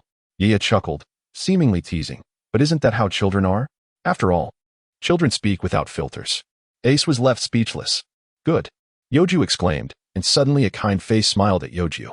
Youju, you rascal. How can you say that about big idiot? Ah, Ace. Youju shouted. Youju smiled helplessly. We've arrived. Youju declared cheerfully. Dad, Mom, I'm back, and I've brought friends. She ran up to a house and called out. Suddenly, the door swung open, revealing a terrifying face. They all gasped, uttering 2 words, impressive. It was a serious face, and accustomed to the jovial expressions of Ace and the others, they found it difficult to adjust. Youju, in particular, couldn't cope and clung to Steed's thick leg. Gazing up at him, he bore a serious expression, a robust physique, darker skin, and held a gourd filled with liquor. Friends? The man inquired, then turned his gaze. Is that so? If my daughter's friends are here, please come in. Oh, let me introduce myself first. My name is Yansu. He smiled, though his serious demeanor remained unchanged. Truly stern. Ace remarked. Oh, I'm Ace, captain of the Black Spade Pirates. He introduced himself with a smile. I am Drost, a former CP in the Navy, now a crew member of the Black Spade Pirates. Drost chimed in. I'm Steed, from the Guoyun X clan. the third son of the clan leader. Currently, I'm a crew member of the Black Spade Pirates, Steed said softly, seemingly reluctant to reveal much about himself. I'm Youju. Without parents. This name was given by Steed. Now I'm a crew member of the Black Spade Pirates, Yeye's friend, Youju said, still hiding behind Steed, fearful to step forward. Come in, all of you, Yinsu invited softly, uncorking the gourd to take a swig. He thought to himself, is it them? Yinsu led the group inside. Upon entering, Ace was taken aback. The floor was uneven, not due to prolonged habitation, but seemingly from training or battles. Most importantly, the room was equipped with various training apparatuses. The arrangement of the room made it evident that Yeye's father was far from ordinary. How impressive! Ace exclaimed in astonishment. Hee, it's just okay, Yinsu replied modestly, clearly a humble master. What a modest expert! Ace exclaimed. Ace seems no longer to be the pinnacle of power from another realm, but rather a minor pirate in this world, one of little strength. This realization has weighed heavily on him as he reflects on the vast disparity between his current state and his former prowess. In truth, you are quite formidable. A serious voice murmurs softly, yet it seems to carry an underlying significance. Huh. Ace is perplexed. Why would such a master refer to someone like him, a mere pirate, as strong? What? Ace, you have unexpectedly received the commendation of a master. Steed, Delost, and Youju exclaim in astonishment. You fool. My father said you are strong, and that undoubtedly means you are strong. It's just that your current abilities are lacking, Yeye chuckles. Silence. By saying that, you are effectively insulting your father and me. Yinsu shouts. Ace still struggled to grasp the meaning behind it all. Oh, right, use father. Could you perhaps impart some combat techniques to us? Ace exclaimed, having long desired to voice this request. Certainly.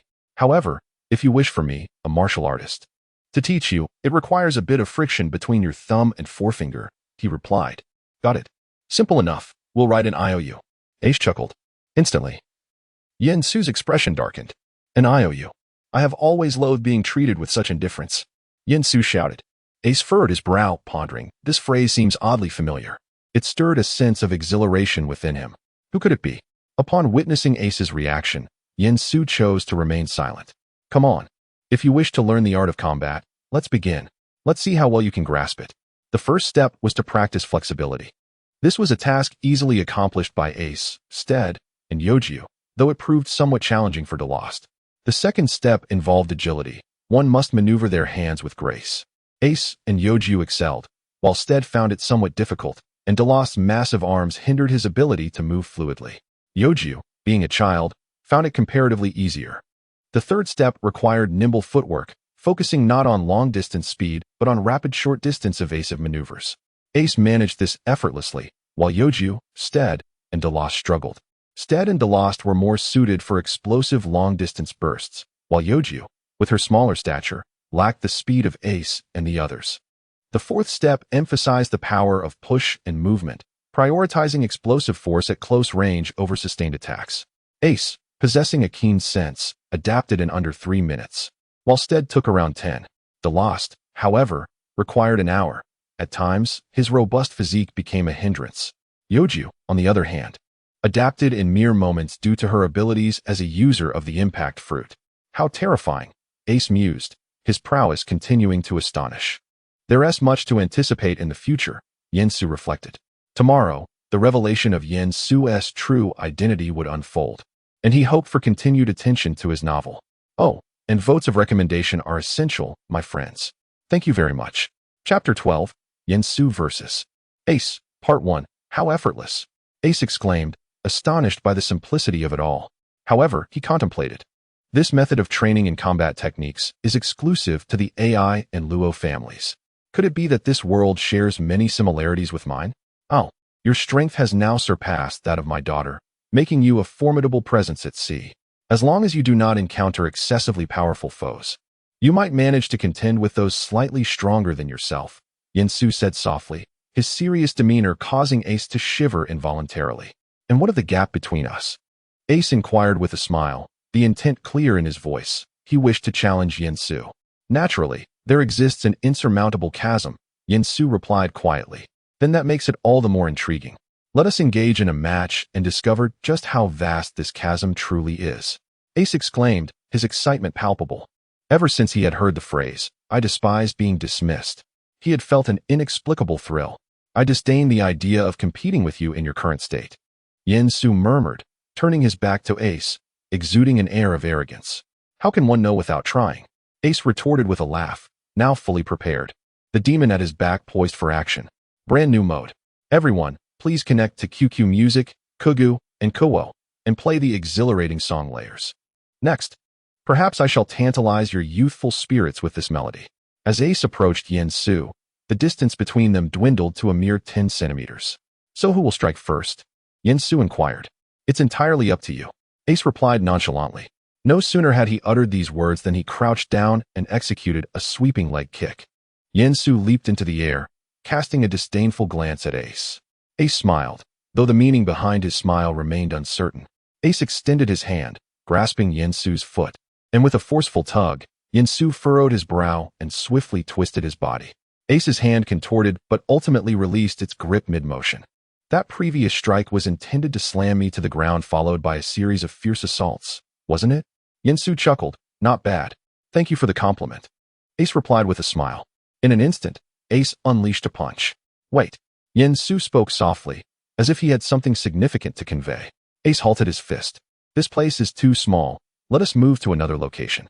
Yen Su grinned, waving his hand, and suddenly, a pale blue light began to spread infinitely across the ground until it faded into the distance. Steed and the others appeared not to have entered this realm. They remained in the small hut, astonished as they watched Ace and Yen Su vanish. "Another dimension?" Ace mused, furrowing his brow. "Indeed, this world bore many similarities to mine. Even the individual before me felt oddly familiar. Come on, let your abilities shine. There's no one else here.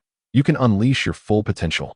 Yen Su smiled, this time with a more captivating grin, brimming with excitement. "Oh, did you perceive that I have yet to tap into much of my strength? However, my power is not as formidable as you might envision," Ace replied with a chuckle. "You will soon find out." Yen Su smirked, and with a shout, a powerful gust of wind erupted from his body. Ace instinctively closed his eyes, shielding his head with his hands. When he opened his eyes, he was taken aback. Within the palace, Rolsa was cleansing himself, his well-defined muscles and massive arms appearing capable of shattering anything. Even as steam enveloped him, his robust physique remained visible, albeit somewhat obscured. "Oro," Rolsa murmured. The previously half-naked man appeared, bending slightly and speaking softly. "What is your command?" "I heard that Yen Su from that group has returned to this country," Rolsa stated, continuing to wash himself. "Indeed, according to the local residents, he seems to have established connections with the Spade Pirates." Oro replied quietly, yet with a hint of respect. "Do not concern yourself with formalities. Let us be casual. We are pirates, after all. Do pirates adhere to etiquette?" Rolsa chuckled helplessly. "That's precisely what I was waiting for." Oro laughed, stripping off his clothes and joining Rolsa in the wash. "Doesn't this seem a bit too intimate?" Rolsa wiped away a bead of cold sweat. "Isn't this how we often behaved on the ship? In the grand bathhouse?" Oro retorted. "You haven't laughed like that in a long time, have you?" "Ever since that incident," Rolsa remarked softly, his countenance darkening. "Do not dwell on it. That event was not your fault. There's no need for self-reproach," Oro encouraged, though he too felt a pang of guilt akin to 1,000 cuts within his heart. Indeed, their captain's bounty surpasses Roger's by several folds, Sengoku declared solemnly. Then why did he not become the Pirate King? Instead, Joel D. Roger ascended to the throne of notoriety. Akiji inquired. On the day Roger surrendered, he mentioned to me and Garp that he intended to summon the strongest from all corners of the world to confront them. Their might is beyond what we, from the old era, can manage. Until the emergence of a new generation, we must avoid direct confrontation, or we shall bear the consequences. Sengoku spoke gravely, furrowing his brow. A new generation? What does that imply? Akiji asked. A singular individual of exceptional caliber. Whether marine, pirate, or revolutionary, we must not engage him. Moreover, according to Garp's family diary, it seems that a tragedy nearly claimed humanity a millennium ago, and this event appears to be closely tied to that captain, Sengoku articulated, his demeanor betraying a sense of urgency. A millennium ago? Are you jesting? How could a person possibly live for 1,000 years? Akiji protested. Is it so strange for one of the 3 great elders, one of the world's strongest, to have lived for a millennium? Sengoku countered, shaking his head and dismissively waving his hand as he departed. The 3 great elders. one of the world's strongest, captain of the Dragon Wild Pirates. Could it be that their recent resurgence is to reenact a tragedy from 1,000 years past? Akiji pondered, collapsing to the ground, still in shock. Is it truly wise to divulge this to the children? Garp, Roger Edward. Sengoku lamented, shaking his head before vanishing down the corridor. Song title, SW, Soul World, Artist, Haruna Luna, Album, SWEP. As the music begins, an intense confrontation commences. Come on, let's go. What? This terrifying demon resides within you? Wait, this demon. It feels so familiar. Ace exclaimed in astonishment. Have you recalled something? Yensu whispered, seemingly hinting at Ace. I have not. Ace chuckled. Then let our duel commence. Yensu proclaimed. Ace chuckled, pondering which of the two demons would emerge victorious.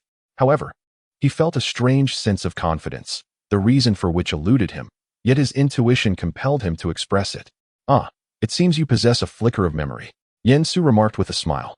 Without hesitation, Yensu took the initiative, swiftly closing the distance to Ace, and with a thunderous presence, unleashed a punch reminiscent of lightning, hurtling toward Ace with blinding speed.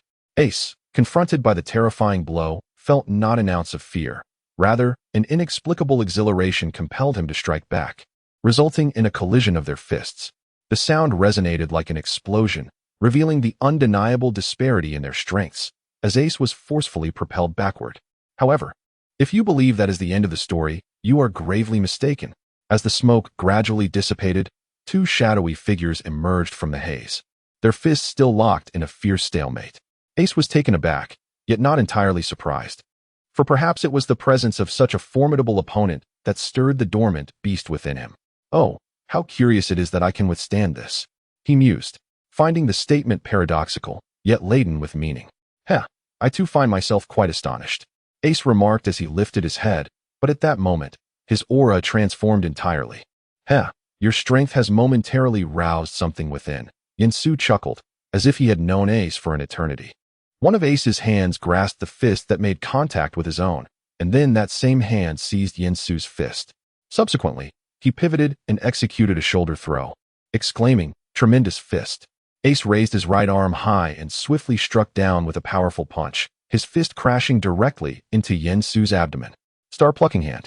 Ace quickly withdrew his hand, transforming his fist into an open palm, an unpredictable maneuver that left others bewildered. I possess a technique known as the 1,000 Transformations Fist, which seeks the essence of transformation in a strike. By exchanging the fist for a palm through equivalent exchange, this blow is aptly named the 1,000 Transformations Palm. Coupled with the might of the star-plucking hand, it is certain to overwhelm you. With a single palm strike to Yensu's chest, blood spewed forth from Yensu's mouth, and he felt as though he had endured countless blows. Indeed, it was too much to bear. Haha, Ace chuckled. But at that moment, Yensu seized Ace's hand. What do you think? Does it resemble anything? Yensu laughed, and in an instant, his feet were positioned on Ace's hand, twisting his entire body, dislocating Ace's hand. Ha. In the past, you would have dismissed such an attack.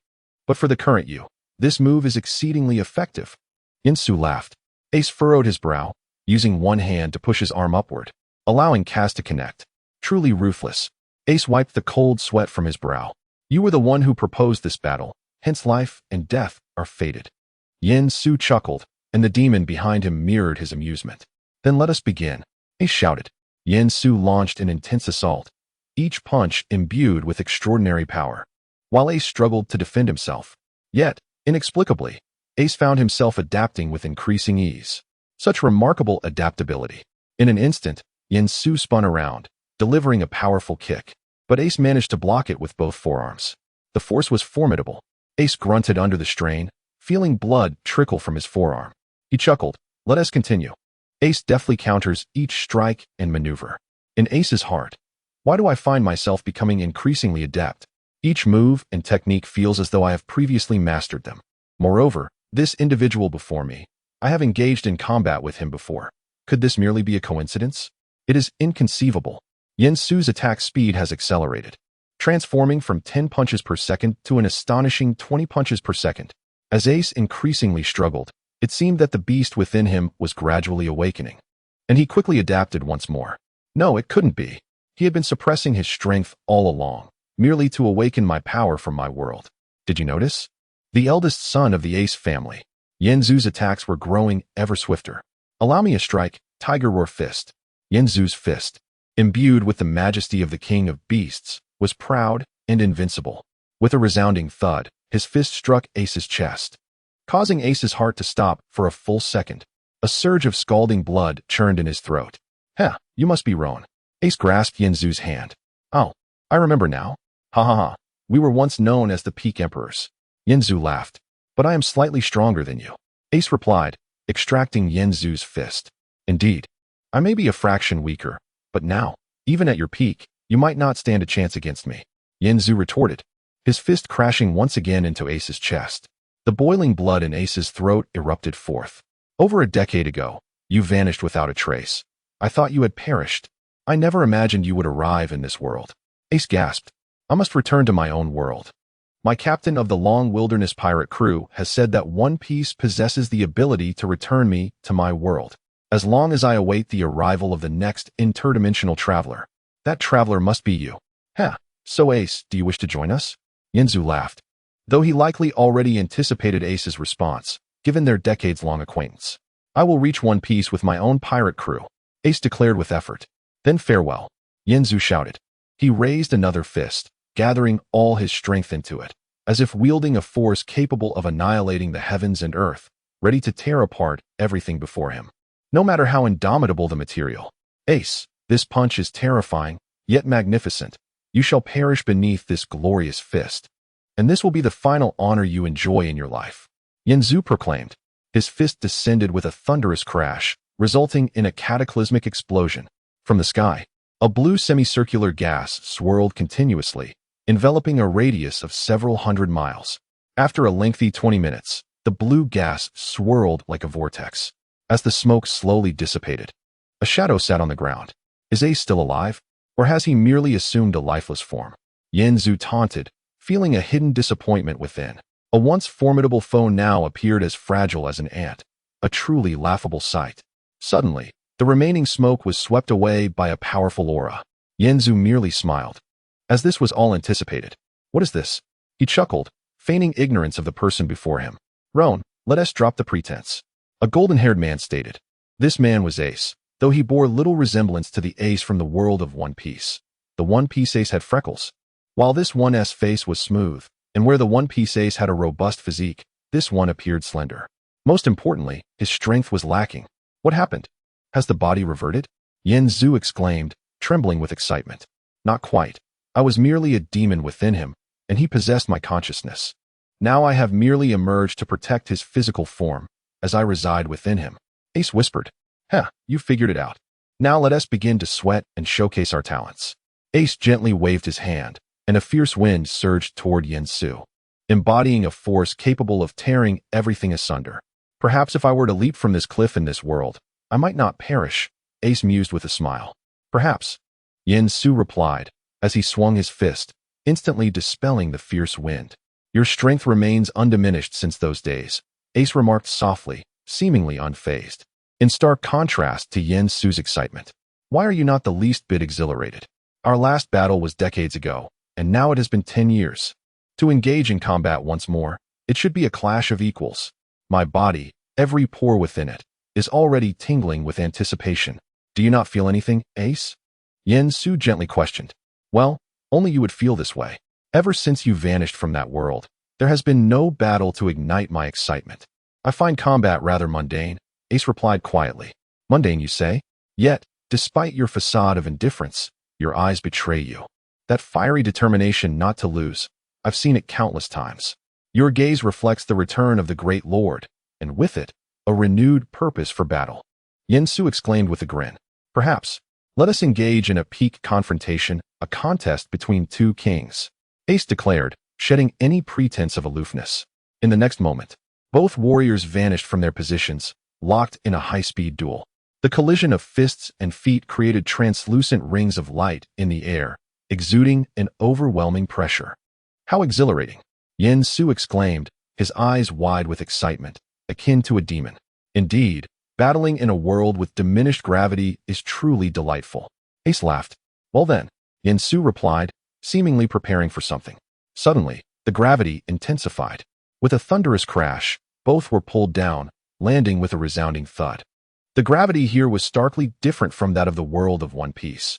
It was on an entirely different level. If the gravity of the One Piece world is represented as X, then the gravity of Ace's world would be 49x.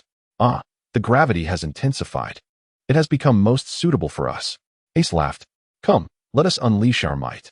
Yen-Su shouted, delivering a punch that was no less powerful than before. In fact, it had grown even stronger. Ace leaned back to evade the punch, fortunate enough to perform a backflip, delivering a kick to Yen-Su's chin midair. His agility remains unchanged. Yen-Su wiped his chin with his thumb. Hee, I have my own motives. I want this body to remember these movements. So I won't need to exert myself in the future, Ace remarked with a grin. Yen-Su chose not to respond further, as he found little to say. All right, Ace, you might want to test the power of the flame fruit. This body has consumed it, Yen-Su suggested with a smile. What is the flame fruit? Ace inquired. Yen-Su was momentarily speechless. Suddenly, a figure appeared before Yen-Su, landing a punch squarely on his face. Yen-Su jerked his head to the side. Roan, this is what you once told me. Never lose focus during battle, Ace exclaimed, a glimmer of confidence crossing his face. Hee, in this world of One Piece, I find it rather dull. Aside from the captain and the first mate, I have yet to encounter anyone worthy of a duel. Until now, you have arrived, and I shall never be bored again. Yen-Su laughed, though there was an unsettling edge to his mirth. He turned back and butted his head against Ace's forehead, an action that nearly shattered the very fabric of space. Ace forcefully pushed Yen-Su away, grimacing in pain. That hurt, Ace protested, though the injury was minor. His forehead merely reddened slightly. Of course, I shall give it my all in our battle, Yen-Su declared, swiftly delivering a punch to Ace's abdomen. Ace spat out a mouthful of blood, a smile gracing his lips as he swiftly withdrew his hand from Yen-Su's grip. In an instant, he unleashed a flurry of over 10 punches, each landing squarely on Yen-Su's left cheek. Not bad, was it? 18 punches. Ace chuckled, tossing his hair back. Is that your best shot? Are you truly enraged enough to unleash your full strength? Then come forth. I have yet to exert my utmost power to see which of the two emperors is the true sovereign, Ace proclaimed, his laughter echoing. He began to shout, and in that moment, the space created by Yen-Su crumbled, giving rise to an entirely new realm. A golden demon manifested behind Ace, rather than a grotesque creature. He appeared somewhat handsome. The mightiest host demon, Dragon Xingyue, Ace declared. Previously, he may have been, but perhaps my own brilliance now surpasses him, Yen-Su retorted, as a black demon emerged behind him, exuding an enigmatic aura. Yet, Ace's Dragon Xingyue radiated a similar intensity. The next chapter will be updated between 5 and 6 o'clock. Remember, that chapter will be the true pinnacle of battle, Ace continued. And by the way, I extend my gratitude to the esteemed author Wu Mengsheng for the recommendations and donations on Qidian. Rather than those, I would appreciate some encouraging comments to inspire me. Suddenly, the two demons collided, causing the space to shudder. Their fists met with a resounding impact, a flash of blue light illuminating the scene, followed by a violent explosion. To their astonishment, a minute crack appeared in the very fabric of space. Space itself has fractured. It seems the realm you conjured isn't as formidable as you believed. Yen-Su laughed, a hint of arrogance in his tone. There are distinctions between the realms we create. Ace countered with a smile, yet it appears mine holds the advantage. An insignificant skill, hardly worthy of deep analysis, Yen-Su replied softly. But if I bested you with such trivialities, imagine the prowess of my other techniques. Ace remarked, relishing the moment. Anything can be wielded to counter your words, can it not? Yen-Su murmured, exerting his strength once more. There is no way I could lose to you, Ace shouted defiantly, channeling his force again as the space crumbled anew. Both were forcefully repelled, sent sprawling far apart. The space collapsed, leading them into an alternate dimension, one with significantly greater gravitational pull. The gravity here is overwhelming, Ace mused, struggling to regain his footing. Yet, he quickly rose, albeit with considerable effort. Yen-Su, unwilling to lag behind, also stood. Such gravity should become familiar to us soon. Yen-Su chuckled, beads of sweat forming atop his brow. Ace nodded in agreement. It was evident they could not engage in a proper duel until they adapted. However, neither would yield to such trivial challenges. They sprinted with great effort, raising their fists with visible strain. The sound of sweat splattering against the ground echoed, testament to the immense gravitational force. Yet, the two continued their race, for this was a battle of kings. No sovereign would willingly relinquish their throne, even at the cost of their lives. Their fists collided once more, conjuring a whirlwind that began to spin violently, a powerful suction threatening to draw them in. However, the formidable gravity thwarted their impending fate. Even worse, they felt as if their bodies were being torn apart. Yet, this did not deter them. Their strikes intensified, increasing in power exponentially, adapting to their surroundings with remarkable speed. You just claimed that I possessed the ability of the burning fruit, did you not? Ace inquired with a grin. Then allow me to demonstrate. Suddenly, flames blazed around Ace, illuminating the space. But for those of us with formidable strength, this is utterly ineffective, only serving to trouble the weak. Ace laughed, seemingly unwilling to extinguish the flames. Yet, I shall wield this fire, meant for the weak, to vanquish you. Ace shouted fiercely. With a swift motion, Ace summoned a fiery tornado that surged towards Yansu. Faced with this harmless vortex of flames, Yansu merely smiled and unleashed a powerful punch, shattering the fiery spiral. Fire Fist. In an instant, Ace closed the distance to Yansu, believing that a close-range fire fist would possess even greater potency. Yet, this was merely Ace's conjecture. The feeble flames cannot harm you. Then what about a combination of the earth-shattering fist and fire fist? Ace remarked, already standing before Yansu, as he delivered a tremendous blow that tore through the fabric of space.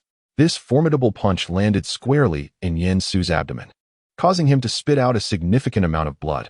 That punch carried considerable weight. Yansu chuckled, extracting Ace's fist from his belly. Do you think I would remain stagnant in this world? After all, I am a product of a captain's training.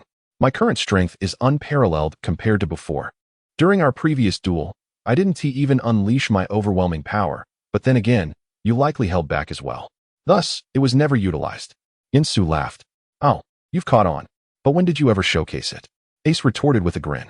I fear you may have missed your opportunity, for I must take my leave. My captain is calling for me. Yansu replied with a smile. Do you think you can simply walk away?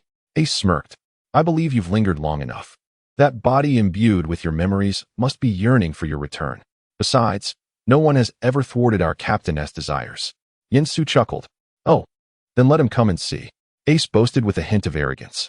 Suddenly, the entire alternate space fractured, enveloped by a dark void, as four demons encircled Ace. What? How is this possible? Ace exclaimed in shock. I've said it before, you cannot obstruct those whom my captain wishes to take. It is precisely because of my captain's strength that I chose to join. Yansu spoke softly. Then, until we meet again, I hope you will strive to grow stronger as you once did. Perhaps in 100 years, you might reach my captain's prowess, though that remains uncertain, as our captain is one of the three great elders. Suddenly, Yansu vanished, and the space dissolved in an instant, leaving Ace back in his small room. Upon returning, Ace was left in a daze before losing consciousness, his appearance reverting to his original form. Steed and the others stared in astonishment. Who was that just now? Delost asked, bewildered. All I know is that this is Ace. Steed gulped. Where's my father? Youju inquired anxiously. I have no idea. We can only wait for Ace to awaken to find out. Youju replied softly. Several hours later, Ace groggily opened his eyes, struggling to speak. Where am I? Big fool. Where's my father? Youju asked urgently. Ace felt as though he had been taken away by someone. He could only vaguely recall fragments of memories. Once again, he had been taken away. How infuriating. They had yet to truly reunite as a family of three before being separated again. Youju exclaimed tearfully. At that moment, Yuyu's mother returned. Youju, where's your father? She inquired, but after a while, she noticed their presence. Who are you? Yuyu's mother asked. We are pirates, members of the Black Spade Pirate crew, and we can be considered friends of Youju. Her father has already been taken away. Ace replied with great difficulty. He has left again. Oh, you must be Yuyu's friends. Since you are pirates, I suppose you are far from home. Today happens to be a festival. Why don't you celebrate with us? Yuyu's mother said with a smile, her expression shifting from somber to cheerful, clearly attempting to change the subject. However, Ace and the others had no intention of saying anything. All right, stir and Delost and Youju exclaimed. The update was late. I had just been engaged in some amusing antics. On the first festival at sea, night fell, and the sky was painted with dark hues, contrasting sharply with the vibrant scene below. The marketplace was ablaze with lights, bustling with people of all sizes purchasing cherished items and festival necessities. Many children played in the park adjacent to the marketplace, including Youju and Youju. But the intrusion of three figures disrupted the harmony of the park. Youju, who are those three uncles? A child asked, appearing quite familiar with Youju. They are not uncles. They are grandfathers, Youju whispered, her voice barely above a murmur. Ace and his companions cast a compassionate smile towards Yaya. However, with so many children gathered together, it would be unwise to take action, for such an act could leave an indelible mark on their memories, leading them astray. Yaya, witnessing this, appeared utterly bewildered. Astonishingly, they did not strike me. How remarkable. Youju played in the sand, constructing a fortress, while Steed merely observed in silence. Only Drost sat on a nearby bench, gazing skyward, seemingly lost in thought. Tears, no larger than droplets, trickled from the corners of his eyes as he reminisced about his beloved Crescent Moon pirates. He reflected on the myriad adventures shared with his crew as they navigated the vast world. To encounter one another among millions and to embark on the path of piracy together is an extraordinary stroke of fortune. Roy, I hope you will lead the Crescent Moon pirates with wisdom. Perhaps in the not-so-distant future, we shall meet again, though I cannot foresee whether it will be as foes or friends. Drost shook his head in resignation. Life is a tapestry of missed opportunities, akin to a fleeting dream. Ephemeral yet filled with unexpected wonders. This unpredictability is what makes life truly magnificent. Ace turned to Drost, shaking his head in resignation. The clock tower chimed, resonating through the air. Oh, come on. Let us head back for dinner. Youju laughed. I'm starving. What kind of custom is this? Celebrating a festival and eating at midnight. Ace exclaimed, his stomach growling audibly. Gustav noticed Ace's laughter and then shifted his gaze to Youju, pondering her peculiar demeanor. He had expected her to be shy, yet after just a few hours, she exhibited a vivacity that rivaled that of Youju. Upon arriving at Yuju's doorstep, they pushed open the door, and a brilliant golden light burst forth, dazzling their eyes. A fragrant aroma wafted towards them, invigorating their spirits. How have I managed without such splendid food before? Aside from the meal Roy prepared last time, I have never encountered such radiant dishes. Ace declared, his hunger intensifying. Ace mentioned Roy, and Drost lowered his head subtly, reflecting on how he usually celebrated holidays with the crew. You have returned. Come in and feast, said Yaya's mother. I may not be an exceptional cook, and my dishes might not suit your tastes. Not at all, Yaya's mother. Let me tell you, during our time adrift at sea, we subsisted on nothing but bread and merely roasted meats. Now, with such a delectable spread before us, we are more than content, Ace replied, occasionally wiping the saliva from his mouth with his hand. Haha, come and eat. Yaya's mother laughed, delighted. For it was her first time receiving praise for her culinary skills, aside from her own family. Ace and his companions were seated around the dining table, their hands clasped together in reverence as they prepared to commence the meal. The atmosphere was akin to that of a solemn ceremony, however, in the blink of an eye. The mood was shattered. Ace swiftly seized a pair of chopsticks, deftly snatching a piece of meat and, like a bolt of lightning, propelled it into his mouth. His jaws worked with the ferocity of a meat grinder, chewing rapidly before he swallowed, his Adam's apple bobbing. With a sharp glint in his eye, Ace reached for more, only to be intercepted by a rival, Drost. The two engaged in a fierce duel with their chopsticks, Ace thrusting forward while Drost skillfully maneuvered to ensnare Ace's hand, twisting it around before pressing forward. The chopsticks nearly grazed Ace's throat, prompting him to kick back his chair and lean backward, narrowly evading the strike. In a swift motion, he leaped, resting his leg upon Drost's arm, and as Drost released his grip, Ace landed gracefully. Ha! That piece of meat is mine, Ace exclaimed, his tone unexpectedly serious. Insanity. Two grown men fighting over a meal, if only they exhibited such fervor during the battle with the blue cone. Steed remarked, exasperation mingling with amusement. You simply do not comprehend the fierce rivalry between two food enthusiasts, Drost whispered, seizing the opportunity to snatch the coveted piece of meat and unceremoniously thrust it into his mouth. Ace was utterly bewildered. Damn it, Drost, he exclaimed, teetering on the brink of despair. Not only must we compete in strength but also in wits, Drost chuckled. For reasons unknown, Steed inexplicably applauded, you actually possess intellect? He murmured. A fraud.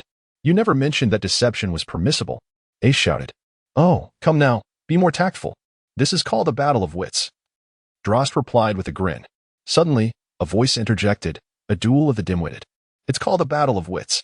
Youju softly remarked. Laughter erupted, and they enjoyed their meal amidst this joyful atmosphere. Half an hour later, the table was graced with an array of sumptuous dishes, all devoured. Remarkably, the plates were left spotless. What is this? Did you all lick the plates clean? Yeye's mother remarked in disbelief. Not just a little, thoroughly, 10 times. Ace, Steed, and Drost chorused in unison. 10 times? And with such thoroughness, how ravenous are you? Youju exclaimed, exasperated. TSK, Youju, you're still just a child. You don't understand the effort that goes into procuring this food. We must cherish every morsel. Do you comprehend? Ace gently admonished, seemingly educating Youju. I almost believed you. Youju replied, incredulous. You must believe. Do you not realize how hard one this food is? Rice takes a year of meticulous care to grow. Each piece of meat is nurtured with great diligence. Countless hours of labor are infused within. Hence, the dishes are so delectable, we cannot waste them. Do you understand? Thus, licking the plates 10 times is a sign of respect. Ace explained softly. Wow, you really have a way with words. Truly impressive. You deserve the title of King of Bluster this year. Youju laughed, giving Ace a thumbs up. That is a given. At that moment, everyone burst into laughter. Oh. By the way, my novel will greatly diverge from the original. Please bear with me. Thank you, and I hope you will continue to follow my work. 3Q. Oh. And regarding the One Piece group for Ace, 127092539, please join. Chapter 16. The Black Spade's fury moonlight flooded every room in the kingdom of Seymour, illuminating Yeye's home and the faces of Ace and his companions. Ace and his companions had fallen asleep on the table, their faces adorned with gentle smiles, indicating that they had thoroughly enjoyed the festivities. Yeye's mother emerged, carrying several blankets. These children, truly, were the essence of pirates, able to slumber soundly, much like the flame they embodied.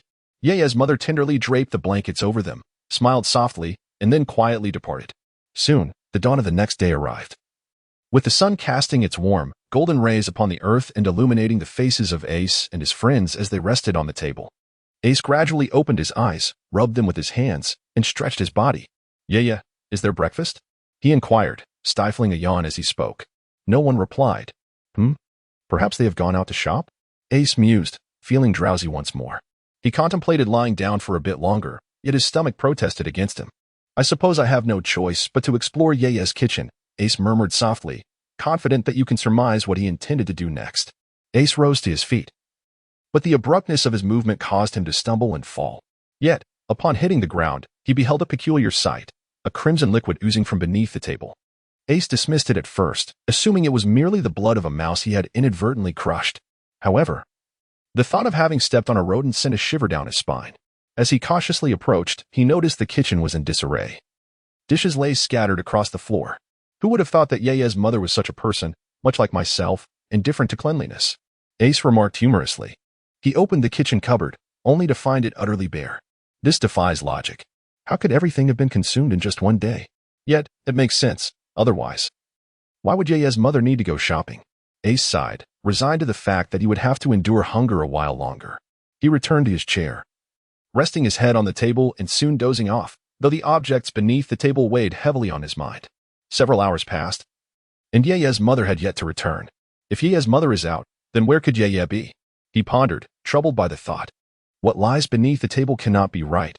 It must surely be the remains of a mouse. Ace told himself, striving to resist spiraling into negative thoughts. Another hour slipped by, and Ace found himself on the brink of despair. He struggled to regain his composure. Perhaps I should take a look, after all. There is a 50% chance that it is not what I fear, he murmured, as if he had made a momentous decision. Ace extended his hand, lifting the tablecloth. And in the next moment, he was rendered speechless. Two mangled bodies lay entwined together, their bloodied eyes fixed upon Ace, as if yearning to convey a message. He sank to the ground, striving to steady his racing heart, but ultimately succumbed to a desperate outcry.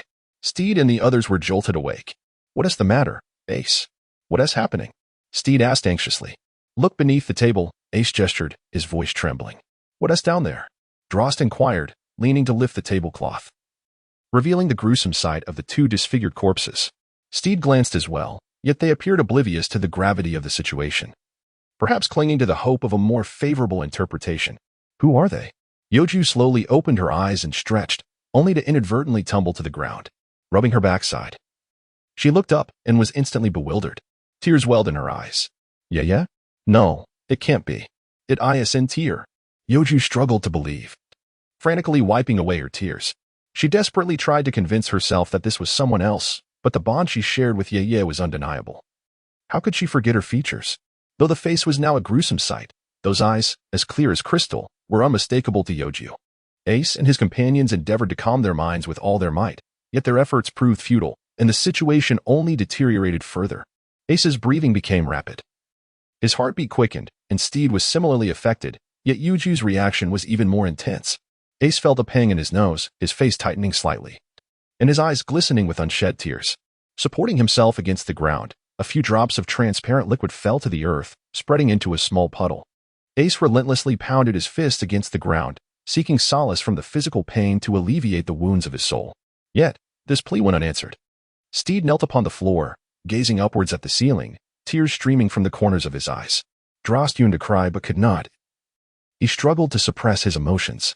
After weeping for hours, Ace rose to his feet, seemingly oblivious to the calls of hunger echoing from within. Steed, Delost, and Yuki, the members of the Black Spade Pirates, were now entrusted with a critical mission. Ace spoke softly, as if contemplating a momentous decision. We shall find those responsible for the demise of the Yu family, and then we shall tear them to shreds. Ace shouted, his foot forcefully striking the ground, causing the entire realm of Simic to tremble. However, this tremor seemed to inflict pain upon the island, which began to shake violently. You dare to shake again? Ace bellowed, his face contorting into a fierce visage, as if a demon was roaring behind him, compelling the island to submit to his threat. Ace, this task will be accomplished, whether you voice it or not. Steed, Delost, and Yuki grimly asserted in unison. Moreover, the captain has given the order. This person is as good as dead. Steed chuckled, though it was a mere fade of cheer. The Black Spade Pirates shall seek vengeance for the Yu family, no matter who our adversary may be, Delost proclaimed. If I catch him, I will toss him into a hornet's nest, Yuki declared, her fury evident above all. Ace, perhaps it is because of me. I must be the harbinger of misfortune. That is why they had to perish, Steed lamented, recalling the tragedy of the Yu family and connecting it to his father's words about being a symbol of misfortune, tears spilling down his cheeks. This has nothing to do with you. Remember, you are not some cursed soul. You are a crew member of the Black Spade Pirates, destined to avenge the Yu family. You are Steed, Ace exclaimed. Steed was momentarily taken aback. Is that so? Well then, now is the time for vengeance for the Yu family, Steed shouted, wiping away his tears, seemingly rejuvenated. The next chapter will unveil everything. Chapter 17, The Burial of the Yu family. Ace and his companions opened the door to Ye's home, their expressions somber and fists clenched tightly. They stepped outside, turning to face the house just a meter away, standing in a row as if in a solemn formation, and bowed deeply. Ye's mother, when we capture the perpetrator who harmed you, we shall bring him before you, execute him, and subsequently incinerate his remains, scattering his ashes to the winds. Only then shall we lay you to rest. Forgive us for not being able to inter you sooner. I firmly believe that without avenging you, we cannot find peace, Ace declared, his grip tightening, veins bulging, teeth clenched resolutely. The surrounding residents merely watched in silence, bowing repeatedly, bewildered by the unfolding events. As Ace and his companions swiftly turned and took to their heels, they relentlessly pursued the perpetrator, oblivious to their gnawing hunger. The fervor for vengeance eclipsed all else. Their singular conviction was to eliminate the murderer and avenge the Yu family. Before long, a day slipped silently away, the twilight casting shadows upon the somber faces of the quartet, illuminating the forest where Ace found himself. Unable to locate him. What shall we do? Ace intoned gravely. Then we shall search tirelessly. The kingdom of Simu is vast. We ought to find him within 10 days to half a month, Sitter softly suggested. They wore no superfluous expressions or gestures. They were enveloped in an abyss of sorrow. Perhaps we should scour the entire nation, Delost murmured. Indeed, Youju replied, unsure of what else to express. I have stated before that we are not the kind of ruthless pirates one might imagine. While we cannot claim to be noble, the lives lost at our hands exceed 100. However, they provoked us first, and your suggestion would harm innocent civilians. Thus, it is not a wise proposal. Ace responded gently. Quickly hide. Someone approaches, and their aura is malevolent, Ace warned, his demeanor shifting to one of seriousness. The four swiftly concealed themselves behind a tree. A figure strolled closer, glancing about. I clearly saw those 4 from the Yin family yesterday. Perhaps it was merely a trick of the light, the individual mused. Just as he prepared to leave, he was intercepted by Ace and his companions. What do you mean by the 4 from the Yin family? Ace lifted his gaze, fixing a fierce stare upon him. Ha. Indeed, you are here. Yesterday, I kindly refrained from ending your lives, but today I find myself regretting that decision. What shall I do? Are you willing to fulfill my desire? The man laughed, his mirth chilling, reminiscent of a malevolent specter emerging from the depths of the abyss. Rest assured, I shall send you back to where you belong, the depths of hell. Ace retorted, his anger surging forth. Oh, is that so? Ha. How can I possibly believe that? I have the distinct impression that it is you who will be heading to that infernal realm. The man sneered, his grin grotesque. Do not direct such a smile towards me. Ace channeled his strength into his right fist, withdrawing and striking in a seamless, fluid motion. The man, confronted by the forceful punch that surged toward him, stood immobile, bracing for impact. In a flicker of a moment, he retaliated with a lightning-fast jab. In an instant, the 2 fists collided midair, unleashing a powerful explosion of energy, the sound echoing like metal clashing. A visible shockwave erupted from the center of their fists. What? Ace exclaimed, astonished, unable to believe the sight before him. The man appeared fragile, as if a mere gust could sweep him away. I am Xingyue Anqing, a member of the Seymour pirate crew. Xingyue Anqing declared with a grin. The Seymour pirate crew, from a nation known as Seymour, led by Captain Rorsa. I presume. Did Rorsa send you? Ace inquired softly. Whether he did or not is irrelevant. Soon enough, you shall all be dead. So I might as well reveal this. Yansu has wronged our captain. When our captain saw him return, he intended to deliver a fatal blow, but Yansu escaped. Thus, I took the liberty of eliminating his family. Last night, out of mercy, I spared you, but today, I shall send you to the afterlife to reunite with them. Xingyue Anqing stated with a mocking confidence, seemingly certain of his ability to slay the 4 of them. Congratulations, you are already dead, Ace replied softly, as Sitter, Delost. And Youju comprehended Ace's meaning. In the next moment, Xingyue Anqing coughed up a mist of blood. His body was riddled with numerous wounds. His chest and abdomen caved in at certain points, and his arms bore gaping holes the size of stones. His garments were ablaze. What? Xingyue Anqing gasped, struggling for breath. Before he could utter another word, he succumbed to death. Burn him, then scatter his ashes, and finally lay to rest the family of Ye, Ace murmured. Ace raised his hand high, summoning a swirling vortex of flames that converged towards him. A colossal fireball materialized above his palm. Turn to dust, he commanded. As the fireball struck the ground, a visible shockwave surged forth, radiating with an intense heat. Ace, Steed, Delost, and Youju gazed into the flames as the lifeless body gradually transformed into ashes. Moments later, the corpse was completely reduced to cinders. With a flick of his hand, Ace drew all the flames into his very being.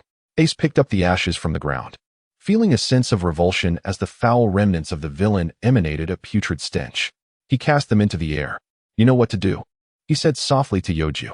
Understanding his intent, Youju instantly infused the ashes with a surge of force, scattering them across the realms of Simic country. Steed, Delost, our foremost adversary is that despicable Rorsa. Driven by personal vendetta, he has mercilessly extinguished the lives of Ye's family. Such a wretch cannot be spared, Ace proclaimed. You need not speak. We shall act, Steed replied in a low voice. Indeed, while we may be of little assistance in this battle, we shall exert every effort against Rorsa, Delost declared. Let us hasten to lay Ye and her family to rest. Youju's countenance darkened, for the tragedy of Ye's family weighed most heavily upon him. Several hours later, they arrived at Ye's home, where they carefully carried out the entwined bodies. Despite the foul odor that now surrounded them, they held on resolutely. Ace gently placed Ye and her mother into a freshly dug grave, which Delost instead had excavated with their bare hands. They once again erected a stone tablet in their honor. Ace and his companions knelt and bowed their heads thrice. The sound they produced was resounding, and when they lifted their heads, traces of blood remained on their foreheads. Let us go, avenge our dear friend, Ace exclaimed. Indeed. Stein, Delost, and Youju echoed in unison. They rose, bowed deeply once more, and turned to depart. However, as they took a few steps forward, the ground suddenly gave way beneath them, and Ace and his companions plummeted downwards. Chapter 18. Do not enter the dusk cave. The four fell into the depths of the earth, the tremendous force of the impact rendering them unconscious. Upon awakening, Ace rubbed his head, feeling a dull ache in his brain. He raised his gaze to the ceiling, where a speck of dust descended, landing upon his attire. It had fallen from above, fortunately not from a great height. Otherwise, they would have been utterly obliterated. Ace exhaled deeply. Steed and the others had also roused from their slumber, their bodies racked with pain. To have plummeted from such a height, and yet survive is a stroke of incredible fortune, Steed murmured. Troubles seem to befall us one after another. It appears we shall be trapped here for quite some time, Drost lamented. As a user of the flame fruit, I can leap back up. But what of you? Ace inquired skeptically. Indeed, at such an elevation, it proves too challenging for us children, Youju whispered. Please refrain from adding children. Steed and Drost exclaimed in unison. Ace could not help but break into laughter.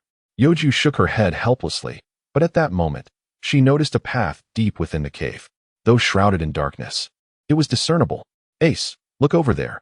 Youju pointed towards a shadowy corner. Huh, Ace replied, turning to see a faintly visible path. With a flick of his hand, a spark of fire soared forth, illuminating the way. There's a path here, Drost exclaimed excitedly, his voice booming, prompting Steed to cover his ears. Drost, we are all civilized individuals. Please refrain from speaking so loudly, all right? Steed remarked, exasperated. Drost glared at Steed, and had looks been lethal, Steed would have surely met a gruesome end at that moment. Let us venture in and take a look. Who knows what wonders await us inside? Ace suggested with a smile. What about revenge? Steed inquired. Well, we can't ascend right now. Let's explore inside first. Perhaps we will find a way up, Ace replied softly. Oh, Steed murmured, conceding, as there truly was no feasible way to ascend. Just as they took a step forward onto the path, dozens of arrows suddenly flew towards them. Ace pushed Steed and the others aside, preparing to evade with his fiery form. An arrow grazed his arm, drawing blood as it passed. Ace realized the perilous situation and leaped out. However, several arrows grazed his body. It seemed they had stumbled upon the twilight abyss. Ace muttered, emphasizing the words twilight abyss with a grave tone. Previously, during his time in the other world, he had ventured into the twilight abyss, returning battered and bruised, instilling in him a sense of dread towards it. Is Ace all right? Steed called out. A mere scratch won't hinder him, Drost remarked. At least show some concern for Ace. Youju whispered. As long as he's alive, that's what matters. I can't sense any concern at all. Ace shouted. What can I say? Steed replied, at a loss for words, knowing his attempts to speak were merely to assert his presence. Right. Let's find a way to ascend. We ought to avoid the twilight abyss. It's far too dangerous, Ace murmured, his expression somber, his gaze coldly fixed on Steed and the others. The greater the danger, the more we must face it. That Rorsa we encountered earlier was undoubtedly stronger than us, and the naked man by his side possesses considerable power as well, Drost whispered. Naked man? Steed questioned. Meanwhile, in the castle, Oru sneezed unexpectedly.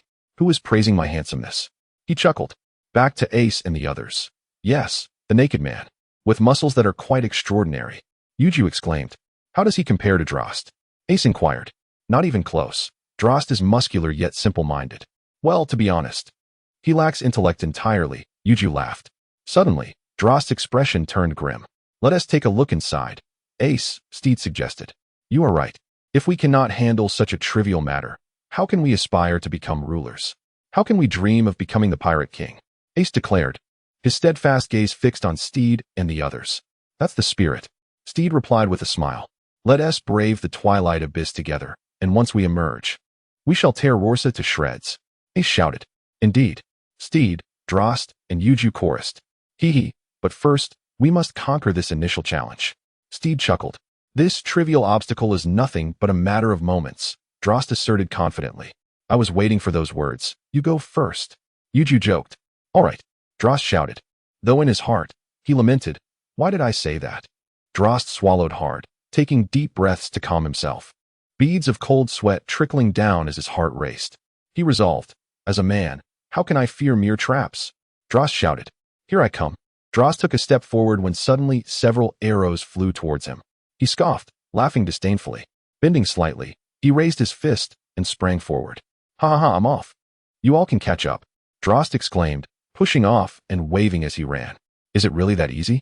Ace questioned. Just then, Two animated stone statues emerged. Upon seeing them, Drost's mouth fell agape in astonishment, as if he could fit an egg inside. Ahem. What do you intend to do? Drost asked, his gaze sharp and serious. The statues swung their arms, launching a hammer towards him. Huh, do you think I would fear you? Drost laughed. Drost, you're truly magnificent. Ace called out, while Steed applauded. In the next moment, they were stunned. Drost leaped into the air, instantly turning mid-flight, and upon landing, kicked off the ground with a whoosh, returning to Ace and the others. Ace was rendered speechless, while Steed continued to applaud, albeit at a significantly reduced pace. Impressive, isn't it? I come and go as I please, exuding such nonchalance, Drost remarked with a chuckle. For reasons unbeknownst to him, Ace burst into tears. What's the matter, Ace? Drost inquired. Yuki and Steed were also on the verge of tears. Look behind you, Ace said, his voice quivering with emotion. Drost turned to find a colossal stone statue looming behind him. I didn't update yesterday because my parents had a quarrel, he sighed. After the argument, my father didn't return home all night. My mother wanted to leave as well, but I stopped her. I cried last night. Never mind, let's not dwell on it. Oh, by the way, there are finally living beings in the RT building. Woo-woo. Tianluo will make his appearance after the Twilight Cave. Speaking of which, recently, a surge of 300 players has been saying that the game might cease operations. It's truly unsettling. 300 is my favorite game. Losing it would be akin to losing opium. Woo-woo. If 300 continues, I hope fellow players will add me. My name in the hilarious pavilion is Red Demon Pavilion. Chapter 19. Advancing into the depths of the Twilight Cave. Hee. Drost was at a loss for words. Unsure of what else to say, the statue swung its stone arm, resembling a colossal dragon emerging from the sea, sweeping forward. Drost was caught off guard, merely staring blankly. Suddenly, a thunderous noise erupted, shaking the entire Twilight Cave. Smoke filled the air. A massive arm flew forth, and in an instant, the smoke dissipated. A figure stood amidst this chaos, arm raised high, breath held, an overwhelming aura instantly saturating the cave. Drost's breath quickened, and after a few deep inhalations, he finally regained his composure. What a terrifying being, he murmured. Steed and Yuki gazed at Drost with admiration, while Ace wore a worried expression. Drost, the 7 steps to ascend that I taught you. You have surpassed 3 of them by now. Your physical and mental stamina must be severely depleted. You should rest. Don't force yourself to stand, Ace advised. Hee, you've caught me, Drost replied just before collapsing to the ground. How did you notice that, Ace? I didn't see a thing, Steed asked. Because my eyesight is hundreds of times better than yours, Ace replied softly. No wonder, being a master from another realm, Steed thought with a resigned smile. At that moment, another statue approached, and it began to swing its arm in unison with the previous one. The sound of air being split could be heard even from a distance. Ace furrowed his brow. If it were just them, it would be manageable. However, with Drost now unconscious and a child to consider, what should they do? Let's fight, Ace exclaimed. Ace clenched his fist tightly, and a translucent aura materialized beside it. Suddenly, his eyes transformed into a vivid shade of purple, and that translucent aura shifted into a purple halo. My Breaking Zero technique combined with the purple extreme eye, Ace exclaimed. He understood that even this strike would be utterly incapable of countering the immense arm, and it was already too late to employ the 7 steps to ascend the heavens. Ace, with a heart resigned to his fate, unleashed a powerful punch. The force erupted violently, producing a sound akin to steel colliding, while a visible shockwave surged forth from the center. With a thunderous crash, 2 gigantic arms were sent flying. Youju observed this spectacle with a satisfied nod. How about that, Ace? Am I not mastering the application of my impact fruit? She chuckled. One need not handle it directly to enhance its impact, she added playfully. Enough of your endless chattering. Hurry and lend me your strength. I still require another stone arm. Ace exclaimed. Oh, spare me. That is hardly a way to request assistance. Youju retorted with a gleeful tone. Do you dare to test my resolve by standing against that formidable attack? Ace threatened. Very well. I shall lend you my strength. Youju softly replied. Ace merely chuckled foolishly a couple of times. Ace swung his fists with great effort. This time, the statue's attack was strikingly different from before. Ace felt a twinge of trepidation, while Youju furrowed her brow in concern. They both inwardly questioned whether they could withstand this impending blow. The stone wall descended, and the very force of gravity seemed to intensify. A powerful gust of air surged downwards. Ace contemplated surrender, yet at that moment, Steed gently patted Ace's shoulder. I believe in you, Steed whispered. Oh, all right. As the captain, I cannot possibly lose face in front of my crew, Ace exclaimed. Ace moved with astonishing speed, surpassing even his agility in the kingdom of lore. In the span of a single second, he took 13 steps, his fists clenched tightly. With a powerful strike, he unleashed a blow that shattered the statue, leaving not a trace behind. Nanny, Ace, I merely wanted to witness your failure, yet you have succeeded. Truly remarkable. Ace, you are incredible, Steed exclaimed, leaving Ace momentarily bewildered, as he stood in stunned silence for quite some time. Do you believe I will strike you? Ace murmured, taking a long while to utter such a statement. Ace, how did you manage that? I certainly did not impart any force to you at that moment. Youju expressed her astonishment. Nanny, Ace shouted. Ace, what transpired during your clash with Uncle Yansu? It seems your strength, speed, and agility have undergone a significant transformation, Steed inquired. Because Steed is a fool, Delost remarked. He merely spoke in his sleep. Steed, how deep is your grudge against Delost that even in slumber you must insult him? Ace retorted, exasperated. This guy? So he has been cursing me in his dreams. How many times has he done so? Steed shouted. Enough of this. Ace, tell us what happened. How would I know? I only remember awakening my strength bit by bit. Then it felt as if I had fainted on the brink of death. The next conscious moment was when you all called me awake. Ace replied softly. How mysterious. This world is truly strange, Steed remarked, speechless. Now, let's wake this person, Youju suggested, pointing at Delost. Yes, you wake him, Ace urged quietly. TCH, Youju scoffed, though inwardly she was quite pleased.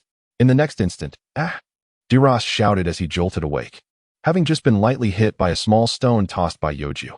Delost glared at Youju. You pervert, he exclaimed, struggling to grab her foot. Come on, get up. We have adventures to embark on, Youju insisted. Try being struck by a ton of force, Delost grunted. It's all good now, Youju replied. I'll hit you harder. Delost suddenly sprang up, seizing Youju and tickling her. Ha ha ha, brother Delost, I was wrong, ha. Youju squealed, utterly defenseless against the tickling, as children naturally dread such tactics. Now that is more like it. Will I need to be pelted with stones to awaken in the future? Delost shouted. No, I'll kick you awake, Youju replied. Oh, kicking is it? Truly unrepentant, Delost exclaimed, continuing to tickle. Enough already. Hurry up, time is precious. The revenge for the Yu family awaits, Ace said impatiently. True enough, Delost murmured, coming to a halt. At the mention of the Yu family's tragedy, the expressions of Ace and his companions darkened. Indeed, the deaths of the Yu family lingered in their hearts, an indelible mark even after revenge. All right, I seek recommendations. And I hope those who have read the side stories will take a moment to peruse them and give the author a little support. Chapter 20. Cold Path. The four of them stepped onto the path, where swords whizzed by without a blink. Suddenly, a pillar of fire erupted, igniting thousands of swords. Ace, are you foolish? These are at least powerful ordinary arrows, and now you've turned them into formidable flaming arrows. Steed shouted, sprinting urgently. It's fine. This is far more exhilarating. Ace quipped humorously. A silence fell. Half an hour later. Why are there still arrows trailing behind us? Delost said sternly. These arrows may not be as simple as we think. Our only option now is to run, Ace declared. Youju exclaimed, bewildered.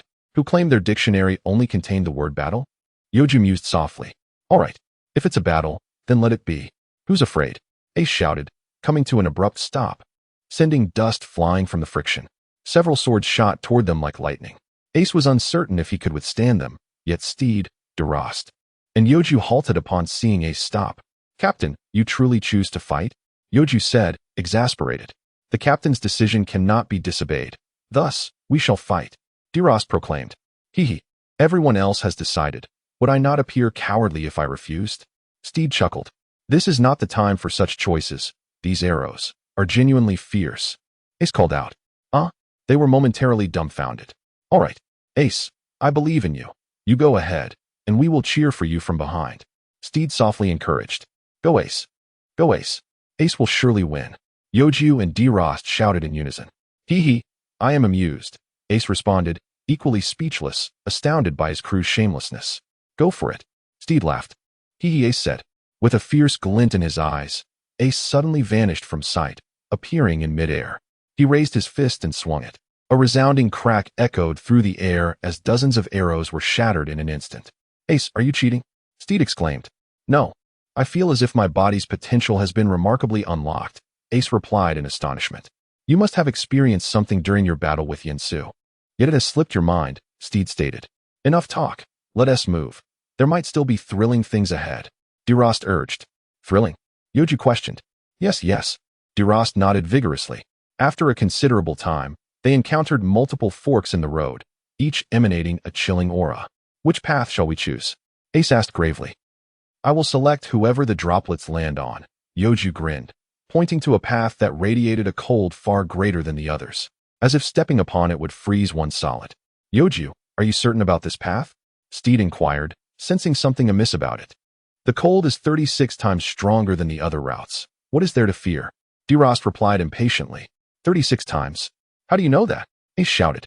I am quite sensitive to temperature. I can measure it. Back home, I was practically a human thermometer, Delost chuckled. Why didn't you have that temperature sense back in the Kingdom of Lore? Steed laughed. Don't believe me? I tell you. The temperature of this path is minus 137 degrees, while the others are around minus 3.8 degrees, Delost asserted confidently. What? 137 degrees? How is that possible? The surface temperature of the nation is clearly mild. Why then is it? Youju exclaimed. Perhaps this path conceals some mystery. Ace chuckled. The others, upon witnessing Ace's expression, quickly discerned his intentions. Is Ace planning to leave?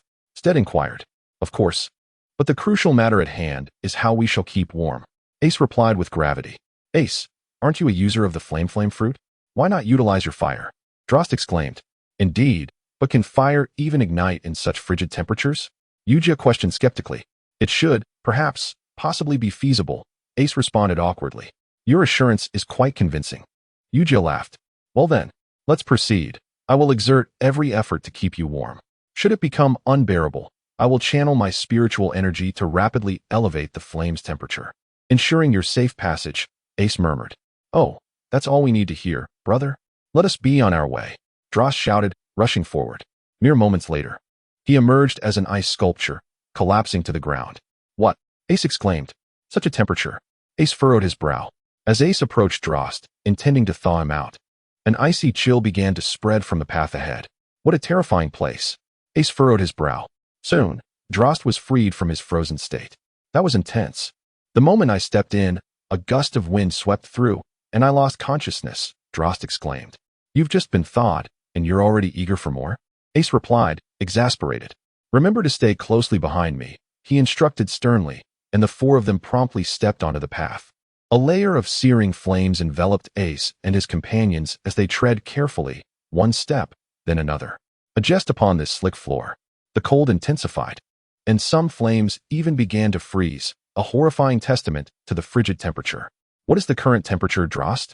Ace inquired, his brow knitted in concern. Minus 200 degrees, Delost murmured. Despite being surrounded by Ace's flames, the group could still feel the biting cold. This is dreadful. My flames are on the verge of failing. Should we press on or retreat? The chance of survival in retreating is 50%, while advancing offers merely a 2% chance. Ace shouted. Forward. We cannot give up. We've come this far. Steed urged. All right, then let us run. Ace cried. The four of them dashed ahead. Suddenly, the ground beneath them collapsed, and they plummeted downwards. Thud. The four fell into a deep slumber. Oh ho ho. What identity does that Tianluo possess? I still cannot comprehend it. If you do not disclose it, I might just speculate. And it may differ vastly from your original thoughts. So, please reveal his identity in the supporting role. Remember this, and I apologize for the late update today. Tomorrow, I shall resume with more frequent updates, as I need to attend a lecture by the esteemed elder. Goodbye. Chapter 21. The Three Sacred Artifacts. Kusanagi soared the four awoke, their heads feeling extraordinarily heavy. Surrounding them was an impenetrable darkness, intermittently pierced by the roars of wild beasts. Had I known, I would never have ventured in, Steed remarked, disheartened. This place is perilous. The sounds of beasts echo frequently. I would rather traverse that icy path. Ace frowned, expressing his discontent. With a swift gesture, Ace illuminated the once pitch-black surroundings, inadvertently awakening a slumbering beast that had lain dormant for years. Ace, it seems we have committed a grave error, Delost remarked, forcing a smile. What shall we do? This creature appears most formidable, Ace murmured, observing the dragon-headed, tiger-bodied beast adorned with a pair of wings. Well, let us confront it, Youju suggested. If you're so brave, why don't you take the lead? Come on, Ace replied.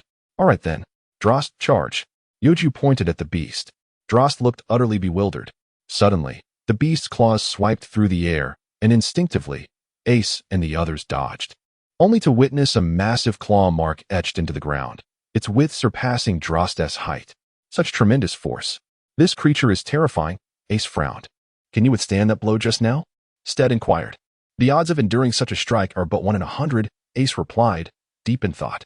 The temperature of the beast is rapidly escalating. What should we do? Drost exclaimed. Rapidly escalating? Ace echoed, bewildered. The beast opened its maw, spewing forth a torrent of lava. This is outrageous. Youju cried. Ace, you are fire. You should be unafraid. Charge in, Steed urged. But the temperature difference between fire and lava is immense. Ace shouted back. Yet, in the face of such a scenario, we must give it a try. Ace's eyes emanated 2 beams of violet golden light. A fierce blaze ignited around him, the flames transforming into a shade of purple due to his violet gaze. Ace waved his hand, sending flames forth, only to find that the fire was utterly consumed by the molten lava. Furrowing his brow, Ace exclaimed, Run. I cannot withstand this onslaught of lava. Simply repel it back with force, Youju replied with a smile. Indeed, you are right, Ace responded, returning the smile. Ace unleashed a powerful punch, sending forth a fierce gale that caught Youju's attention. In an instant, the force of the punch intensified. The molten lava was blown back, surging towards the beast, which was completely unprepared for the onslaught.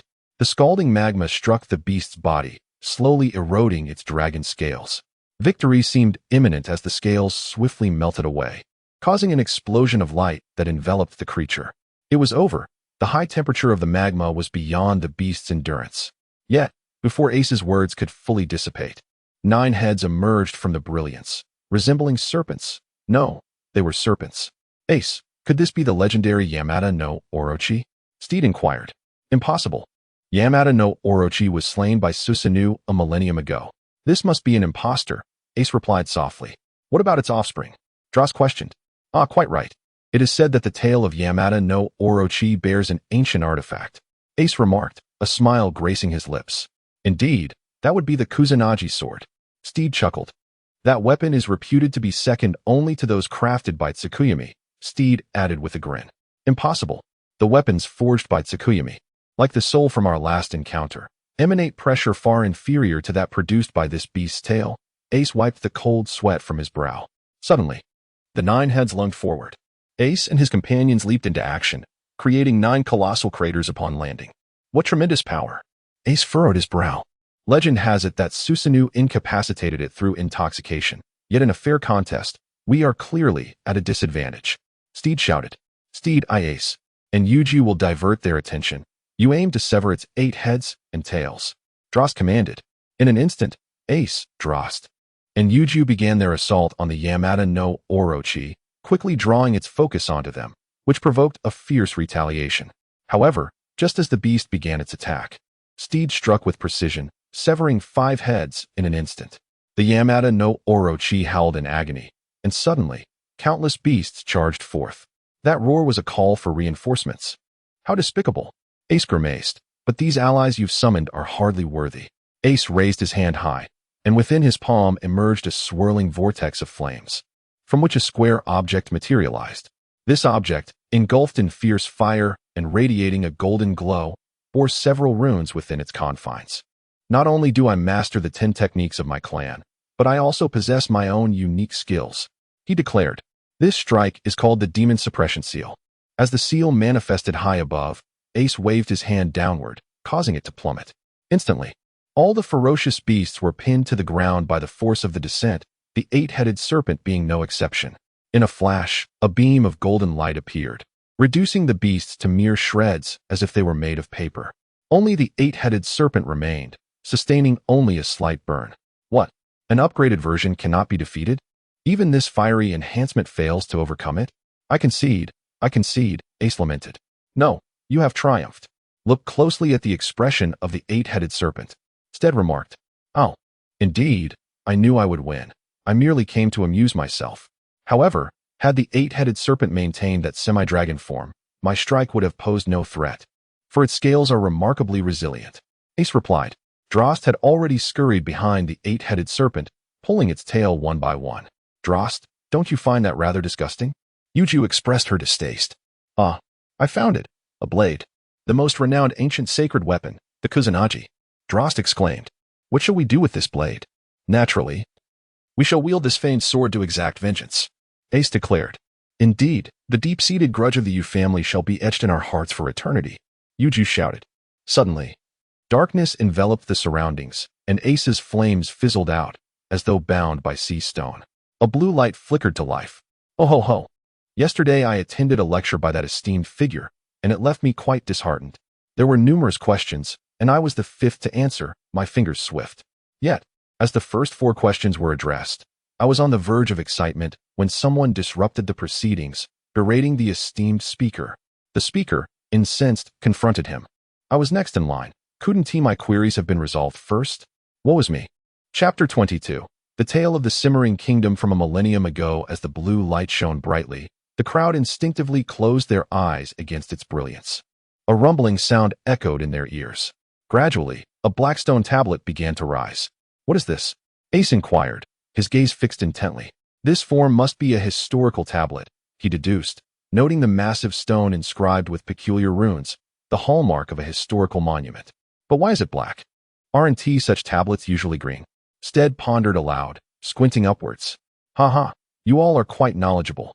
I, on the other hand, have no clue what a historical tablet is. Drost chuckled, unabashedly. It seems only Steed possesses the knowledge, Youju remarked, covering her face. As the light gradually dimmed, darkness once again enveloped Ace and his companions. With a swift motion of his hand, Ace declared, it is now usable. He pondered aloud. What was that all about? Ace had no desire to ponder further and approached the stone tablet, utterly perplexed. Furrowing his brow, he expressed his confusion. At that moment, Ace was equally lost in thought. I can decipher this. The script is an ancient language from my homeland, the South Sea. My family has some knowledge of it, said Ste softly. In 843 AD, a tragic tale of the devil fruit began in our nation, amidst the ceaseless wars that engulfed the world, shrouded in smoke and chaos. Our country was fortunate. Despite decades of conflict, we had yet to witness the emergence of the devil fruit, which brought joy to the king. The devil fruit could bestow boundless power upon its possessor, yet it was rarely employed for noble deeds, more often leading to destruction and plunder. The absence of the devil fruit symbolized the nation's stability. Delighted by his good fortune, the king hosted a grand banquet, inviting all from the nation of Simmer. However, unbeknownst to all, in a secluded corner of our realm, a peculiar fruit had begun to grow, vibrant in its unusual form and colors. This was the devil fruit. While the revelers in the castle raised their glasses in merriment, the devil fruit matured at an astonishing rate, ripening overnight. The entire nation remained oblivious, lost in the celebrations of their prosperity. The next morning, several ships docked at the port of Simmer, their crew bearing fierce expressions. Many citizens gathered at the docks, intrigued. Upon learning of the ship's arrival, the king rushed to the port, scanning the area anxiously. Gentlemen, there are no devil fruits here. What brings you to our shores? He inquired. Humbled, the king dared not assert his royal authority, for such defiance could spark a war. None. We sensed the emergence of a devil fruit here yesterday. One that seems rather powerful.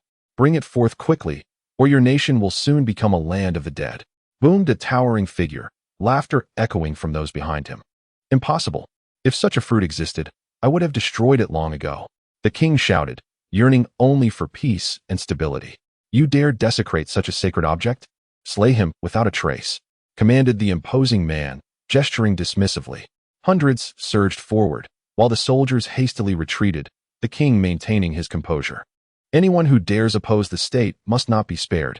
Kill him, and I shall reward you with 900 million berries, the king proclaimed, raising a hand to signify his intent.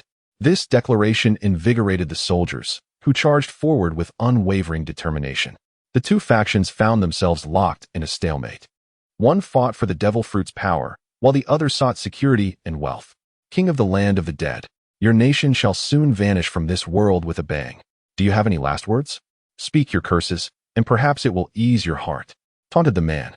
I have but one thing to say to you. Perish swiftly. The king retorted. I believe it is you who will meet your end. The man shot back, striking the king, who collapsed to the ground, his left cheek turning crimson. As the king looked up, he realized the man possessed a fearsome visage, a beastly figure that seemed to embody the power of the devil fruit. My loyal subjects, dispatch them swiftly. Whoever claims 50 lives shall lay claim to the devil fruit. The man declared, invigorating his followers, who surged forth with lethal intent, their previous restraint vanishing entirely. King of the dead, how does it feel? Your subjects are watching. The valiant army swears to defend, while the courageous king stands resolute. How touching, it brings tears to my eyes. The man mocked. Those who wish to survive must find the devil fruit. If you wish to perish, so be it. It's merely a matter of execution, he continued, treating human life as inconsequential, fixated solely on the fruit. This proclamation sent the citizens into a frenzy, many fleeing in search of the fruit, while others contemplated treachery against their king. There is another way to survive. Eliminate the king and his loyal army. The man laughed. The remaining soldiers, eyes wide with disbelief, faced individuals armed with makeshift weapons, needles, stones, kitchen knives, advancing towards them, including family and sworn brothers. The king stood in shock. He had always treated his people with kindness, never imposing taxes during celebrations, yet now countless turned against him. Your life alone could save many. Did you not claim to love your subjects as your own children? What is your life worth against the lives of your kin? Sinister voices echoed in the king's ears. No, you cannot do this. I have never wronged you. The king pleaded. It is your fate to be king. Came the chilling reply. A scream pierced the air, blood splattering everywhere, as the loyal soldiers were brutally slaughtered. Yet, the tale does not end here. Please turn to chapter 23, the boy with the spiritual power fruit. Did you truly believe that by slaying them, I would spare you? Such navet. Whoever finds the devil fruit shall be freed, otherwise, I shall annihilate every last one of you. The man snarled, a malevolent grin spreading across his face. How could this happen? I was too naive. We have condemned ourselves by eliminating the king and his army, leaving us utterly defenseless. Wait, there are so many of us and only one fruit. Killing more means fewer chances for survival. Die all of you. As dozens turned on one another, chaos erupted. Now this is more like it. Humanity at its finest, fighting amongst themselves. Forget about peace. It's all an illusion. The man laughed. The citizens, driven by desperation, unleashed their fury upon one another, fists flying as many fell lifeless to the ground. Enjoy your brawl. I will seek the devil fruit. One shouted. Despicable. Suddenly, hundreds of knives and needles flew, piercing a man who fell, riddled with wounds like a beehive. Die, you treacherous wretch. Someone shouted. Captain, these fools have begun to turn on each other. Should we not seek the devil fruit as well? A man clad in blue asked the towering figure. Indeed, let them destroy one another. When they are at their weakest, we shall present ourselves with the devil fruit, smiling as we declare, we have found it. Now perish. Come, let us go, he commanded, waving his hand, leading his followers away while the citizens remained oblivious, still fighting for the last remaining chance. Where's that fruit? The entire nation of Simmer is so vast. Yet we have searched long without a trace. Where could it possibly be? Is it hiding from us? The lost group wandered aimlessly, searching for the elusive fruit. Impossible. The fruit cannot be playing hide and seek. It must be growing in a secret location. No wonder the king rejoiced yesterday at not having acquired the devil fruit, for it is a harbinger of calamity. However, the good times were fleeting. After the celebration yesterday, today, where is everyone? A voice cried out, only to quickly retract with, I must have misjudged. The individual thought to himself, there is only one spot, and that spot is mine. He dashed forward, the devil fruit tantalizingly within reach, when suddenly, a punch from behind rendered him unconscious. The assailant seized the fruit. Ha ha ha, I have obtained this fruit. I am the one destined to survive. Now, hurry and hand over the fruit to me. At that moment, the captain arrived on the scene. Ha ha ha, splendid. The man rushed to the captain's side, placing the fruit into his hands. The captain grinned, proclaiming, okay, the fruit is in my possession. I recall that only one person is meant to survive. Since the fruit is with me, it follows that I shall live. You all can perish. The captain chuckled as he tightened his grip around the man's neck. With a sickening crack, the head detached, rolling to the ground. Ha ha ha. Those about to meet their maker, do not fret. I shall entertain you thoroughly. The captain's malevolent laughter echoed. He leapt towards another individual, delivering a devastating blow that shattered the skull. Each person he approached met a similar fate. Haha. How foolish these people are. This land is destined to become a realm of the dead. The captain bellowed, standing amidst the blood-soaked plains, holding a severed head aloft, then carelessly tossing it aside. Next, I shall deal with the fools at the dock. Ha ha ha. The thrill of killing is exhilarating. Yet, the devil fruit holds even greater allure. Once we depart from this forsaken land, let us play rock, paper, scissors to determine who shall claim this fruit. The captain licked the blood from his hands. Ha ha. Is the captain intent on transforming us all into a crew of devil fruit users? A man with a headscarf laughed. Precisely. Ha ha. Let us go and slay all at the dock, rendering this land devoid of life. The captain grinned malevolently. They arrived at the dock, where fewer than 100 souls remained alive, while thousands lay dead. Oh dear, I have discovered the devil fruit. It seems I am meant to survive. The captain chuckled. You despicable wretch. You shameless fiend. A woman shouted. Ha ha ha. I am indeed despicable. What can you do about it? Ha ha ha. You can only watch as I slaughter you. Originally, you numbered in the thousands, and we were at a disadvantage, yet your cowardice has turned this land into a graveyard. Thus, it is not my actions that led to your demise, but your own, the captain declared. Even if we are but a handful, we shall fight you. Now that we know the truth, a brave soul shouted, filled with determination, though he appeared to be the only one, as others trembled in fear. It seems only one has awakened to the truth. Ha ha ha, how filthy these people are. The captain laughed. Ahem, then die for my greatness. That is all you can do now. So perish. Ha ha ha. The captain roared with laughter. No, we cannot end it like this. Even if I am the only one, I will fight. The awakened individual yelled, brandishing a kitchen knife as he charged forward. The captain merely smiled, raising his fist. And with a single blow, bang, another fist appeared from nowhere, creating a visible shockwave between them. The captain looked to see that this was not the awakened man, but another, emanating purple energy and appearing to be in his 20s. The captain furrowed his brow. Who might you be? Ha ha ha, today's chapter has finally concluded. I have worked hard. Please support me with votes and favorable reviews. My QQ is 20786-2098. If you wish to discuss further, add me on QQ. Remember to support my work. The figure introduced himself as Luo Lin Lai, with fiery red hair, clad in blue, and a black sheath katana at his waist, smiling at the captain. Luo Lin Lai? Haha, you are the self-proclaimed hero who intends to save the world. The captain frowned. But what of it? My crew numbers in the hundreds, and at least 20 or 30 of them are devil fruit users. What can you do? Haha, how will you know without trying? Luo Lin Lai replied with a grin. Who among you has ever consumed a devil fruit? The captain impatiently shouted. One individual rushed forward and swallowed it whole, only to feel a surge of heat coursing through his body, as if he might explode. 3 seconds later, that feeling became reality. His body burst apart, innards flying everywhere. An 8-headed serpent emerged. The captain gasped in astonishment. Ace, is this the 8-headed serpent we just defeated? The captain inquired. Perhaps, Ace replied, stunned. Then I shall continue, the captain murmured. Luo Lin Lai frowned at the sight. Such a fruit is exceedingly cruel. It appears to transcend the boundaries of Zoan and mythical Zoan fruits. It allows a monster to break free from its user's body. This fruit is terrifying. I am quite astonished. If such power cannot be controlled by my subordinates, my life would be in jeopardy as well, the captain remarked, also frowning. That so-called savior can contend with it himself. We are leaving. The captain waved his hand, instantly organizing his crew to flee. The few remaining humans gazed upon the colossal beast, their faces etched with sheer terror. Everyone, do not panic. After all, death is the worst that can happen. What use is fear? The awakened individual shouted. Oh ho, well said, my friend. Haha, but this is merely a natural human response. There is no need for force. I shall soon bring that monster to its knees. Luo Lin Lai laughed. You might convince me of defeating those people, but how can you possibly defeat such a behemoth? Someone cried out. Haha, I differ from you. Your frail bodies cannot withstand such a blow. But I have trained. Ridiculous. Luo Lin Lai laughed. Leave this to me. You must prevent the others from fleeing. Oh, then take care of yourself. The man warned. Then turned to stop the few remaining from escaping. Haha, they have fled. Now it is time for you to meet your end, descendant of the ancient divine beast.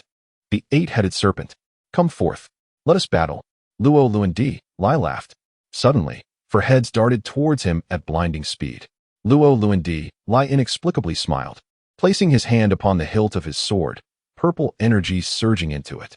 He drew his sword, and a visible wave of purple energy shot forth, slicing off all 4 serpent heads. Haha, such fruits are indeed perilous. If those who are consumed by an insatiable desire for the devil fruits were to unleash their madness, it is conceivable that this world would soon be overrun by monsters. Roranoa D. Zoro furrowed his brow. After all, you are the progeny of an ancient divine beast. You cannot allow your lineage to perish. This sword at your waist was also extracted from your ancestors' tail by our forebears. Now, I return to you this Kusanagi sword, which shall bestow upon you formidable defenses. While it may not shield you from magma, other forms of assault shall be rendered utterly ineffective against you. However, it simultaneously seals your size and extraordinary offensive power. Roranoa D. Zoro whispered, biting his finger to draw blood, which he smeared onto the Kusanagi sword. Suddenly, countless runes manifested along the blade, and an infinite radiance emanated forth, pouring into the body of the Yamada no Orochi. Soon, its scales began to compress, and 4 heads sprouted from the serpent, transforming it into a half-dragon beast. Roranoa D. Zoro led it beneath and sealed it here, during the sealing period. Many constructed this monument. He left behind a final phrase, which we did not comprehend. Yet we knew it was not directed at us, but rather to those who would encounter the monument. Reach for one piece. Said Steed. Could it be that the books I encountered in my homeland with Sabo were authored by him? That compendium of devil fruits, I believe it was called. Oh, I seem to recall it lacking a title. Never mind. Humph. Ace exclaimed. Books? Drost inquired. Yes, indeed, books. Ace replied softly. Ace can read. How astonishing. I am utterly flabbergasted. Yuki mocked. Of course, it's not my doing. It's my brother. No, my younger brother. Yes, it's him who reads. Ace clarified. The compendium of devil fruits? Does it contain information about the fruits? Stead questioned. It should, perhaps, possibly be so. Ace responded awkwardly. 1/2 of 1/2 of 1/2 of 1/2. And it culminates in a question mark. Are you deliberately trying to amuse us? Drost shouted. Ha ha ha, that is hilarious. Yuki laughed. For some reason, Ace's expression abruptly turned grave. Hey, Roranoa D. Zoro stated that this Yamada no Orochi is a descendant of an ancient divine beast. In its time, he spared its life, yet now we have slain it. Are we not utterly heinous? Ace's face stiffened. What do you mean by we? It was Ace who struck it down. What does that have to do with us? Yuki exclaimed. At that moment, Ace's heart was in turmoil. You bastards. I'll take you down. Ace shouted. Instead of dwelling on this, it would be wiser to discuss how to ascend. Stead remarked, speechless. At this point, it feels as though we can no longer ascend. Initially, we had a fair chance, but now we are growing ever more distant from the surface. What do we do? Drost shouted. Stop shouting. I am contemplating a solution. Ace retorted. Humph. Drost pouted, disdainful. There must be a way for us to ascend, otherwise. How could the dwindling remnants of humanity have evolved into such a multitude? And how could Roranoa D. Zoro continue to be a savior? Just think. There must surely be a passage nearby. Yuki murmured. Just a couple of days ago, my computer was confiscated. Sigh. Previously, I advised against taking life lightly, against playing with the South Whale, against human body embroidery. Yet during the period my computer was taken, I too entertained thoughts of despair. What a laughable irony. Chapter 25, The Exit. This place feels rather peculiar. Despite being hundreds of meters deep underground, the air remains refreshingly crisp. Stead pondered. It's simple enough. There must be an exit. You ought to hurry and find out where to go. Drost complained. Wow, you're quite impressive. Stead exclaimed. Is that so? Not convinced. Drost shouted, and their foreheads collided, unleashing a visible shockwave. As the wave surged towards them, Ace shielded himself with his hands, while Yuki collided forcefully against the wall. Are you too foolish? You bicker at the slightest provocation. I am at a loss for words regarding you both. Ace shook his head with a wry smile. The sound of rushing air filled Ace's ears. Drost, Stead, generate another shockwave together. Quickly. Oh, in an instant, their fists met, yet no wave emerged. 3 seconds later, a powerful gust erupted. Stead looked on in astonishment at the collision of their fists. It seems that after enduring the cold path, our bodies have grown even more robust, Drost declared with glee. However, we have not been subjected to intense cold at any point. Stead questioned in confusion. In truth, Ace's flames did not entirely fend off the cold. Some of it seeped into our bodies, and we gradually acclimated, strengthening our physical capabilities to resist the frigid invasion. Drost explained. The sound of rushing air returned. Quiet down, Ace shouted. Before Ace could finish his words, the two fell silent in an instant. Aware that Ace might have uncovered something he wished to keep undisturbed, Ace pressed his ear against the wall, moving his steps cautiously, striving to avoid any sound that might overshadow the noise he was trying to discern. Each movement was accompanied by acute attentiveness.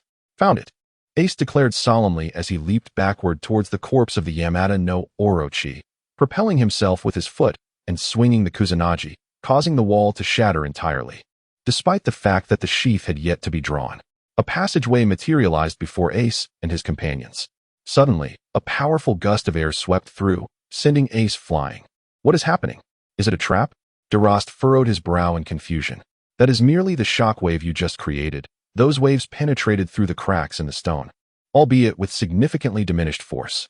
They are now swirling within and producing a whistling sound, which is precisely why I urged you to maintain silence, Ace elucidated. Ace, I despise you. Yuki, barely clinging to life against the wall, gasped. No thanks necessary, Ace replied with a grin. There's an issue with this path. It is obstructed. Ste pointed towards the blocked route. Slice through it. Ace chuckled. He raised the Kusanagi and thrust it forward, releasing a visible gust of air from the base of the sheath, clearing the entire path. What? You've managed to amuse me. A novice in swordsmanship can unleash such might with a mere poke. This must be a cheat, Ste exclaimed. Wow, truly the three sacred treasures. Quite impressive, Ace remarked, gazing at the Kusanagi with a smile, adding, the most astonishing part is that the sheath remains in place. As Ace cast aside the Kusanagi sword, Stead swiftly rushed over to catch it. Is this how you treat a sacred artifact? Stead remarked, somewhat at a loss for words. I have no fondness for swords. My passion lies in the clash of fists rather than the friction of blades, Ace replied with a chuckle. Now, let us be on our way. Stead, feeling somewhat embarrassed, managed a sheepish smile before making his way to Yuki, lifting her onto his shoulder as he approached Ace. Delost hastened over, and thus the three of them embarked on their journey together. Ace contemplated. This world of twilight caverns feels remarkably serene, unlike my previous perilous ventures through the treacherous abysses, where danger lurked at every corner. This journey seems exceptionally effortless. It presents no challenge at all. Should we take a moment's respite? It feels as though we have been wandering through these caverns for quite some time, Ace murmured. Indeed, we ought to rest for a few hours, otherwise the toll of exhaustion on our bodies will be too great, diminishing our chances against Rorsa significantly, Stead replied. A grumbling sound emanated from Drost's stomach. How can one sleep when hunger strikes? Drost complained. I haven't even mentioned my hunger, yet you seem to be famished before me. How absurd, Ace remarked, exasperated. Let us rest first and seek nourishment once we exit, Stead suggested. Man is like iron, and food is like steel. I recall we have a brother in the form of the eight-headed serpent. Ace grinned mischievously. The trio swiftly returned to their previous spot and commenced cooking the eight-headed serpent. Roasted serpent meat may prove delectable. Perhaps the serpent soup will be equally delightful. Ace, isn't that the offspring of an ancient divine beast? Stead inquired, perplexed. Divine beasts are still beasts. Beasts are meant to be consumed, aren't they? Although the eight-headed serpent is unique in this world, we cannot starve ourselves. We are rare as well, the one and only Spade Pirates. Thus, our value is akin to that of the eight-headed serpent. Consuming it is entirely justified. No one would fault us, Ace proclaimed. That makes a compelling argument. I believe you. Yes, I truly do, Stead responded. Is this your serious nonsense, then? With such intelligence, you should rule this world. Drost laughed. Wow, this serpent meat is exquisite. With each bite, the juices burst forth, leaving an unforgettable flavor in my mouth. Incredible. If only Yu's mother could prepare it. Alas, that opportunity is lost, Youju lamented, a tear glistening at the corner of her eye, as if ready to fall. Indeed, Ace sighed deeply. Let us not dwell in sorrow. I am certain Yu's family would not wish to see us in despair. Let us remain optimistic and think of the joy when avenging Yu's family, Drost chuckled. How gruesome, Stead remarked, speechless. Well, that hardly qualifies as gruesome, Drost replied. Who knows? Stead mused. Ace, with a sullen expression, took a sip of the soup and instantly changed his demeanor. What flavor is this? It is simply exquisite. The Yamada no Orochi was right to slay it. Otherwise, we would never have had the chance to taste such deliciousness in our lifetimes. Ace exclaimed, "Oh, how remarkable that a mere hasty preparation can yield such flavor. The Yamada no Orochi is indeed astonishing." Ste remarked with admiration.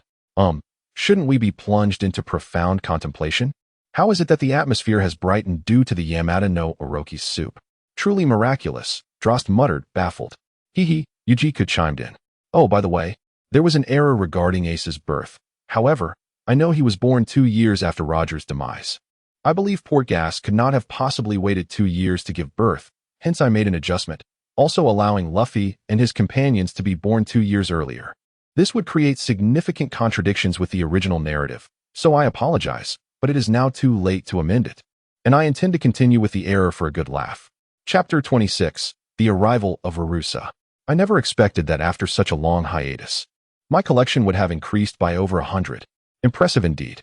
Furthermore, to the reader 118-532-7859, I must clarify that day was genuinely my birthday. I was not making excuses.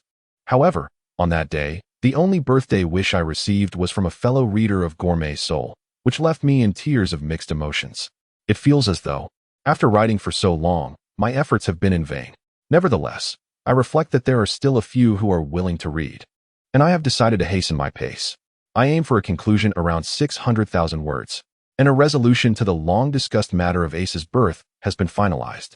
It is because of you ruthless pirates and the cold-blooded, brutal navy that this world has descended into such depravity. It is because of you. Because of you, my father, my family, have suffered, have perished.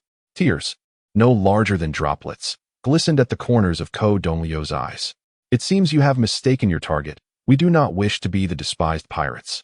What I aspire to be is the revered pirate king, Ace declared, springing to his feet, and with a powerful punch, he struck.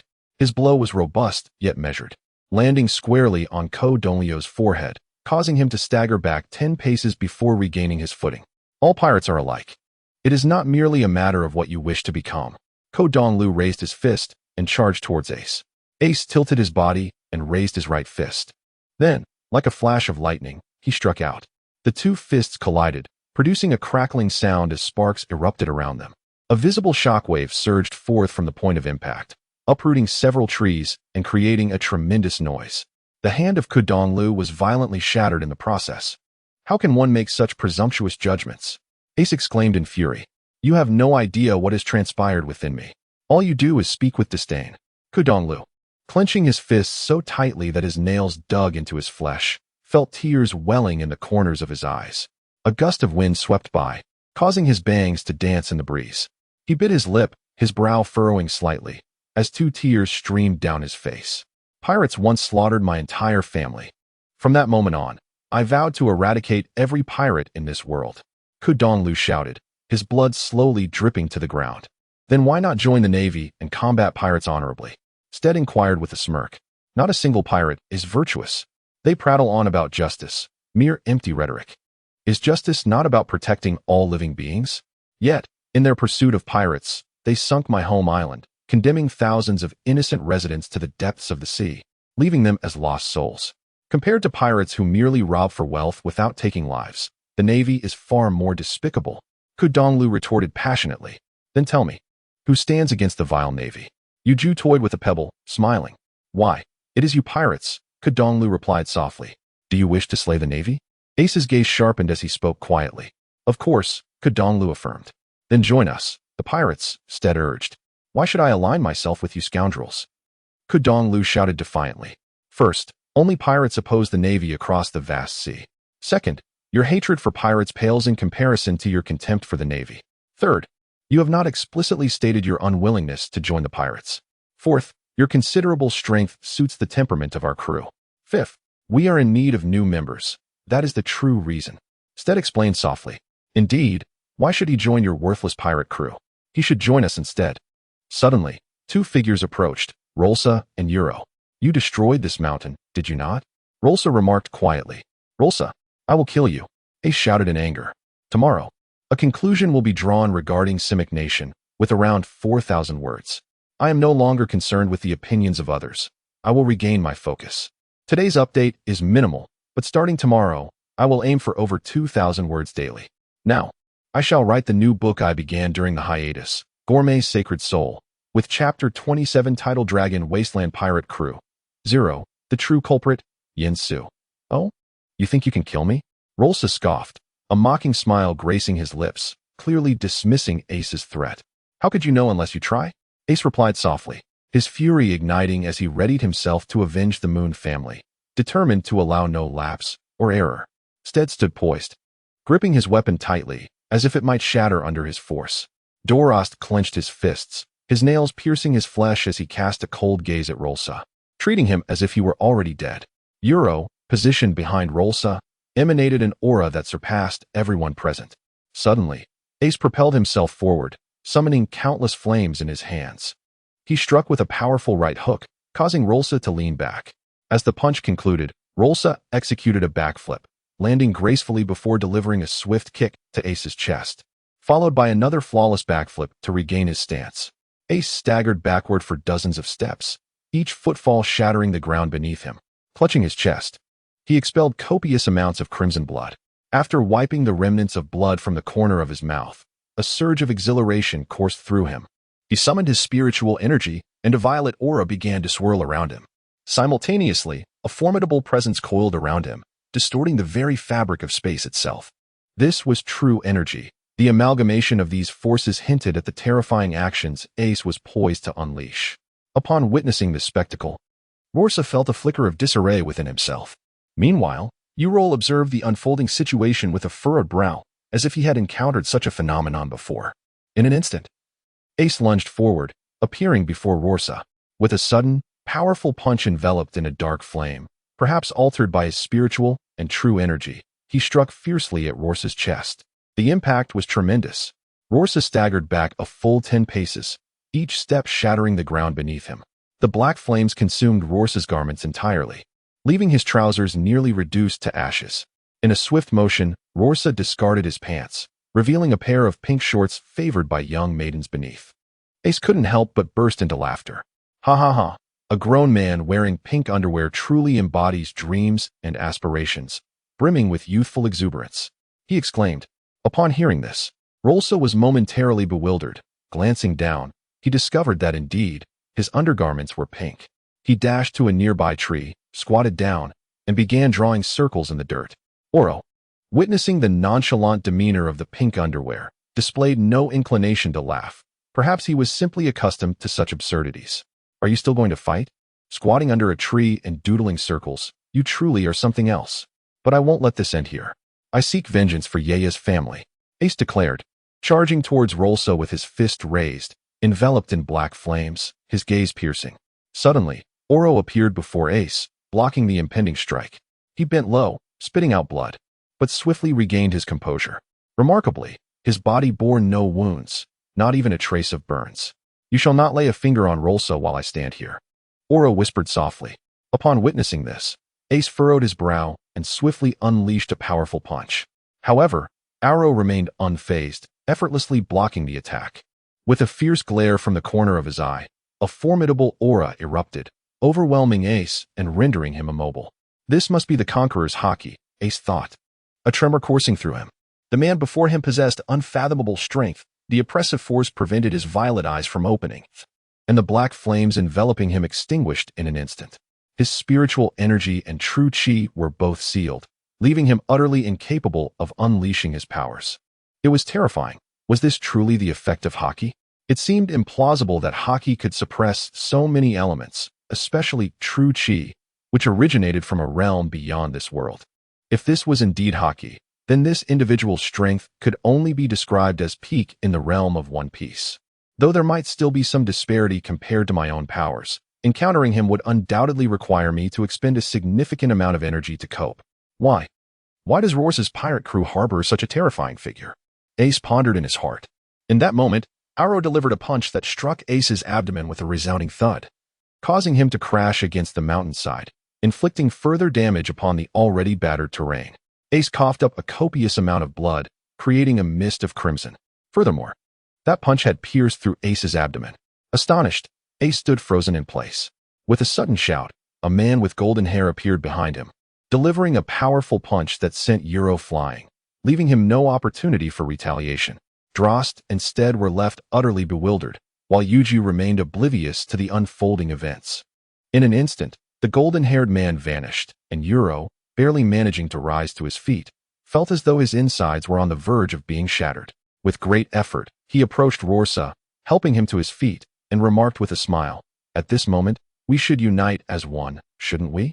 As the two embraced, a radiant light enveloped them, and when the brilliance faded, a single figure emerged. His gaze was piercing, his black curls framing a strikingly handsome face that could only be described as extraordinary.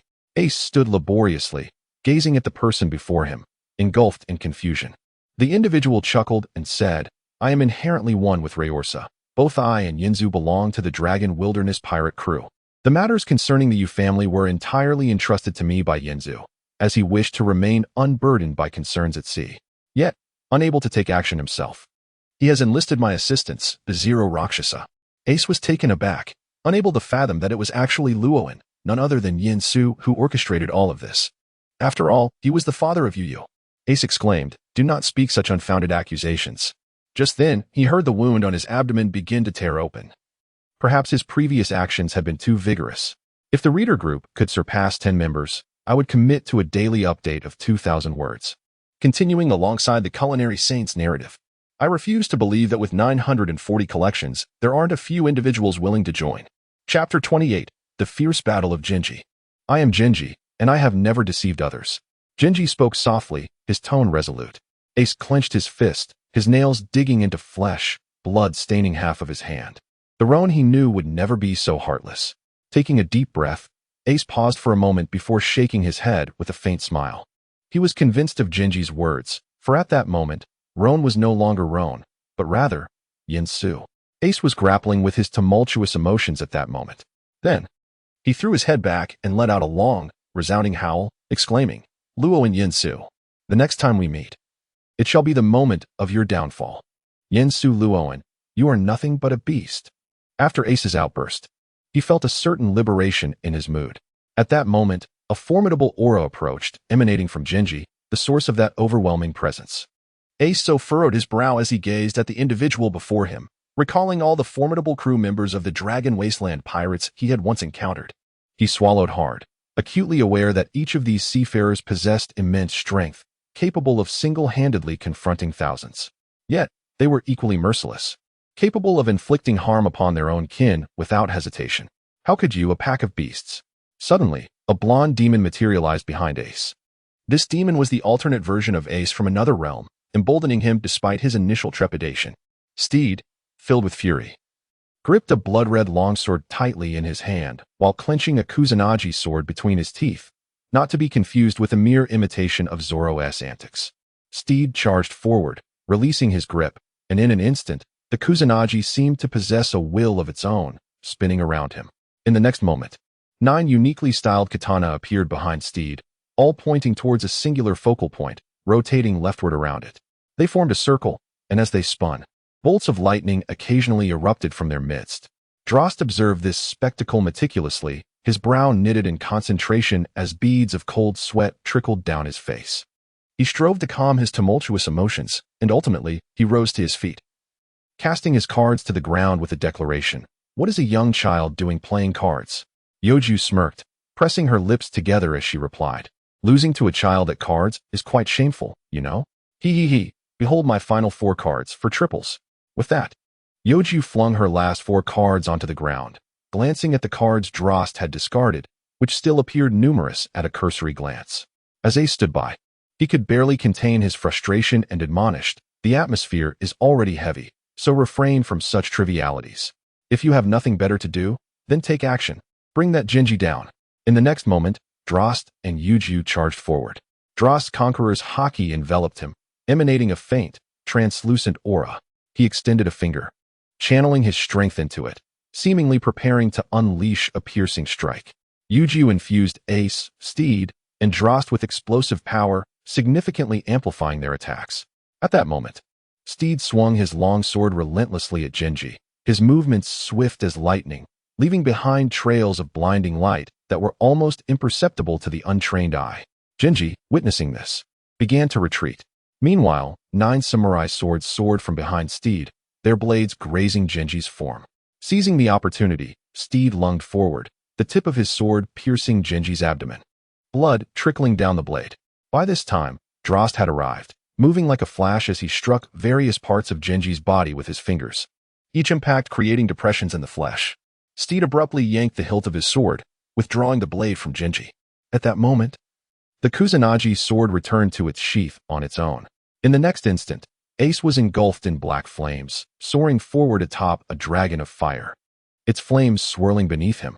With his arms raised high, he summoned countless flames to converge at the center, culminating in a massive fireball that shone brightly like the sun, contrasting with the dark dragon beneath him.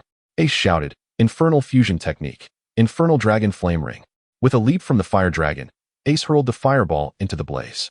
Upon impact, the dragon's flames intensified, golden fire intertwining with the black, reaching temperatures capable of melting iron. The dragon plummeted rapidly, prompting Ace and Delost to quickly retreat. Meanwhile, Tianluo, who had been idly observing, remained oblivious to the unfolding chaos. Youju gestured, amplifying the dragon's force exponentially before jumping on his steed's back. An enormous explosion erupted, sending a fiery vortex spiraling into the air. The ground trembled as heat enveloped the area, akin to being at the equator. Standing atop a mountain, Ace witnessed Delost, carrying Tianluo and Youju's speed as they approached. They pondered whether the forest would ignite, but quickly dismissed the thought, deciding they would extinguish any fire that arose later. Upon gazing at the land once more, they noted Xingyue had not emerged, allowing the burdens in their hearts to finally ease. Just as they believed Xingyue was defeated, the fiery vortex suddenly extinguished, scattering embers in every direction toward the town. A great tree stood resiliently, shielding the sparks. Amidst the land, a figure emerged, his eyes glowing red like a demon. Chapter 29, Sealing Zone. Xingyue stood firm, glaring at Ace, and shouted, "Are you attempting to bring harm to the town? If you continue with such threats, do not blame me for being merciless." Ace was momentarily stunned, shaking his head in disbelief. Could it be that he had never truly unleashed his full power? In his heart, he pondered. Tianluo couldn't help but break into a cold sweat. The figure before him, Xingyue, seemed to emanate an astonishing aura from several meters away. His previous words were far from mere illusions. Xingyue inhaled deeply, filling his lungs with air before exhaling slowly. He spoke softly. "Have you ever heard of an extraordinary state? A door opened by only 10 people in this world? It is the closest door to divinity. And those who have opened it are men who stand at the pinnacle of the world. You, Ace, as the strongest being from another realm. Have you ever heard of it?" Ace furrowed his brow, utterly taken aback by these words. Turning around, he softly replied, "Of course I know. It was through immense effort that I managed to force that door open. In my world, only 10 individuals have ever crossed its threshold. This extraordinary state, this elusive zone of sealing, allows one to immerse themselves wholly in the heart of battle, free from distractions. Such unprecedented focus can unleash all of a person's latent potential. Within my realm, this state can only amplify power, accelerate speed, and enhance concentration. In this world, where gravity is so minimal, entering the zone equates to an invincible state." Xingyue, though fully relaxed, kept his gaze fixed upon Ace. A smile crept upon his lips as he remarked, "You have answered correctly. Therefore, you should also comprehend who the strongest is." In the next moment, an indescribable blue aura erupted from Xingyue, with lightning flickering before him. Ace was momentarily stunned. Could it be that one of the 10 individuals who opened this door in the world was from the Dragon Wilderness Pirates? Xingyue spoke softly, "You are mistaken. Our Dragon Wilderness Pirates consist of 8 members, all of whom, like myself, opened that door. Each of them forcefully achieved this, just as you once did." Steed, Delost, Youju, and Tianluo were left bewildered, only aware that this so-called sealed zone was formidable. In the next instant, Xingyue vanished from sight. And despite Ace and the others having embarked on their journey for only a few dozen days, their innate talents and strength had already surpassed that of half the pirates in the Pirate King world. Yet, they could not even catch a glimpse of Xingyue. The disparity in their abilities felt as vast as the cosmos, an insurmountable chasm. Suddenly, Xingyue reappeared before Ace. Ace swiftly launched a punch, but Xingyue merely tilted his head to evade it, then seized Ace's arm and executed a swift shoulder throw, releasing him and dashing toward Steed. Steed felt a mix of panic and exhilaration. The speed was astonishing, but his own star-shattering sword was no slouch, complemented by the sword demoness techniques, he thought. In a flash, Steed summoned his soul breaker, enveloping the blade in a crimson aura. In the next moment, he thrust forward, and an explosive sound echoed as a smirk graced Steed's lips. But in the next heartbeat, he froze, for a hand gripped his soul breaker, and Xingyue cast a disdainful glance. Murmuring, "Is this all you have?" Truly pathetic. With a swift pull, Xingyue yanked Steed towards him, delivering a powerful punch that cracked 3 ribs. Delost instantly unleashed his conqueror's haki, trying to intimidate Xingyue in hopes of creating an opening for a decisive strike. However, his opponent was also a conqueror's haki wielder, and far more formidable than himself. In a mere 0.001 seconds, Xingyue appeared before Delost, spinning and landing a punch on his cheek, sending Delost flying and 2 teeth tumbling through the air. Xingyue then locked onto his next target, Youju. Although inexplicably, he shifted his focus to Donglue. Donglue harnessed the powers of the wind fruit, soaring into the air. Yet, in the next moment, Xingyue propelled himself upwards, matching Donglue's altitude, and then struck him down, sending him plummeting to the ground several meters below. Youju stood in stunned silence, while Ace struggled to rise, a mysterious smile creeping onto his face. This smile was perplexing, bordering on maddening. Was it a bitter grin born of despair, or a defiant roar against adversity? This expression did not belong to Ace from the Pirate King world, but rather to the man standing at the pinnacle of another realm. That smile symbolized his genuine exhilaration. Faced with a formidable opponent from the sealed zone, every drop of his blood ignited with fervor. At that moment, a golden-haired demon behind Ace unleashed a roar, and in an instant, the golden figure compressed into Ace's body. Ace's face contorted in agony, radiating a painful brilliance as golden light enveloped him. An invisible pressure bore down on everyone present, except Xingyue, a weight akin to a mountain, yet to Xingyue, it seemed all too familiar, and he appeared remarkably at ease. The space around them twisted, transforming into a translucent azure hue. In the next moment, time seemed to freeze, revealing a golden-haired man enveloped in a layer of pale blue gas. He took a decisive step forward, shattering the distorted space like shattered glass. This was Ace's sealed zone. Xingyue hesitated for a moment. Then a terrifying smile spread across his face as the ground erupted with countless plants, enveloping the battlefield in a massive green sphere that towered higher than the mountains, blocking out the sun for the entire nation. Ace was not taken aback as flames enveloped his body. He leaped forward, landing atop the head of a fire dragon. Xingyue readied himself, poised for action. With a mere gesture from Ace, the fire dragon roared mightily and surged forward, unleashing countless swords forged of fire towards Xingyue. Unfazed by the oncoming dragon and the myriad of fiery blades, Xingyue swung his fist with great force, striking the dragon's head. The searing flames scorched his skin. Yet he soon realized that Ace had vanished, along with Steed, Delost, Youju, and Tianluo. In a moment of surprise, Xingyue sensed 5 distinct auras nearby, one of which was immensely powerful, belonging to Ace and the others. Ace suddenly took 7 steps forward, channeling the energy of his spirit, true chi, and flames, all converging in his right hand, enveloped in a layer of transparent gas. He murmured, 7 steps to heaven, quaking fist. Upon witnessing Ace's first step, Delost followed suit, advancing to the 7th step, infusing his right fist with the power of Conqueror's haki. He bellowed, 7 steps to heaven. Steed, positioned to Xingyue's left, concentrated all his strength into 2 swords, surrounded by a layer of transparent gas and a layer of red gas. With a powerful thrust, Steed instantaneously appeared to Xingyue's right. Whispering, dual dragons emerged from the sea. Tianluo and Youju enhanced their strikes with greater force and swiftness, with Tianluo remaining stationary, wary of his winds disrupting their attacks. As Steed zipped past Xingyue, the latter staggered, his tendons slashed, leaving him vulnerable to the fire dragon and the myriad of blades.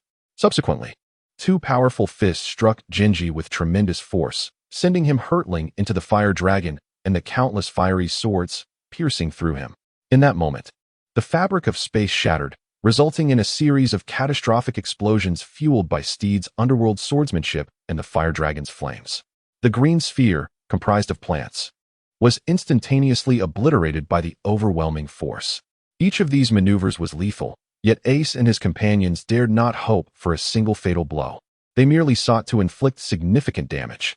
Amidst the billowing smoke on the battlefield, countless residents of Simic Kingdom focused their gazes upon the scene, pondering the identity of the divine presence that could incite such monumental explosions. After a brief silence of several seconds, the smoke began to clear, revealing Xingyue, transformed from before. Flanking his hands were two violet halos, while behind him loomed a black halo radiating an aura of malevolence. In a fleeting moment, Ace hesitated, utterly astonished that the formidable individual before him, hailing from the Dragon Wilderness pirate crew, had also unlocked the third gate of the zone. Xingyue, observing Ace's expression, proclaimed with unabashed pride, "Ha! Indeed, I am the one who has unlocked the third gate. And you? How many have you opened?" Ace's lips curled slightly as he let out a low murmur. "Huh?" Two faint azure rings materialized beside his hands, while a golden halo appeared behind him, evoking a sense of trepidation, as if he were a divine being. Xingyue smiled gently and remarked, "Hee, I knew you would not be so easily subdued. To think you stand as a formidable opponent alongside me, both unlocking the three gates. However, I believe I still have the upper hand." With a fierce glare, the two propelled themselves forward, instantaneously vanishing from their original positions. In a flash, they collided, unleashing powerful punches at one another. Ace roared, "I shall be the victor." This marked Ace's first experience of such fierce competitiveness in his life. The sound of their fists meeting reverberated through the air, creating a luminous circle. The sky appeared to be torn asunder by their combined might, with an unfathomable gale swirling overhead. The residents of Simic Nation sighed in awe at the spectacle. Chapter 31, Xingyue's Departure, the Mode of Sophistry Engaged. At this moment, the shockwave threatened to permeate the depths of the nation, prompting Ace and Xingyue to swiftly flash to the forefront of the realm, shattering the tumultuous wave with a single blow. Xingyue chuckled, "Oh ho, young man. I did not anticipate your capacity to stand and protect my nation." Ace stated in a low voice, "This place is not merely your country. It is also Yeye's homeland. I am safeguarding Yeye's nation, not yours." Xingyue waved his hand with a smile and replied, "Say what you will. In any case, when the moment of your defeat arrives, I shall remember your actions at this moment and spare your life." Ace appeared somewhat speechless. At this moment, he simply wished to utter two words. "Heh." Ace softly suggested, "Let us cease our internal strife and seek resolution elsewhere." At that moment, a shadow abruptly materialized before Xingyue. Upon encountering the shadow, Xingyue was momentarily taken aback, his eyes reflecting a mixture of reverence and, more prominently, fear.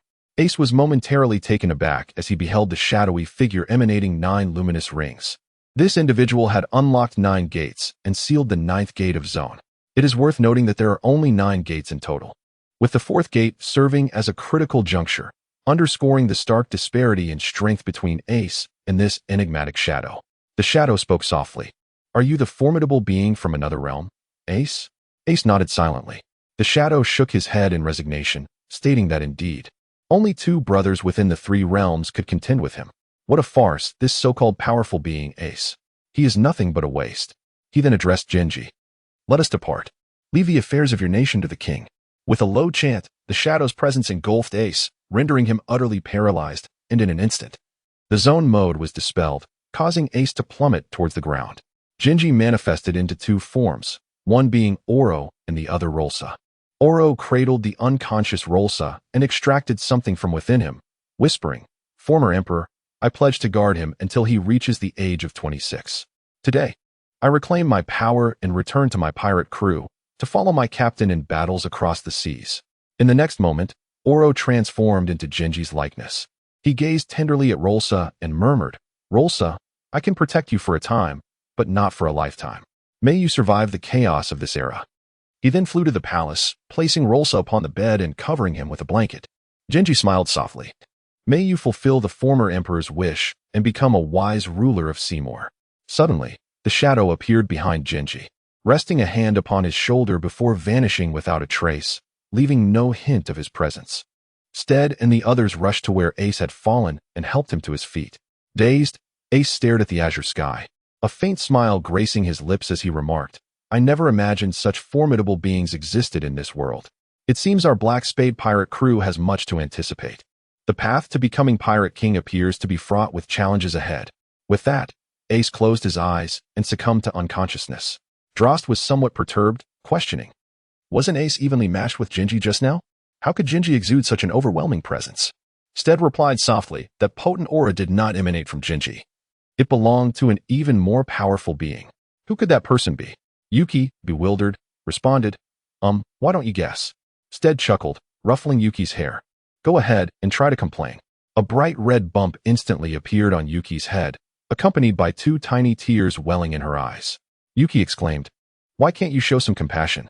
Steed nearly fainted upon hearing this, quietly retorting, Do you really think you're a beauty? Yuki was deeply wounded by his words and retreated to a corner, drawing circles. Tianluo, perplexed, remarked, Did you really have to hurt her feelings by calling her ugly? Steed gently replied, I didn't say that, did I? Tianluo covered his face. Your words imply just that. Drost, struggling to suppress laughter, eventually burst out, Ha ha ha. Yuki is an ugly girl. Ha ha. Upon hearing this, Yuki scurried off to an even farther corner to continue drawing circles. Ace opened his eyes and immediately delivered a punch to both Steed and Drost, exclaiming in anger, Is this how you insult your own crew? Youju gazed at Ace with her big, watery eyes, convinced that he would utter words that would surely brighten her spirits. Ace exclaimed, How can you insult him like this when he doesn't even count as a woman? Upon hearing these words, Youju felt as if her heart had been pierced by 1,000 sharp blades. Ste and Drost, impressed by Ace's fervor, quietly gave him a thumbs up, with Ste whispering, Ace, you are the most remarkable. Donglue remarked in disbelief. This pirate crew is truly something to aspire to. Ace struggled to rise to his feet and lightly patted Dongluo's shoulder, softly suggesting, Would you care to join our Spade Pirates? Donglu chuckled and replied, I am averse to both pirates and the Navy. How could I possibly align myself with your ranks? Ace raised the corners of his mouth in a slight smile. But just a moment ago, were you not complicit with us in opposing Xingyue? Donglu shouted, You are grasping at straws. Ace laughed heartily, exclaiming, We are indeed adept at sophistry, ha ha ha. So, will you join us or not? A gust of cold wind swept by, and Donglio's lips curled into a faint smile, his lips barely moving. Chapter 32, alias Tianluo, now entering the Spade. Tears flowed from both Rorsa and Xingyue. Donglu, with the slightest movement, chuckled, Of course. How could I possibly refuse? He emphasized the word of course with particular intensity, leaving one to ponder whether he was toying with Ace or genuinely inclined to join. This left Ace in a state of confusion. Do you truly wish to join us or not? Ace appeared somewhat impatient, a sentiment understandable given the emotional turmoil of the injured. Donglu smiled and replied, Throughout my life, I have harbored a deep-seated hatred for both pirates and the Navy. However, I have been touched by your earlier arguments. Pirates do possess their own principles. Some even take pride in their sense of justice, defending what they believe to be right.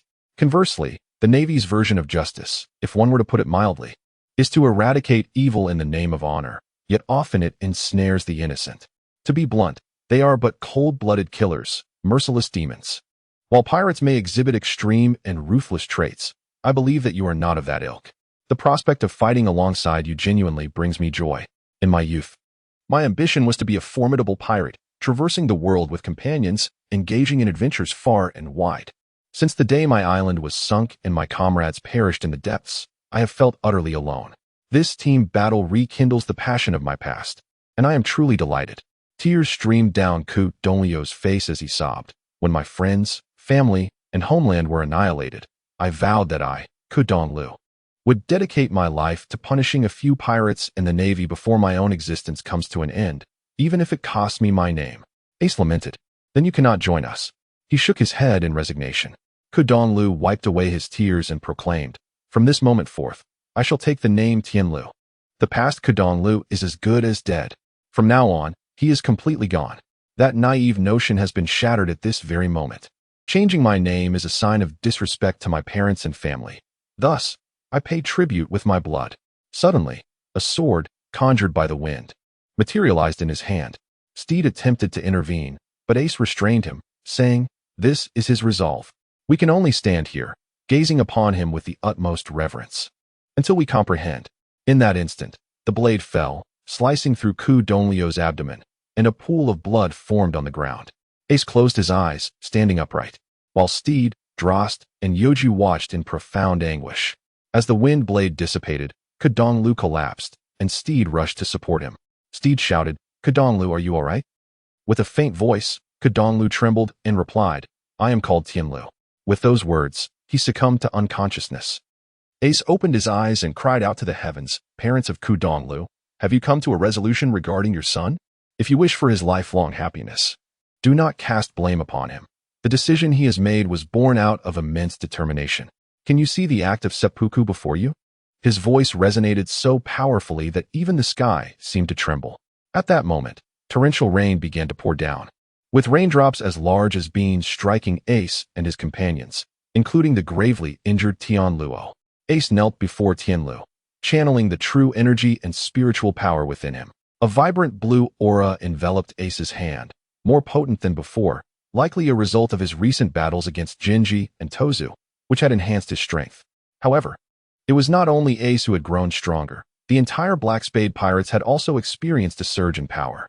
With a deliberate push, Ace directed the energy into Tianluo's body. The spiritual energy and true chi collaborated seamlessly, one addressing external wounds while the other mended internal injuries. After 20 minutes of meticulous treatment, the damaged skin and internal organs were finally restored. Ace gasped for breath, for the exertion of both spiritual and true energy, when not engaged in combat, would inevitably diminish his lifespan.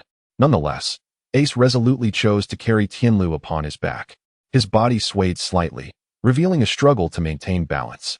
Stir and Delost expressed their concern, inquiring, "Are you all right? Do you need us to assist you? Perhaps you should take a moment to rest." Youju, with a hint of disbelief, retorted, "What is the purpose of Delost being so large if he cannot even carry Ace?" This remark left Delost feeling rather embarrassed, to which he responded, "Am I to blame for my size?" Ace smiled, a smile that emanated from the depths of his heart, and he said, "Let us go and show him the other thing we discovered in the mountains." Before encountering Kolong Lu, there was a segment left unspoken, and today, that segment shall be revealed. Ace approached the castle and called out the name Rorsa. Rorsa emerged, impatience evident in his demeanor as he exclaimed, "Are you still seeking to trouble me? I assure you, although my steadfast companion Oris has departed, I am not to be underestimated." Ace tossed a piece of paper to Rorsa with a gentle smile, softly saying, "We found this at the exit. When we picked it up, the mountain erupted in a tremendous explosion, and we narrowly escaped. Afterward, we discovered this note. It was left for you by your father. Shortly after, we encountered Kedonglu, oh heavens, Tianluo, who came looking for trouble." Upon seeing the note, Rorsa nearly broke down in tears. "Son, by the time you read this note, I will have surely departed to the Western Paradise. In my youth, I was reckless and believed myself invincible, even considering Joel D. Roger to be insignificant. Thus, I ventured forth, conquering lands, until one fateful day I crossed paths with the Dragon Wilderness Pirates. My crew and theirs engaged in a fierce long-range battle, evenly matched until we clashed in close quarters. To my astonishment, their number was merely 8. After a brutal struggle, our entire fleet was annihilated, and I alone plunged into the sea, fortunate to survive. However, our fate was grim, as they pursued me to the kingdom of Simo, sending forth the monster known as Xingyue, or rather, Oro.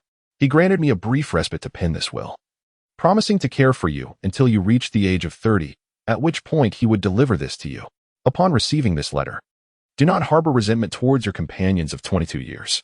I witnessed his tears, genuine tears of sorrow. Son, I have failed in my duties both as a father and as a sovereign. I can only hope you do not tread the same path as I did. May you become a wise and respected ruler. I love you, Rorsa." Rorsa knelt, covering his mouth as he wept. "Father, I miss you. I hold no grudge against Oro, for I have come to regard him as my closest kin. I understand his reluctance in bringing harm to you. After all, no one relishes the act of killing." He collapsed to the ground, sobbing profusely. Meanwhile, in the mountains, Xingyue searched for the note but could not find it. With his keen ears, he caught the sound of Rorsa's cries and felt tears welling in his own eyes. He whispered, "Rorsa, may you become a wise ruler.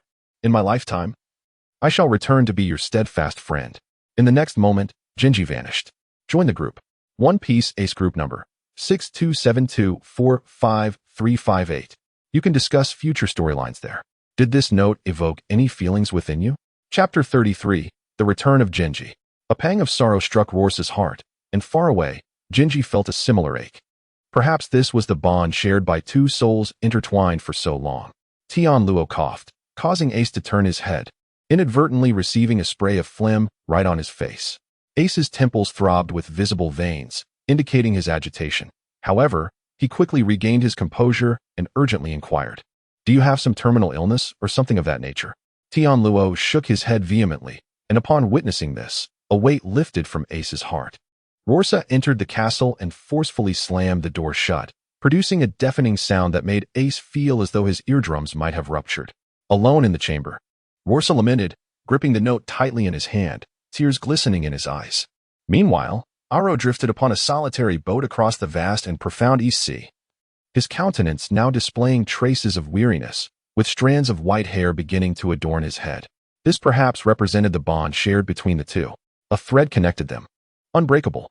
22 years, neither overly long nor excessively short, had been spent together, sharing laughter and tears, experiencing the myriad flavors of life. They had come to regard each other as integral parts of themselves, inseparable. Yet now, forces beyond their control sought to sever that bond, casting them into distant realms, where a chill pervaded their hearts. Aro raised his voice to the heavens, countless tears carried away by the wind. Rorsa managed to steady his emotions. Though how could he ever achieve complete tranquility? He descended the stairs like a mere shadow of himself, pushed open the castle's grand door, and spoke, "You must be Ace." Ace was taken aback upon encountering the figure before him, who was none other than Rorsa. The man had several strands of white hair, and his face had grown gaunt, resembling that of a man well past his 50s. Rorsa turned and strode into the castle's interior, prompting Ace to follow suit. Upon entering, Steed was struck with astonishment by the surroundings, which exuded a vintage charm, suggesting that they had endured the passage of time for many years. Delost shook his head in resignation. It seemed that the bond between him and Xingyue was truly beyond their comprehension. Had they indeed committed a grave error? No. Surely they were in the right, for he was the murderer of the Yu family. Yet, the true perpetrator was Yen Su, a creature unworthy of the title of father. Having perpetrated such heinous acts, he had no right to be called anyone's progenitor. Should fate allow them to cross paths one day, Delost vowed to expend his very life force to vanquish him, even at the cost of his own existence. In her heart, Youju felt a glimmer of tears welling up. She seemed to envision the joyful moments shared between Rorsa and Xingyue within these walls. She could almost hear their jubilant laughter echoing in the air, catch the scent of their past camaraderie, and sense the profound sorrow and bond that existed between Rorsa and Xingyue. Tianluo, too, found tears streaming down his face. Ace gazed at Rorsa with an expression of disbelief, as Rorsa's temples had turned white and his steps had grown increasingly unsteady. Ace placed his hand on Rorsa's shoulder, offering words of comfort. "Are you all right? You seem to be feeling a bit unwell."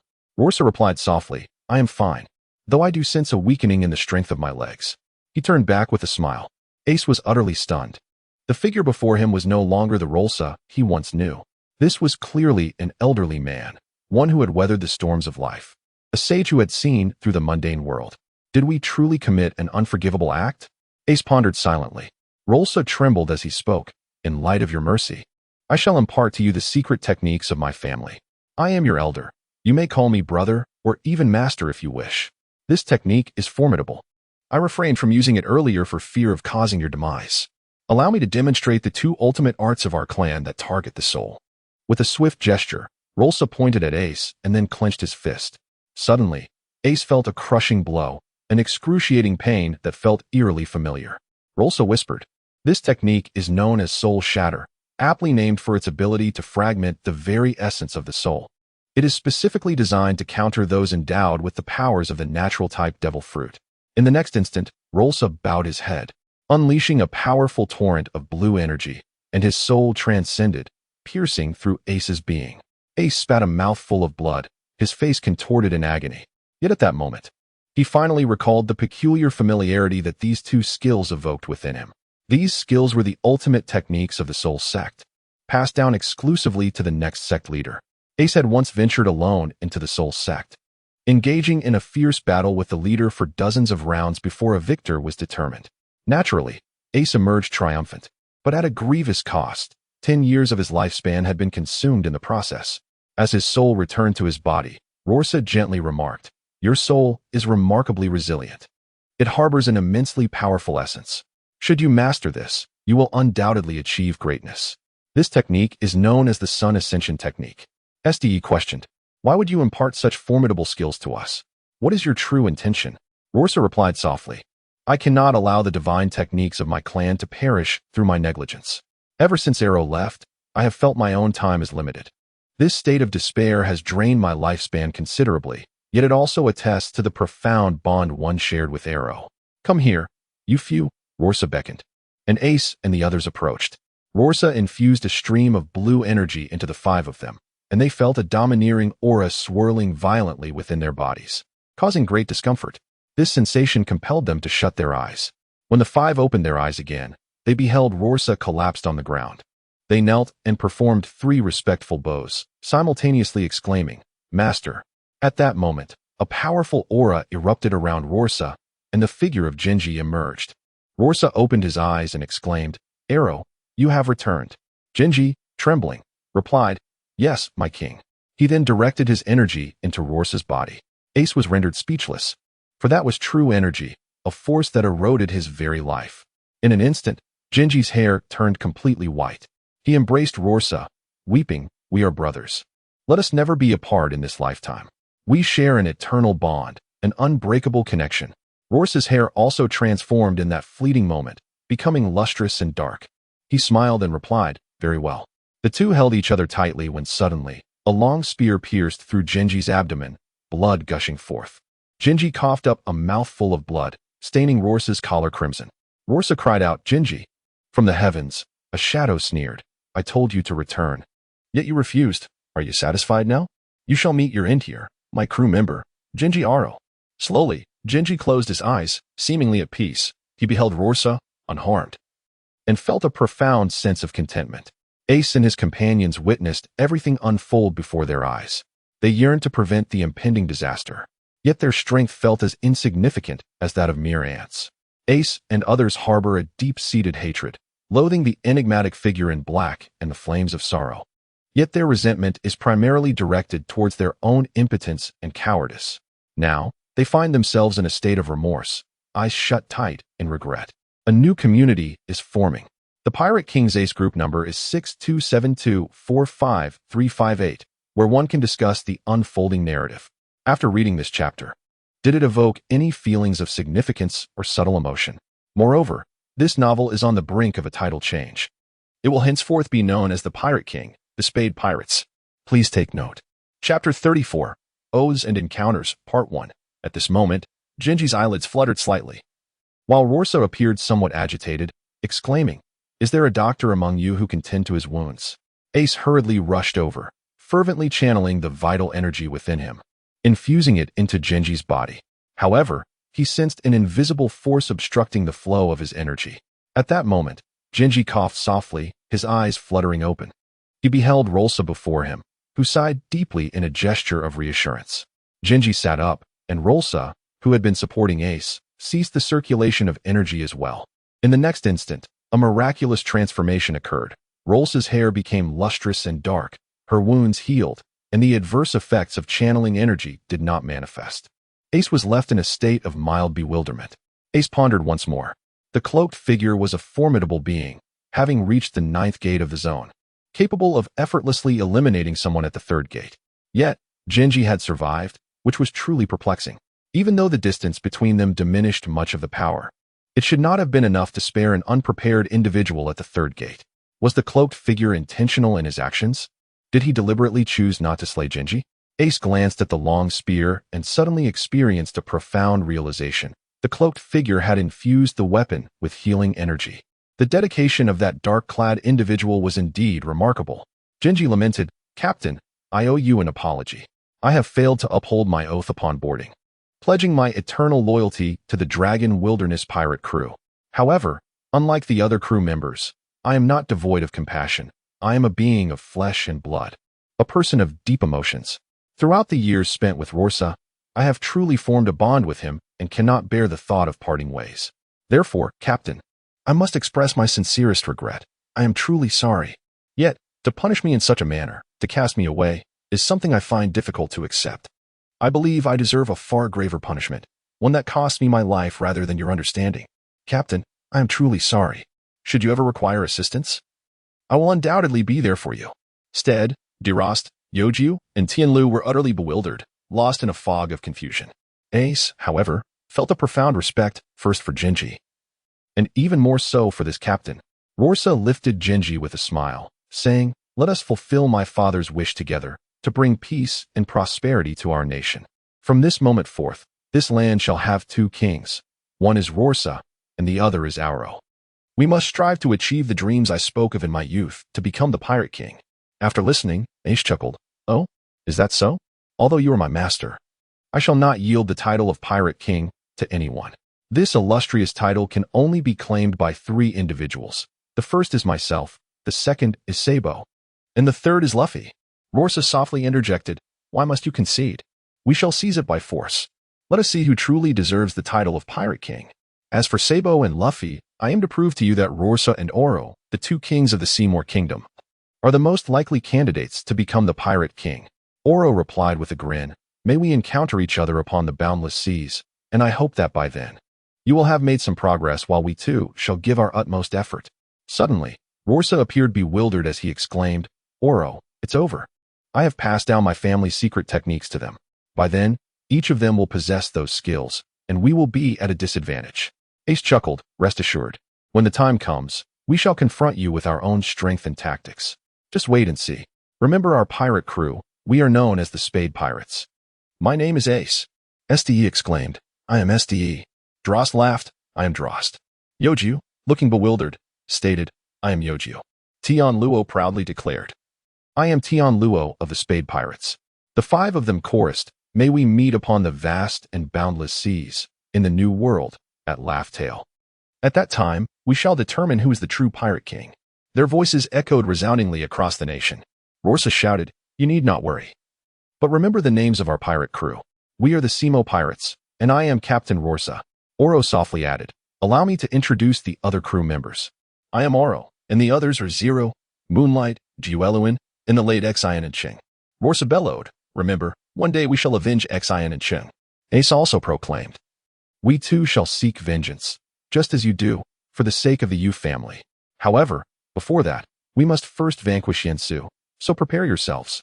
With a resounding clash, the 2 captains exchanged a fist bump, their faces illuminated with joyous smiles, a testament to their camaraderie despite belonging to rival pirate crews. Ace chuckled, "Before you engage in battle with us, make sure not to be eliminated by others, and certainly do not lose to my younger brother, Luffy." Rusa scoffed, "The same goes for you. You might very well be defeated by your own sibling." Upon hearing this, Ace smiled mysteriously, contemplating the possibility. Perhaps that moment would indeed arrive when we brothers contend for the title of Pirate King. I wonder where Sabo is now. I miss him dearly. If only Sabo were alive, then Raftel might very well become the battleground for 5 pirate crews: the Spade Pirates, the Heart Pirates, the Straw Hat Pirates, Sabo's crew, and the Dragon's crew. He mused inwardly. Ace and Rorsa declared in unison, "I, Ace, captain of the Spade Pirates, and Rorsa, captain of the Simmer Pirates. Vow that one day we shall reach the One Piece and arrive at Laugh Tale to contend for the title of Pirate King. The title of Pirate King undoubtedly belongs to us, the Spade Pirates and the Simmer Pirates." Rorsa and Oro closed their eyes, reminiscing about their past encounters. In the spring of that year, Rorsa found himself alone in the castle, resting on a ship, yearning for his father. His father had been at sea for a long time and had yet to return triumphantly. At that moment, the kingdom was in turmoil. The monarch had been absent for 10 years, leaving the nation without governance. The country had devolved into a state of treachery, with everyone aspiring to seize power. The once peaceful and prosperous land was now a shadow of its former self.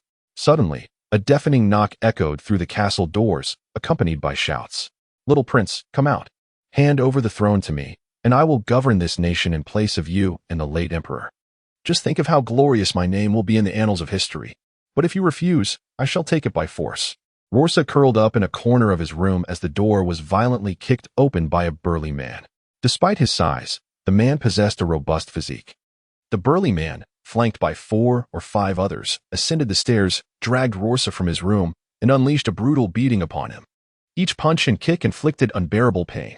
Rorsa seethed with anger, questioning why he had to endure such torment. He contemplated unleashing his father's legendary technique to annihilate them.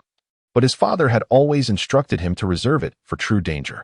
Clenching his teeth and shutting his eyes, Rorsa reminded himself that this too would pass. The assault continued from day into night, with the burly man laughing. "Ah, what a delightful day. Remembering how your father oppressed us fills me with joy. Today is truly satisfying."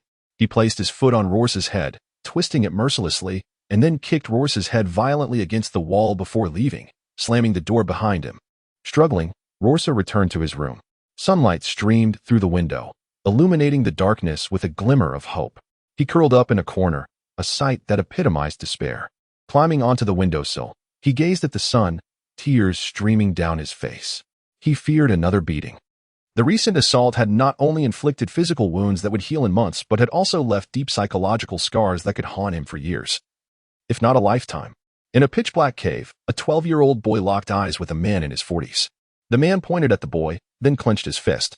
Instantly, the boy felt an excruciating pain, yet he remained silent, suppressing his cries. The man's expression shifted to one of disbelief. He could hardly fathom that a child could withstand such a soul-crushing blow without succumbing to despair, merely experiencing pain instead. The boy's resilience was astonishing. At that moment, a dark aura manifested behind the boy, emanating a powerful and suffocating presence.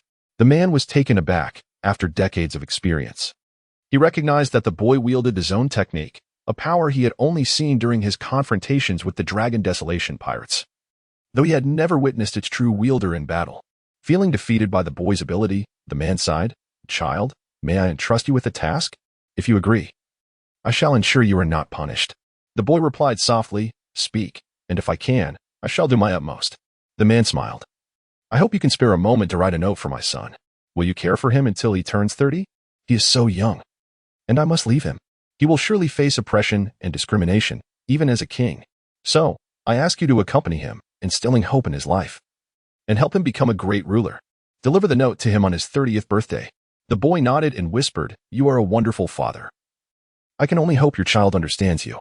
I am sorry, but I must kill you. I have no choice, so I apologize once more to you and your son." Tears glistened in the boy's eyes. The man smiled faintly and began to write. Once he finished, his head fell to the ground. The boy concealed the note and exited the cave. Back in the castle, shouts and angry insults filled the air as the door was once again kicked open, this time by a greater number of assailants. The burly man led the group upstairs, dragging Rorsa out for another brutal beating. Rorsa's tender skin was now bruised and battered. Suddenly, a boy entered through the door, shouting, "Stop this madness, you beasts!"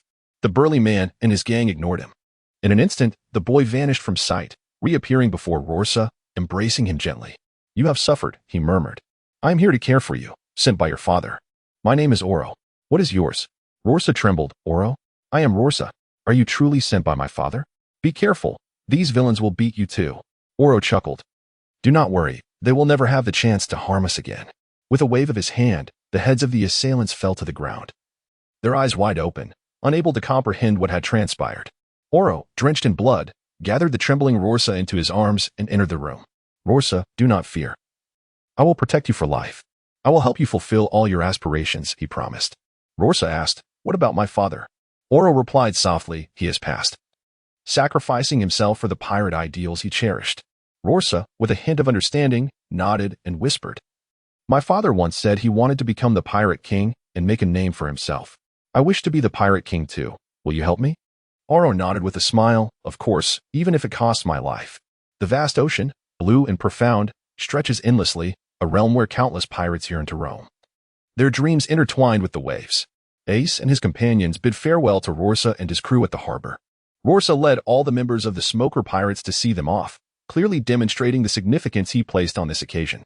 Ace radiated with joy, astonished that his master and rival would come to bid him farewell. Rorsa spoke softly, "While I was within Oreo, I witnessed your techniques. You are formidable. Ace, your mastery of the flame fruit is nothing short of profound. Steed's swordsmanship is truly enigmatic, with a speed that rivals lightning, eluding the naked eye. Drost, your strength is immensely powerful, and when Oreo attacked you, I distinctly sensed the resilience of your spirit, a rarity indeed. Youju, as a combat support member, you have noteworthy skills. Your timing in delivering augmentative impacts is impeccable, avoiding the pitfalls of exhausting your energy like many others in your role. However, A support member is not merely a backline aid. You must also engage in battle. Even with a lesser strength, your strikes can inflict pain, and repeated blows can lead to immense suffering. This is akin to the principle of water wearing through stone. Tianluo, as a new member of the Ace Pirates, you demonstrate an understanding of teamwork.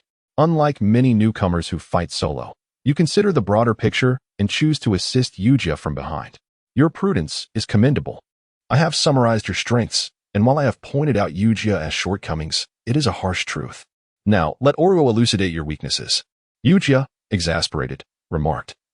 Why is it that with you all, I am the first to hear about my flaws, while others are praised beforehand? Now I must listen to my shortcomings as well. Qidongli gently replied, this can be a lesson for us to strengthen our capabilities. Let us embrace effort rather than complaints. Youju puffed out her cheeks, seemingly upset, while Steed lightly patted her head, chuckling. Youju, do not be so pessimistic. What was said is the truth. Do you truly believe your current strength is enough to obliterate the world? Clearly, we all have room for growth. One must look forward, never content with the present. If someone points out your flaws, you should strive diligently to overcome them, and thus prove yourself to others. Delost moved his Adam's apple, swallowed, and with a thoughtful expression, quietly remarked, this perspective may hold some merit, perhaps? Steed covered his face and gestured towards the sea, softly saying, do you see this beautiful East Sea? Jump in. God will forgive your folly. Ace felt a surge of excitement, for they were about to hear the words of a seasoned warrior. Youju spoke softly, remarking that the members of the Spade Pirates were undeniably excessive in their movements. Ace, your extraneous actions are the fewest among the entire crew, yet for a formidable opponent. Your superfluous gestures are far too many. For instance, during our first encounter when I activated the zone mode before you, I swiftly appeared in front of you. In response, you launched a powerful punch at me. I merely tilted my head, seized your hand, and executed a shoulder throw. At that moment, as you unleashed that punch, you committed an irreparable and fatal error. To dare confront someone vastly superior in strength is either a testament to your bravery or a reflection of your ignorance. Your intention, at that time, was presumably to throw a punch that would force me to dodge and lose my balance, allowing you to escape.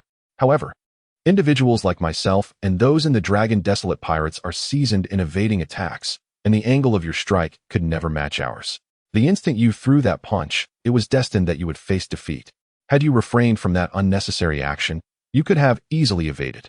Ace, in a moment of exasperation, remarked, what is the point of evasion if I still cannot defeat you? Bewildered, he was met with Yuju's soft response. If you had evaded, you could have seized my ankle for a shoulder throw. Had your mind been clear at that moment, you would have done so, for then it would have been I who lay on the ground, not you. It seems you have entirely forgotten the combat techniques that Yansu imparted to you. If you seek vengeance against him, you must remember these techniques and strive for the unity of body and technique. Only then can you stand a chance against Yansu. To put it plainly, your punch was an unnecessary gesture, exceedingly superfluous. Clearing his throat, Youju continued, Steed, while I won't dwell excessively on your superfluous motions, you share a grave error with Ace, embodying a type of ignorance. You are aware of the disparity in our strengths, yet still choose to engage in battle, a decision fraught with disadvantage. I hope you learn to act within your means. For had you chosen to evade, you might have delivered a severe blow to me. Your swordsmanship is genuinely formidable. Delost, you too exhibit an abundance of unnecessary movements. However, you overly rely on Conqueror's Haki. This ability is effective against lesser pirates. But have you considered the prowess of your current opponent? You face someone with formidable Conqueror's Haki, making it challenging to rely solely on this power to carve out your path. Nevertheless, the resilience of your body and spirit is rare in this world. You might forsake all else to refine your physical form, and I believe that when we meet again at Laugh Tale, your strength will be markedly transformed. As for Youju, I have previously mentioned your shortcomings. You must hone your combat skills, as mere support lacks future promise. Should you lose your comrades, how will you survive? Qidongli, your overall strength is commendable, with few unnecessary movements, and your sense of teamwork is strong. You possess no significant flaws, yet your emotional nature has led you to drastic decisions, even contemplating seppuku over certain matters. Such courage is admirable, but do you not find it somewhat unjustifiable? Ace shook his head helplessly and said, it is truly embarrassing that I, a captain of a generation, am inferior to my crew. Rorsa chuckled, haha, am I not the same? Youju whispered, you should leave quickly. It will be difficult to navigate once darkness falls. Ace nodded with a smile, leading the group aboard the ship as they set sail towards the vast ocean. Iroh and Rolsa watched the Spade Pirates disappear into the horizon. Knowing they had vanished at the edge of the sea, Rolsa gently patted Iroh's shoulder before turning away, softly saying, "Let us unite our strength for this nation, allowing the people to live in peace and prosperity. Only then can we fulfill our promised rendezvous." Rolsa murmured, "Ace, we shall meet at Laugh Tale." On the ship, Ace echoed softly, "Rolsa, we shall meet at Laugh Tale." As the sun dipped below the horizon, day transitioned into night. A solitary seagull glided through the sky. Ace and his companions found themselves aboard the ship, grappling with drowsiness and ennui. Just as they mustered the energy to engage in some activity, they were once again confronted with the monotony of life at sea. It is hardly surprising that boredom ensued, for aboard the vessel, there was little to be done. Combat to hone their skills was out of the question. Should the crew engage in a skirmish, the pirate ship might not withstand the chaos. In the event of a shipwreck, the entire Spade Pirates crew would meet their demise beneath the waves. Some might argue that for pirates, the sea is their final resting place, and while there is truth in that sentiment, Ace did not wish to embrace the depths prematurely. If sacrifice were to be his fate, he would prefer it to occur only after he had claimed the title of Pirate King. The others shared a similar hope, wishing to witness Ace ascend to greatness before laying down their own lives. Such a mindset reflects a profound selflessness, prioritizing others over oneself. Delost, the individual most intolerant of monotony within the Spade Pirates, felt an oppressive atmosphere suffusing the air. He yearned for someone to initiate a conversation or, failing that, to conjure a topic that would enliven the spirits of the crew. After racking his brain for countless minutes, he ultimately concluded that there was simply nothing to discuss. Meanwhile, Steed toyed with his Kusanagi sword. Since the loss of one of his arms, such playful handling had become rare. He pondered whether he would be able to wield a dual sword technique. One sword infused with the power of destruction, the other, the legendary Kusanagi. The thought of such an extraordinary combination was tantalizing, yet the reality of his lost arm was inescapable. With a resigned shake of his head, he gazed at the setting sun, a tide of regret washing over him. He mused that perhaps this was the essence of human greed, an insatiable desire that stirs the soul. Yuki observed the crescent moon beginning to rise above the horizon. His heart stirred with tumultuous emotions as thoughts of his parents flooded his mind. Orphaned since childhood, he had endured a solitary existence in a remote village of the Laurel Kingdom, raised by others and subjected to grueling labor. Even when battered and bruised, he had to continue to toil, an existence unbefitting a child. Yet, reality often proves to be merciless, and such was the fate that befell Yuki. As he gazed at the stars, he mournfully whispered, "Mom, Dad, how I long to see you, if only for a fleeting moment, to catch a glimpse of your faces." A solitary tear was swept away by the wind, not merely a symbol of his sorrow, but a testament to his newfound resolve. After reflecting on the critiques from Youju and Rolsa, he recognized the weakness of his inability to engage in battle directly, a truth he had long been aware of but had previously dismissed, believing he could rely solely on others. It was only during the confrontation with Spade and Youju that the gravity of his naivety struck him. What would he do if faced with a pirate crew stronger than his own? With renewed determination, Yuki rose and approached Steed and Delost. In a soft voice, he implored, "Steed, Delost, please teach me how to fight, to fully harness the capabilities of my devil fruit in battle." Steed and Delost exchanged knowing smiles, affirming his request. Meanwhile, Tianluo, the newest member of the Spade Pirates, sat somewhat awkwardly in a corner, resembling a bashful young boy as he observed the others sharing laughter and camaraderie. Ace noticed him and walked over to sit beside him. Ace softly remarked, "You need not feel so constrained. Everyone here is quite outgoing, open, and lively. You will quickly adapt to this atmosphere, and they will warmly embrace you." Tianluo shook his head and replied, "I hope so. I have always struggled with social connections. I have only 2 friends, and even they cannot be considered true companions, as we merely spend time together occasionally. Unlike your group, who support each other in times of greatest adversity." Ace touched his head and humbly smiled, saying, "We are not as remarkable as you claim." Tianluo chuckled and replied, "Are you truly this modest?" Ace nodded slightly and softly remarked, "Though I am strikingly handsome, charmingly debonair, astutely intelligent, and gently reserved, I possess another virtue, humility." He swept his bangs aside, attempting to display a touch of flair. Tianluo, however, portrayed an expression of disgust, which left Ace in a state of acute embarrassment. Just as Tianluo struggled to suppress a laugh, a hefty slap landed on his back, nearly bringing him to tears. The force was undeniably substantial. The culprit behind this forceful gesture was none other than Delost.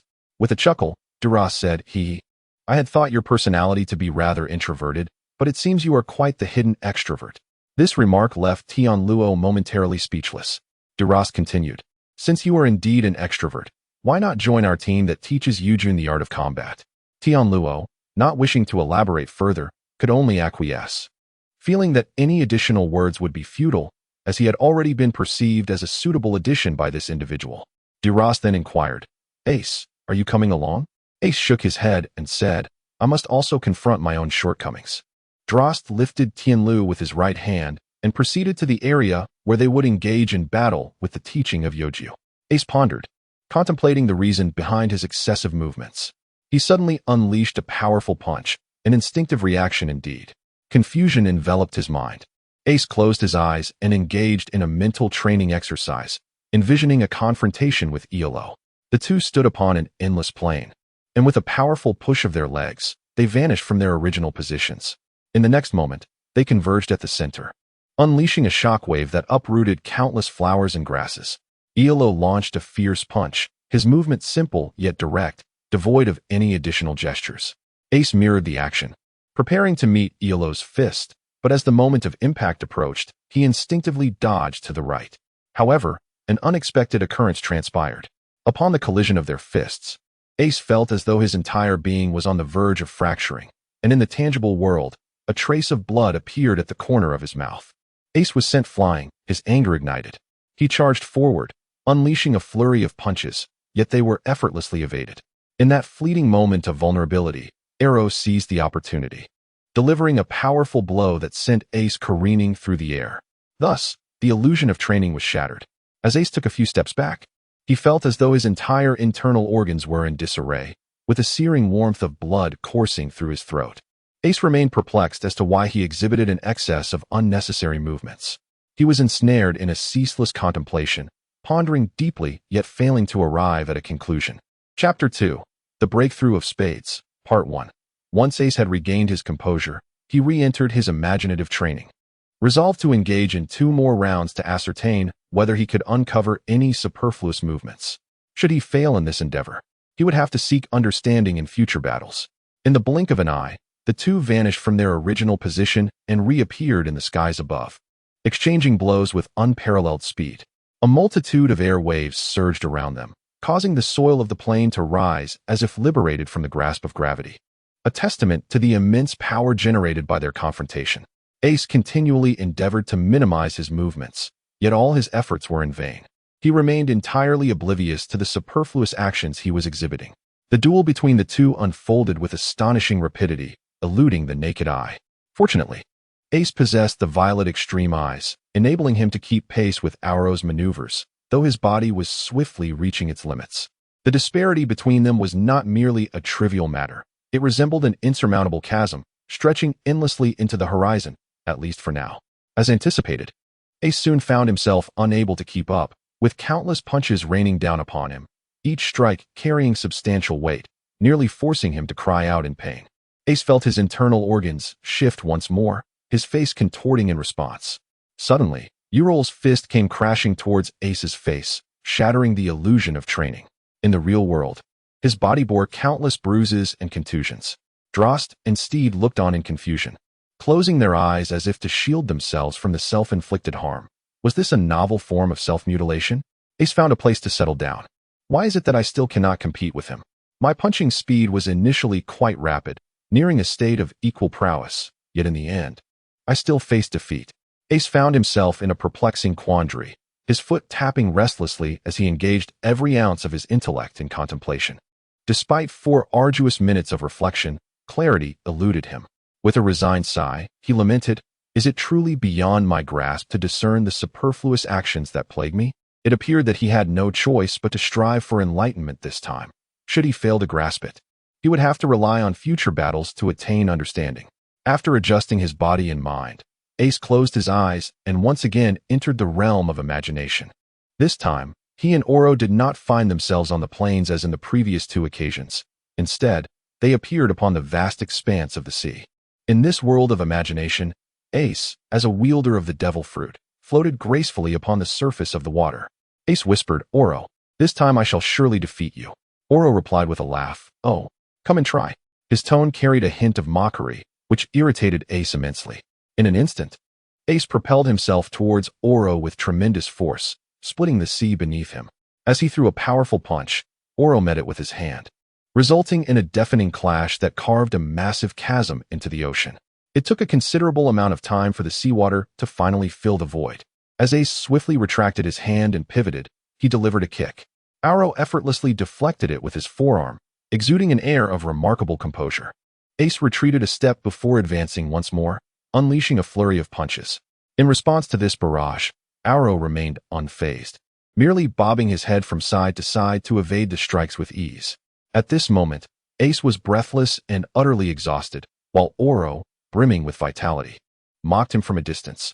"Ha, giving up so soon? You truly are pathetic." Upon hearing these words, Ace was consumed by a profound fury, unleashing a flurry of punches, each imbued with his utmost strength. However, Oro remained unfazed, effortlessly swaying left and right to evade them.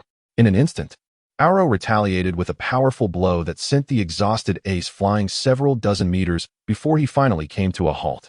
Just as Ace regained his balance, he found no respite to catch his breath, for Oro swiftly closed the distance. With brutal simplicity, Oro launched another punch, and Ace hastily shielded his head and abdomen.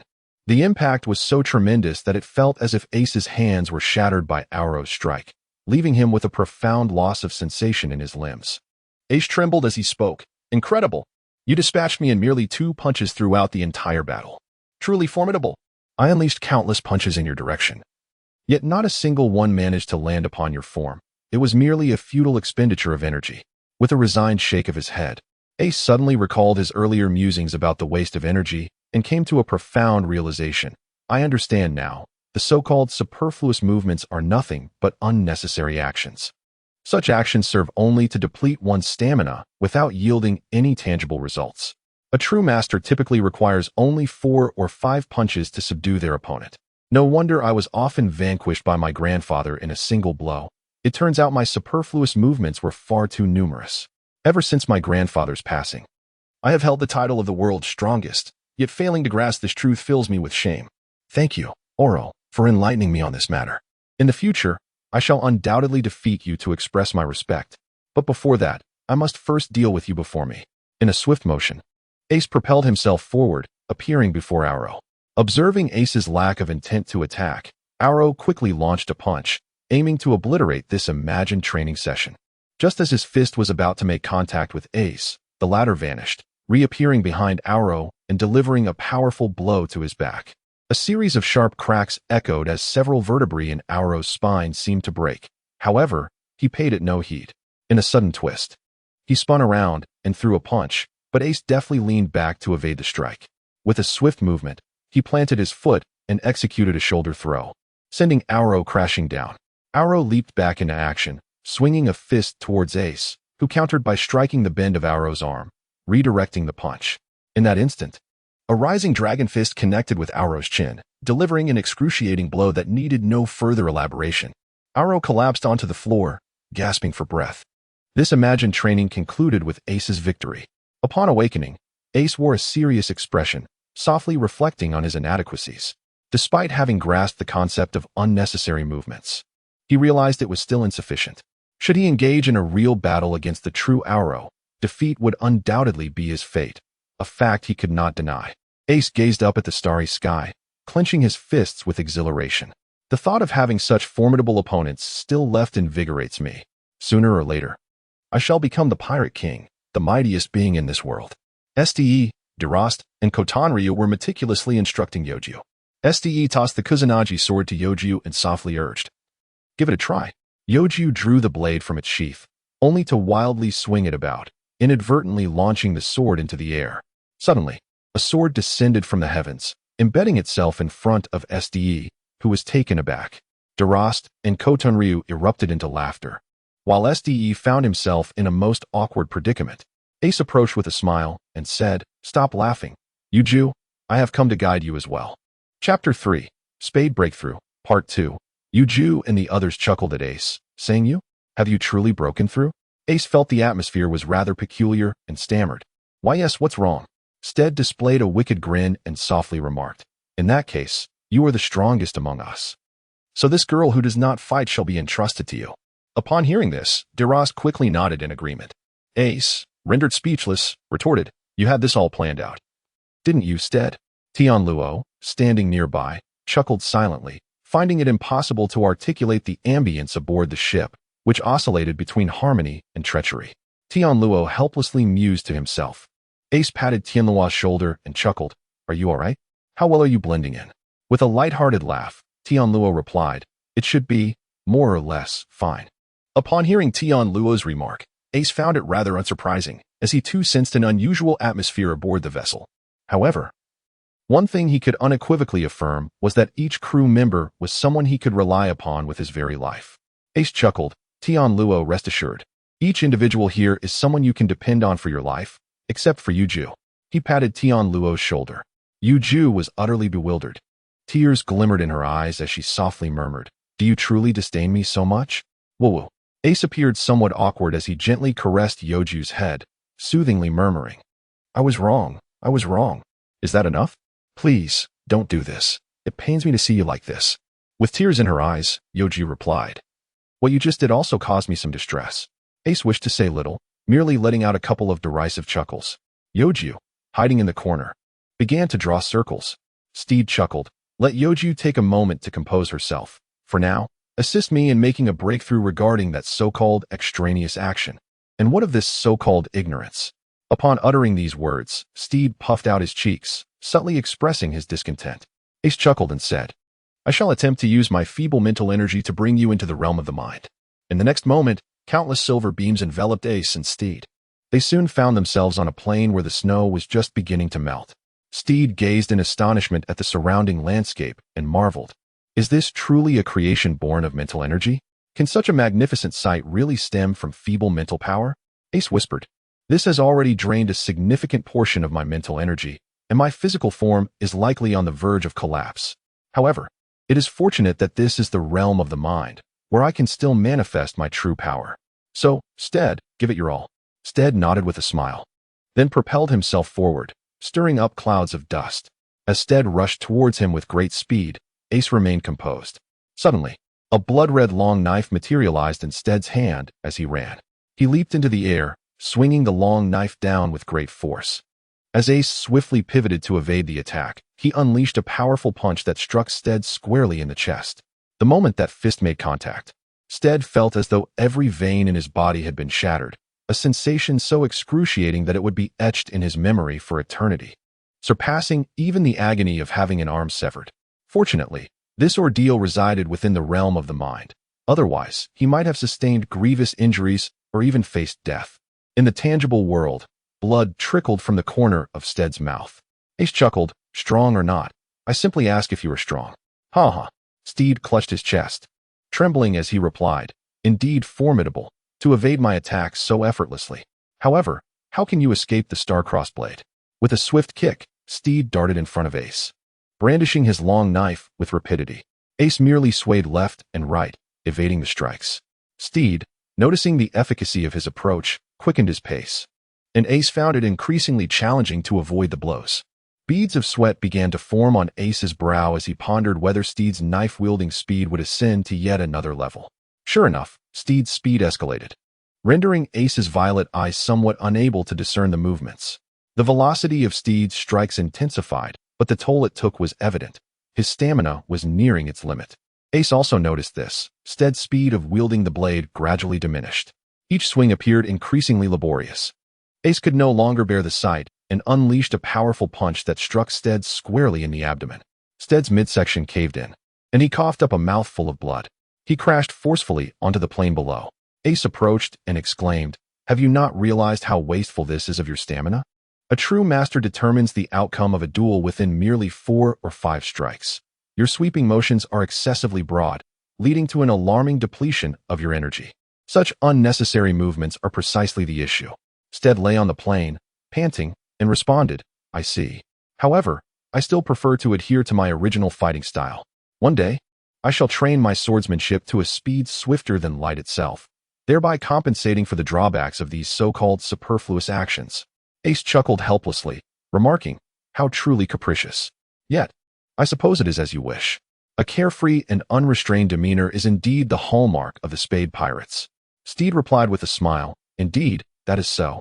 Suddenly, the mental realm vanished, and countless silver lights dissipated into nothingness. Upon witnessing Steed and the others emerge, Delost exclaimed with excitement, have you completed your task? Is it my turn now? Ace sat on the ground, appearing somewhat feeble as he remarked, my mental energy is currently quite diminished.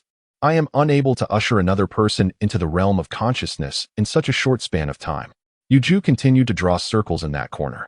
Suddenly, a chorus of growls emanated from the bellies of the onlookers. Ace and the others exchanged awkward smiles as Delost inquired, who among you can cook? The rest, besides Delost, shook their heads in resignation.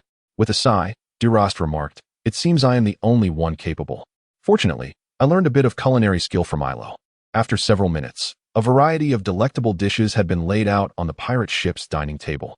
Naturally, there remained a significant gap when compared to Ilo's culinary expertise. As Ace beheld the delectable spread before him, saliva nearly dripped from his lips. The Adam's apple of Steed bobbed up and down, and the rumbling of his stomach grew increasingly pronounced, likely incited by the tantalizing array of dishes. Youju, still drawing circles beside him, found her own stomach echoing with hunger. Tianluo appeared somewhat solemn, as if preparing for a significant ceremony. Ace and his companions clasped their hands together and bowed slightly, murmuring, I shall begin. Following this, the metallic clinking of cutlery resonated, accompanied by the joyous laughter and chatter of Ace and his friends as they dined. After the meal, Delost excitedly inquired, Ace, has your mental fortitude been restored? Ace nodded and remarked, it will be ready in approximately 4 minutes. Delost, filled with excitement, abruptly overturned the dining table and leaped up. Steed, still sipping his water, was momentarily taken aback, while the unfortunate Youju found herself pinned beneath the table at the other end. Tianluo gazed at the scene with a look of bewilderment, as if witnessing an alien encounter. Delosti's smile faded, leaving him in a state of discomfort.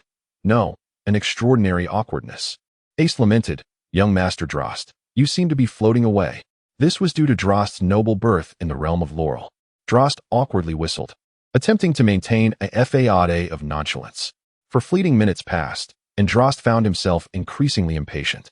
He yearned for a breakthrough, as during this period, he had become acutely aware of his own frailty and was driven by an intense desire to grow stronger and transcend his current limitations. As Ace closed his eyes, a myriad of silver beams enveloped both Delost and Ace. This time, the setting was markedly different, as they found themselves beside an active volcano, with a few strands of lava beneath their feet. The searing heat was palpable, even within the realm of the mind. Delost, scorched by the intense temperature, leapt up in surprise, while Ace couldn't help but smile wryly. It was the first time he found Delost to be so amusing. Ace gestured to Delost, who understood his pride. Delost then unleashed his conqueror's haki, combined with the moonwalk technique and his formidable physical strength, resulting in an extraordinary force behind his kick. In an instant, he appeared before Ace, delivering a powerful punch that sliced through the air. Delost then stepped back and initiated his finger gun technique. He silently intoned, finger gun, 1,000 hands. Delost swiftly jabbed forward, his speed akin to 1,000 hands striking simultaneously. Ace exerted tremendous effort to evade the barrage of finger guns. Ace pondered, surely, after such a vigorous display, he must be exhausted. Yet, to his utter astonishment, Delost remained invigorated and exclaimed with fervor, impressive, truly impressive, to have evaded so swiftly. With a smile, Ace noted that Delost's spear technique, 1,000 hands, had become increasingly swift. Initially, when equipped with the amethyst eyes, he could easily evade attacks in a passive state, yet now it required considerable effort to dodge. He silently acknowledged Delost's rapid progress. In merely a few months, he had comprehended the conqueror's haki. Within just days, he had mastered Ace's ultimate technique, 7 steps to the heavens. Rather than Ace being the one who advanced the most, it was Delost who emerged as the most improved member of the Spade Pirates. Nonetheless, Ace's growth was not insignificant. Previously, he had refrained from unleashing his true power out of fear for Delost's safety. However, it seemed that Ace had resolved to give his all in this battle. Recognizing Drosti's advancements, at that moment, a phantom figure, a crimson demon, materialized behind Ace, its soul power significantly amplified compared to before. Drosti felt a surge of excitement. Witnessing Ace summon the demon indicated that Ace was now serious. Determined to unleash his full potential, Drosti's muscles swelled, emanating a formidable aura that radiated power from within. Palpable even to the naked eye, Ace harbored a flicker of apprehension regarding his ability to overcome the formidable Drost. Yet a smile graced his lips, a smile that embodied both his awe for his formidable opponent and his unwavering resolve to triumph over him. In the next instant, the world spun chaotically as their fists converged unexpectedly, unleashing a wave of energy that carved a distinct mark upon the slopes of the active volcano. Almost immediately, Ace felt as though his arm were on the brink of fracture, a sharp pain coursing through him, while Drost merely experienced a slight ache in his own arm. The two were propelled apart, and Ace, cradling his arm, chuckled, "In close combat, you truly are formidable. But what about in ranged attacks?" Ace, manipulating flames, murmured, "Nameless fire, fire gun." He then positioned his hands in the shape of a pistol, aiming at Drost. Countless flames erupted forth. Drost, with wild swings of his legs, unleashed waves of energy, a technique known as the Gale Foot from the CP6 forms. The flames were effortlessly neutralized by Drost's Gale Foot. In a final flourish, he intoned, "Gale Foot, Crescent Moon." A blue, crescent-shaped wave of energy soared towards Ace. Feeling a twinge of frustration, Ace furrowed his brow and clenched his fist, a surge of purple energy enveloping it. He was resolute. This scene felt eerily familiar, reminiscent of their initial confrontation. As Ace beheld the crescent moon soaring towards him, he unleashed a powerful punch, shattering the moonlight as though it were glass struck by a rock. Delost chuckled. "Ace, do you recall this scene?" Ace nodded and then shouted, "Drost, here I come." As Ace swiftly lunged towards Drosti, he unleashed a flurry of punches. Despite Drosti's desperate attempts to evade, he could only dodge 6 of the blows, while the remaining 4 landed squarely upon him. Staggering back several paces, he managed to lessen the impact, yet still coughed up a mouthful of blood. Clutching his chest, he bent low, gasping for breath. At that moment, a volcano erupted violently, spewing forth molten lava directed towards Ace and his companions. The searing heat was enough to inflict harm even within the confines of the spiritual realm. In truth, Ace possessed the strength to flee, yet he chose not to do so. Instead, he charged towards Drosti, intent on using his slight frame to shield Drosti from the oncoming lava. Tears glimmered in Drosti's eyes as he forcefully pushed Ace away, guiding him to a spot beyond the reach of the molten flow. In an instant, the lava surged past Drosti, sweeping him away. A glimmer of tears flickered in Ace's eyes. He was acutely aware that this was a realm of spirits, one that would not inflict significant harm upon the physical world. Yet, despite his understanding, Ace found himself unable to restrain his emotions, and he wept. He could scarcely fathom that Drost would sacrifice himself for the sake of others. As Ace wept, an overwhelming aura erupted. A presence so suffocating it felt as though a berserker, long dormant, had awakened. A shadow surged forth from the molten lava, revealing Drost, whose physique had ascended to an entirely new echelon. His muscles had been enhanced once more. Behind him loomed a fearsome black demon, its face contorted in rage and its body rippling with sinewy strength, bellowing at Ace. Ace was paralyzed with awe. Even his own demon seemed awestruck. Ace so furrowed his brow in evident distress as he observed Drost advancing towards him, each step taken with growing urgency. Suddenly, with a swift motion, Drost unleashed a powerful punch, resulting in a resounding impact. Ace flew several meters before crashing violently to the ground, a mouthful of blood gushing forth as he felt the excruciating sensation of his bones shattering. In the realm of reality, Ace staggered back a few steps before collapsing, blood pouring from his mouth. He observed as Drost approached him with a deliberate pace. Ace gazed at Drost with disbelief. He recognized him as Drost. Yet an overwhelming urge compelled him to inquire about the true identity of this individual before him. Ace struggled to lift himself, managing to stand upright. His body swayed precariously, clearly unable to maintain balance, a testament to the tremendous force of the recent blow. Drost approached Ace and let out a thunderous roar that shattered the clouds above. Ace was utterly astonished. He could scarcely believe such strength could belong to humanity. He pondered whether it was merely the nature of the spiritual realm that amplified Drost's frenzied power to such an extent. Yet, Ace was mistaken. This was indeed the true measure of Drost's might. Ace, upon observing the 7 luminous halos encircling Drost, found his certainty affirmed. Ace clenched his fists, recognizing before him the potential of Delost, one by one. He silently mused. Ace exclaimed, the formidable warrior guarding the 7th gate of the zone. Truly, Drosti's potential is remarkable. Suddenly, Drosti seized Ace by the neck, lifting him effortlessly. In a hushed tone, he inquired, who are you? How do you possess knowledge of the zone? Ace endeavored to liberate himself from the grasp of Delost, yet the force ensnared him, rendering his efforts futile. Ace struggled for a considerable time, yet he found himself unable to break free. A formidable force compelled the very fabric of his mental realm to contort. Ace's face flushed crimson, clearly struggling to catch his breath. He widened his eyes, and in the next moment, he noticed a tattoo on Drost's arm, depicting the head of a dragon, with bold lettering inscribed upon it. Ace was taken aback. This emblem. Could it be the symbol of the force flow gate from my world? Drost chuckled. Indeed. This is the emblem of the force flow gate, and I am none other than Drost, the 4th generation gate master. Upon hearing the words 4th generation sect master, Ace was taken aback, whispering, the 4th generation. My grandfather's era. Our AI family, alongside the Strength Flow sect, the 9 Nether Demon sect, and the Lightsword sect, was established concurrently. Under the guidance of the first 3 generations, the AI family, Strength Flow sect, 9 Nether Demon sect, and Lightsword sect gained a modest renown. It was not until the 4th generation that our fame resonated throughout the world. Each individual of the 4th generation stood at the pinnacle of power, with my grandfather, AI Guoyun, as the head of the AI family, Drost as the master of the Strength Flow sect, Ming Yacha as the leader of the 9 Nether Demon sect, and Youju as the head of the Lightsword sect. Those who have watched Gourmet's Sacred Soul should know who they are. If not, do not seek it out, as I will elaborate on this later. This formidable group had all reached the 7th gate of the zone, and my grandfather, along with Youju, opened the 8th gate upon their demise. To think that I would encounter one of these 4 formidable beings today. Drost chuckled. Ah, AI Guoyun. No wonder you carry a familiar aura. So, you are the grandson of AI Guoyun Ace. We met when you were but a child. You possess extraordinary talent. How many gates have you opened now? As Drost released his grip, the red demon transformed into a golden one, this golden demon being Ace from another realm. Ace murmured. 3 strikes. Drost chuckled. Unleash all your strength and let us engage in a delightful battle.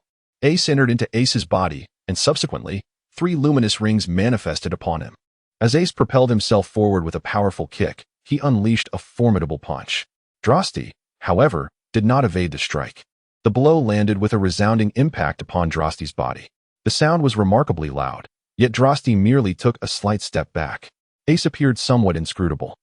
He executed a series of consecutive backflips, followed by a resounding shout, unleashing a surge of spiritual energy. Beneath him, a fire dragon coiled, harnessing the molten lava to its advantage. With one arm raised high, Ace concentrated his spiritual power, flames converging at this juncture, forming a black fireball that steadily expanded. In his other hand, he conjured a fiery spear, and around the fireball and spear, 2 fire dragons spiraled gracefully. Ace roared, Ghost Fire Dark Dragon. Ghost Fire Dark Dragon, Flame Emperor. Great Flame Ring. Ghost Fire Dark Dragon, Flame Emperor, Deadly Spear. And Tremor Fist. With that, Ace soared through the skies on the back of the fire dragon, heading towards Drost. With a swift flick of his wrist, Ace sent the great flame ring soaring into the air, only for it to vanish into thin air at the thunderous roar of Drost. Upon witnessing this, Ace swung the spear, and Drost seized the speeding spear, crushing it with a firm grip. Ace rode on the fire dragon, then delivered a powerful punch. Drost swiftly evaded the strike with a deft maneuver. He taunted, Is this all the strength you possess? Pathetic. You might as well continue your training. There is still a long journey ahead of you. In an instant, Drost unleashed a fierce punch that struck Ace squarely on the head, shattering the fire dragon in the process. Ace's skull bore a crack, and although Drost had tempered his strength, the force was still considerable. Ace fell unconscious. Drost sighed and lamented, Ah, the world remains so dull. Am I destined to once again taste the solitude of invincibility in this realm? No, there are still 3 individuals who can invigorate my spirit for battle. These 3 referred to the captain of the Dragon Desolation Pirates and his 2 elder brothers. Upon this realization, every pore of dross being seemed to open. Hair standing on end, overwhelmed by an exhilarating rush. He chuckled. Hee hee, I have not felt such a sensation in ages. It is truly delightful. This tension, this thrill, fills my entire being with a sense of comfort. How long has it been since I experienced such a feeling? Drost reminisced about his past adventures. Vivid memories flooding his mind. In a vast, boundless grassland, a nomadic tribe thrived. Cattle, sheep, and horses grazed peacefully while some herders engaged in light-hearted conversation. What were they discussing? Did you hear? That mischievous child Drost from the Darrow family has once again invaded the bull ranch, slaying over a dozen bulls. He is now being punished in the chief's tent. Over a dozen bulls? Do not jest with me. Our tribe's bulls are formidable and fierce. Even an iron block would be dented upon impact. For that boy to survive is remarkable, let alone to have killed so many. The Darrow lad possesses innate strength. A single punch could shatter a foot of iron, and that was when he was merely 7. Now, at 16, he has surely grown even stronger. If he only felled a dozen bulls, I would not be surprised if it were dozens. How astonishing. We must finish tending the herd and head to the chief's tent. Inside a tent, a stern figure sat upon a bench, glaring at the youth kneeling before him. Do you comprehend your mistake, Drost? Do you realize how long it takes to rear such a robust bull? And yet you have slain over a dozen. Drost, feeling unjustly accused, replied, They charged at me. I merely swung a few punches. Who knew they would fall unconscious so easily? The chief retorted, You brute. Who could withstand what you call a mere punch? Not even the finest of warriors would escape unscathed. Drost lamented, so the world's champions are so fragile. The chief, exasperated, stated, That is not the point. You must account for the loss of the bulls to our entire nomadic community. Drost smiled, I can apologize. Will that suffice? The chief nearly fainted from anger, muttering, What do you think? A common bull sells for 3 silver coins in the market, and ours? At least 10. Drost quietly replied, Chief, discussing money is rather disheartening. The chief chuckled, Precisely. Hence, we speak only of monetary matters. Drost continued, Our family cannot afford such a sum. How about I repay you in a year? The chief replied, That will incur an interest of 50%. Drost nearly coughed up blood, exclaiming, You are extorting me. The chief, adopting a defiant demeanor, made it clear that further discussion was futile. Drost stormed out of the tent, shouting, The chief is a fool. Inside, the chief, sipping tea, choked upon hearing this proclamation. Drost returned home, witnessing his father lying on a sickbed and his elderly mother caring for him. Upon seeing them, feelings of shame washed over him. His mother approached, gently asking, How did it go? What did the chief demand for compensation? Drost clenched his fists, 10 silver coins. Hearing this, his mother staggered back, nearly losing her balance. Despite their humble means, they managed to provide 3 meals a day. 10 silver coins seemed a fortune to the Darrow family. His father, hearing the amount, coughed several times. After regaining her composure, their mother placed her hand on Drost's head, stroking him tenderly. Drost could feel the calluses on her hand and gazed up at her face, etched with wrinkles and streaked with gray hair. Was this what a 40-year-old woman should look like? It was evident how much she had sacrificed for the family. In his heart, Drost vowed, I, Drost, shall not allow my family to bear the burden of 10 silver coins. Am I not endowed with extraordinary strength? I shall venture into the outside world, earn a fortune, repay the debt, and ensure my parents live well. His mother softly urged, Drost, come eat. Dinner is ready. He approached the table, picked up his bowl and chopsticks, and began to devour his food voraciously.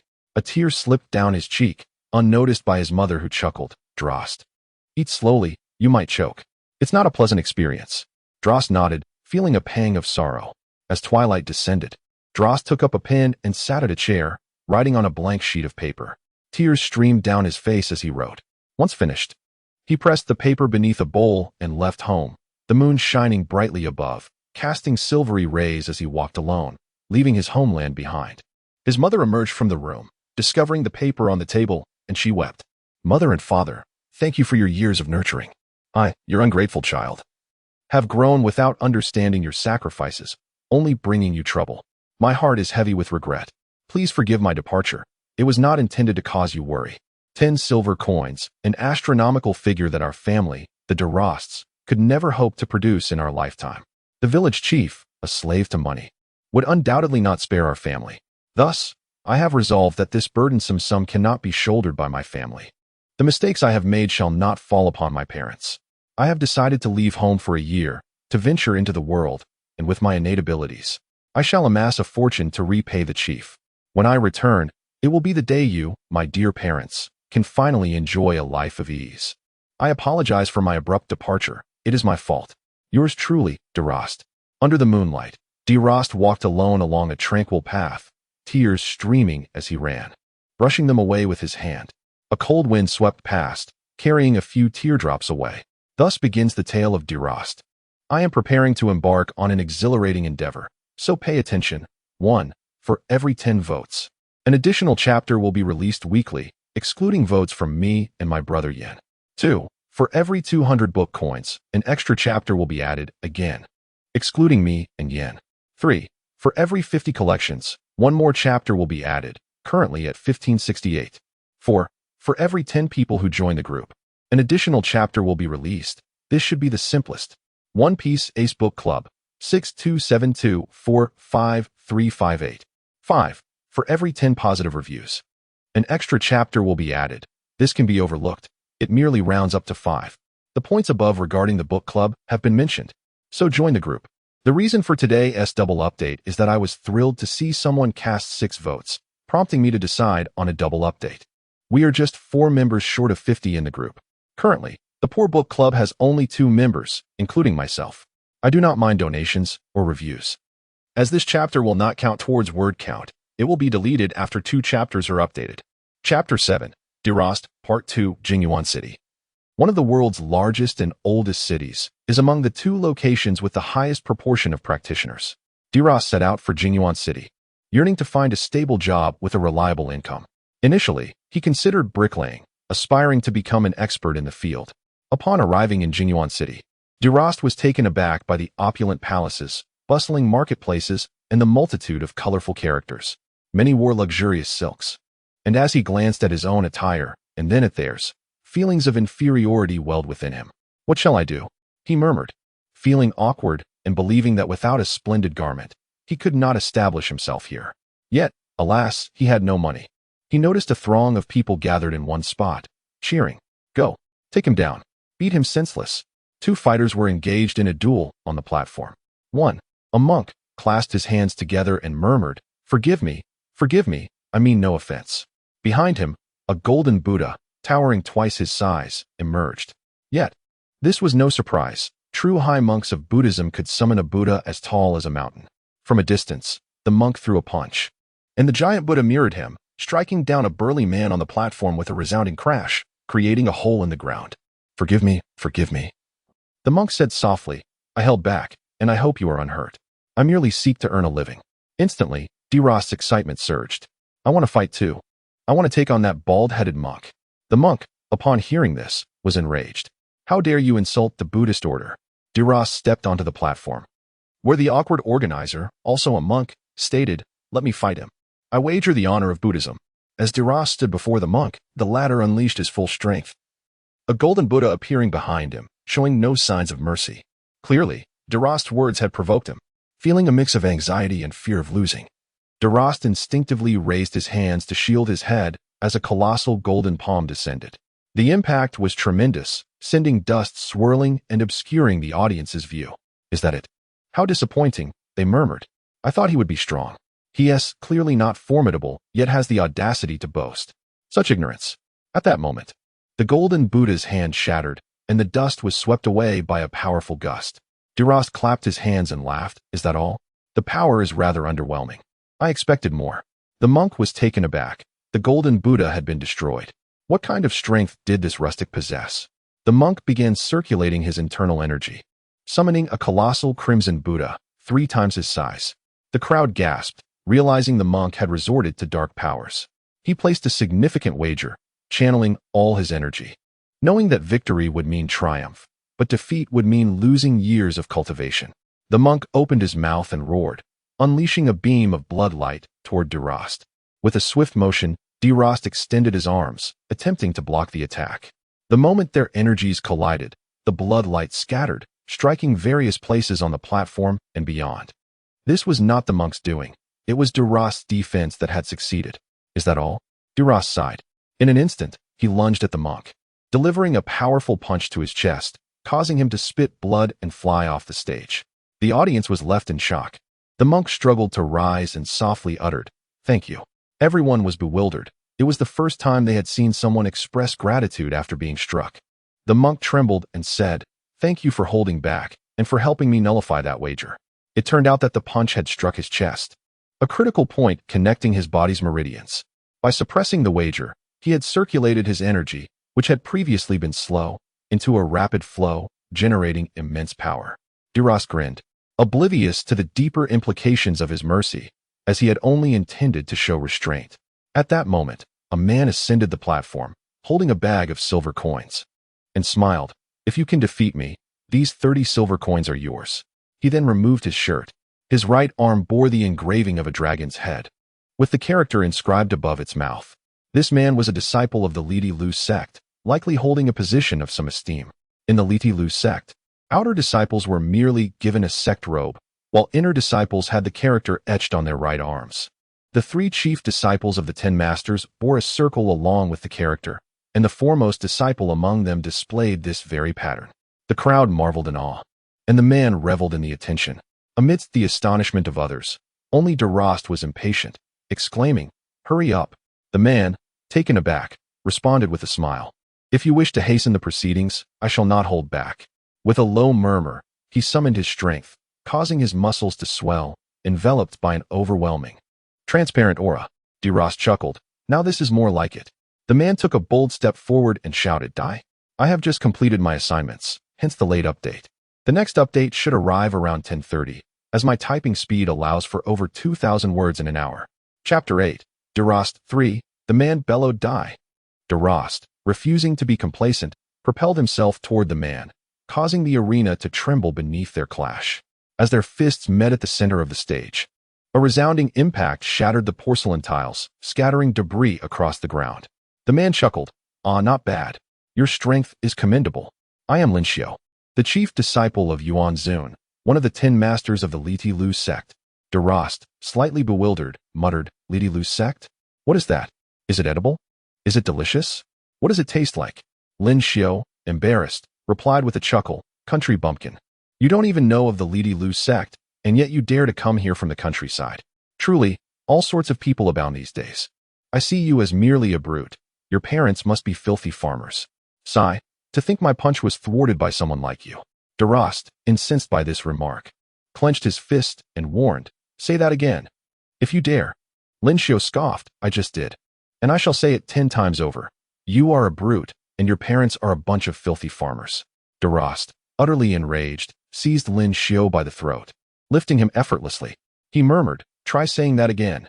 Xingyue, seemingly unfazed, laughed, "You are a brute, and your parents are filthy farmers." He believed he could easily break free, thinking that Delost, being a farmer, must know nothing of true energy. At that moment, a fierce fire ignited within Delost. He exerted his grip, causing the veins in his hand to bulge, and in an instant, Xingyue's face turned crimson. Xingyue was stunned, unable to fathom that such strength emanated from a mere farmer. Delost softly asserted, "What of farmers? Farmers are people too. Do you think only city dwellers are human? Do you suppose your strength surpasses ours? Without the taxes paid by us farmers, how would you live so comfortably? You claim to be strong? Then why do you appear so helpless now? You insulted me, and even more so, you insulted my parents. You have truly enraged me." Delost tightened his grip further, and Xingyue's complexion deepened to a shade of purple. Overwhelmed with despair, Xingyue recalled that Yuan had once measured his resilience. 3 tons of force could injure his arm, 4 tons for his back, 3 tons for his abdomen, 1 ton for his head, and 2 tons for his neck. Now, Delost's strength had surpassed 2 tons. Xingyue longed to shout that he surrendered, but Delost's grip stifled his voice. 2 monks rushed forward, grasping Delost's arm, imploring, "Do not do this. The man will die." Despite their utmost effort, they could not budge Delost's arm. Even 4 burly men from the audience joined in, yet it was in vain. Seeing this, Xingyue was filled with dread. 6 individuals combined could not match this one man's strength, and the disparity was terrifying. A mere farmer possessed such innate power. Should he join the Lilu sect, there was a chance he could become the next sect leader. Thus, for the sake of my brother Xingyue, I must eliminate him. Xingyue summoned all the true energy within, transforming his physique into a formidable presence. Feeling his neck loosen, he grasped Delost's wrist and declared, "I have ignited all my true energy. You are doomed." Delost replied, "Is igniting true energy the same as what those monks did?" "Heh, but your strength has indeed increased slightly." Lin Xiu retorted, "Oh, just slightly? You are overly confident. My arm strength, grip strength, and leg power are now doubled. Can you withstand this force?" In an instant, Lin Xiu broke free from Delost's grasp and landed a punch on Delost's cheek. The monks and the burly men seemed to withdraw. Delost shifted slightly, commenting, "Not bad, but I must commend your ability to escape my hold." Lin Xiu felt a twinge of shock. That punch had merely caused Delost to shift slightly. He laughed, "Heh, I have yet to exert my full strength." With that, a far more ferocious punch surged toward Delost. Undaunted, he met it head-on, allowing it to strike his cheek. The sound of the blow echoed through the arena, a resounding crack that reverberated loudly. Delost staggered back a significant distance, exclaiming, "Well done. This strike shows considerable improvement." Lin Xiu was bewildered. That punch had been his full power. He had not anticipated it would merely push Delost back a step.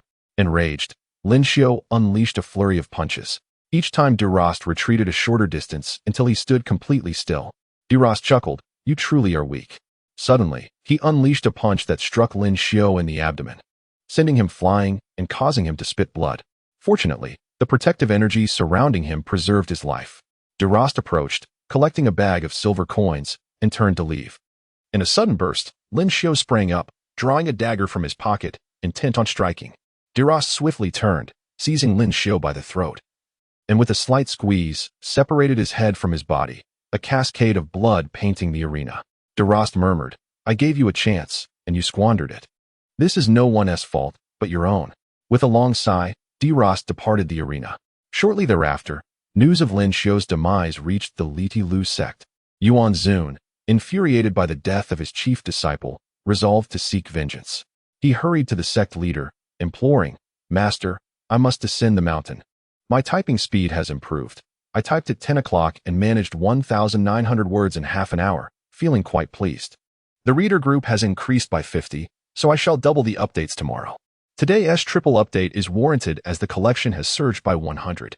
Currently, the total number of updates has reached 114, and with the 2 additional chapters added today, it sums up to 314. Chapter 9, Delost. Clutching a bag filled with silver coins, rushed into a restaurant, ordered some wine along with several small dishes. For the first time, he felt that life was truly delightful. Delost began to devour the food voraciously. An afternoon slipped by, and he squandered the entire time. The once heavy purse now lay empty. Delost was bewildered. Having initially planned to lavish 20 silver coins, leaving 10 to return home and settle debts, but unexpectedly found himself penniless.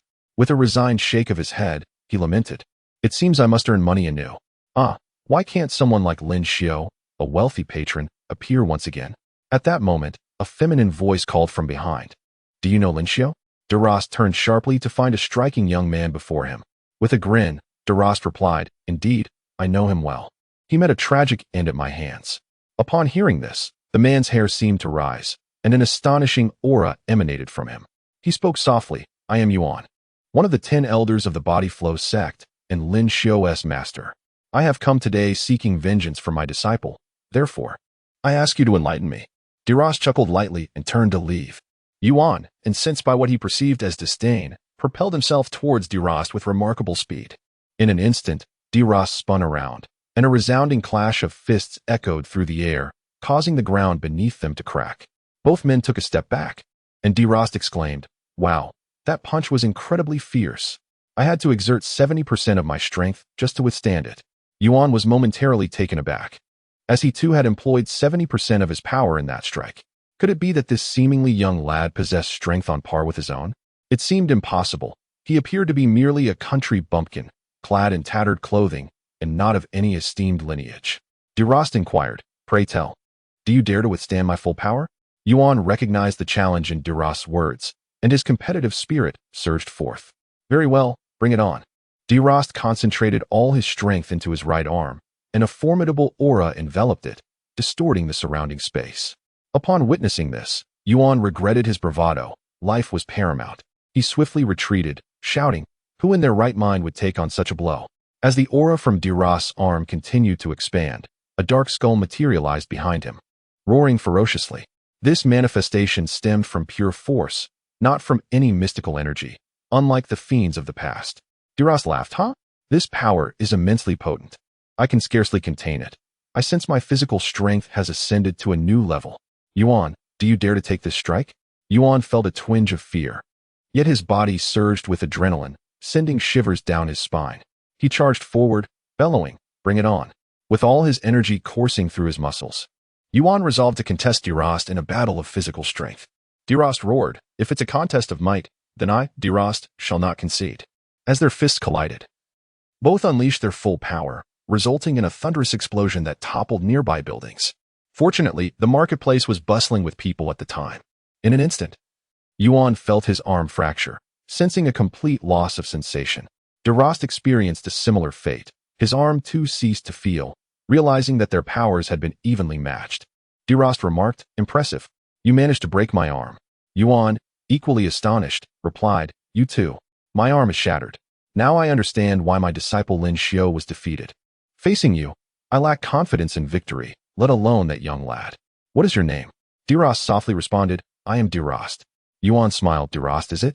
Today, we shall engage in a life-or-death duel. It shall be either your demise or mine." Delost grinned. "Very well, shall we commence?" In the next moment, both vanished from sight. The sound of their fists colliding resonating somewhere else. Their speed was such that human eyes could not perceive it. Even masters with extraordinary vision would struggle to catch a glimpse.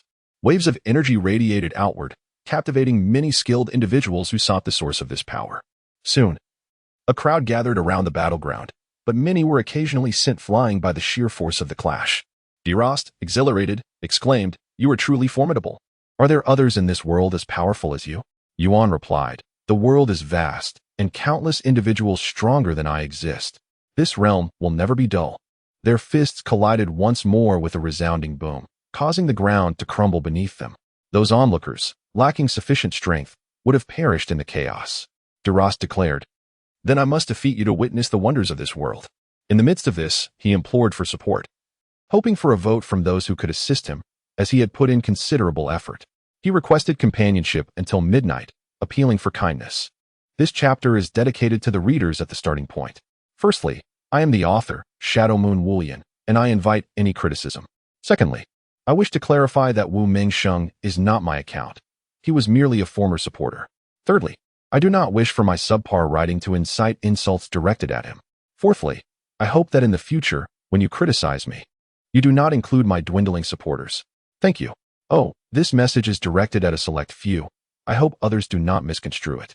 Chapter 10, Delost, Part 5. Countless waves of energy surged forth, leaving devastation in their wake. Yuan, accustomed to such encounters, remained unfazed, while Delost felt a pang of guilt. Gradually, Delost's strength began to wane. In a fit of anger, Yuan struck Delost's chest, admonishing, "Are you trying to die by losing focus mid-battle?" That punch could have easily claimed Delost's life. However, Yuan chose to show restraint, desiring an honorable contest. Delost coughed up blood, but managed to chuckle. "I apologize. I should not have lost focus." Ha. Injured yet still able to smile. Delost is indeed a peculiar being, a rarity in this world. Yuan, witnessing this, can only chuckle helplessly. He has just met Delost, yet within these brief moments, he has grasped the essence of Delost's character, innocent and unrestrained. Akin to a wild stallion galloping freely across the plains, Delost assumes a combat stance and softly declares, "Come on." At that moment, his muscles seem to surge, elevating his prowess to a new level. Yuan stands stunned, marveling at the rapid progress made in such a short time. How far can this evolution go before it ceases? Taking a deep breath, Yuan resolves to engage in a decisive battle. He channels his inner energy, shouting, "Delost, let us engage in a contest of strength between men." In that instant, Yuan's muscles bulge, as if he has shed the shackles that bind his power. A formidable physique is revealed, rendering Delost's muscles insignificant in comparison. Delost, filled with excitement, exclaims, "Is that how strong you are? I won't back down." In the next moment, he charges forward, raising his fist to strike Yuan. With a resounding impact, Delost's punch is caught by Yuan's left palm, and with a swift motion, Yuan delivers a powerful blow to Delost's abdomen. The force is such that Delost's midsection caves in, and he coughs up a mouthful of blood. At that moment, Delost can only think 3 words, too strong. After being launched several meters away, he feels a wave of fatigue wash over him. The onlookers scatter in fear from Yuan's display of power. Yuan boasts, "This is my strength, my true strength." When one enters the realm of physical prowess, a seal is invariably placed upon the majority of one's power, an invisible weight that can be astonishingly burdensome, even for me at times. Struggling to rise, Delost finds his arms give way, and he crashes to the ground. With a trembling laugh, he admits, "It seems I should have practiced my physical strength more. Having not trained before, I now find myself unable to overcome this." Yuan, taken aback, questions, "You have never trained?" Delost nods. Yuan inspects his arm and notices the absence of calluses. A wave of jealousy surges within Yuan. How unfair. He has expended immense effort and time to achieve his current strength, while Delost seems to possess it naturally. Delost pushes himself up and calls out, "Let us continue fighting." Yuan retorts mockingly, "Oh, you can still fight? Don't deceive me." Delost readies himself once more, shouting, "Bring it on." In a flash, Yuan throws a punch, sending Delost flying once again.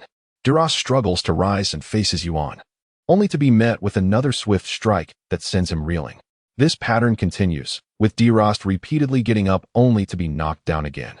Finally, Delost manages to stand before Yuan once more. Yuan unleashes a fierce punch that lands solidly on Delost's abdomen. Delost stumbles back 6 steps before regaining his balance. At last, "I can endure this blow," he proclaims. Yuan is taken aback by Delost's remarkable adaptability. In just a few exchanges, he has acclimated to the power of Yuan's attacks, despite the vast disparity in their strengths. Delost, with a grin, asserts, "Now it's my turn to counter." He throws a punch with great force, but Yuan easily catches it. "Your resilience is commendable," Yuan bellows, "but your arm strength remains unchanged. You cannot inflict any harm upon me." With a flick of his wrist, he sends Delost flying several meters away. Undeterred, Delost rises again, charging forward with another punch, but once more, he is sent flying. This time, he decides to abandon his hands and employ his legs. With a powerful kick, he strikes Yuan's arm, forcing him to take several steps back to regain his footing. Yuan is astonished. He had not anticipated that Delost would remember that the power of a leg strike is thrice that of an arm strike amidst their battle. Delost chuckles. "Ah, so leg strikes can indeed yield results. It's time for my counterattack." Yuan, adopting a defensive posture, questions, "Is that so?" As Delost rapidly unleashes a flurry of kicks, Yuan scrambles to defend himself, feeling the stinging impact of each blow. Delost's speed increases, and the force behind each kick intensifies. Yuan's defenses begin to falter, and a hint of fear creeps in. Is this truly a monster before him? Delost's stamina seems inexhaustible, his breathing unperturbed despite the relentless assault. No longer content with mere defense, Yuan launches a punch, which Delost blocks with his arm, producing a thunderous sound. Delost no longer feels the bone-chilling pain from Yuan's strikes. Determined, he decides to see if he can go toe-to-toe with the unleashed Yuan. As they clash again, Delost feels a strange ache between his bones from the impact. Yuan, astonished, realizes that Delost's strength has undergone a qualitative leap. Is this the disparity of talent? The world seems profoundly unfair. Some can reach heights in mere minutes, while others toil for years. Reflecting on this, Yuan smiles, acknowledging that perhaps it is this very inequality that makes life so vibrant. In the next instant, Yuan unleashes a barrage of punches, each radiating immense energy, enveloping him in a transparent aura that burns like flame. "I shall no longer engage in mere fisticuffs. I will exert all my strength to bring you down." This fiery technique, known as the flame spell, offers protection while also serving to impress. Delost delivers a powerful kick, but astonishingly, the fiery aura remains untouched. He continues to strike with numerous kicks, yet the outcome remains the same. Yuan, with a smirk, declares, "This is our sect's unique skill, the flame spell, possessing formidable defensive capabilities. Unless you can execute an overwhelmingly powerful attack, you cannot breach this barrier. If you cannot overcome the flame spell, then there is no need for us to continue this contest." His words are intended to provoke Delost, igniting his latent potential. Yuan, having shed his own shackles in this battle, desires to witness even greater strength. Upon hearing Yuan's final taunt, Delost bellows, "Such a thing? Who cannot break it?" Only then did Delost strike with all his might, the blow resounding as it crashed down upon the flame spell, shattering it completely. Akin to glass being struck by a stone. Yuan, witnessing this, was taken aback. Such rapid progress could hardly be described as mere genius. However, there was a certain amusement in it. Yuan swiftly threw a punch, landing squarely on Delost's face, sending him sprawling to the ground. The force of Delost's previous strike had already drained nearly all his strength, leaving him unable to rise. Yuan appeared somewhat disappointed, muttering, "You falter so soon. Indeed. You are but a peasant. Your parents must lack any power as well." This remark was aimed solely to provoke Delost, for Yuan had discerned that inciting him would accelerate his progress. This was the first time since becoming one of the 10 elders that he felt such exhilaration. Delost lay silent on the ground, perhaps utterly spent. Yuan, feeling a twinge of irritation, decided to taunt Delost further. "These peasants are nothing but lowly folk. Your parents included. You too are part of this rabble. It is truly shameful for someone of my stature to be confronting someone like you for so long. I can only imagine the pitiful state of your parents." Yet, Delost remained unresponsive. Yuan felt a pang of disappointment, regretting his use of the flame spell. Breaking it had drained Delost of his entire physical strength, making his inability to stand entirely understandable. Yuan himself had expended considerable energy confronting Delost. He squatted down, chuckling. "All right then, I was just teasing you. I was once a lowly commoner myself, ha ha ha. My chief disciple, Lin Xiao, perished at your hands due to his own inadequacy, so do not blame yourself. I shall speak on your behalf at the headquarters of the Strength Flow sect to the sect master and recommend you for membership. Now get up quickly. I wish to continue our sparring." At that moment, a man clad in a blue robe approached, smiling as he softly spoke. "Yuan, how can you spare him? He is the one who killed my disciple Lin Xiao." Yuan glanced at the man and replied softly, "Xingyue, what brings you here?" The man in the blue robe was indeed Xingyue. With a grin, Xingyue responded, "I have come to avenge my disciple Lin Xiao." Gathering his energy at the tip of his finger, he unleashed a powerful strike. Yuan instinctively positioned himself in front of Delost, channeling his remaining energy to block the attack. He succeeded in shielding Delost, but the strike pierced through Yuan's body. Xingyue covered his mouth in laughter. "Yuan, I am so sorry. It was an accident, ha ha ha." Delost, lying on the ground, managed to stir, laboriously rising to his feet, though he wobbled precariously, nearly toppling over. With a fierce gaze, he glared at Xingyue, a red aura emerging behind him as he unlocked the first level of the zone. However, Ace had achieved this at the age of 12. Astonished, Yuan looked at Delost, then smiled softly. "Delost, come here." Delost approached and supported Yuan, who placed his hand on Delost's chest. At that moment, a radiant glow emanated from his hand as Yuan whispered, "Delost, promise me you will become the leader of the Strength Flow sect and guide it towards greatness. Do not allow it to fall into the hands of the unscrupulous." As the light from his chest faded, Yuan's form vanished, his power entirely transferred to Delost. Delost smiled softly, murmuring, "This world is indeed unjust. But it is precisely these injustices that render life interesting, is it not, Yuan? I shall become the leader and lead the Strength Flow sect, but first, I must avenge you." Tears wetting his garments, Delost furiously declared, "Xingyue, today you shall meet your end." Reflecting on the past, Delost shook his head in resignation, sighing, "The world is indeed unjust." As for the updates today, the reason is as follows. Today's collection nearly surpassed 50, and I can't help but chuckle at the absurdity. The recommendation votes, however, have remained stagnant, leaving me somewhat disheartened. Chapter 12, Breakthrough, Part 5, Delost remarked, "I should return now. I cannot occupy his body for too long. Heh. I only hope Ace returns soon." In the next moment, Delost's appearance transformed, reverting to his original form. After a long while, Ace regained consciousness, struggling to prop himself up, acutely aware of the soreness in his muscles, a testament to the force of Delost's punch. Ace sat on the ground, wearing an expression of helplessness, and murmured, "Isn't this a bit too terrifying? Senior Drost is simply too formidable. With a single punch, he knocked me down, and that was when I confronted him in my true form. I didn't even land a single hit during our exchange. It's utterly infuriating." Ace gazed at the fallen Drost, pondering, why is this Drost identical to that Drost? Regarding the formidable physical prowess of this Drost, I do not dispute it in the slightest. Nevertheless, when juxtaposed with our world's Drost, he pales significantly. According to a biography from my realm, it is stated that Drost unlocked the first zone at the age of 16, ascended to the position of the leader of the Force Body Flow sect at 17, unlocked the second zone at 19, and the third at 22. The renown of the Force Body Flow sect was widespread, and by 30, he had opened the 4th zone, the 5th by 45, and astonishingly, both the 6th and 7th zones simultaneously at 60. It is evident that he bears little resemblance to the Delost I know. The disparity in talent is striking. Inwardly, Ace reflected on his own circumstances, feeling a twinge of embarrassment as he recalled his illustrious history, unlocking the 1st zone at 12, the 3rd zone at 16, and the 3rd zone again at 21, achieving great renown. Yet, upon surveying his current state, he realized he had yet to cross the threshold of the zone. What right did he have to harbor doubts about Delost? Moreover, he still retained memories from his previous world, while Delost, lacking such recollections, remained astonishingly powerful. With this realization, Ace shook his head in resignation. At that moment, Delost stirred awake, slowly rising to his feet. He felt as though his very essence had been drained. Although it was not due to any physical exhaustion, Ace hurriedly inquired, "Are you all right? Did you sustain any injuries?" Delost chuckled and replied, "Not at all. Just a bit fatigued. But what about you? You appear to be covered in bruises." Delost noticed the numerous marks of impact on Ace's body. Ace chuckled and shook his head, saying, "It's nothing, absolutely nothing at all.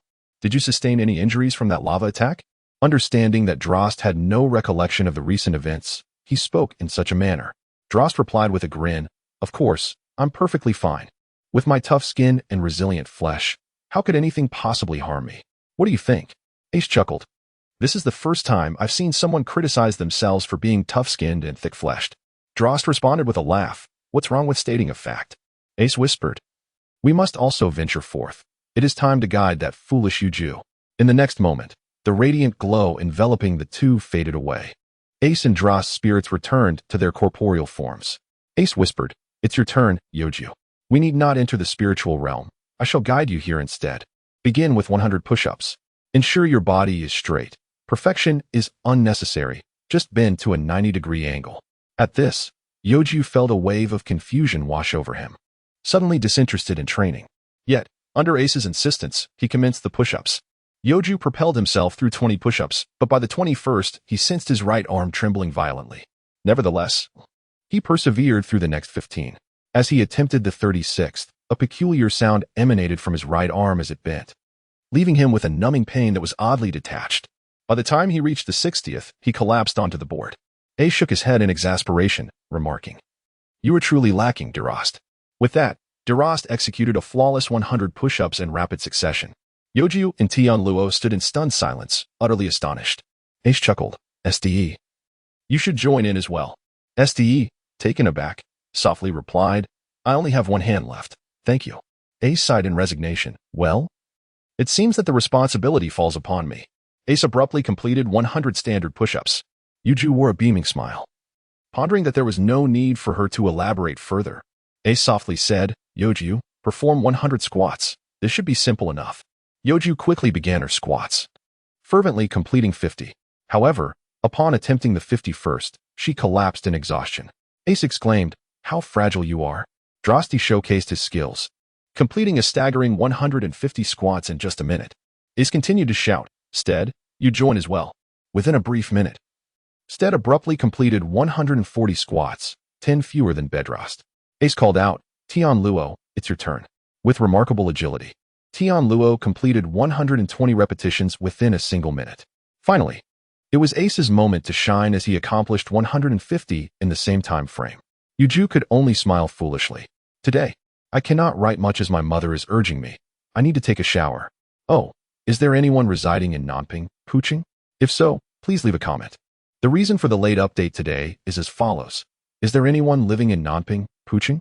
The collection has increased by 50, and the recommendation votes have finally reached 10. As for the group, there are 13 chapters of Black Spade Breakthrough, 6. After several hours of training, Youju's arms and calves began to show a hint of muscle. Steed laughed heartily, "A girl with muscles all over, haha. No one will want you when you grow up, haha." Delost replied softly, "It's all right. Just strive to become a great pirate, and surely a throng of men will be chasing after you." Youju smiled, "That is a given. Even if I am a muscular woman, I shall still be as beautiful as a flower, enchanting enough to make fish sink and birds fall. Behind me will undoubtedly be a multitude of handsome men, all of whom will kneel before my charm." Ace chuckled while covering his face, saying, "You think too much." Tianluo, on the other hand, felt a twinge of admiration. He respected Youju's audacity, her lack of self-awareness, and her tendency to spin fanciful tales. Ace suddenly pondered and murmured, "Can you condense the shockwave into a tangible form?"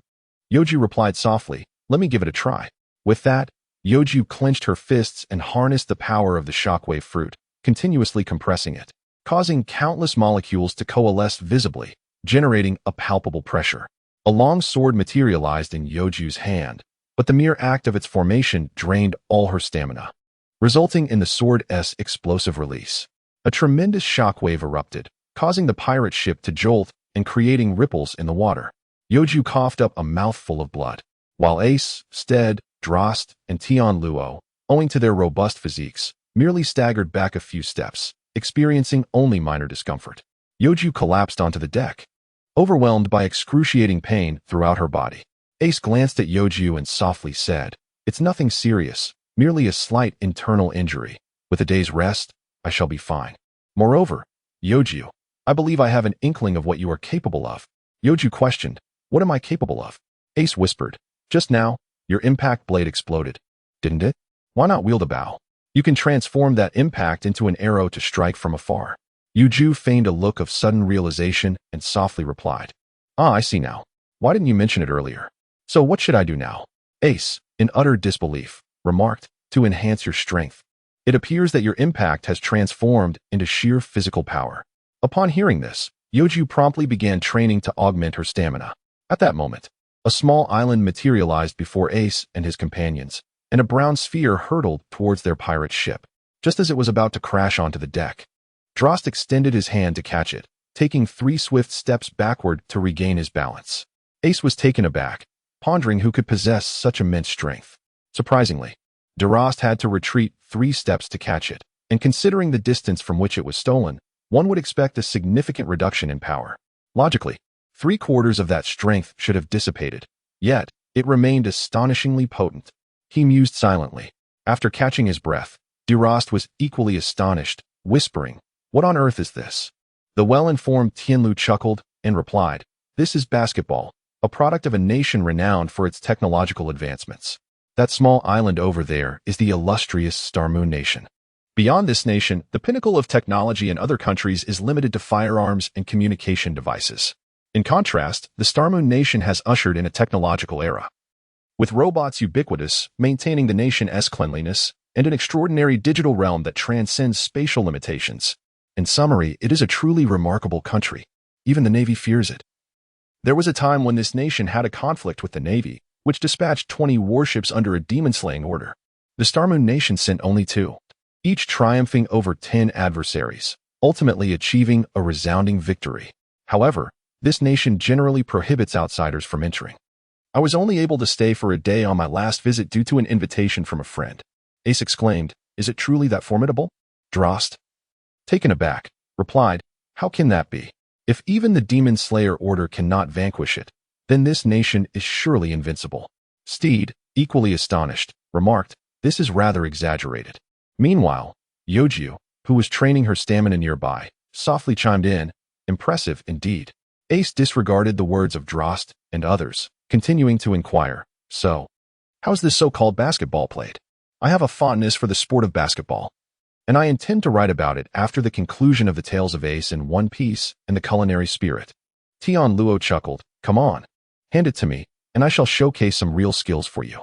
Delost tossed the ball, which flew into Tianluo's hands. With a deft motion, Tianluo began dribbling with his right hand, softly stating, "Ace, you defend against me. Do not allow me to pass behind you. If I get past you, it means I have won." Ace nodded. As Tianluo approached Ace, halting just half a meter away, he suddenly executed a swift dribble, catching the ball with his left hand. With a twist of his body to the left and a push off his foot, Ace followed suit.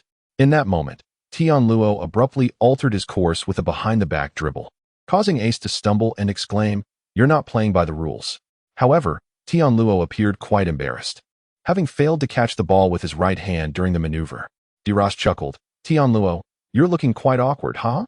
Steed added with a laugh, "For that display, I'd give you a perfect score, absolutely a perfect score, ha ha ha." Youju also chimed in, "What just happened? I thought you looked impressive, and then you faltered." Tianluo retorted, "You should focus on your stamina training instead of making a fuss here." Ace rose to his feet and exclaimed, "That skill that knocked me down was incredible. Teach me." "Please," Steed inquired. "Is our destination the kingdom of Star and Moon?" Ace nodded, instead proceeded to adjust the position of the ship. Tianluo ran over to pick up the ball and exclaimed with a smile, "Let me teach you. First, you need to dribble the ball 100 times.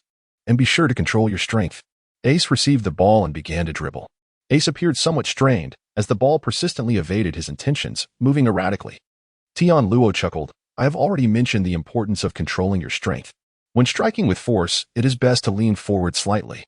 This not only increases the speed, but also minimizes the noticeable variations upon rebound.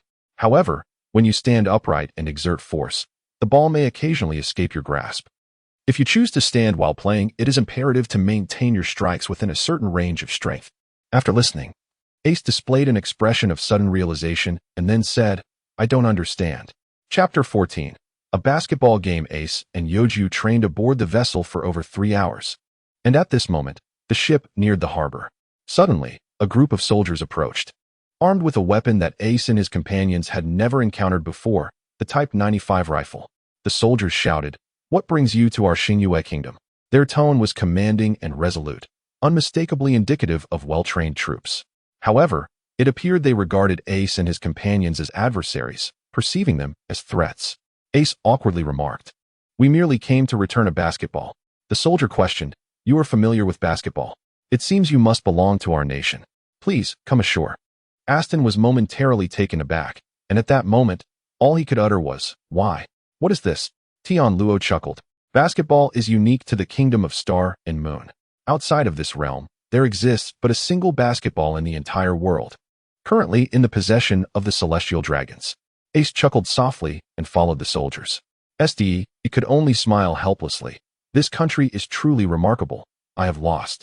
At this moment, Youju felt utterly drained, resting upon Drost's form, who embraced both Youju and Tianluo, while Ste accompanied Ace into the depths. As Ace and his companions stepped through the entrance, they were greeted by the sight of 7 or 8 robots diligently cleaning up litter, surrounded by a myriad of towering skyscrapers.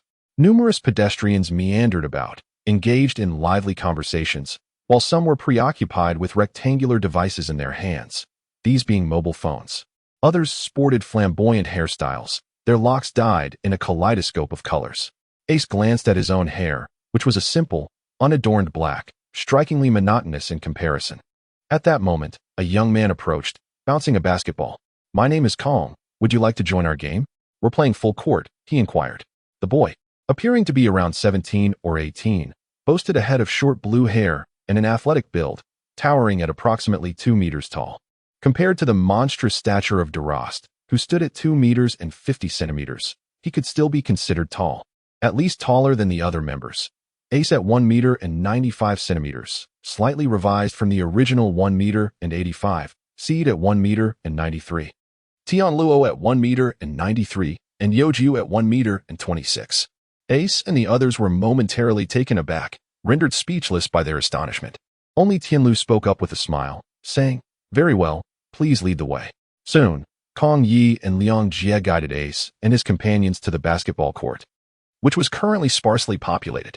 Kong Yi called out, "Hey guys, come over. I've found the opponents for our match." At that moment, several tall boys approached, none of whom surpassed Delost in height. The tallest among them stood at merely 2 meters and 20 centimeters, while Delost towered over them by a head's length. Kong Yi pointed to a short-haired man with a darker complexion, introducing him as K Ming.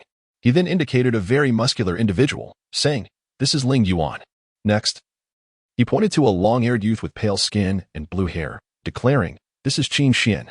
Following that, he gestured towards a short-haired man with yellow skin, stating, "This is Ju Yin, our referee." Finally, Kong Yi introduced a handsome young man, saying, "This is Guoyun Yuan." This individual had long white hair cascading down to his waist, complemented by fair skin and large, expressive eyes that gave him a delicate appearance. However, beneath this facade lay well-defined muscles in his arms and calves, which, when exerted, would become prominently visible. The towering figure of 2 meters and 20 centimeters was indeed him. Ace exclaimed, "We are not going to play." Yuan chuckled, "Liang Jie, is this the group of individuals you have chosen? Although they may appear skilled at basketball, They are likely a bunch of basketball novices. Kong Liangjie remarked, "First, let me explain the fundamental rules of basketball. 1. Free throws. Each player is allowed 4 fouls before being disqualified. A 5th foul results in ejection from the game, and they cannot re-enter that match. Free throws are taken under circumstances where no one is allowed to obstruct or defend, serving as a penalty against the offending team and granting the other team an opportunity to score. Players must stand behind the free throw line and shoot within 10 seconds after receiving the ball from the referee. After the shot is taken, players must not step over the free throw line until the ball has touched the rim. 2. Violations.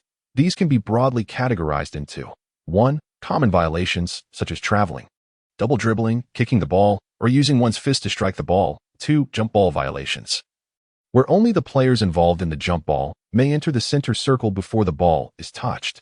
Astonished, Ace and his companions observed as Delost and Guoyun positioned themselves at opposite ends of the center court. Suddenly, Xingyue launched the ball into the air. Once it reached a certain height, it began its descent. Delost, with an impressive leap of approximately 1.3 meters, sprang upwards. However, Guoyun, who was notably shorter than Delost, managed to leap even higher. With a swift motion, Guoyun intercepted the ball, leaving Delost momentarily speechless. With a playful grin, Guoyun declared, "My vertical leap measures 1.7 meters. After catching the ball, Kong Liangjie began to dribble. Meanwhile, Tianluo rushed to block his path. But Kong Liangjie, with a deft left step and a glance elsewhere, momentarily ceased dribbling. Tianluo, bewildered, reached out to swat the ball away. In that instant, Kong Liangjie swiftly executed a leftward pass, prompting Tianluo to react and step to the left. Suddenly, Kong Liangjie changed direction with a deft dribble, causing Tianluo to pivot. As Tianluo pushed off the ground, Kong Liangjie seized the opportunity, skillfully passing the ball behind Tianluo. With a smooth front pivot, he caught the ball with his right hand and dashed towards the basket. He leaped high into the air, seemingly poised for a slam dunk. At that moment, a hand reached out and swatted the ball away. This was Steed, who had sprinted across the court to intercept it. Ace, now in possession of the ball, dribbled at a rapid pace, though he appeared somewhat strained as the ball seemed to evade him. Just then, Xingyue positioned himself in front of Ace, while Tianluo waved from the right side. Ace tossed the ball in Tianluo's direction, but Xingyue, sprinting swiftly, intercepted it and leaped from the free throw line for a dunk. Youju, observing from the sidelines, exclaimed, "Wow, that is incredibly impressive." Ace, speechless, exclaimed, "Come on and help us, Youju." Chapter 15. The opponent is serious. Xingyue stood poised in the center circle, ready to serve. He tossed the ball to Xingyue, who caught it with both hands. In a flash, Ace swiftly knocked the ball from Xingyue's grasp. Xingyue was momentarily stunned. The speed was astonishing. He could hardly react. In his heart, he thought, as Ace dribbled towards the opposing circle. He found himself in the red zone where Guoyun was guarding. Ace believed he could not surpass him, so he abandoned his most confident dunk attempt. Instead, he cradled the ball against his chest and then shot. The ball struck the rim, wobbling precariously before nearly toppling over, yet it failed to go in. Guoyun caught the rebound and began to dribble, sweat dripping from his brow. What had just happened? The rim had almost been brought down by him. It felt as if it weighed 3 tons, he mused. Turning to glance at the backboard, Guoyun noticed a crack had formed. With determination, he hurled the ball toward Xingyue. Xingyue caught it effortlessly, only to see Steed swiftly slam the ball down in front of him. Xingyue was taken aback, having completely missed Steed's movement. Steed employed the speed of a shooting star in his basketball play.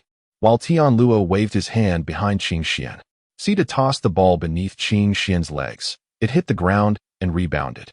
In that moment, a hand seized the ball, Xingyue's hand. He continued to dribble, chuckling, "You're quite capable. I suppose I must take this seriously."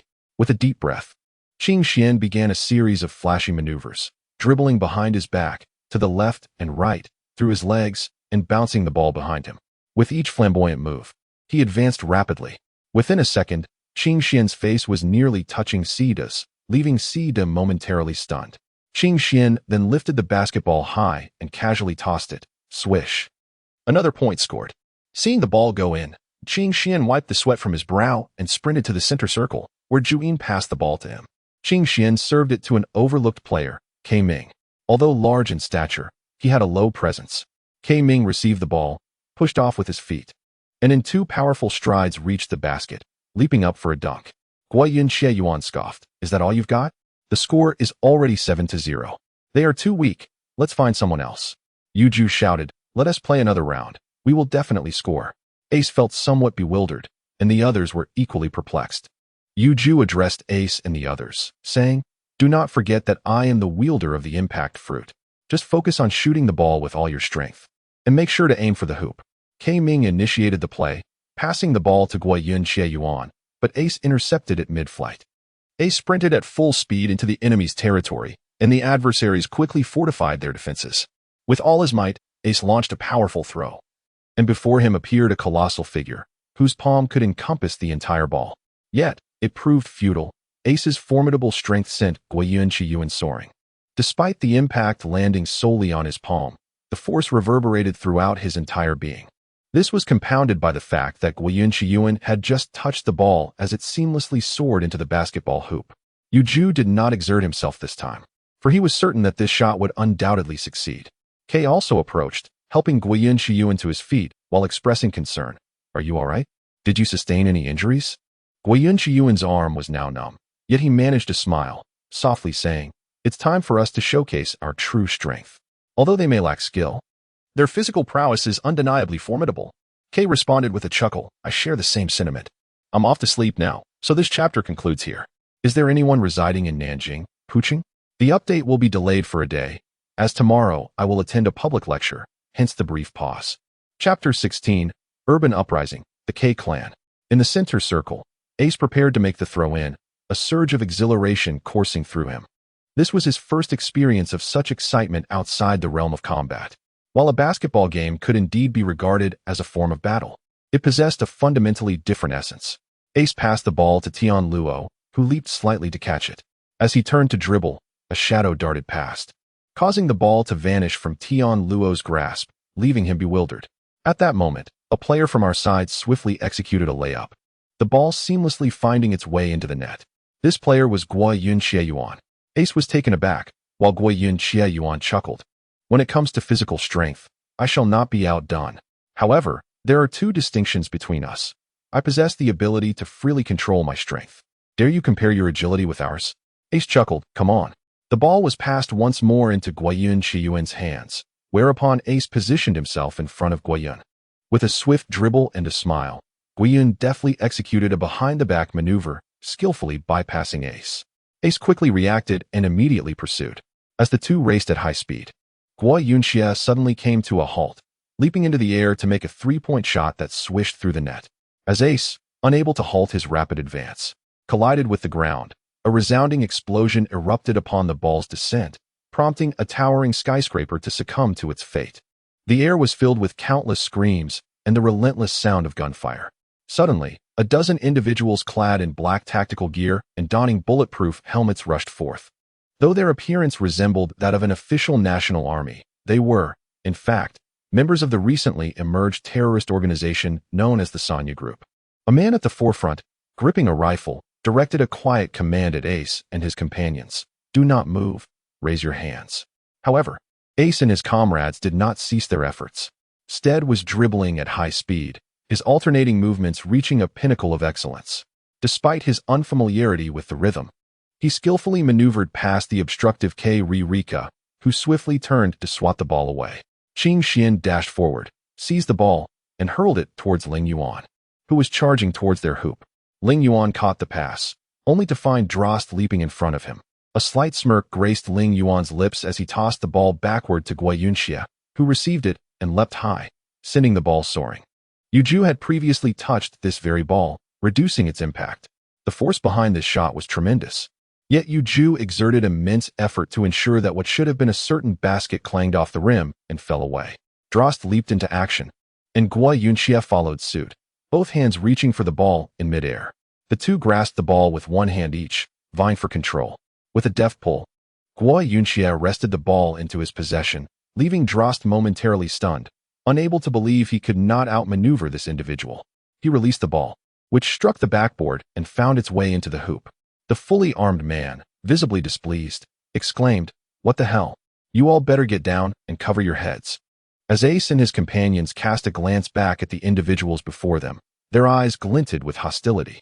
They murmured, dare to utter another word. The man, somewhat intimidated by their formidable presence, regained his composure and commanded those behind him, eliminate them. In the next moment, a barrage of bullets rained down upon them.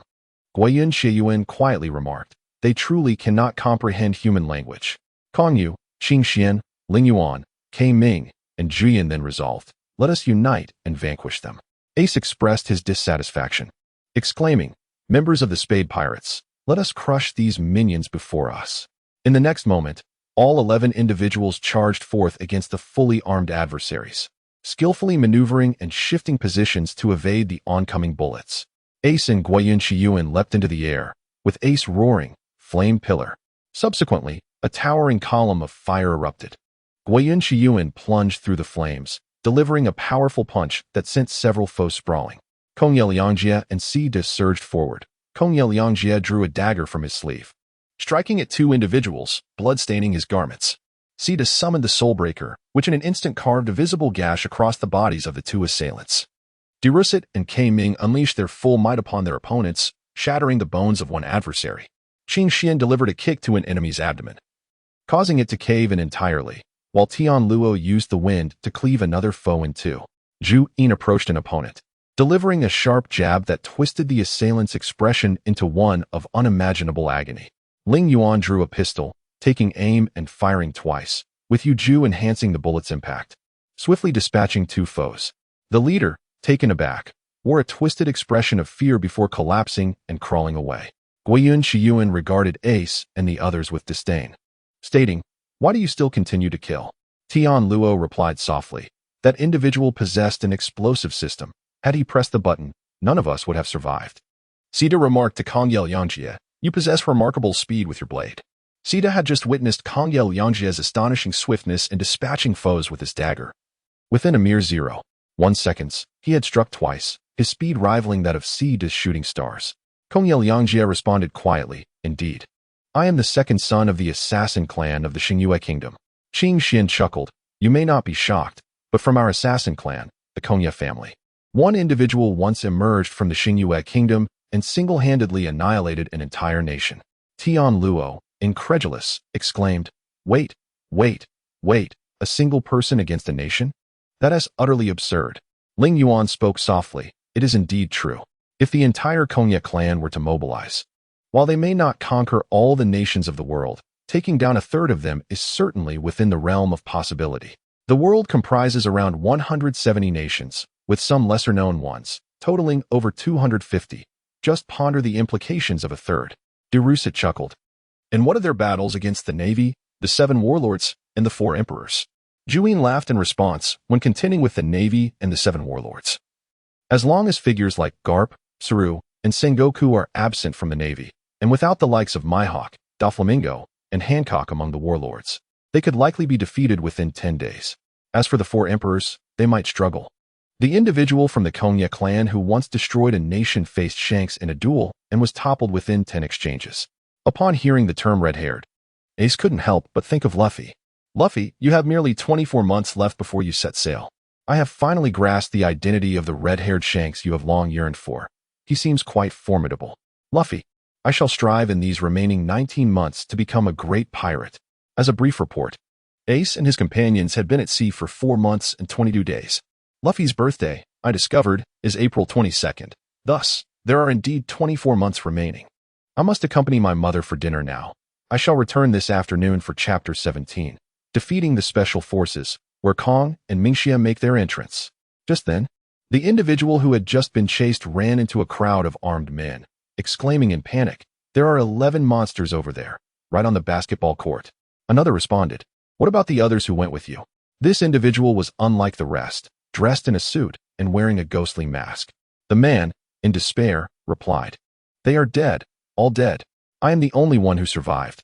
Those monsters showed no hint of fear in the face of our weapons and charged at us. We couldn't land a single bullet on them. It is utterly terrifying. The man's expression contorted once more. The suited figure said, you should rest for a while. I will report to headquarters. I will lead the troops to eliminate those 11. The man grasped the suited figure's arm, shaking his head. Don't go. Don't go. You will die. Please, do not go. The suited man calmly replied, It is fine. I will take 40 men with me, 40 elite special forces. The man released his grip, whispering, Oh, I see. The suited figure strode forward, muttering, You just wasted 4 seconds of my time. I could have made a call in that time. So, let your limbs pay for my 4 seconds. Suddenly, he turned around, drew his gun, and fired. Bang, bang, bang, bang. 2 shots struck the joints connecting the arms to the body, while the other 2 hit the joints connecting the legs. The man writhed in agony before the suited figure, gasping, Mingxia, I will remember you. I showed concern for you. Yet you are. The name Mingxia referred to the figure before him. Mingxia softly replied, You made me waste a second listening to you. Since that is the case, perish. At that moment, a domineering aura erupted from Mingxia, and abruptly, the man rolled his eyes back and collapsed. Mingxia picked up the phone and dialed a series of numbers, speaking softly, Mr. E. After hanging up, he summoned 10 individuals to accompany him. These men were also clad in suits. At this moment, Ace and his companions are engaged in light conversation. Just then, 11 more individuals approached. Ace, with impatience, exclaimed, Are you all asking for a beating? In the next moment, he was taken aback as the 11 individuals emanated a terrifying aura, felt not only by Ace but also by the others present. Kong, too, felt a twinge of fear, coupled with a hint of reverence. Mingxia softly inquired, Is it you who have slain these individuals? He then turned to Ace, smirking, Aren't you the recently popular newcomer, Ace? Oh, my, the entire Spade Pirates crew is gathered here. Ace fell silent, as did Steed and Delost. The malevolent spirit laughed heartily and said, Let me tell you, the bounty has indeed risen quite significantly. Ace's bounty stands at 230 million berries, Steed's at 200 million berries, Delost's also at 200 million berries, and Youju's a mere 1 million berries. Oh, and this fellow, Tianluo, once a mere deckhand aboard the Zero-Line Pirates ship. How have you fallen to such depths? Ace was left bewildered after hearing this, softly murmuring, What does it mean to fall from grace? Mingyi chuckled and replied, Tianluo once rose to fame in a single battle. The Zero-Line Pirates once clashed fiercely with the Navy, led by that monster, Akainu. There exists a disparity in strength between the captain and Akainu. Grateful for the nurturing he received over the years, Tianluo chose to assist the captain, ultimately leaving Akainu gravely injured. Akainu has since retained a vivid memory of Tianluo's appearance and subsequently issued a bounty on him, amounting to 300 million. In the eyes of bounty hunters, he remains a lucrative target. Ace, Steed, Delost, and Youju gazed at Tianluo with an alternative perspective. Tianluo softly uttered, I apologize. I now go by the name Tianluo. Suddenly, Mingxia's expression shifted dramatically, and he murmured, I seem to have forgotten something crucial. I am here to eliminate you. At that moment, an oppressive aura emanated from Mingxia.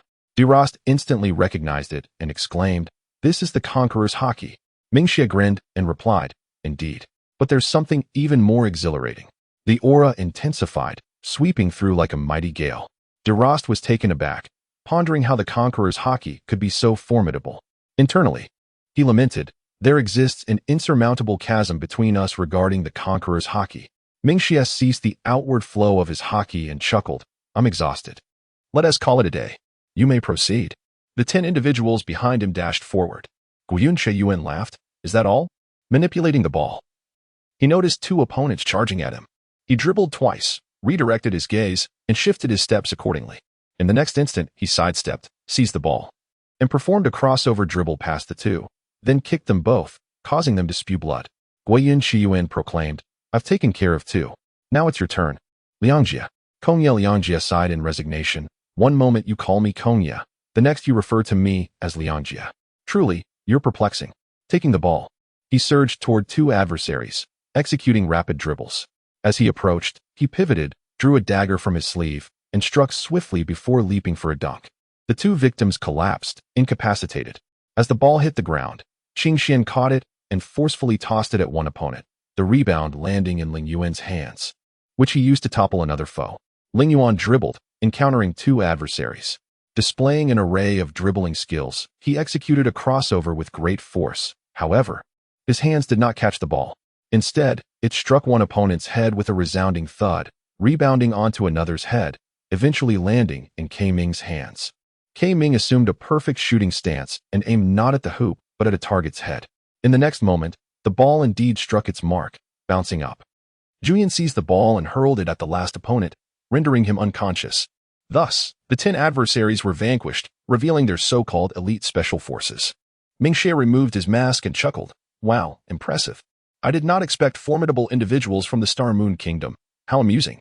I had underestimated this nation, thinking it lacked strength apart from my family. Kongye Liangjie stared at him in shock, murmuring, Uncle, this is Kongye Mingxie. Chapter 18. Kongye Mingxie. One of the top 10 strongmen of the Kongye clan. Kongye Mingxie raised an eyebrow and smiled. Ah, my little nephew, what brings you here? Still playing with that fool? Xingyue? You should hurry and leave with him. Uncle has important matters to attend to. It seemed that Kongye Mingxie had not previously noticed the presence of Kongye Liangjie and Guoyun Xingyue. Guoyun Xingyue shouted, Mingxie, perverted fiend, come here. You foolish fool. Kongye Liangjie retorted, I will not leave. Besides Guoyun, I have several friends, and even the black Spade Pirates can be considered half-friends. How could I abandon them? Kongye Mingxie chuckled. So, you mean to oppose your uncle? I advise you to leave. Should you insist on staying, I may very well incapacitate you too. And Guoyun, are you feeling a bit overconfident? Calling me a perverted fiend, do you think I want to strike you? Guoyun Xingyue laughed, and what of it? Rather than viewing Kongye Liangjie as my friend, it seems that you and I share more of a camaraderie. Kongye Mingxie scratched his head and gently said, I won't bother you further. Just take Liangjie and leave quickly. Guoyun Xingyue replied defiantly, Why should I take orders from you? We are of the same age. Oh wait. 3 years. Your mother simply gave birth to you late. You expect me to call you uncle? Furthermore, you claim your family is the strongest. My Guoyun family is not one to bow down. Our families are equals. Merely one is famous while the other remains obscure. Kongye Mingxie sighed in resignation. Fine. I won't order you around anymore. You're as stubborn as ever. Just stay with Liangjie and don't obstruct me, all right? Guoyun Xingyue huffed. Not a chance. Kongye Mingxie's expression darkened, and he growled, Say that again. At that moment, a surge of black conquerors' haki erupted, distinct from the previous manifestation, not merely in hue but in intensity. Guoyun Xingyue scratched his head and chuckled. So, this is what makes you angry? You are just as impetuous as before. Simultaneously, a wave of blue conquerors' haki surged forth, the two powers colliding, neither yielding to the other. Ace was momentarily stunned, a sense of panic washing over him. Fortunately, he had refrained from confronting him earlier, as the disparity in their strengths was indeed substantial. He quietly reflected on the realization that he had previously failed to seize the ball from him with just one hand while airborne. Steed stood in silent astonishment for a considerable time, marveling at the impressive display of armament haki and conqueror's haki. Why is my haki merely armament? What purpose does this lump of black iron serve? He mused inwardly. Tianluo, however, remained unfazed, having witnessed countless such contests within the Zero-Line Pirates. He was well accustomed to the spectacle. Kong also retracted his haki with a smile, stating, Engaging with you would undoubtedly consume an inordinate amount of time. You should hasten to evade. While I may spare your companions, the Black Spade Pirates are another matter entirely. Collectively, they possess a staggering bounty of 931 million berries. In this world, the universal currency equates 1 berry to 10 Star Moon coins, which means I stand to gain immensely. Should I offer this wealth to my family, I could secure the hand of Guoyun Xianzi. At this point, Kong's face radiated with exuberance. Upon hearing this, Guoyun Xianzi felt compelled to challenge Kong, softly asserting, I will not permit you to harm the Black Spade Pirates, and furthermore, do you truly believe you could capture my sister's interest? This provoked Kong's ire, and he shouted, What did you say? Guoyun Xianzi retorted, Are you disputing that? Come on, let us fight. Ace exclaimed, Hey, you there? Oh, Guoyun Xingyue, cease your shouting. The one he intends to slay is us. Perhaps you should take your companions and find a place to hide. Honestly, your incessant yelling is utterly exasperating. Guoyun Xingyue replied with concern, Are you certain you can manage? Ace nodded, observing that Guoyun Xingyue was accompanied by Kongye Liangjie, Ling Yuan, Qing Xian, and Ling Yuan, while Ming retreated to a certain location. Kongye Mingxie, witnessing this, mockingly remarked, Are you so confident? Do you truly believe that the mere Black Spade pirate crew can contend with me? Ace chuckled, This is precisely what I believe. Our humble Spade Pirates will surely leave you searching for your teeth. Kong, with a sinister grin, replied, Such a fantasy. In the next moment, a golden demon, A crimson demon and a black demon emerged, each exuding a formidable aura. Particularly after the baptism of Delost, Ace's spiritual strength had become even more resilient. Kong, astonished, exclaimed, "Oh, impressive, impressive. However, in doing so, you have squandered a great deal of my time, and I hereby sentence you to death." Instantly, a more potent aura erupted, causing the surroundings to tremble, with the basketball hoop swaying perilously. Qing Xin inquired, "Why should someone be sentenced to death for expending his own world?" Guoyun, covering his face, responded, "His father, who is also Kong's grandfather, is the third strongest of the Kong clan. He was taught from a young age that time is money." Yet, Liangjie did not receive such lessons, as he is the favored grandson, indulged since childhood. Ling Yuan, puzzled, asked, the third strongest? How many individuals are there in the Kong clan, if he ranks third? Kong Liangjie softly replied, "Our family comprises over 2,000 members, divided into 3 factions, each led by one of the top 3. My grandfather is one of the faction leaders, yet there is a significant disparity in strength among the leaders. The second is far superior to the third, and the first vastly outmatches the second. Nevertheless, my grandfather remains formidable." Ming inquired, "Do you believe the Spade Pirates can triumph against them?" Guoyun and Kong Liangjie smiled. "They should be able to win, although my uncle is strong. As the ancients have said, the few cannot overcome the many." Guoyun gently remarked, "It is difficult to say. While the few may struggle against the many, it also depends on the levels of strength. From what I have heard, your uncle currently ranks 10th within your family." Kong Liangjie nodded slightly. Guoyun furrowed his brow anxiously, exclaiming, "The Spade Pirates are destined to lose. He. Everyone, there's one more chapter coming, though it might be a bit late. Is anyone playing QQ Speed or 300 Heroes? Also, is there anyone living in Nanping Puching? Reader group 627245358. And I must share something. Wu Lian has a crush. He. I secretly admire her. I am a bit shy to confess openly, so I quietly keep an eye on her, silently guarding her. Simply put, a secret admiration." Chapter 19, The Awakening of Delost. Ace rushed forward, leaping into the air, clenching his fist and striking out. "Is this all you've got?" he remarked, a slight smirk gracing his lips. Keiyamadria, shaking his head, retaliated with an uppercut that sank into Ace's abdomen, causing him to spit a mouthful of blood that splattered across Keiya's face. Annoyed, Keiya forcefully tossed Ace aside, who crashed heavily onto the wire mesh. This spectacle elicited a laugh from Guoyun, though his amusement dissipated when Keiya cast a stern glance his way. Qing Xin expressed concern. That punch seemed incredibly fierce. "Is Ace going to be all right?" Ling Yuan furrowed his brow, replying, "It's impossible for him to be unscathed. That punch unleashed immense power at such close range, concentrated at a single point.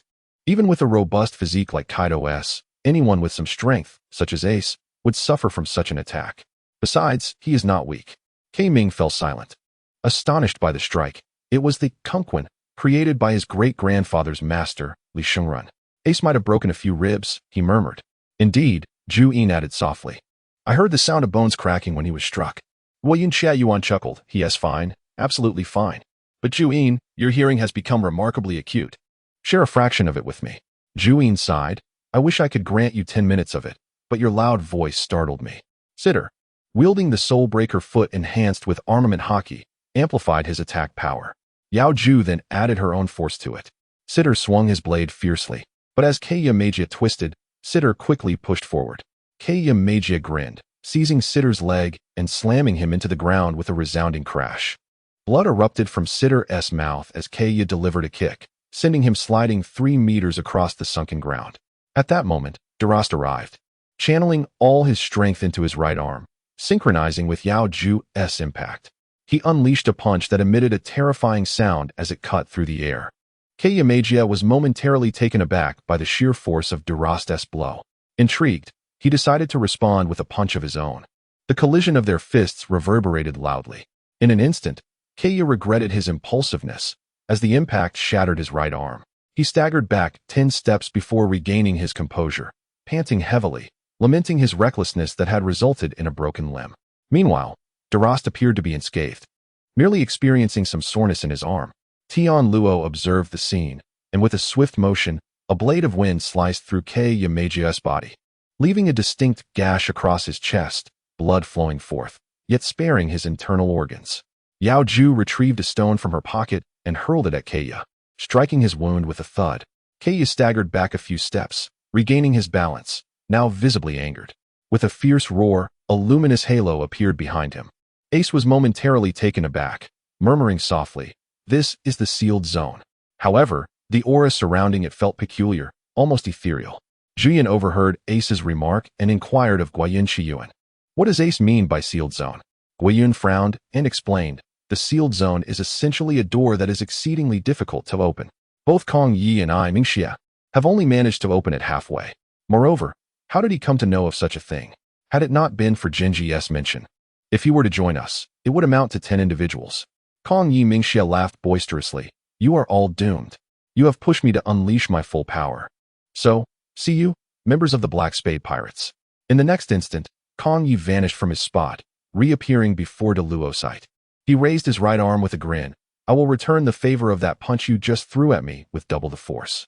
His right arm seemed to have healed, likely due to the influence of the sealed zone. With a swift motion, Kong Yi delivered a powerful punch to Delost's chest, sending him sprawling. Delost's face contorted in agony as his chest caved in significantly. Fortunately, the blow landed on his right side, sparing him from a fatal strike. Delost crashed violently into the barbed wire, coughing up a mouthful of blood. Feeling the warmth of more blood rising in his throat, Kong Yi, undeterred by this, approached Delost rapidly and unleashed 4 or 5 punches, laughing, "Ha! Was that pain from breaking my arm stimulating? Now, I shall break all your bones." With each punch, the sound echoed ominously. Kong Yi declared, "Let me deliver approximately 5 more punches." The first punch landed with a resounding thud. The second followed suit. The third was thrown, but on the fourth punch, Delost grasped Kong Yi's wrist. Kong Yi, disdainfully, commanded, "Let go of me." Delost remained silent, gripping Kong Yi's wrist tightly. Kong Yi attempted to shake him off, but to no avail. Even with a forceful jerk, he barely managed to cause a slight tremor. Furious, Kong Yi shouted, "Let go of me. If you don't, I will kill you with 1 punch. Do you hear me?" Delost continued to remain silent. In a fit of rage, Kong Yi swung his left fist. But just then, 7 auras illuminated around them, one of which blocked Kong Yi's punch. Stunned, Kong Yi was unable to believe that the muscular man before him possessed genuine auras, for each one symbolized a door that had been opened within the sealed zone. With trepidation, Kong Yi gazed at Delost. Delost lifted his head, regarding Kong Yi with the eyes of one who gazes upon the dead, softly stating, "What did you just say? Repeat that." At that moment, Kong Yi realized his impending doom. "Guoyun, I have someone I admire, but I'm too afraid to confess. What should I do, Mina-san? If anyone is willing to help me, I would be grateful." Guoyun expressed his gratitude in advance. "Today, I will strive to achieve 4 updates. If not, it shall be 3. If the collection rises by 100, so be it." Chapter 20. Delost's overwhelming power. Kong Yi Mingxia's breakthrough. Delost raised his head and softly intoned, "Repeat that." His voice resonated with authority, possessing a commanding presence. Thanks to his mastery of the sealed zone, Kong Yi was not entirely overwhelmed. Delost's words bore a force akin to that of Conqueror's haki, perhaps even stronger. This was the power of the strong. Cold sweat trickled down Kong Yi's brow. He regretted his earlier actions. The 7th door of the sealed zone represented a power capable of overturning the heavens. In my family, or alongside the Guoyun family, only I and Xingyue have managed to open it halfway. The rest have not even taken a single step. Even the mightiest among our families have not ventured forth. They have only achieved their current strength through sheer effort, while the sealed zone relies on innate talent. Yet, this person before me possesses 7 auras, denoting the 7 doors of the sealed zone. How immensely talented could he be, and how much greater than myself? Seeing that Kong Yi remained silent, Delost barked, "What did you just say? Repeat it." The intensity of his voice petrified Kong Yi. Throughout his life, he had never experienced such profound fear, a terror that surged from within and manifested physically. Every cell in his body quivered in dread. Delost, noticing Kong Yi's continued silence, threw a punch. Kong Yi had no time to react and was struck hard, crashing through the barbed wire and slamming against a wall a meter away, breaking through it. Writhing in pain on the ground, Kong Yi spat out a mouthful of blood. His expression twisted in agony. Delost bellowed, "If you have the guts, repeat what you just said." In the next moment, flames ignited around Deluo's sight, enveloping him in a transparent gas that burned like fire, a sign that he was furious.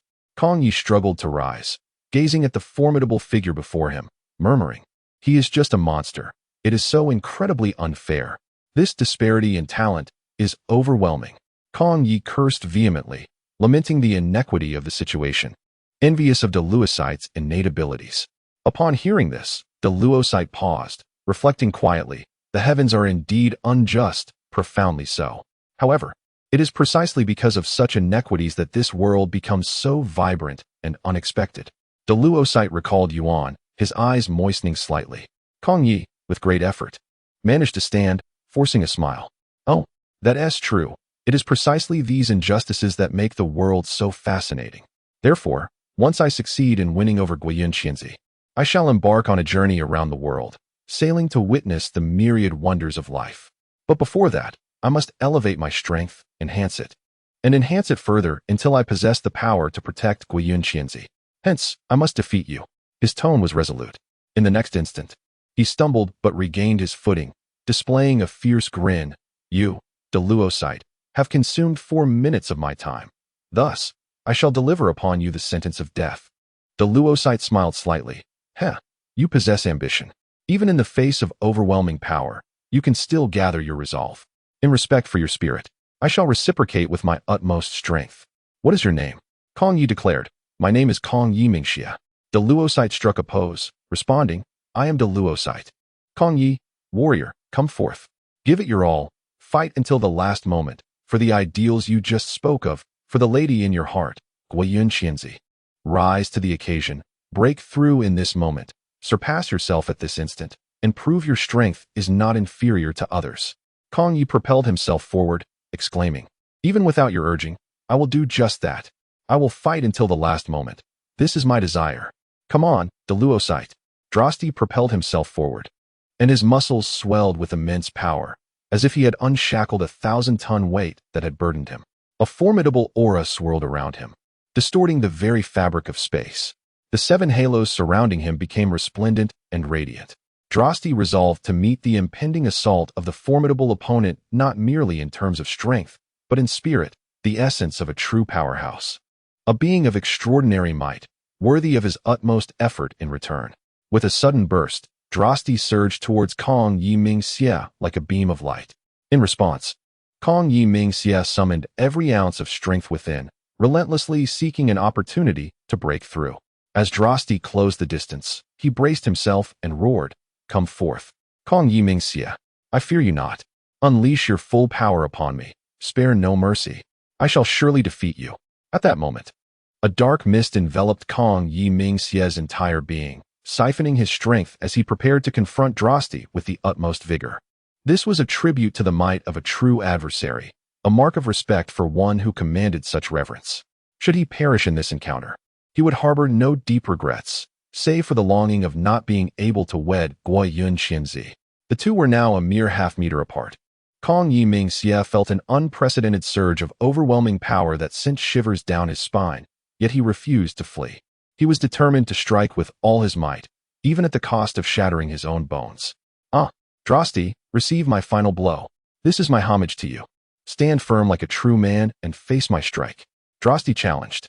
In that instant, the once indistinct halo behind Kong Yi Mingxia blazed forth with brilliance.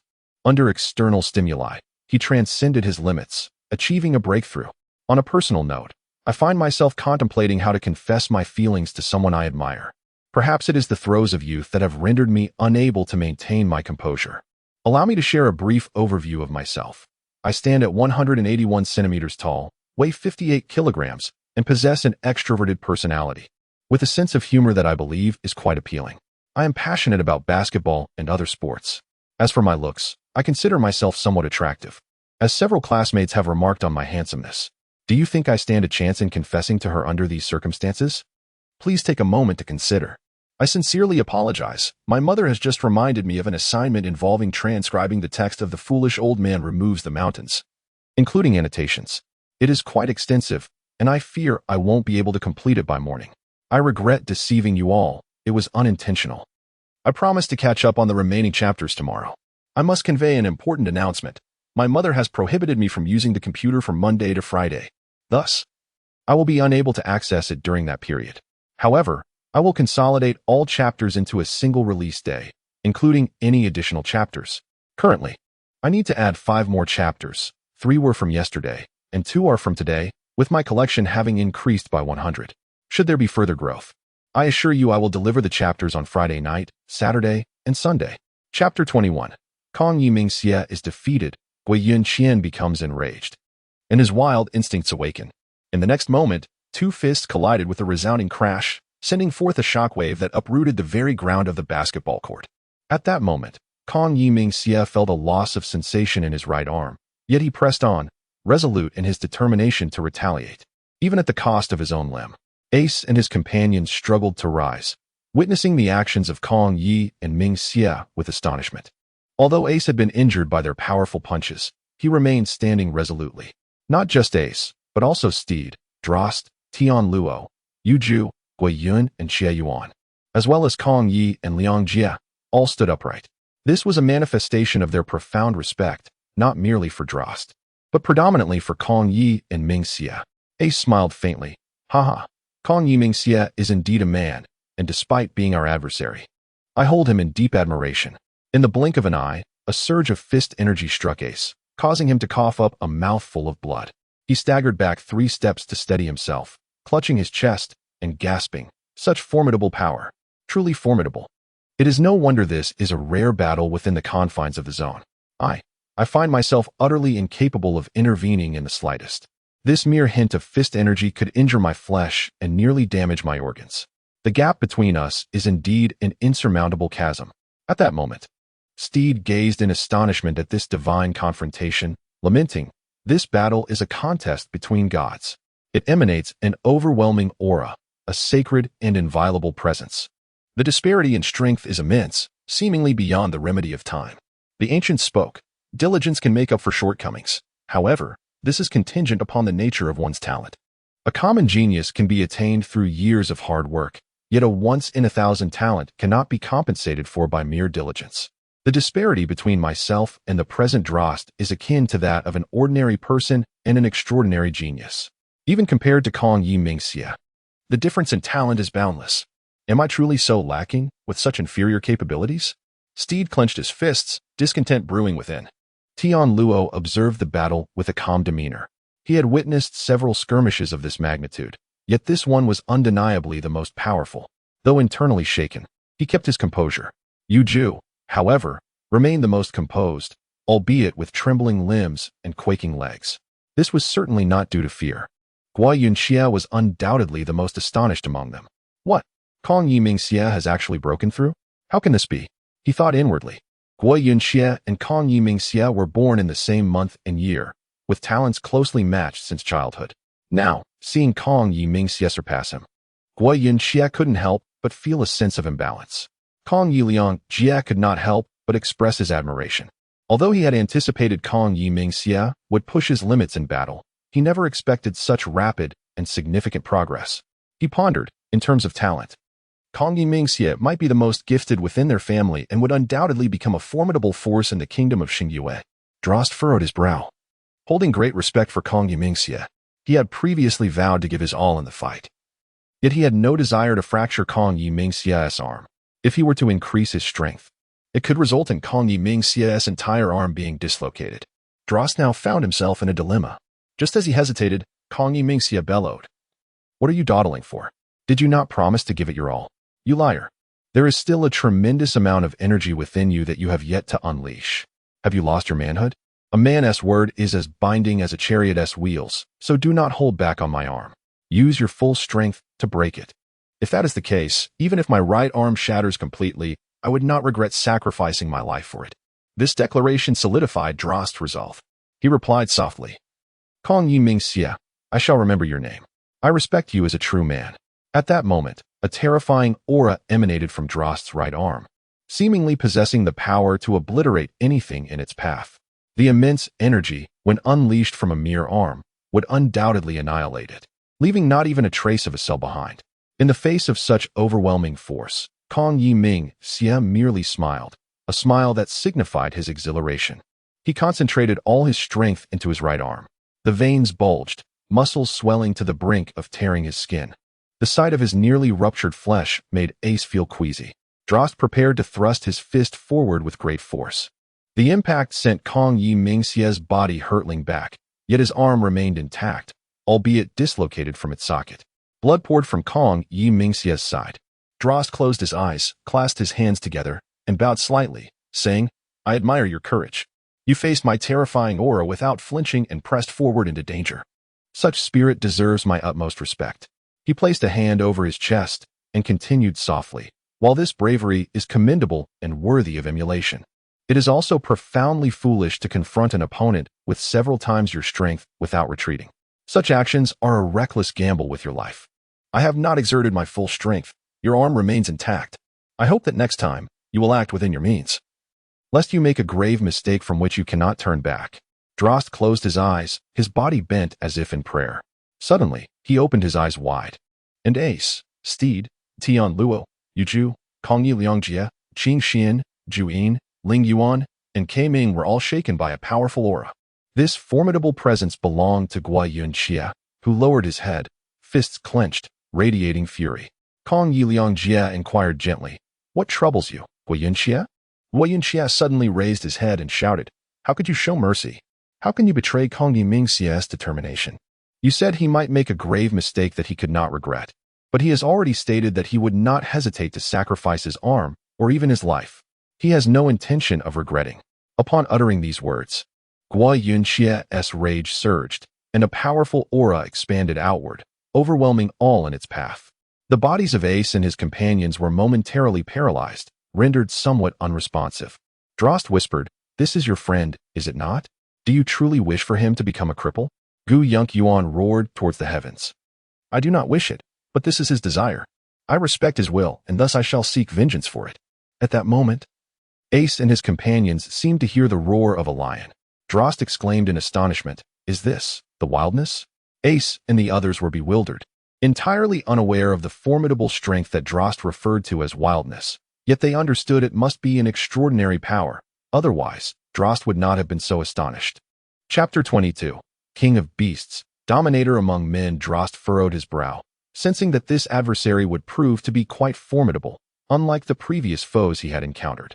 After all, Drost had once battled a master possessing wildness. A skilled individual of moderate strength had forced Drost, who stood at the pinnacle of power, to resort to unleashing his zone. Since then, Drost had developed a profound interest in wildness. However, in his lifetime of wandering the world, he had only encountered one individual who possessed it. Now, facing Yuan, who embodied wildness, Drost felt a shiver run down his spine, not from fear, but from a visceral excitement. Nevertheless, Drost remained hopeful for victory, for he was an adept who had mastered zone. Even when confronted with wildness, he believed he could still engage in battle. Drost was convinced that wildness and zone belonged to the same echelon. His assessment was indeed accurate. Wildness encompassed 3 thresholds, while zone comprised 9. A simple comparison reveals that the first 3 thresholds of zone equate to a single threshold of wildness, and so forth. One can only imagine the immense power possessed by those who unlock wildness. They effectively breach 3 thresholds of zone in one fell swoop. Yuan gazed at Drost, and the blue halo behind him grew ever more radiant, signifying his entry into zone.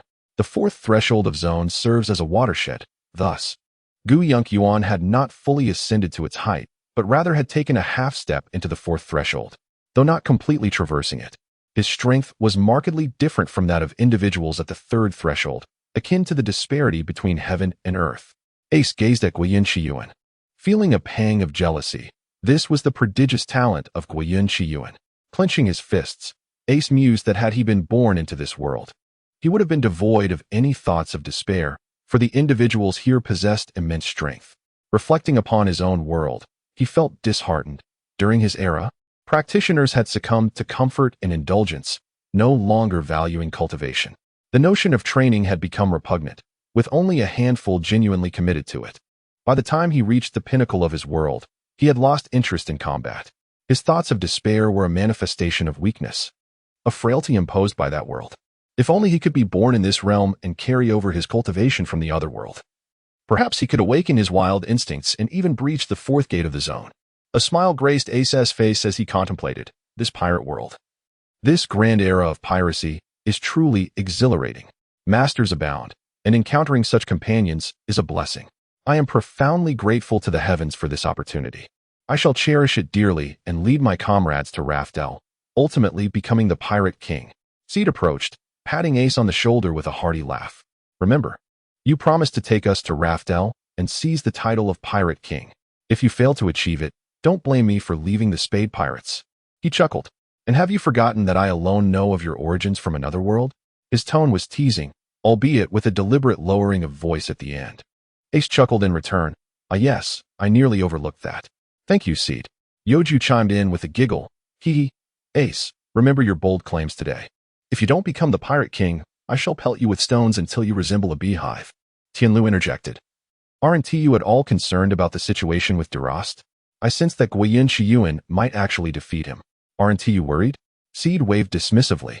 Delost is so tall, he will undoubtedly crush Guoyun. Tianluo pointed towards Guoyun and replied softly, but isn't Guoyun also quite tall? He seems only slightly shorter than Delost. Steed stroked his chin thoughtfully. You make a fair point. Perhaps Guoyun will indeed overpower Delost. Yes, that must be it. Tianluo covered his face, muttering, You're far too casual about this, Steed. Ace scratched his head and laughed. This is the admirable quality of our Spade Pirates, taking pleasure in misfortune. It's a good habit. Tianluo, covering his face, felt that joining the Spade Pirates had been one of his life's greatest mistakes.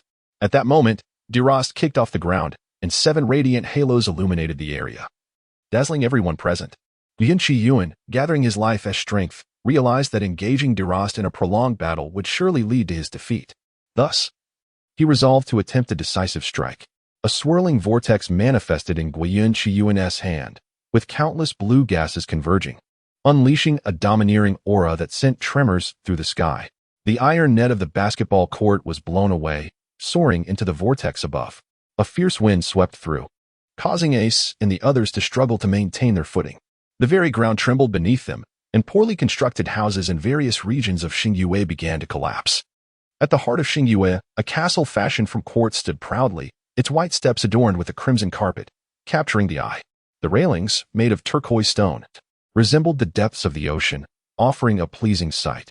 Atop the castle sat a resplendent golden sword, radiating brilliance that rivaled the sun. Within the castle, a young man reclined on a throne of gold, encrusted with sparkling diamonds. His regal demeanor indicated a high status. This man was the emperor of Xingyue. Accompanying him were 9 exceptionally tall men in military uniforms, each bearing a pentagram on their right chest, centered with a circular medal.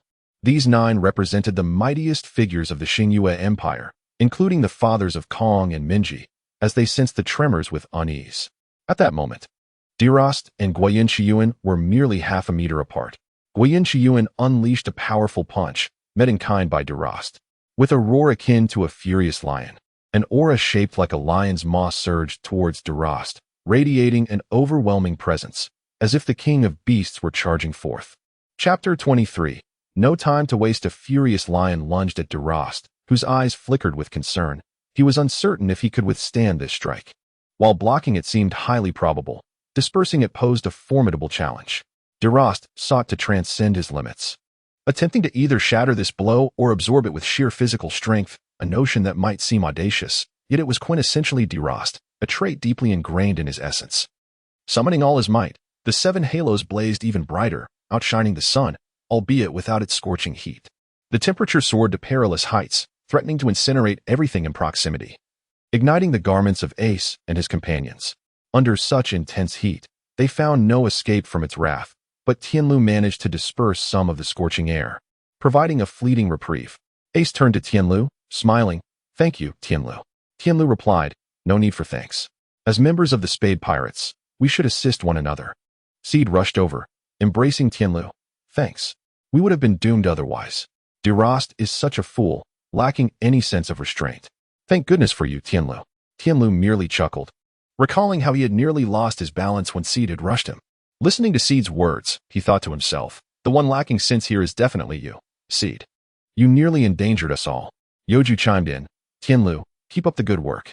Tianluo nodded, feeling a swell of emotion for being the only sane person apart from himself in the Spade Pirates.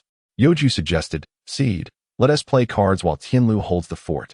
Upon hearing this, Tianluo smiled amiably, though inwardly he grumbled. Guoyun faced the terrifying blow with unwavering resolve, displaying no trace of fear for a lion. As the king of beasts must embody regal dignity and fight valiantly, even against foes far stronger. Delost sighed, lowering his fist as the searing aura dissipated. Revealing his body engulfed in transparent flames, this was the flame curse. Delost had already discerned that he could easily deflect the attack from Guoyun. Thus, faced with a situation he fully understood, he chose not to dwell on it further. Instead, he yearned to test whether his corporeal form and the flame spell could withstand this blow. Guoyun, upon witnessing this, was consumed by rage. He felt utterly insulted, as if his very honor had been trampled upon. A fiery tempest surged within him, embodying his unquenchable fury. Delost, confronting both his own technique and the malevolent moves of Xingyue, felt no need to exert himself fully. He adopted an air of superiority, perceiving that none dared engage him, a fact that irked Guoyun immensely. He resolved that, even at the cost of his own life, he would shatter Delost's defenses. With a furious roar, he summoned a low growl reminiscent of a lion, a formidable aura enveloping his right fist, far more potent than before. Delost, observing this, felt a twinge of admiration for Guoyun's resolve, yet it was laced with derision for his overestimation of his own capabilities. Even if Guoyun unleashed tenfold his usual strength at the cost of his life, Delost could still withstand it with his physical prowess, for he had devoted himself to the cultivation of the body. With a resounding impact, Guoyun's fist met the flame spell, shattering it upon collision with Delost's chest. Delost staggered back a step to regain his balance. Guoyun stared in astonishment. This strike, the culmination of his life as strength, had merely caused Delost to take a step back, while his own hand throbbed painfully. How could such a thing be? Even with such a vast disparity in strength, he should not have been left unscathed. Delost grasped Guoyun's wrist and said softly, "You are far too weak. Though your ferocity is commendable, it is misguided. You nearly compelled me to exert my full strength, yet you are not worthy of such an effort. It seems the only rivals I truly long for are the captain of the Dragon Desolation pirate crew and his two brothers." In the next moment, Delost unleashed a powerful punch to Guoyun's abdomen, sending him flying and unconscious, causing the vortex in the sky to dissipate. The outcome of this confrontation seemed predetermined from the outset. It was akin to a duel between a toddler and an adult, where Guoyun's defeat felt inexorable. An unchangeable fate. Delost possessed an overwhelming power, one that was exceedingly rare not only in the East Sea, but across the entire world of One Piece. Thus, Guoyun's defeat surprised no one among Ace and the others, though they had not anticipated such a swift conclusion to the battle. However, Xingyue and his companions were utterly astonished. They had previously believed Guoyun and Delost to be of equal strength, if not superior. The outcome was entirely unexpected. Delost gazed up at the sky and sighed. Where might the captain of the Dragon Desolation pirate crew and his two brothers be? I truly wish to battle them, even if it means my defeat. With that, Delost succumbed to unconsciousness. Ace rushed over to support the unconscious Delost, chuckling. He fainted. Haha. But this fellow is rather heavy. He must weigh over 230 pounds. Upon hearing this, Steed burst into hearty laughter. Youju covered her mouth, stifling her giggles, while Tianluo could not help but join in the amusement. Meanwhile, Kaya and the others hurried to the side of Guoyun and Yimingxia. Qingxian, Lingyuan, Juyan, and Ming gently shook Guoyun, softly calling out his name. Yimingxia, on the other hand, was shaking Yimingxia's body. As Yimingxia slowly opened his eyes and gazed at the azure sky, he murmured, "What about that formidable foe who sealed the 7 gates of Zone?" Yimingxia replied, "He has fainted." Upon hearing this, Yimingxia closed his eyes again and softly said, "Oh, when he awakens, please convey my gratitude for preserving my life." Yimingxia, somewhat puzzled, soon grasped the situation. At the moment, Delost was preparing to counter Yimingxia's strike with all his might. He realized that delivering that blow would not only sever Yimingxia's arm but also cost him his own life. Unable to lighten his force or alter his technique, Delost had no choice but to strike his own right fist with his left, redirecting the blow before confronting Yimingxia. Yimingxia approached Delost and examined his right arm, where a purple mark had appeared, accompanied by a trace of blood. Though minimal, it had gone unnoticed by others. Xingyue chuckled. Thank you for saving my uncle's life, but I shall not forgive you for failing to withstand Guoyun's strike. I will declare war on you in the future, Delost. He thought to himself. Only Xingyue and Yimingxie were aware of Delost's intention to attack. And Yimingxie resolved to inform Guoyun as he had declared war on Delost for his sake. Chapter 24. Ace, the awakening of Conqueror's Hockey. At that moment, countless individuals clad in combat gear rushed towards them. They surrounded the group, raising their rifles and shouting, "Duck and cover, or we will shoot you on the spot." Ace furrowed his brow and gestured to Steed and the others. The members of the Spade Pirates immediately complied, covering their heads and crouching down. Should they fail to do so, Ace could not guarantee the survival of the Spade Pirates, for they were encircled, and it was impossible to evade every bullet when facing a 360-degree barrage, especially with Delost now unconscious. Xingyue clenched his fists and signaled to Xingyue and the others, who also crouched down. At that moment, the armed personnel parted to create a pathway for a singular figure. Ace, his expression grave, fixed his gaze upon this individual, gripping his hair and clenching his fists. The person had silver hair, a handsome face, slender willow-like brows, rosy cherry lips, and wore a space helmet. Clad in a spacesuit, he appeared somewhat portly, though he was, in reality, quite slender. A katana was sheathed at his left side, and this individual was a celestial dragon known as Doria. Ace beheld the celestial dragon and endeavored to calm the tempest within, striving to suppress his fury while maintaining his composure. The reason behind Ace's actions lies with Sabo, who had ventured out to sea early, only to meet his demise at the hands of the celestial dragons. Doria spoke in a hushed tone, addressing the group. You wretches dare to harm our Sanya members, Kei and Minchi. Such audacity is appalling. Therefore, you shall commit seppuku as a token of your contrition. With that, Doria drew a blade from his left thigh and tossed it to Ace and his companions. Observing their inaction, he approached, tauntingly questioning, Do you require assistance from me, Doria, or do you lack the courage to end your own lives? His final words dripped with mockery. Now merely half a meter away from Ace, he whispered, You, go ahead and commit seppuku. Yet, Ace remained unmoved. Veins bulging at his temples, Doria's fury ignited. He seized the knife once more, exclaiming, If you won't do it, then allow me to assist you. With a swift motion, he swung the blade downwards, the air slicing with a whoosh. Ace did not flinch. The knife struck his left shoulder, failing to sever flesh, perhaps due to the hardness of his bones. Blood trickled down the blade, staining the ground and soaking Ace's trousers. Doria cackled maniacally. How exhilarating. Ha ha ha. This is delightful. This fellow won't resist. It's simply amusing to strike him. He raised the knife again, bringing it down with force, the air whistling as it cut through. The blade landed heavily on Ace's right shoulder, blood gushing forth, nearly staining the garments of Steed, Youju, Delost, and Tianluo. Steed was on the verge of tears. Under normal circumstances, he would have already slain the man before him, but now he found himself paralyzed. Even Ace, enduring such torment for the survival of the Spade Pirates and the Kei and Minchi group, remained silent. What right did he have to unleash his fury and kill this man, thereby risking everyone's lives? Doria withdrew the blade, lifting it once more, laughing, Ah, how amusing.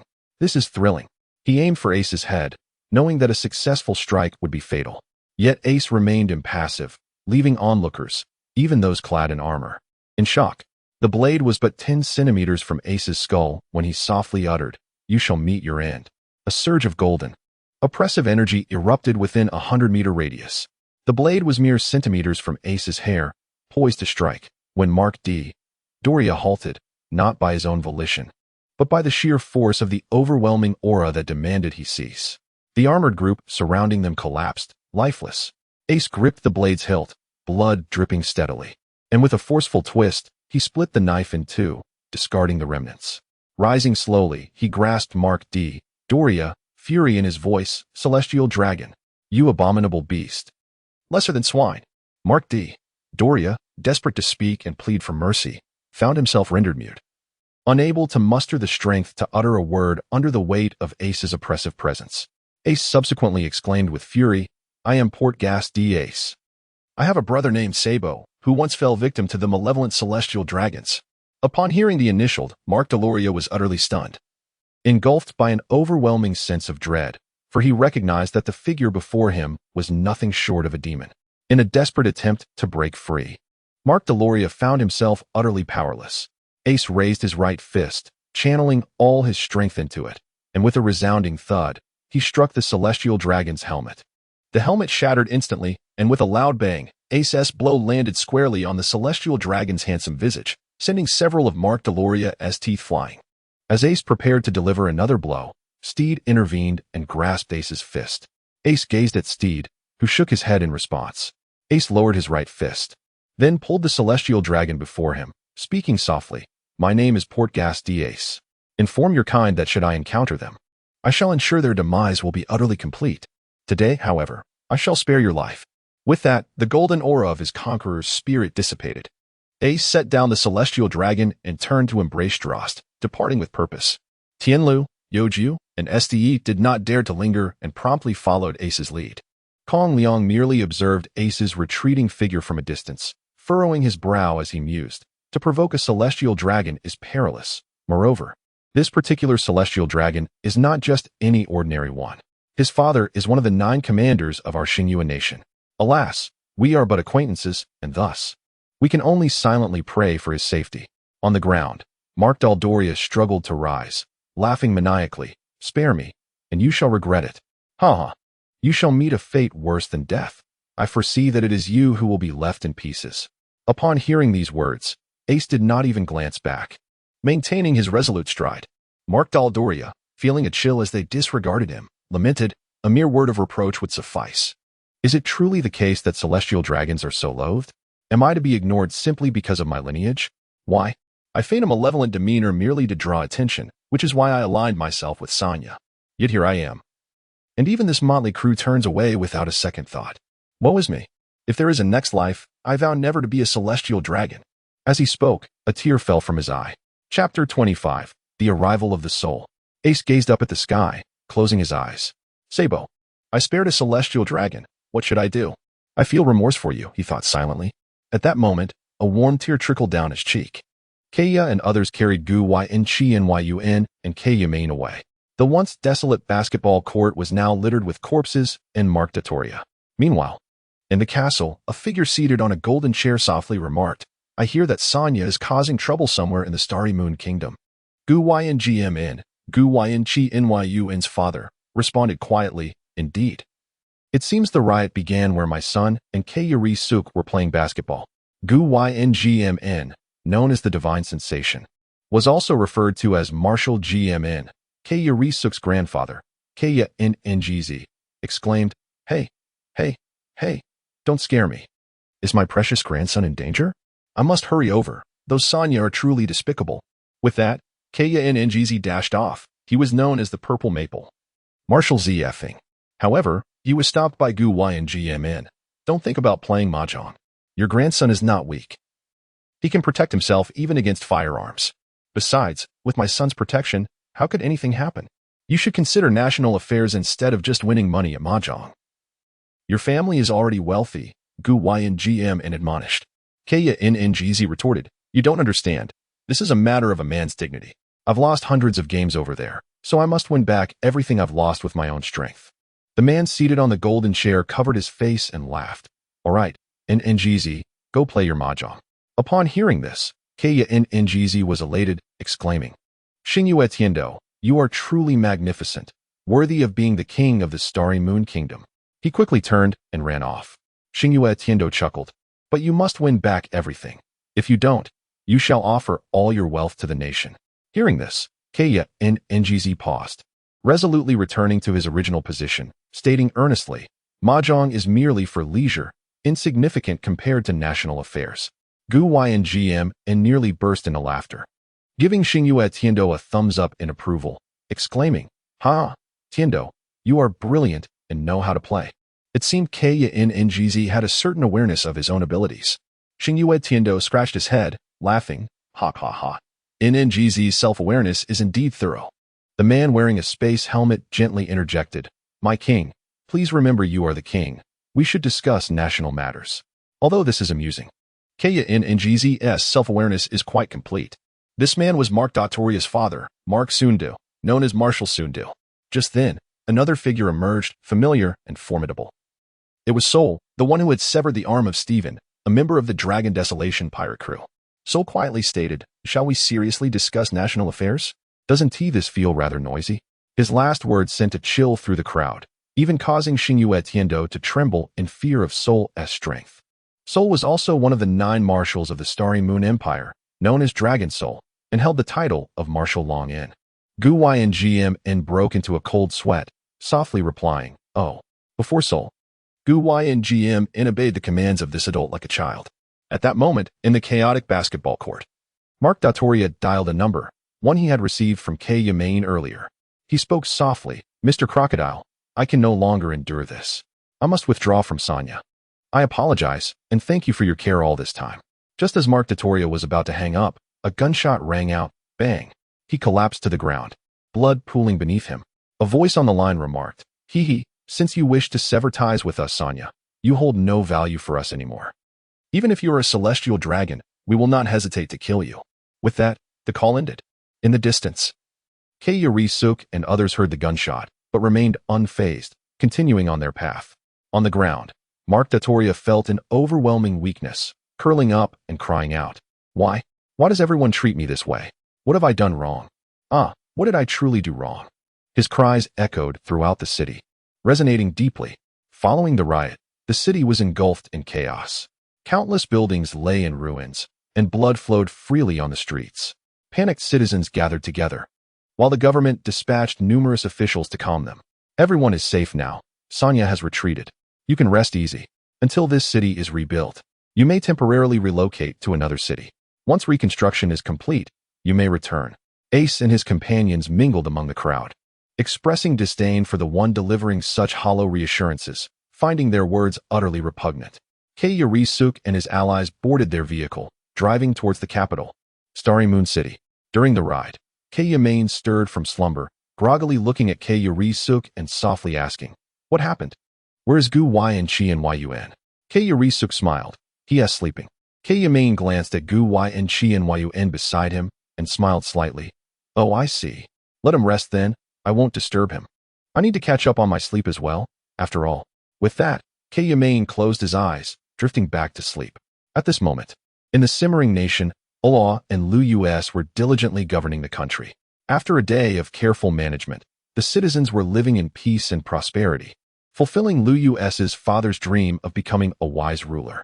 In just a few short days, Liu married, and on their wedding night, his wife became pregnant. Liu eagerly awaited the birth of his son, planning to set sail with Ola once his son turned 3, to rendezvous with Ace and the Black Spade Pirates at Laugh-Tale. At that moment, in a mysterious location within the Starry Moon Kingdom, a man sat on a chair, surrounded by countless kneeling followers. He smiled, proclaiming, "In a month, we Sanya will eradicate the Starry Moon Kingdom in one fell swoop." This declaration sounded exceedingly arrogant. Yet as one surveyed the area, it was evident that countless subordinates surrounded him. His words were not mere bravado. Perhaps he truly could annihilate the Starry Moon Kingdom within a month. This man was none other than Mr. Crocodile from the phone conversation. The network was down, leaving me frustrated that I couldn't log into QQ or anything else. I could only type in a text document. It's so dull and boring. I urge everyone to join the group. Please, join the group. You must join. I'm really quite bored. Chapter 26. A day of leisurely strolls. Xingyue and his companions had now arrived at Starry Moon City, the capital, where vibrant flowers bloomed and the atmosphere buzzed with life.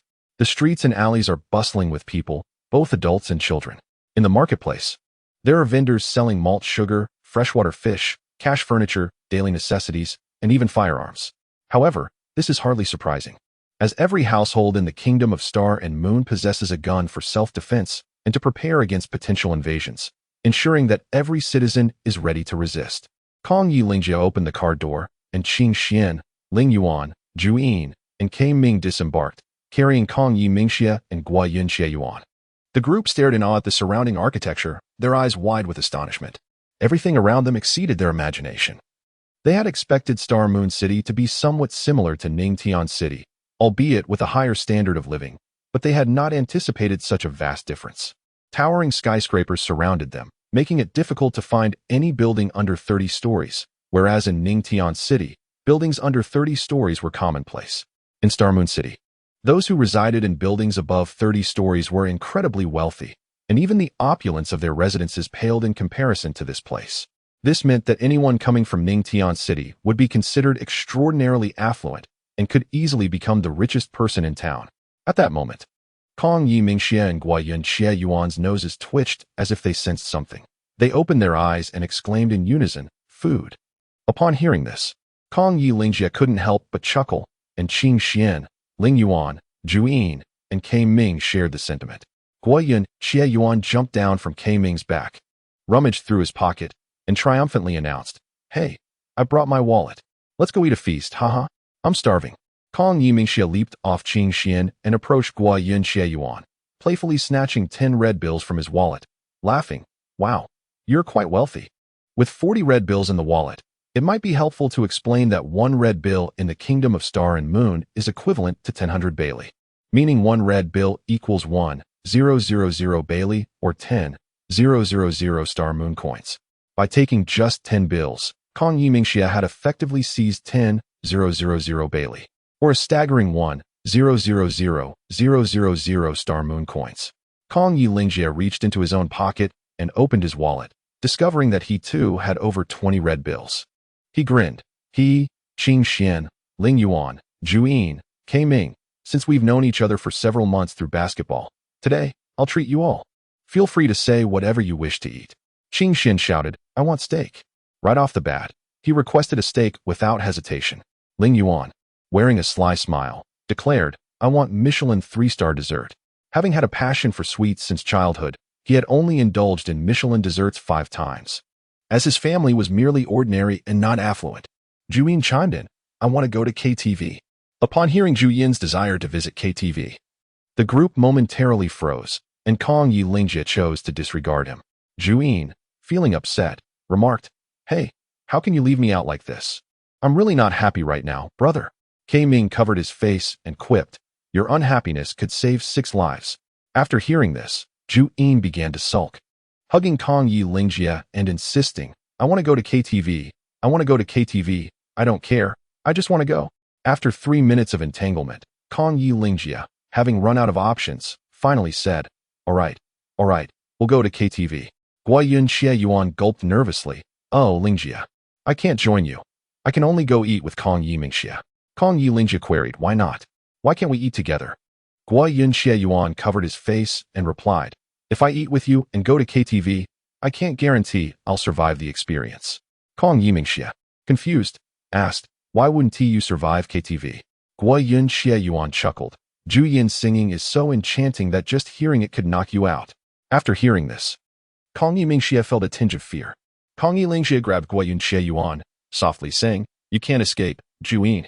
Stop hugging me and go cling to Guoyun Xie Yuan instead." Zhu Yin embraced Guoyun Xie Yuan, exclaiming, "I want to go to KTV. I want to go to KTV, Guoyun Xie Yuan. Will you accompany me? Let's go to KTV together. I promise I'll sing beautifully this time. I've practiced at home, and I feel my voice is as ethereal as a bird's song." Guoyun Xie Yuan skeptically replied, "Oh, really?"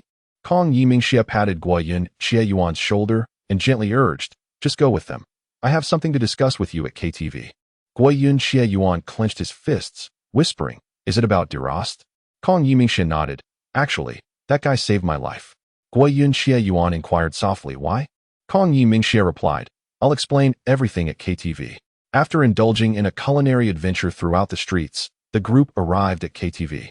Just as Kong Yimingxia was about to explain, Zhu Yin's resonant singing shattered the glass of KTV, causing Kong Yimingxia, Guoyun Xie Yuan, Kong Yilingxia, Qing Xian, Ling Yuan, and Kei Ming to collapse, rendered unconscious.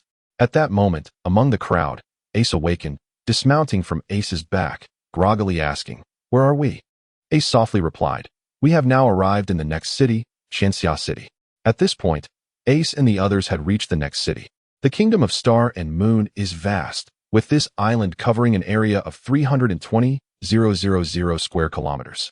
The country consists of 4 cities, Ningtian City, Xingyue City, Suihai City, and Star Moon City, each displaying a disparity in wealth.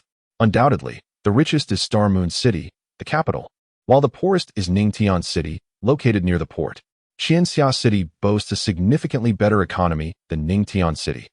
And Suihai City surpasses Qianxia City in terms of economic prosperity, illustrating the stark contrast between affluence and poverty. Ace and the others rummaged through their pockets. Ace retrieved a pouch of coins from his pocket, while the others produced nothing, for they had all left their pocket money aboard the vessel. Ace gently covered his face and murmured, "Why didn't you bring any money? I only have 40,000 berries in this pouch." Steed softly replied, "Hee. Didn't the empty one mention before that one berry equals 10 Star Moon coins? So, we actually possess 400,000 Star Moon coins." Upon hearing this, Delost's stomach growled in response, and so did Tianluo's. Ace chuckled, "Since we have 400,000, let's indulge ourselves." Together, they ventured into a quaint noodle shop and perused the menu. The sight of 10 Starry Moon coins for a bowl of beef noodles made their eyes sparkle, and they immediately began to feast heartily. After countless bowls of beef noodles, Ace and his companions found their bellies swollen. In the blink of an eye, they had spent 20,000 berries in the little noodle shop. Ace gazed at his wallet with a hint of sorrow, yet upon glancing at his belly, a sense of satisfaction washed over him. After all, having devoured 20,000 bowls of beef noodles, it would indeed be peculiar if they were not content. One might even say they were akin to monsters. The owner of the noodle shop regarded Ace and his companions with astonishment, as this single order had likely earned him more than he would typically make in an entire year. As Ace and his companions exited with their bellies full, the proprietor graciously bid them farewell at the entrance, genuinely hoping for their return. It was not mere pleasantries. The owner truly wished for them to visit again, having profited a handsome sum of 200,000 Star Moon coins. One might say it was a delightful affair, save for the laborious task of washing 20,000 dishes that awaited the owner, who sighed ruefully before tending to the task. In the tranquil city of Qianxia, an unexpected disturbance shattered the serenity. Ace and his friends wandered through the streets as military forces advanced, tanks rolling, artillery being pushed, and aircraft soaring above, while countless soldiers brandished rifles in a hurried march. This spectacle sent ripples of astonishment throughout the city. Although many remained unaware of the government-'s prior announcements on television and the internet regarding the military's purpose, to apprehend members of the Sanya group and to capture the Spade Pirates infiltrating Xingyue Kingdom. Fortuitously, Ace and his companions evaded the military's search in Qianxia, blissfully unaware that these troops were indeed seeking them. Steed, captivated by the grand sight, exclaimed, "Wow! What is that vehicle? It looks so extraordinary. What is that tube for?" Ace, observing the advanced machinery, responded nonchalantly, "They're merely colossal machines. What is so surprising? As if these vehicles could rival a devil fruit user or a hockey wielder."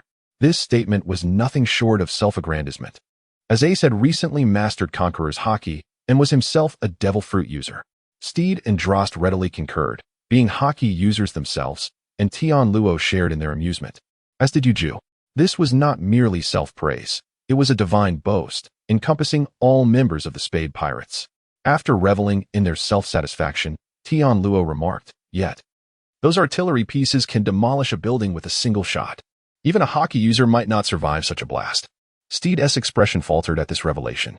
Delost, overwhelmed by the wonders of the world, mused, "It's truly astonishing that such immense power can exist without rigorous training." Youju, feeling a twinge of defiance, retorted, "My impact can achieve similar might." Suddenly, Ace had a brilliant idea and chuckled, "Hey, why don't we steal a few guns for Youju? With his shock fruit abilities, he could amplify the bullet's power." A sly smile crept across his face as he felt a surge of cleverness. Yes, let us go." Tianluo agreed, and the group stealthily followed the military, blending into the shadows of a truck. Inside, darkness enveloped them, and extending a hand was futile in the blackness. Ace ignited a small flame, whispering, "I have light. Let us see what's inside." As the light flickered to life, Steed and the others beheld a vast array of firearms and ammunition, a veritable mobile armory. Youju's eyes widened at the sight of weaponry he had never encountered before. Reaching out to touch the cold metal, he grasped a firearm, feeling its weight, and upon seeing its sleek silhouette, he smiled. The silver casing glimmered, and the weapon, measuring 1.3 meters and weighing around 8 to 9 kilograms, was identified as the MX-791 Barrett, a formidable sniper rifle. Its lethality was undeniable. When fired from 100 meters, it could pierce a 5-centimeter thick steel plate. equipped with a 32-times scope. It could eliminate a target from 3,000 meters away, a true instrument of assassination. The conical bullets possessed exceptional penetration power and were crafted to ensure accuracy, capable of breaching a 12-centimeter thick steel plate from that same distance, rendering each shot a fatal strike. Ace and his companions searched for just over 10 seconds before locating the bullet belonging to Youju. Youju quickly shifted his gaze to a handgun, which he picked up. This firearm was lightweight, making it convenient for carrying, with a sleek silver exterior and compact design. This weapon was known as the ST-642 Desert Eagle. It stood out among handguns, boasting remarkable penetrating power, albeit slightly inferior to the MX-791 Barrett. When fired without a projectile, it could penetrate a 1-centimeter thick steel plate from a distance of 100 meters. Furthermore, its bullets were conical in shape, enhancing penetration by an additional 4 centimeters. The casing was filled with a substantial amount of gunpowder, which would heat up and detonate during rapid movement, typically exploding when fired at targets 200 meters away, and detonating within a second upon entering the human body.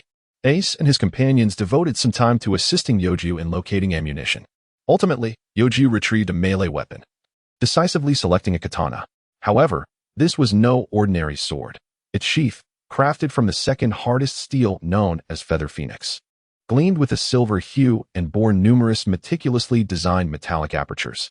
Both the hilt and blade were forged from the hardest steel of the Star and Moon Kingdom, radiating a golden brilliance that was strikingly impressive.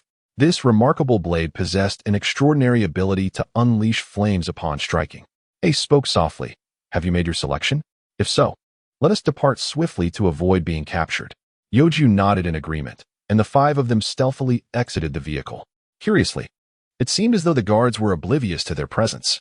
Ace, Steed, Youju, and Tianluo managed to evade detection, and even the clumsy giant, Delost, remained unaware of their escape. Ace and his companions brought Youju to the rooftop of a towering building. Ace whispered, "Youju, why not try the feel of these firearms?" Youju nodded in agreement, then picked up the MX-791 Barrett, loaded a round, and rested his eye against the scope. Initially, he was met with darkness, but after adjusting his viewpoint, he discerned the world around him, spotting birds frolicking on the hillside. Stepping back from the scope, Youju surveyed the distant mountain, estimating a distance of 1,000 meters, and was astonished by the clarity of his view. Once more, he pressed his eye against the scope, and, with a gentle squeeze of the trigger, a sharp crack echoed through the air. Smoke billowed from the muzzle, and Youju infused the bullet with kinetic energy, transforming it into a projectile resembling an arrow.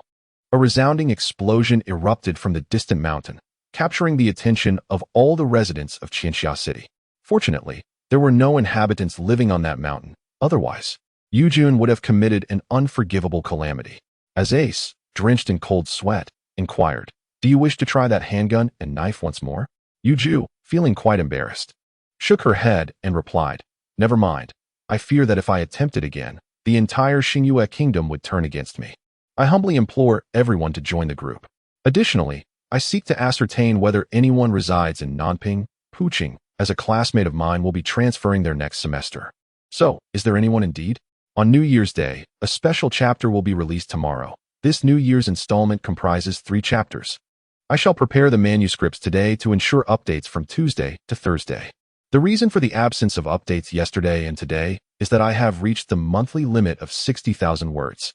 I yearn for a respite from my boundless creativity. Moreover, basketball is truly delightful. What an exhilarating experience it is to block shots." Chapter 28. New Year's Episode, Part 1. As night fell, the sky appeared as though stained with ink, with a bright full moon hanging on the horizon, accompanied by a scattering of stars that accentuated its beauty.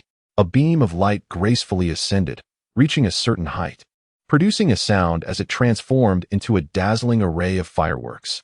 Subsequently, countless beams followed suit, illuminating the once inky sky, rendering it as bright as day.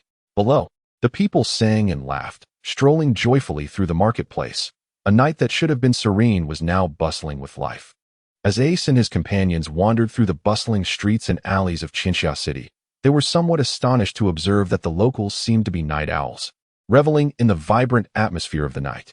Even Tianluo, who prided himself on his worldly experience, found himself taken aback by the lively scene. It was only after Steed inquired with a woman that they learned it was New Year's Eve, December 31st. At first, Ace harbored some skepticism, for at that moment, it was merely early October on their small island. How could it possibly be December 31st here? However, upon reflection, he considered the discrepancies in longitude and latitude between the two islands. Additionally, this was a secluded nation, not entirely closed off, as exemplified by Ace and his companions.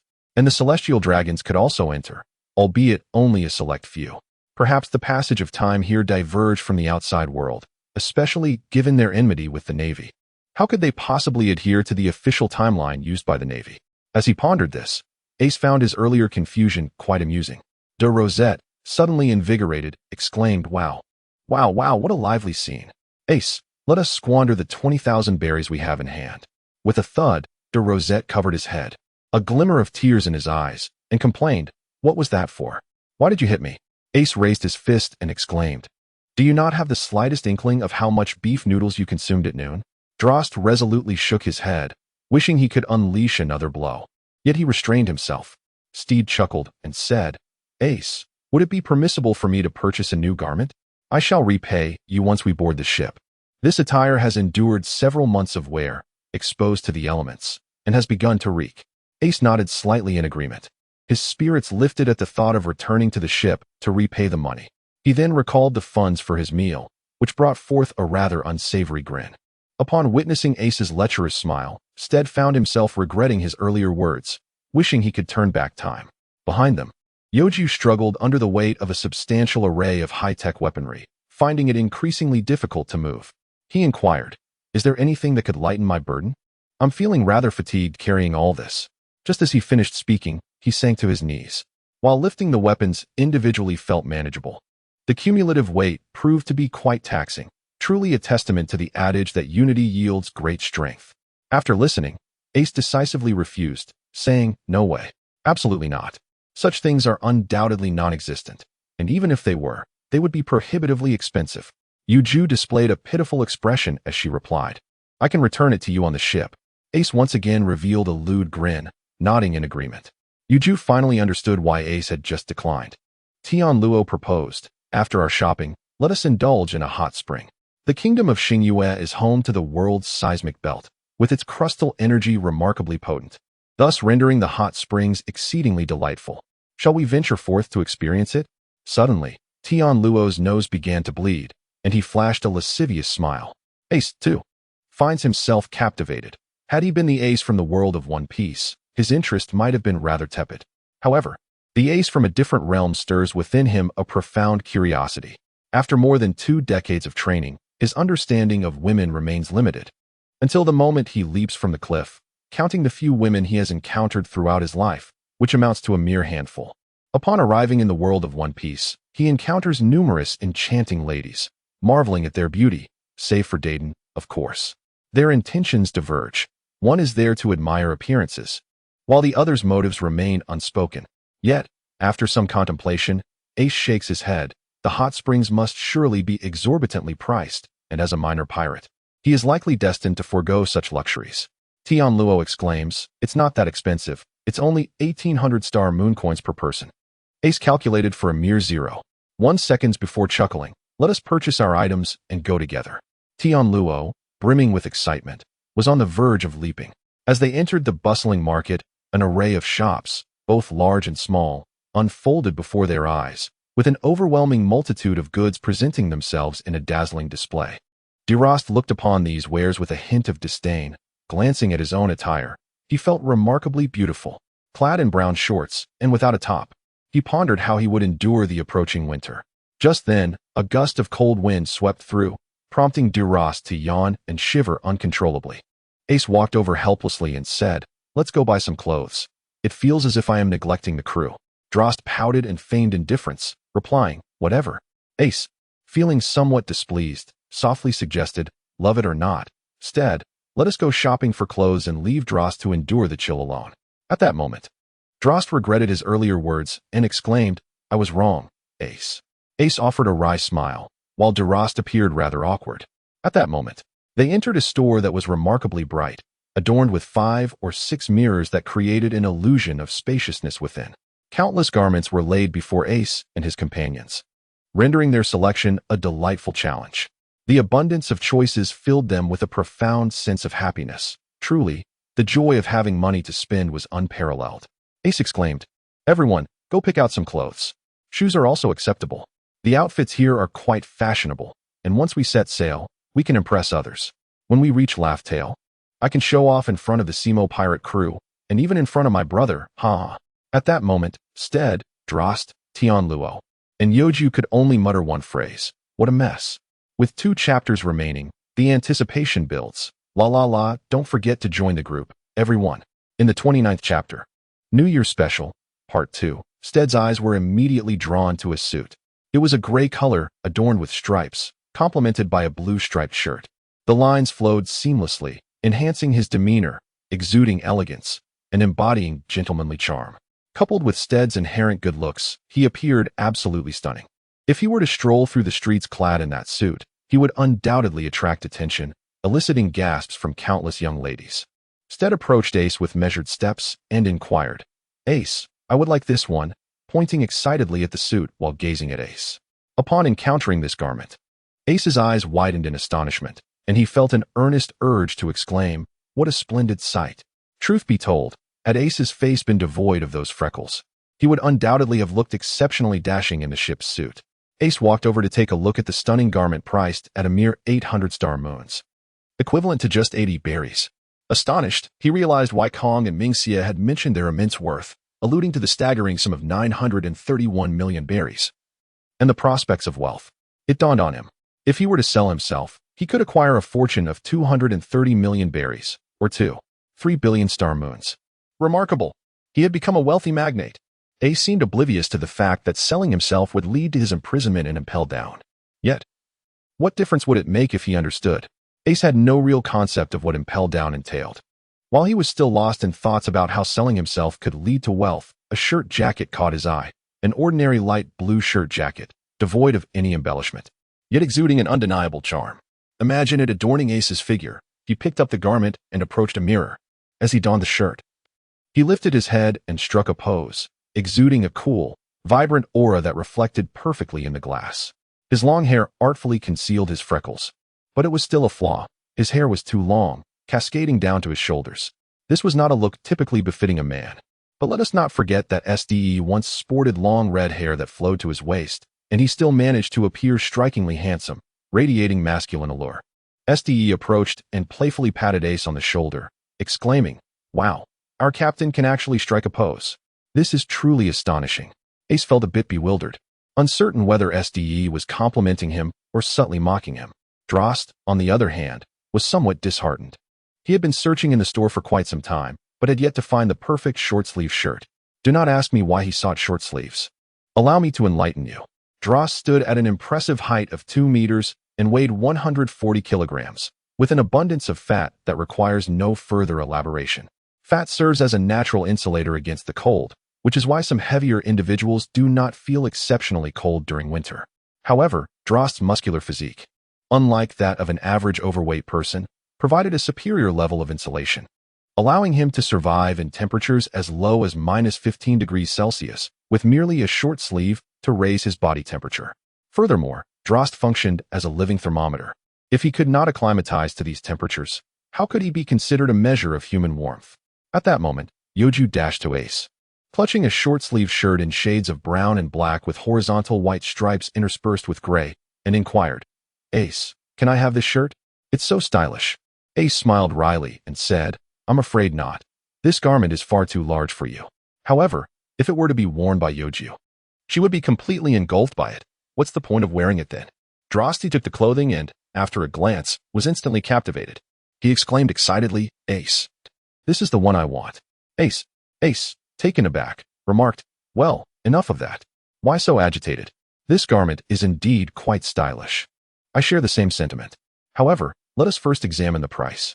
Delost was left bewildered. Ace approached the display of the attire and glanced at the tag, nearly choking on his astonishment. He exclaimed, 10 40-star moon coins. "Delost, your taste is impeccable. You hit the nail on the head." Delost chuckled and replied, "Why not purchase it for me?" Ace smirked and said, "In that case, I shall certainly purchase it for you. Given my charming and benevolent nature, you must repay me double once we are aboard the ship. Drosti felt a surge of emotion, nearly brought to tears.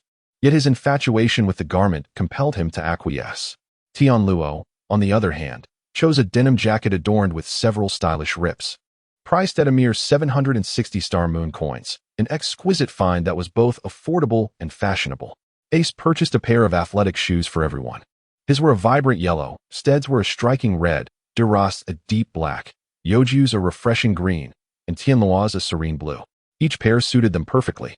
However, Youju was unable to select a garment by the end, prompting Ace to promptly present her with a blue and white striped shirt jacket along with a blue plaid skirt. As Ace and his companions approached the checkout, the cashier remarked, "Today, our store is hosting a special event. For anyone purchasing clothing, we offer the service of engraving your desired patterns onto the garments. Would you be interested in such a service?" Ace contemplated and designed a symbol, a spade, within which lay a skull adorned with the character on its forehead. Subsequently, the cashier scanned it, causing the emblem to materialize on the back of a shirt jacket. Drosti altered the character too, and upon scanning again, it appeared on the back of a short-sleeved shirt. Each individual then took turns with their respective characters, scanning them to reveal the designs on their backs. After completing their purchases, they exited the shop, looking remarkably dapper.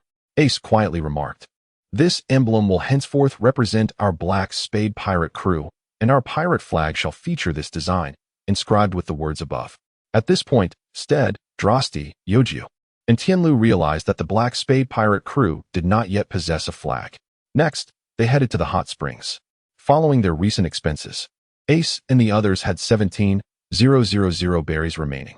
Upon arriving at the hot spring facility, they immersed themselves in the warm waters, experiencing a profound sense of liberation.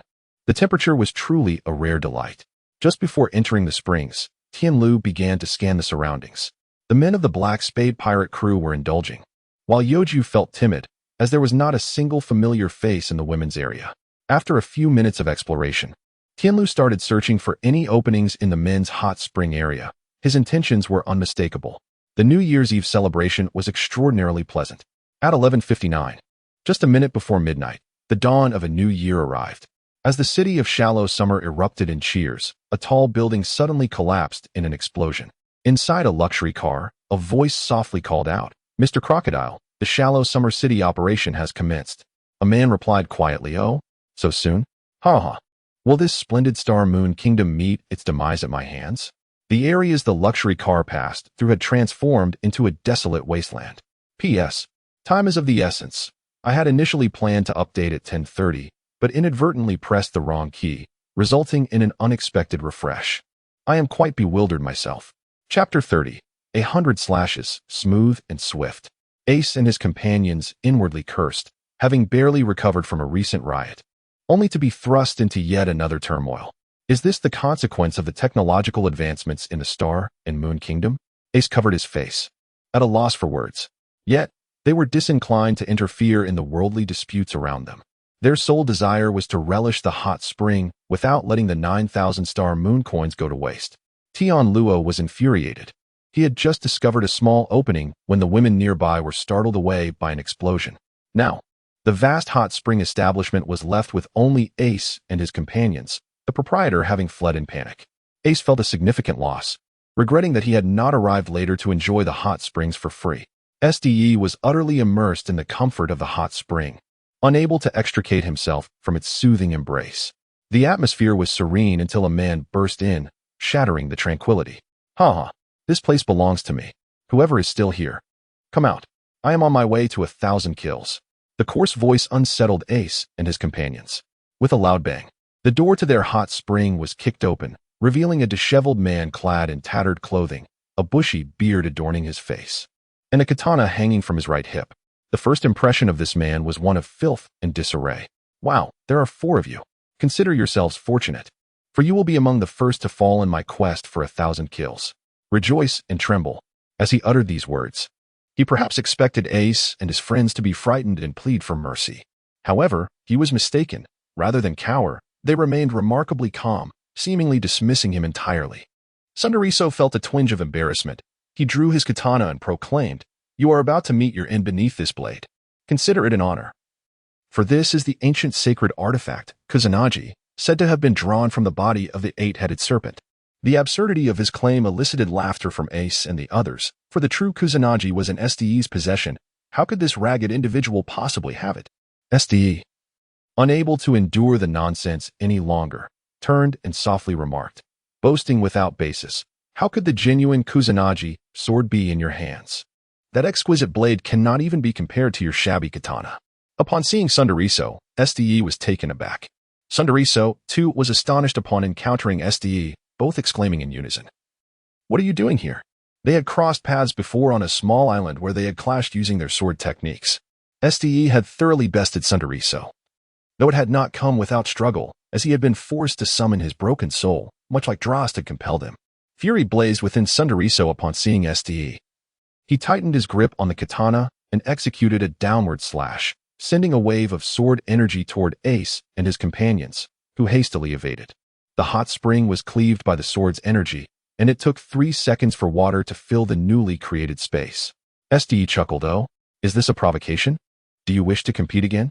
Was your last defeat not humiliating enough for you?" Sundariso's gaze fell upon Steed's right leg. Ace turned to see a faint, indistinct scar that seemed to have been inflicted 4 or 5 years prior, yet it remained, a testament to its depth. Steed glanced at his own right leg.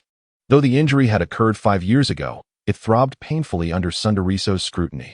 The broken soul materialized in Steed's grasp, radiating an aura of murderous intent, causing Ace, Delost, Tianluo, and Youju to take a step back, intimidated. Sundariso felt a pang of regret, his body slick with cold sweat as he deliberately averted his gaze from Steed. The latter's eyes pierced like a sharp blade, as he softly asked, "Are you ready for another match?" At that moment, a malevolent spirit wielding a scythe circled around Steed. "Huh, bring it on," Sundariso declared without considering the consequences, embodying the very essence of ignorance, underestimating his own capabilities. Ace and the others were momentarily stunned. It was the first time they had witnessed such fury emanating from Steed. This level of anger was only the second instance in his life, the first being related to his brother. Sundariso held his sword before him, and in that moment, the fear in his eyes dissipated, leaving only the sword and Steed within his gaze. Steed, observing Sundariso's state, displayed a hint of disdain. "Humph, not this again. Wasn't it the same last time when I bested you?" He asserted that a swordsman, while in combat, need not concern himself with anything extraneous. He should only focus on his sword and his opponent. But who can truly concentrate 100% on just the sword and the adversary? Your assertions are mere rhetoric. Why can't you grasp this? Some can, Sundariso retorted. Who?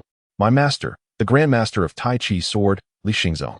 Upon hearing this name, everyone present was taken aback, especially Steed. However, Ace, witnessing the astonishment around him, feigned surprise, utterly oblivious to the significance of this so-called Grandmaster of Tai Chi Sword, Xingyue. Tianluo furrowed his brow and exclaimed, Xingyue, the legendary swordsman of the previous generation, who once commanded the seas and had even forced Joel D. Roger into a corner. Indeed, that is the one, Sundariso responded softly. Ace nodded, seemingly in understanding, and thought to himself, this appears quite formidable. Steed, recovering from his astonishment, continued to gaze at Sundariso and murmured, but how could you possibly inherit his legacy? I am unable to master my master's profound sword techniques before my demise. However, I have managed to grasp merely the surface of Tai Chi sword. Though it is but a superficial understanding, it will surely suffice to contend with you.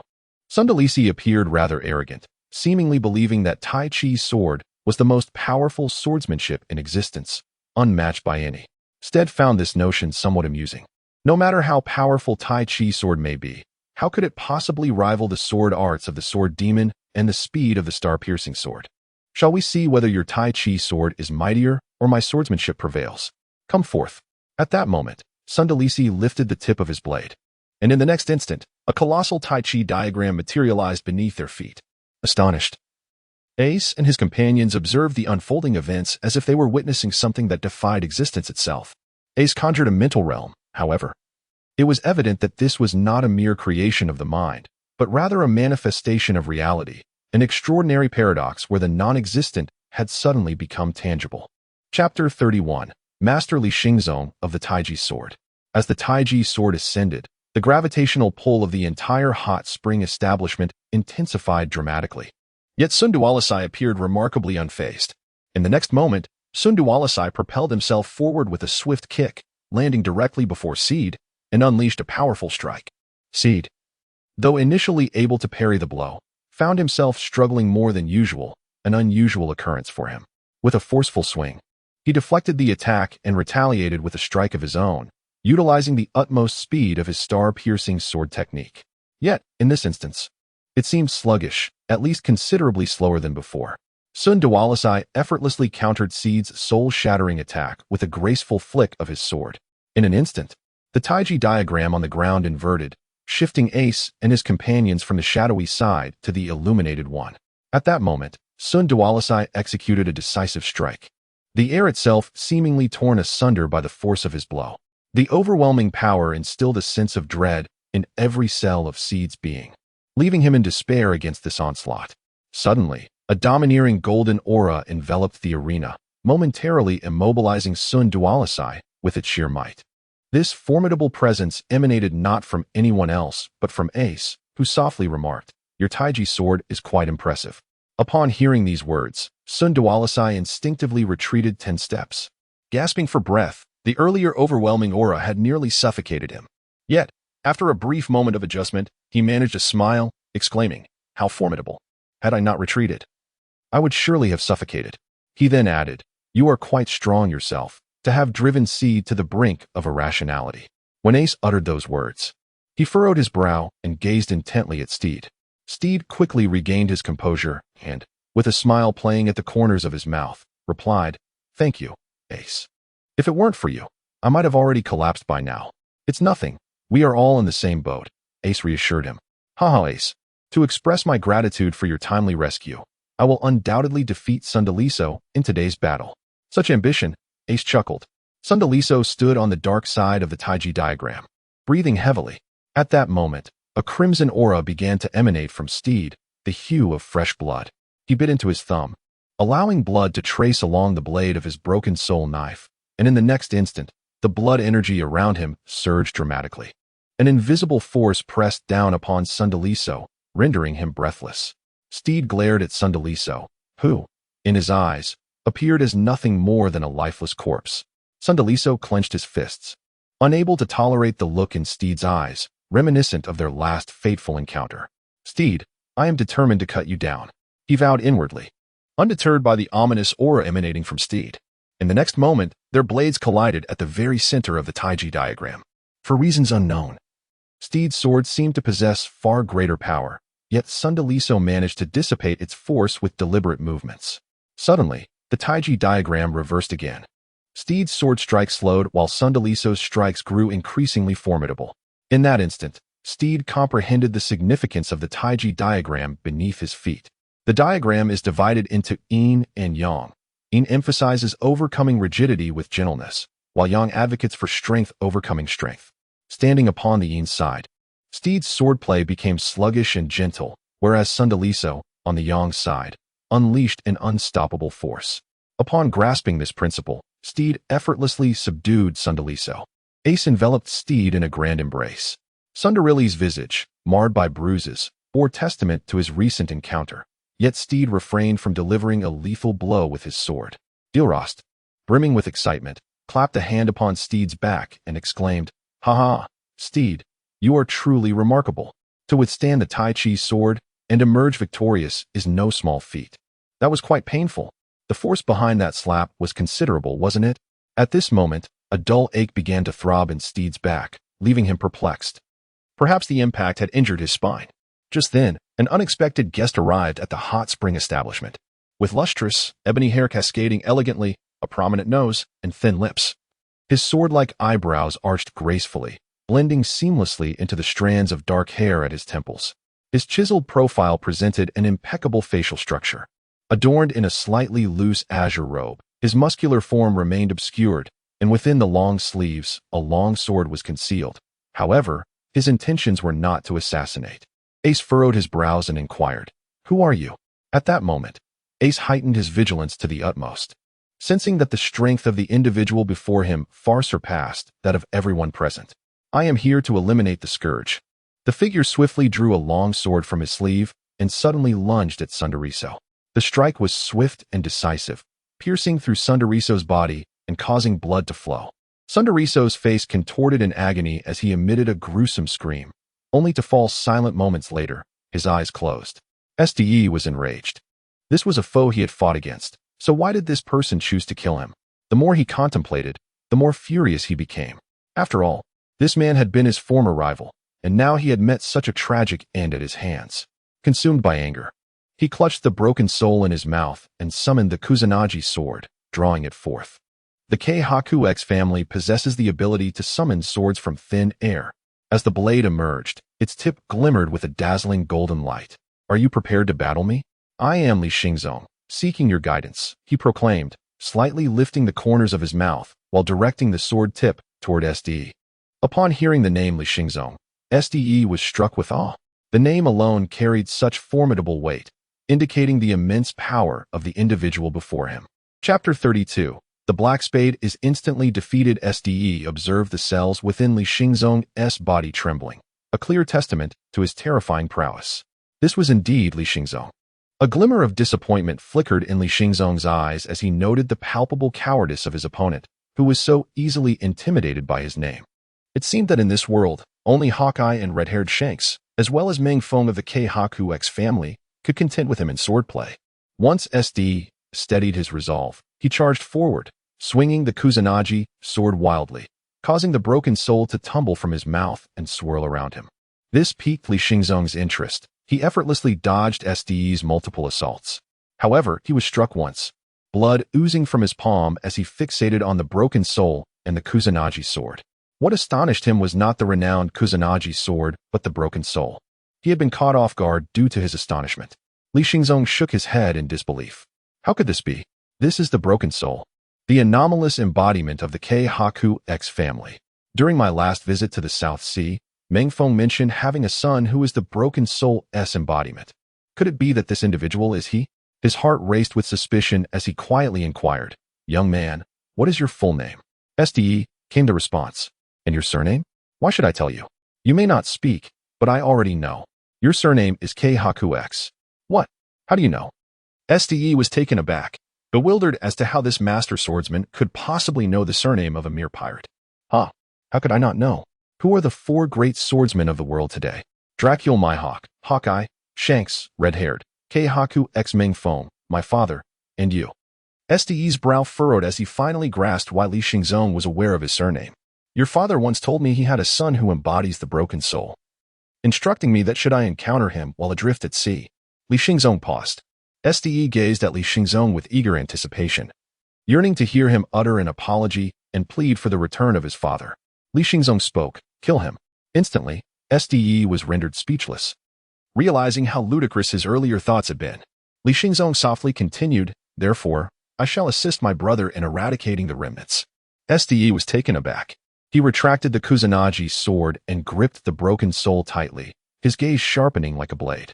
An aura of killing intent surged forth. Ste was entirely consumed by rage. He recalled his father's actions in murdering his mother and resolved to unleash all his fury upon Li Xingzong. In the next moment, Ste darted forward like a flash of lightning, unleashing a flurry of strikes toward Li Xingzong. The latter did not draw his sword, but merely evaded with quiet grace. No longer could he be harmed by Ste. The previous injury had been a result of his astonishment, allowing Ste to land a minor blow. Now, however, Li Xingzong had entered a state of complete concentration. Did Ste think he could wound him? Such a notion was utterly preposterous. Ste tightened his grip on the broken soul, then stepped back, tracing a circle in the air with his sword. A blood-red wave surged forth, ferociously charging at Li Xingzong. With little distance to evade, Li Xingzong could only brace himself. Blood surged forth, yet Li Xingzong managed to withstand the assault. After the deluge of blood subsided, Ste clearly saw Li Xingzong extend his palm, where a Taiji diagram emerged. Remarkably, the prior wave of blood had been intercepted by this very diagram. Ste stood in stunned silence, astonished at how effortlessly Li Xingzong had deflected his attack. "How could you so easily withstand my blood wave? Do not forget with whom you stand at the same height." Li Xingzong spoke softly, seemingly aware of how Meng Feng had utterly dominated Ste. Ste leaped into the air and unleashed a dragon soul roar, a massive crimson dragon soaring toward Li Xingzong. Li Xingzong furrowed his brow. Feeling the overwhelming presence of the dragon, which was composed of thousands of sword intents, he raised his right hand, summoning an even larger Taiji diagram. As the dragon crashed against it, dissipating gradually, Li Xingzong chuckled inwardly at his earlier moment of worry. Such a formidable attack posed no threat to him. As the dragon's tail approached, Li Xingzong thought, this is the last sword intent.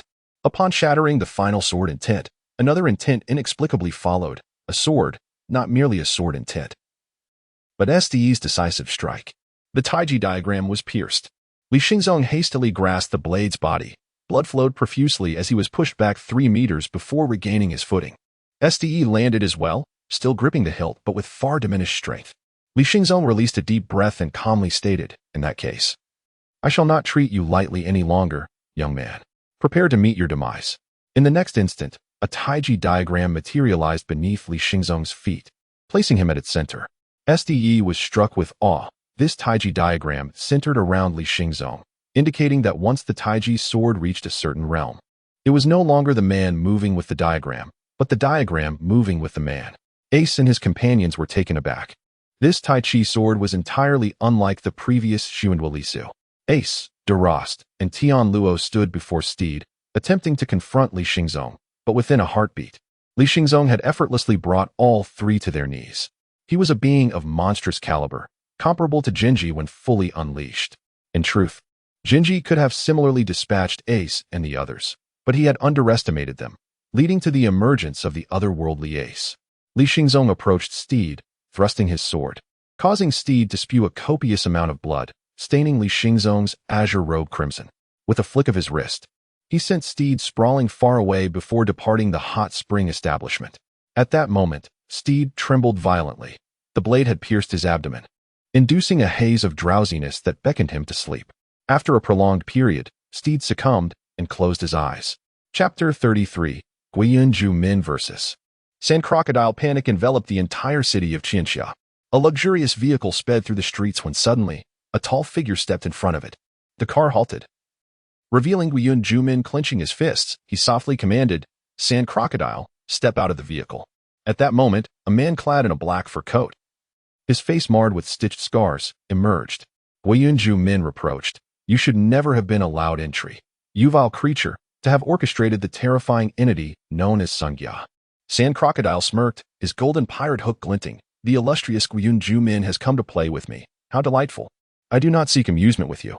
Your desire to destroy Ningtian City and now Tianluo is truly reprehensible. Huh? Reprehensible? Indeed, but I am a pirate recognized by the Navy. To label me thus is rather excessive, don't you think? The Navy is a corrupt institution, willing to accept anyone. Opposing them is the sensible choice. Very well. I shall soon demonstrate to you how erroneous your confrontation with the Navy is. In the next instant, countless grains of sand coiled around Sand Crocodile. Guoyun Min smiled. I acknowledge your strength. You are indeed among the elite of the seas. Yet, I fear you have chosen the wrong opponent. Their fists collided with a resounding impact. Guoyun Min's strength forced Sand Crocodile to struggle. However, the latter's wicked grin remained unyielded as Guoyun Min's arm began to wither.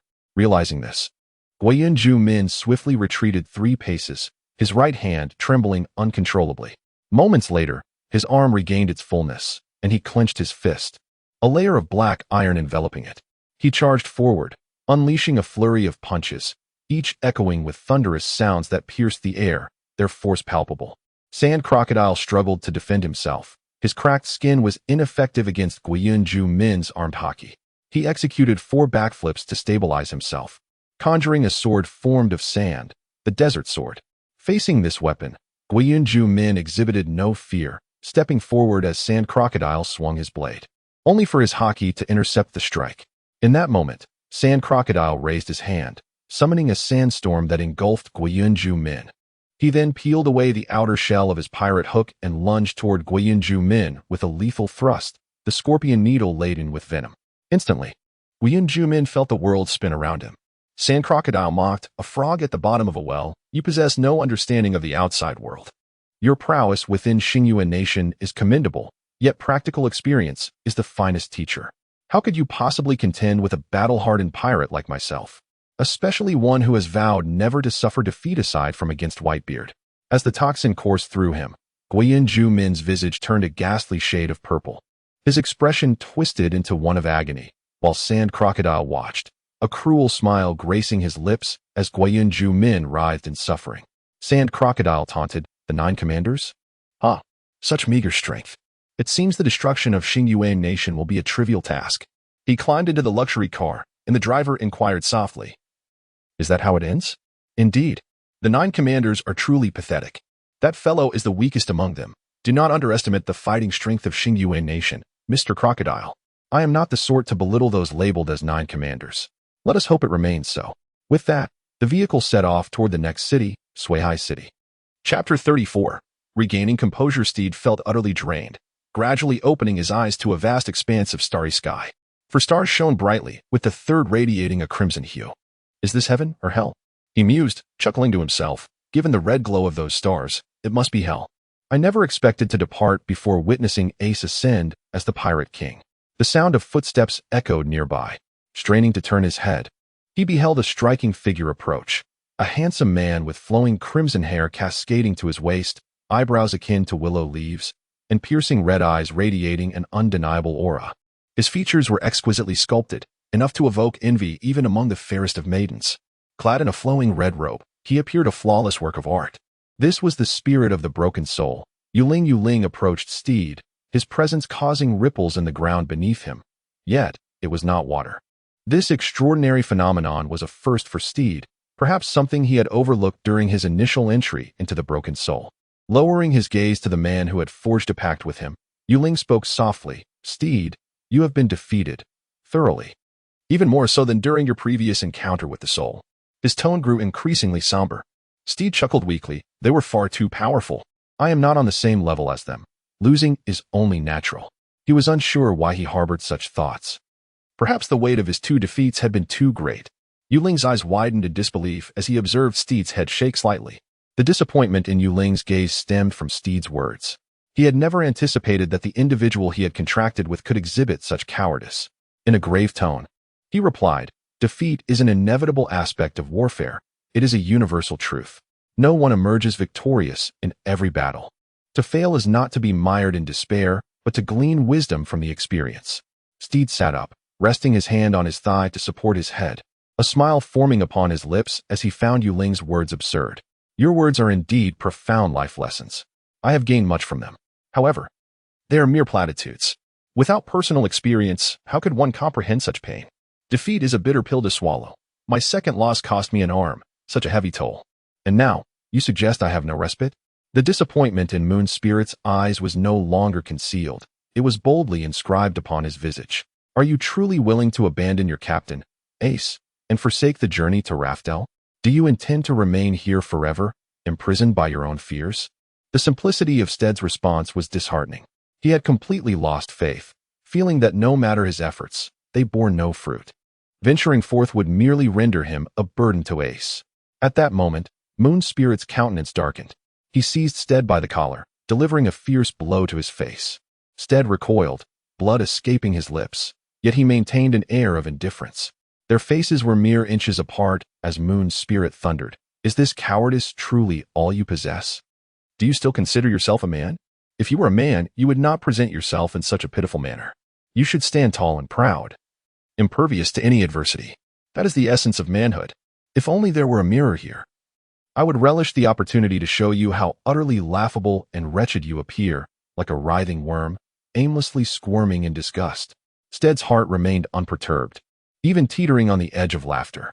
Had this been the old Steed, he would have bellowed in response. Moon Spirit clenched his fists, the sound of cracking knuckles echoing as he fought to suppress the fury within. Ultimately, he could no longer contain himself, delivering another punch to Steed, followed swiftly by a second, unleashing a total of 2 blows before relenting. At that moment, a chorus of voices pierced through the desolation of their world. "Steed! Steed! Wake up! Foolish Steed! Hurry and awaken!" The calls belonged to Steed's comrades, Ace, Delost, Youju, and Tianluo. It was Delost's voice that rang out last. Upon hearing their calls, Steed froze, as Moon Spirit pulled him closer, their faces nearly touching. "Do you hear that? Those are your companions. worried for your well-being. And this is how you repay their concern? Stead's pupils dilated, a glimmer of tears igniting in his eyes. At that moment, a vision appeared in the sky, images from the real world. Ace, Delost, Youju, and Tianluo encircled Stead, their faces stained with tears as they shook his body. Delost, often the one who expressed the most disdain for Stead, was now weeping for him. Tears cascaded down Stead's cheeks in response. Seeing this, Moon's spirit released his hold. Speaking solemnly, I hope you take this to heart. Stead exhaled deeply, drying his tears with a smile. Very well, let us return. Failure is an inevitable part of life. There is no need to succumb to despair over it. In the real world, Stead slowly opened his eyes to see Ace, Delost, Youju, and Tianluo before him. With a smile, he declared, I have returned. Everyone, my novel is about to be published. I am incredibly excited. I've made it to this point. So I kindly ask you to join my group. 6272455358. Hee. Even though there are only 2 people in the group right now, it is expected to be published tomorrow. And I plan to release a burst of chapters. I will see if I can write 10,000 words that night, with 6,000 as a baseline. Now, I must attend to my duties.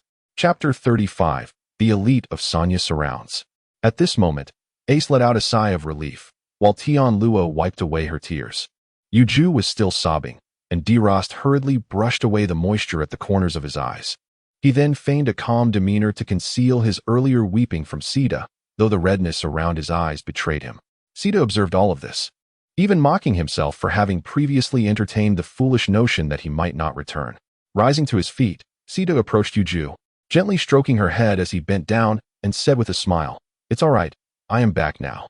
His smile was warm and paternal, reminiscent of a father comforting a distressed child. Upon hearing this, Youju quickly dried her tears, puffed out her cheeks, and declared, Humph, I wasn't crying at all.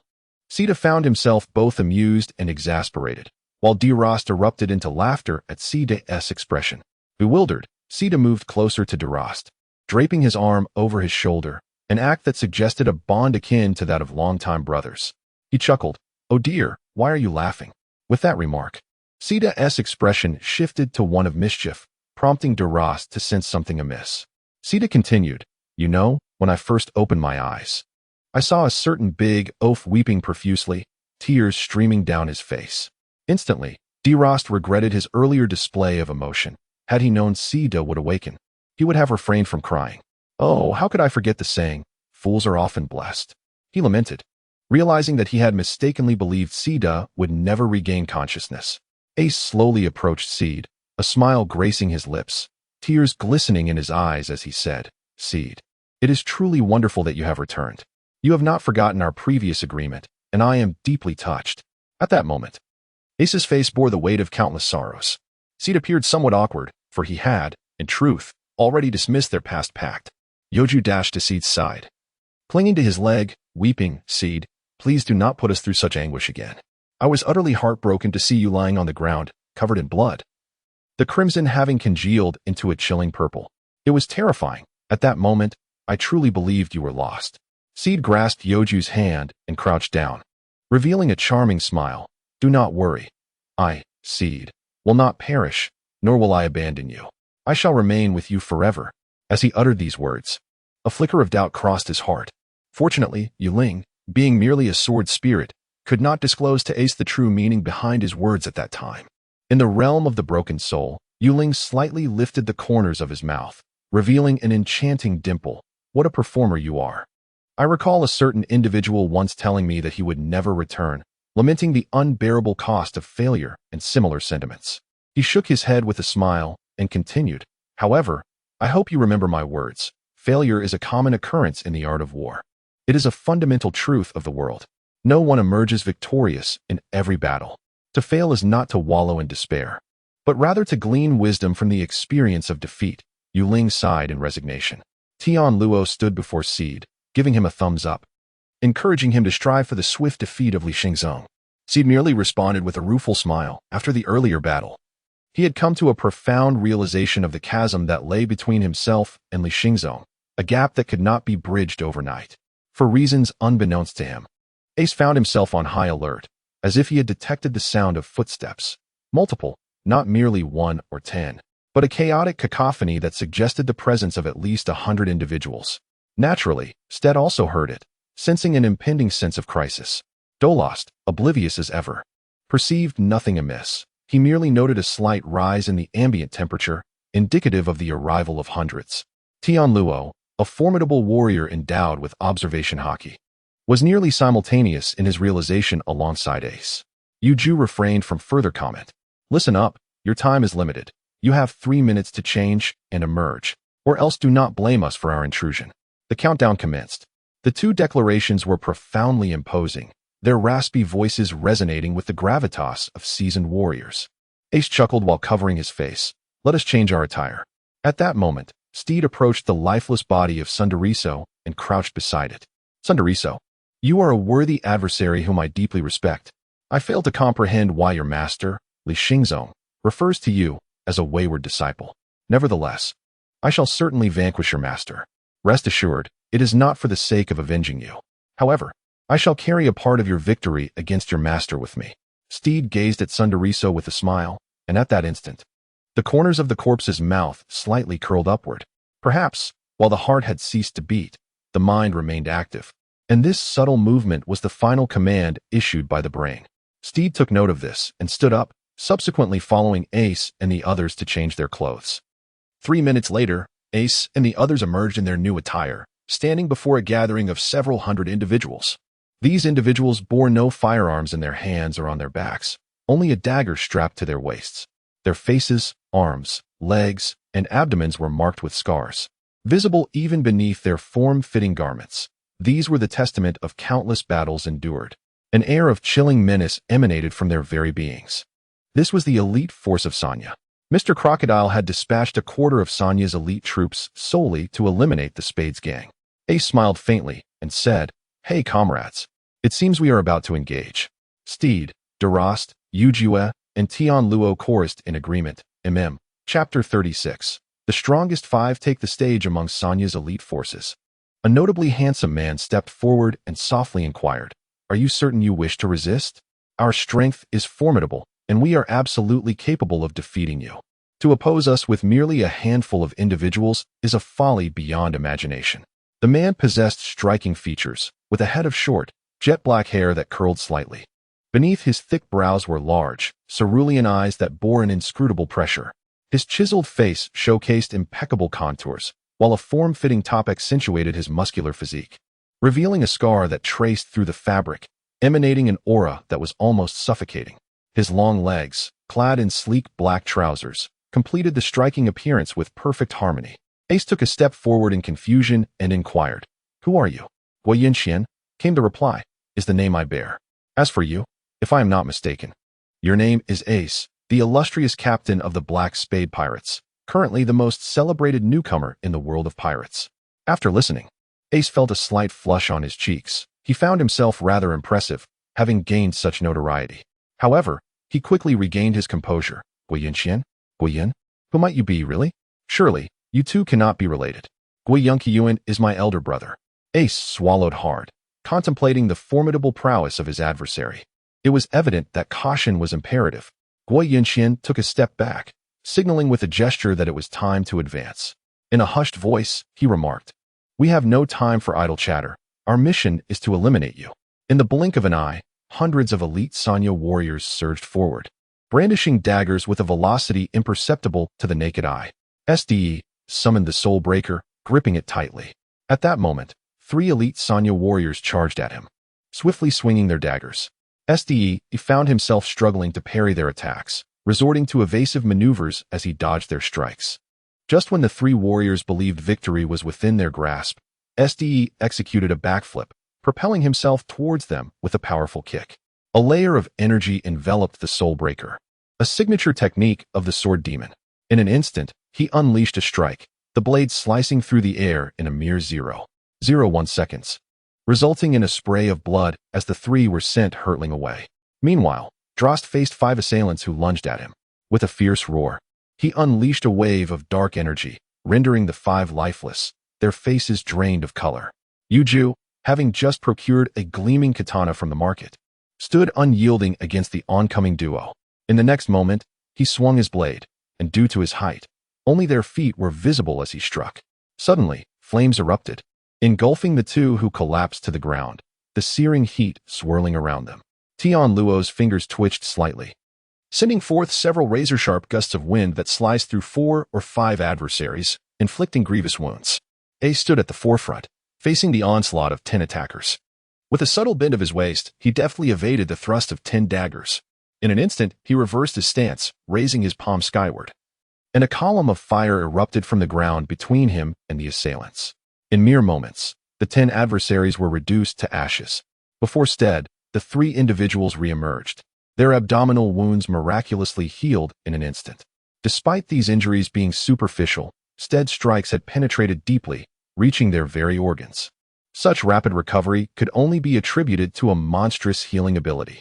The 5 individuals before Delost, who had been paralyzed by his overwhelming aura, revived as if infused with newfound vitality, their faces regaining a semblance of color, no longer pallid. The 2 adversaries in front of Youju extinguished the flames engulfing them, their legs creaking as they rose once more, as if the injuries they had just sustained had never occurred. Those struck by Tianluo also healed swiftly. Yet, the 10 whom Ace had harmed did not recover. Having been turned to ash, their restoration seemed a feat only a divine being might achieve, and even then, perhaps not. Ace gazed in bewilderment at Guoyun, who stood amidst the crowd. Guoyun raised a hand in a gesture to halt, prompting all the elite warriors of Xingyue to cease their offensive maneuvers. With a smile, Guoyun proclaimed, "This is the Virus X developed by Xingyue. This virus bestows immense power upon humanity, along with formidable healing abilities. If you wish to engage in battle with us, you shall emerge battered and bruised while we remain unscathed. In the end, your defeat is inevitable." After listening, Ace chuckled. Steed, Delost, Youju, Tianluo, strike at their heads. This remark was intended to gauge Guoyun's reaction. As expected, Guoyun's expression soured slightly. Steed responded with a nonchalant hum. In the next instant, a blade severed the head of an elite opponent. Steed observed for a moment, and, noticing no signs of revival, remarked, "Just as I thought." At that moment, the majority of the Xingyue elites fell into a state of panic. The reason they had boldly charged ahead was due to their belief in their seemingly infinite abilities. Yet, now that this power had been unraveled, their fear was hardly surprising. Guoyun furrowed his brow and softly declared, "Xingyue, Ling, Xian. Let us advance together." By naming them specifically, he indicated that those he pointed out amidst the hundreds of Xingyue elites were undoubtedly formidable individuals. At this moment, 4 individuals stepped forward. One man had disheveled, jet-black hair with hints of dark green strands, and his deep black eyes shimmered with a faint purplish hue, lending them an even more profound depth, glinting with a cold light that exuded an air of aloofness. His prominent nose and sharply defined lips completed his striking visage. This man was named Xing. The second individual possessed a smooth, pale complexion that radiated sharp, chiseled features. His deep, dark eyes sparkled with an alluring hue. With thick eyebrows, a high nose, and exquisitely shaped lips, he embodied nobility and elegance. His name was Yu. 2 more men approached, remarkably similar in appearance, both around 27 or 28 years of age. Sporty short hair. Their white shirts had their collars slightly open, and their sleeves rolled up to mid-arm, revealing sun-kissed skin. Their deep-set, expressive eyes, high noses, and sensual lips, particularly when standing together, resembled a masterpiece crafted by the hands of a divine artist. The 4 stood alongside Guoyun. He softly proclaimed, "These are my 4 partners. Together, we form the strongest quintet among these hundreds, collectively known as Xingyue Ling Xian." After all this time, their collective name turned out to be just that. Ace and his companions chuckled, "Then we shall seek your guidance." Chapter 37. The complete defeat of the Spades. The Spade Pirates consisted of 5 members: Ace, Steed, Delost, Youju, and Tianluo. Their adversaries boasted an equal number of 5, clearly indicating an intention for one-on-one combat. Ace, Steed, Delost, and Tianluo felt little trepidation, but Youju was a different matter. Lacking any experience in dueling, despite wielding advanced weaponry, she was still woefully unprepared. Each of the 5 opponents was a formidable warrior, seasoned in the crucible of battle.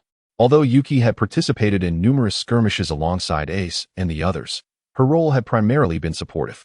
This upcoming duel represented a significant challenge for her, one that could be deemed insurmountable. Steed gazed at Youju, concern flickering in his eyes. Youju smiled reassuringly at Steed and softly replied, "It's all right, I won T lose. Trust me." In the next moment, The 10 warriors plunged into fierce combat. Ace was entangled with Guoyun, while Steed faced off against Xingyue. Confronted a formidable giant, and Youju exchanged glances with Ling. Tianluo and Xian engaged in mutual probing. Ace smiled as he gazed at Guoyun, remarking, "Your brother, Guoyun, possesses formidable strength. I wonder how your capabilities measure up." Guoyun replied softly, "In any case, I am stronger than he is." In the next instant, he transformed into a fleeting shadow, vanishing from the arena. At that moment, Ace was utterly astonished. His violet eyes struggled to keep pace with his own speed. He sensed a disturbance behind him and hastily sidestepped, as if evading an unseen threat. Indeed, Guoyun had unleashed a powerful punch from behind. With a dismissive scoff, Guoyun remarked, "Your predictive abilities are truly impressive. Your sixth sense rivals that of observation hockey. If you were to awaken it, how many in this world could match you?" In the blink of an eye, Guoyun transformed into a fleeting shadow once more, leaving Ace at a loss. Previously, Auro, a master adept in the realm of the sealed zone, had outpaced him, and even the enigmatic Kong, who had just entered that domain, posed a challenge. Yet now, Ace found himself unable to keep up with Guoyun. He mused internally, "This world is extraordinarily fascinating, teeming with formidable beings, far more intriguing than my own." With a mighty roar, Ace unleashed a surge of golden conqueror's haki that enveloped the area for dozens of meters. His eyes, inexplicably bloodshot, locked onto Guoyun as he felt a rush of excitement. He perceived the rapidly moving figure of Guoyun and, with a slight smirk, transformed into a gust of wind, hurtling towards him with a fierce punch that shattered Guoyun's ribs. A visible shockwave erupted, sending Guoyun crashing to the ground, producing a sound reminiscent of healing bones. Yet, almost immediately, Guoyun rose again, his eyes glinting with murderous intent as he drew a dagger and charged at a speed that Ace could scarcely comprehend, thrusting the blade forward. Simultaneously, Steed and Xing were engaged in their own fierce duel. Steed was drenched in beads of sweat, rapidly wielding his soul breaker to parry the attacks from a dagger that was 10 times smaller. He had never anticipated being so thoroughly suppressed before unleashing his full power. Xing appeared somewhat bored and taunted. "Is this all the strength you possess? It's quite dull. You make it too easy for me. I'm starting to feel sleepy. Is this your strategy? To knock me out while I doze off? How amusing." This jibe ignited Steed's anger, prompting him to retaliate with a speed that was nearly impossible to track. His star-piercer technique surged with newfound vigor, shifting from defense to offense. Though still falling short of half the prowess of the second generation, Xing sensed a flicker of motivation, but it was merely a flicker. With a sharp gaze, he executed a swift turn and lunged a dagger towards Steed. Delost trembled in the presence of the towering Yu, whose stature bore similarities to Guoyun. In the next instant, Yu unleashed a thunderous punch, which Delost barely managed to block with his palm. The impact sent a jolt through him, and he retaliated with a powerful strike to Yu's abdomen. The blow caved in a significant portion, yet it swiftly healed. Delost's astonishment was palpable as Yu, undeterred by any notions of fairness, seized Delost's arm and executed a shoulder throw, sending him crashing to the ground. Yu swiftly drew a dagger, aiming it at Delost. Meanwhile, Youju had been knocked unconscious from the outset. Unlike others, Zero refrained from drawing a dagger, recognizing Youju as merely a child, and chose to withhold his attack. The battle between Tianluo and Xian had escalated to a fever pitch. Both were masters endowed with observation haki, making it exceedingly difficult to inflict harm upon one another. "Your name is Xian, isn't it?" Tianluo inquired softly. "Yes, what of it?" They continued their rapid exchange. "You are a worthy opponent. My name is Kudonglu, but you may simply remember me as Tianluo. Why disclose your true name then? Just inform me of your current name," Xian replied. "It is a matter of respect for my adversary." In the next moment, countless blades of wind hurtled towards Xian. Utilizing his observation haki, Xian promptly evaded to the safest location. "Is this all you can do, hiding away?" Tianluo challenged.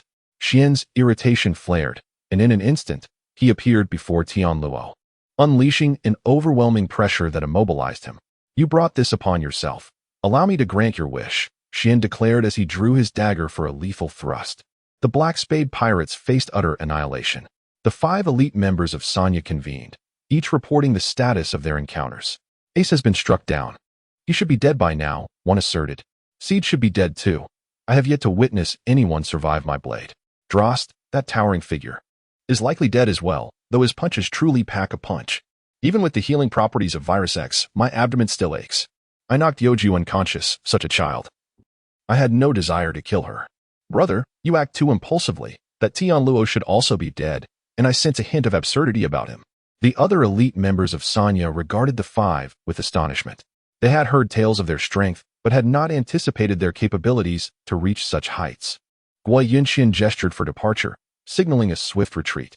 This uprising was not aimed at seizing the city, but rather at eradicating the Black Spade Pirates. As the sun dipped below the horizon, casting a golden hue across the sky, the entrance of the hot spring resort became a scene of desolation, soaked in blood. With 4 bodies lying motionless, Youju struggled to raise herself, her eyes wide, almost bursting from their sockets, drenched in blood, a sight she had never encountered before.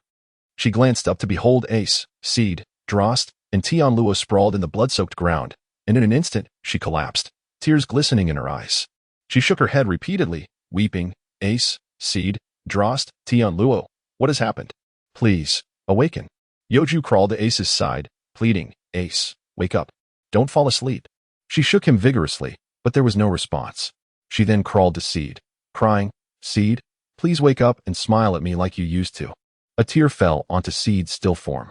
Next, she reached Delost, crying out, Delost, I beg you awaken. Please scold me like before. Even if your words are harsh, I won't be upset. But Delost remained motionless on the ground. Finally, she crawled to Tianluo's side, sobbing, Tianluo, please wake up. Help me rouse Ace and the others. Youju cried out to the heavens, Ace, Steed, Delost, Tianluo, I implore you to awaken. I am so frightened alone. Her cries echoed throughout the city of Xingyue, drawing the attention of countless refugees. The scene before the hot spring resort was one of profound sorrow, with an air thick with grief.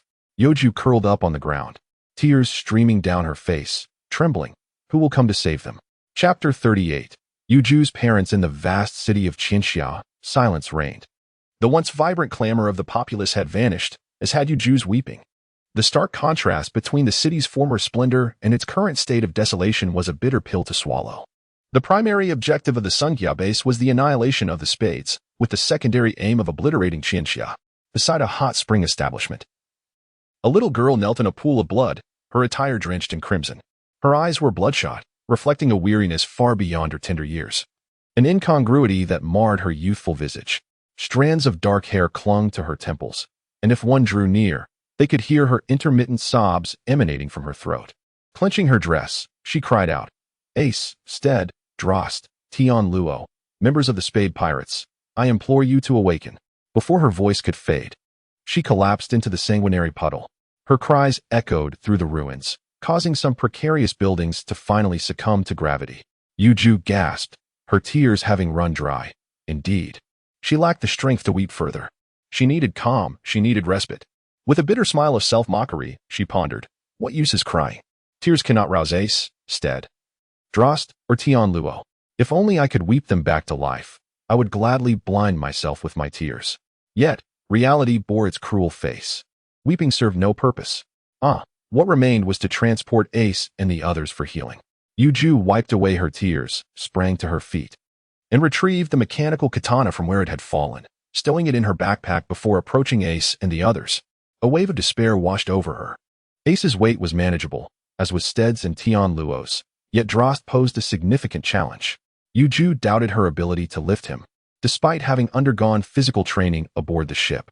With a grip strength of 35 kilograms, arm strength of 90 kilograms, wrist strength of 35 kilograms, and leg strength of 150 kilograms, she could overpower many adults. But the thought of Delost's weight left her confidence wavering. An idea flickered in her mind, and she grinned mischievously. She glanced at her dimensional space bag and, with determination, stuffed Ace, Steed, Delost, and Tianluo inside. To her astonishment, they fit seamlessly, and the bag bore no weight. She wandered through the ruins in search of a physician, one capable of miraculous healing. For the injuries Ace and the others sustained were beyond the reach of ordinary doctors. An hour of aimless searching yielded not a soul, let alone a healer of such miraculous prowess. Falling to her knees once more, she pounded the ground, sobbing uncontrollably. Why? Where is everyone? Where is the doctor who can bring them back from the brink? After all this time, I still cannot find anyone. Is it true that Ace and the others are beyond salvation? She struck the ground harder, her fists bloodied and bruised, no longer resembling the delicate hands of a girl of 7 or 8. Had her parents witnessed her anguish, they would surely have wept. But Youju felt no pain. Her sorrow eclipsed all sensation. Her nails dug into her flesh, crimson flowing freely, staining the earth beneath her. Her heart-wrenching cries resonated deeply. A couple, a man and a woman, observed her from a distance, tears streaming down their faces as they beheld the heart-rending scene. They approached her. Youju, alerted by the sound of footsteps, looked up, hope igniting within her. Perhaps this person could save Ace and the others. She looked up to find a strikingly handsome man with long, raven-black hair cascading down his back, elegant brows reminiscent of willow leaves, and deep violet eyes that captivated the soul, exuding an enigmatic aura. Beside him stood a stunning woman with flowing golden hair that reached her waist, her enchanting crimson eyes concealing a darker essence beneath her beauty. Even in her loose red robe, her curvaceous figure was apparent, her allure veiling her 40 years. The couple appeared to be lovers. The woman knelt, her face lighting up with a gentle smile. "What troubles you, dear girl?" she inquired softly, her expression tender. Youju replied quietly, "Can you save those on the brink of death?" She grasped the woman's sleeve, staining it with blood, and quickly withdrew her hand. The woman, undeterred, smiled back at Youju. "We certainly can. Who do you wish to save?" The man's brow furrowed slightly. "Wait," he cautioned.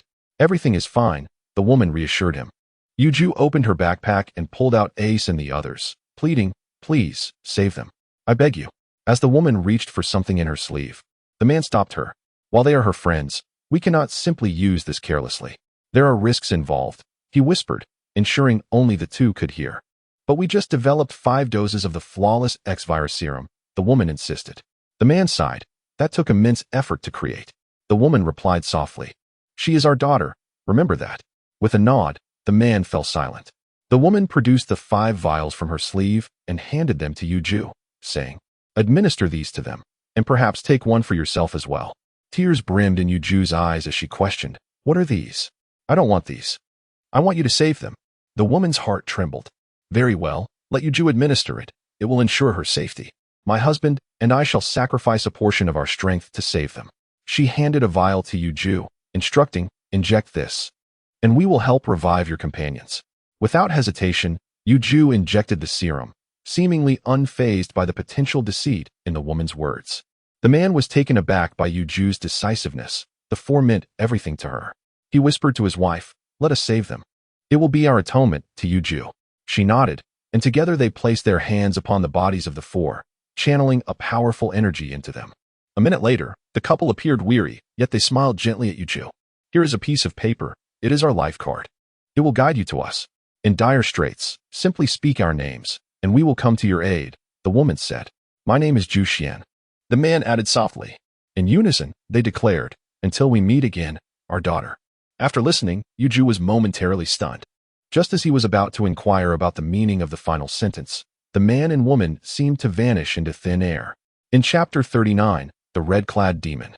Xingyue. Within a realm where 2 worlds are interconnected, 2 individuals gazed at each other. One was Ace, and the other, a demon clad in crimson, with a grotesque visage.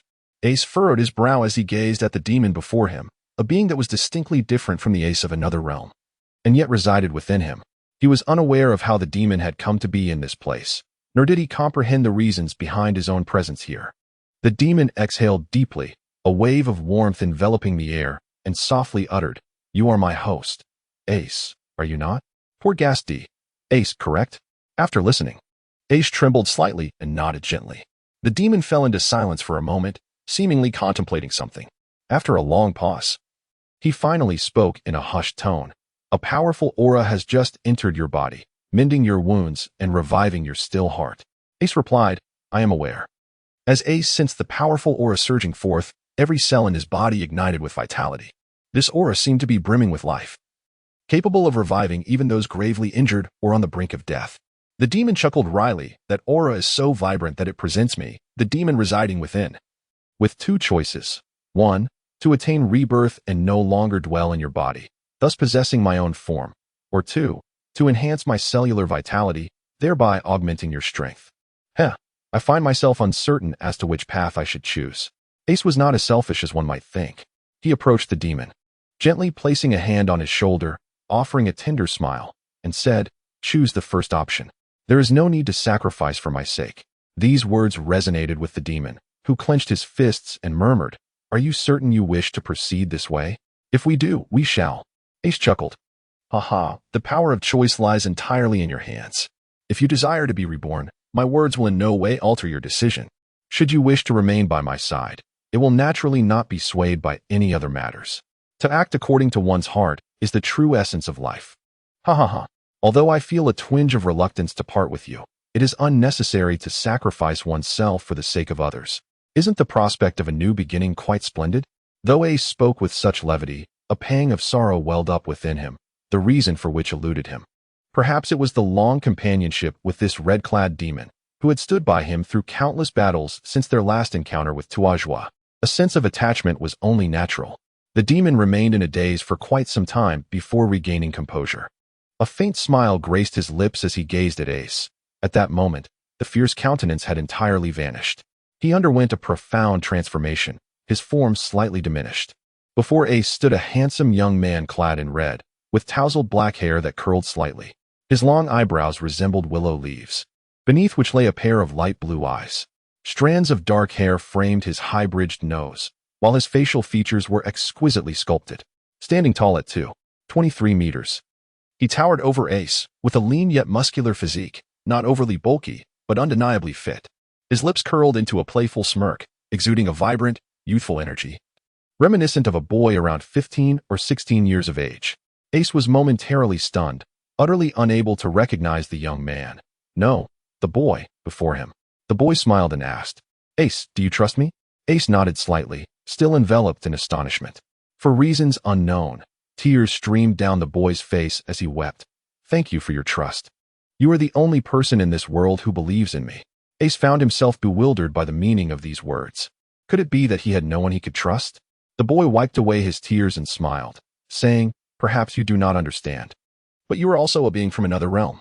Allow me to introduce myself. My name is Xingyue." In that moment, Ace was taken aback. Xingyue.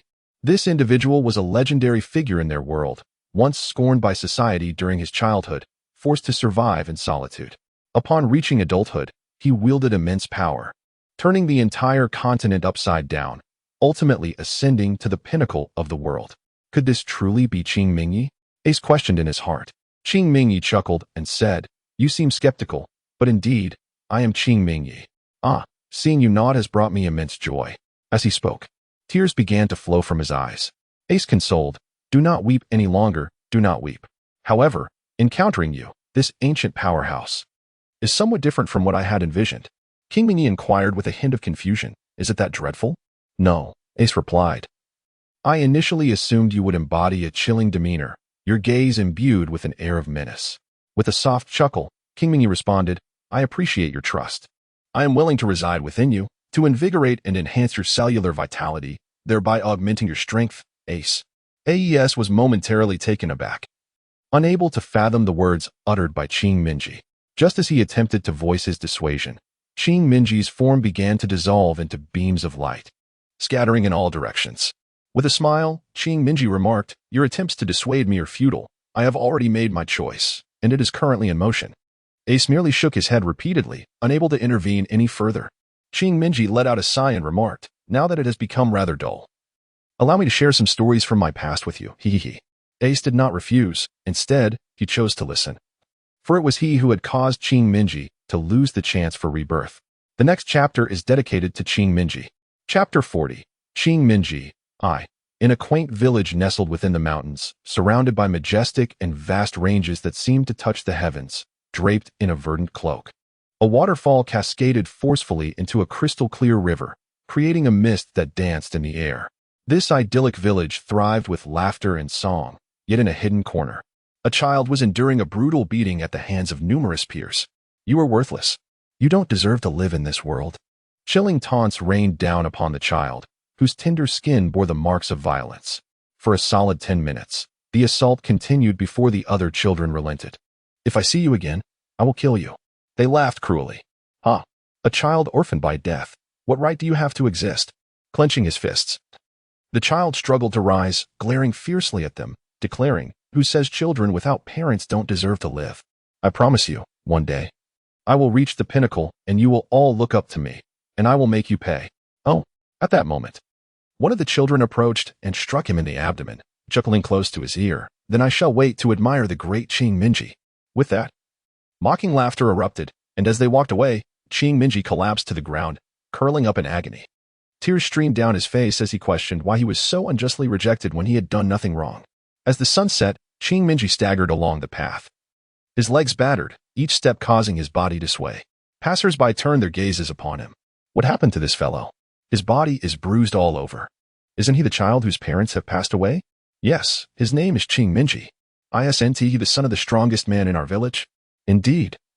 His father had once declared his ambition to venture beyond this village to achieve great things, only to never return, meeting his demise in the outside world. Ha ha ha. Oh, and his mother seemingly took her own life upon hearing the news. Laughter echoed through the streets. Qing Minji found the laughter of the villagers utterly repulsive. A new level of disgust washing over him. Thus, he matured amidst their disdain. In adulthood, his shoulders bore strong muscles, his calves were robust, and his once tender skin had hardened from years of bullying. Clad in a red garment, he sat upon a piece of jade-colored stone, a sprig of grass between his lips, appearing carefree. At that moment, 5 adults approached, jeering, "Hey, isn't this the great Qing Minji?" Laughter erupted from all 5. The very bullies of his youth. Leave. Qing Minji warned softly, his words laced with an intimidating aura. The leader smirked disdainfully, replying, "Come now, don't be so fierce. We've known each other for a long time. No need to act like this. One last warning. Leave, or I shall show no mercy." His voice deepened, the threat becoming palpable, and he was not jesting. "Oh, come now, let me see your mercy." Qing Minji stood up, his gaze ablaze with menace.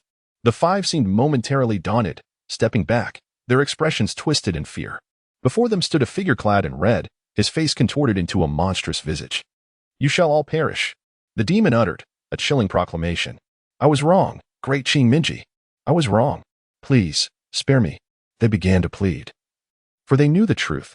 Qing Minji was far stronger than they. "Did you ever consider the torment you inflicted upon me? I told you long ago that I would ascend to greatness, and you would all look up to me, and I would make you pay." The demon raged. In an instant, he transformed into a streak of crimson light, appearing before the leader. Grasping the man's head, he delivered a crushing blow to his abdomen, causing blood to spray onto Qing Minji's red attire. With a swift elbow strike, Qing Minji sent the leader reeling, blood gushing from his orifices. A fate that left him a mere shadow of his former self. The remaining 4 displayed sheer panic, even dropping to their knees in supplication.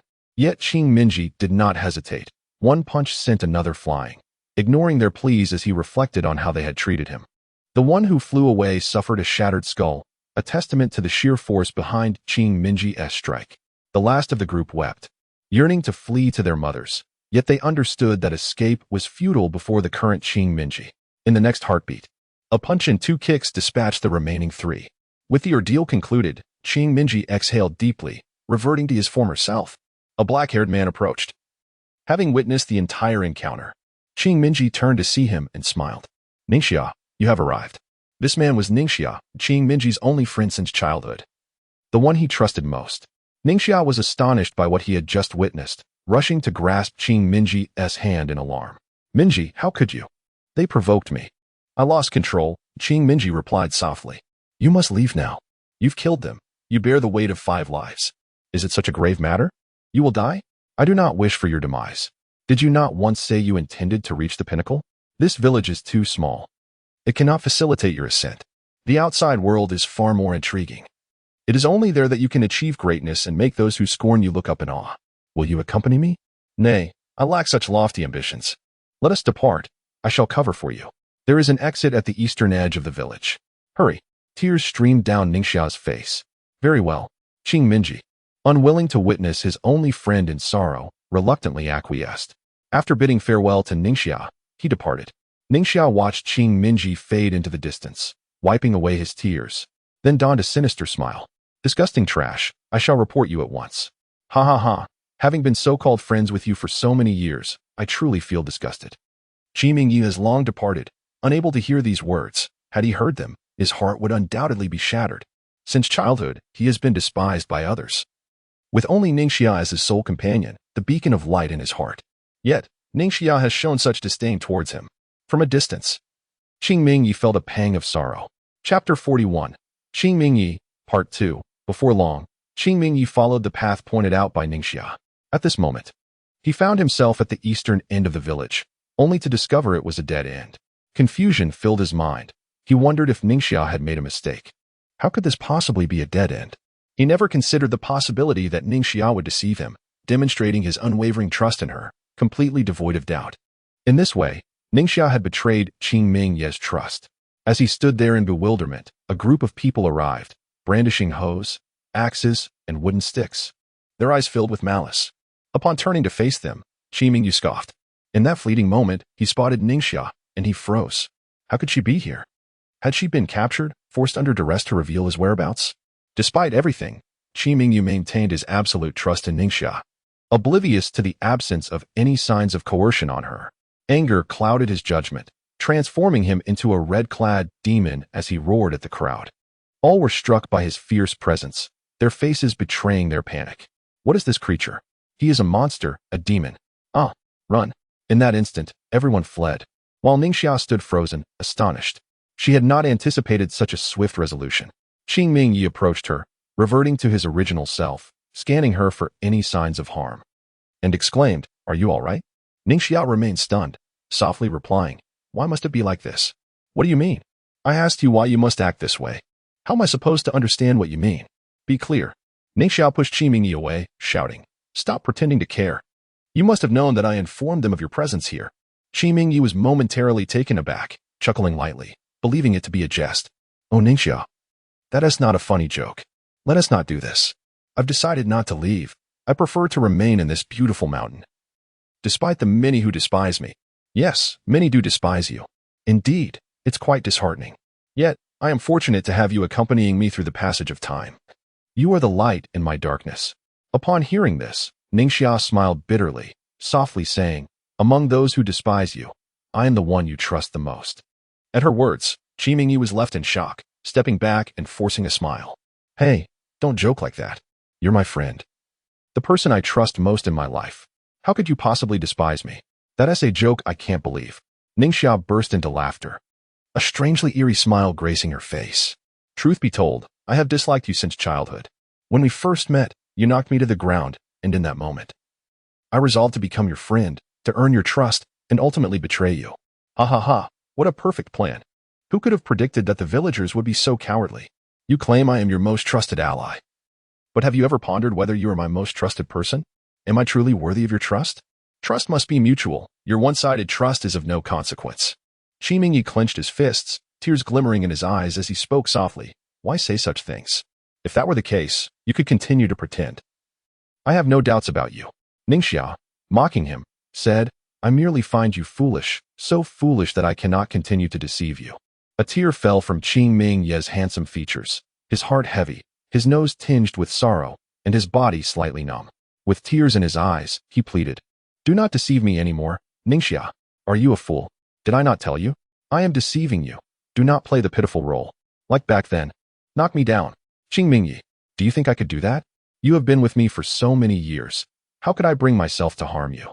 If I could, would I still be human?" Qing Mingyi shouted. "Then do not regret it." Ningxia retorted before turning to leave. As Qing Mingyi watched her retreating figure, tears streamed down his face. "Thank you, Ningxia, for allowing me to experience years of absolute trust in others. I am grateful, even though our ending is thus. You spoke of mutual trust. I shall no longer remain in this village. I will spend the days ahead seeking those who will trust me, or rather, those with whom I can mutually trust." Wiping his tears, Qing Mingyi gazed towards the towering mountains behind him. With the body of a mere mortal, he ascended the lofty peaks, stepping into the outside world. Traveling far and wide, he sought and explored, finally reaching the pinnacle of the world. Yet he found no one worthy of mutual trust. Regret filled his heart. At this moment, as half of his being transformed into luminous particles, he smiled, saying, "Yet after centuries of searching, I have finally found it on this day." Ace was momentarily taken aback. "It is you, Ace. I trust you just as you trust me. You are indeed someone worthy of my trust. I hope that in the battles to come, you will remember me, a person who believes in you." In the next instant, Qing Mingyi vanished, sacrificing the opportunity for rebirth for Ace's sake. Ace attempted to seize the opportunity, yet he grasped nothing but air. Ace sighed softly, lamenting, "It is I who have caused him to lose the opportunity for a rebirth. I am truly wretched. However, Xingyue, I shall remember you, even in your ethereal existence. You are a being worthy of my trust." At that moment, a radiant light pierced through this realm, and Ace smiled as he advanced towards the luminescence. In the realm of reality, Ace's eyelids began to flutter slowly. Chapter 42. Stir, Delost awakens, while Tianluo remains in slumber. Ace's eyelids slowly fluttered, and he struggled to rise. At that moment, Youju rushed over and supported him. Ace coughed softly and chuckled. "Youju, I appreciate your concern. How are Steed, Delost, and Tianluo faring?" Youju's expression darkened, and after a prolonged silence, she replied softly, "They have not yet awakened." Upon hearing this, Ace merely responded with a gentle, "Oh." Ace rose to his feet, exhaling deeply as he channeled the vital energy and spiritual power within him, mending his still recovering body. As he closed his eyes to attune himself to his physical state, he was astonished to discover a remarkable increase in the totality of his vital energy and spiritual power compared to before. Opening his eyes, he surveyed his arms and calves, noting the emergence of muscles that were significantly more robust and powerful than ever before. Ace was momentarily taken aback. The figure he had just encountered, the legendary Xingyue, truly resided within him. This being had sacrificed his own opportunity for rebirth for Ace's sake. A profound sense of guilt swelled within him at that moment. Youju tugged at Ace's sleeve and softly inquired, "Ace, do you possess any means to hasten the awakening of Sida and the others?" Upon hearing this, Ace recalled the significant surge in his vital energy, and he believed that he could easily attend to 4 individuals simultaneously. However, the price for this would be a 3-day period of immobility. Yet, for the sake of his companions, what did 3 days of incapacitation matter? Ace approached Steed and said to Youju, "Bring Tianluo and Delost over." Youju struggled to drag Delost and Tianluo closer, utterly exhausted, while Tianluo's weight was manageable.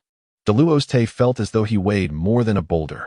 Ace sat cross-legged, his breath sinking into his dantian, his hands resting upon his thighs. Suddenly, a powerful surge of energy erupted from within him, enveloping the 4 individuals.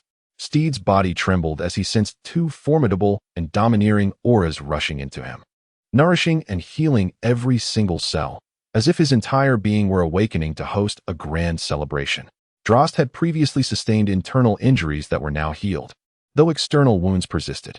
The interplay of genuine energy and spiritual power swiftly mended the original wounds.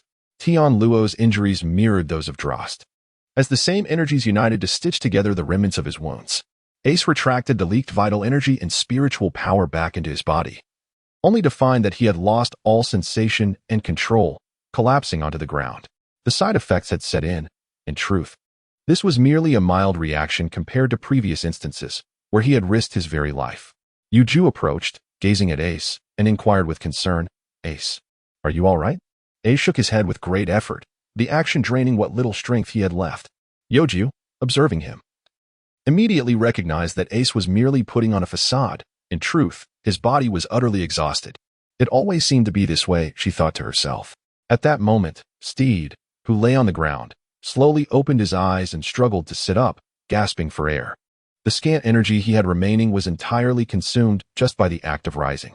Seeing this, Youju rushed towards Steed, seemingly oblivious to the fact that he was recovering from a grave illness.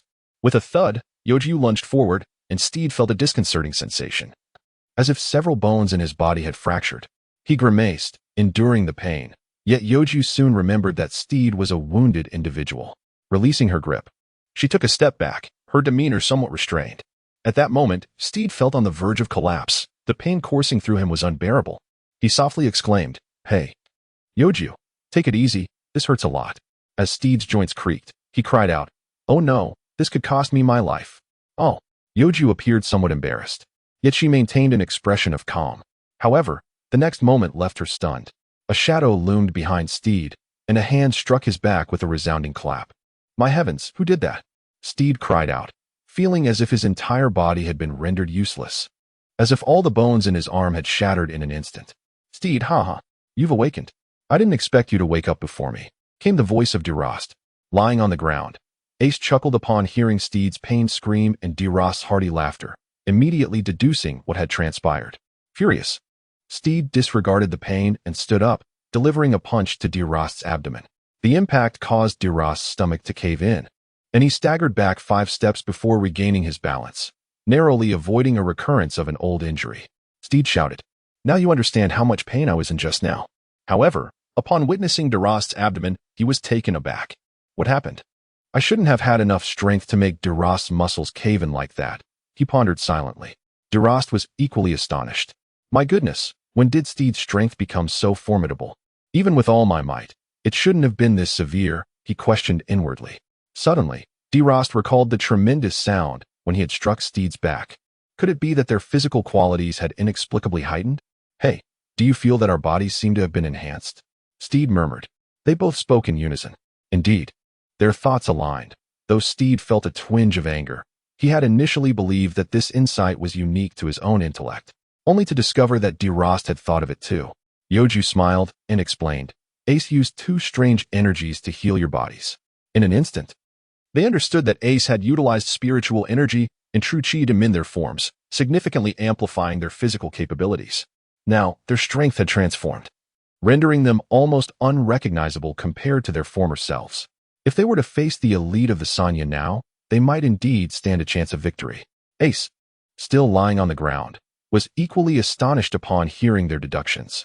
He had not anticipated that his spiritual energy and true chi would prove so effective. Though it was merely speculation, a sense of satisfaction blossomed within him. Youju, Steed, and Delost turned their gazes towards Tianluo, who remained undisturbed, and softly questioned, Ace, why is it that we have all awakened, yet Tianluo has not stirred after all this time? Ace was taken aback by the revelation. How could he still be unresponsive? It was inconceivable.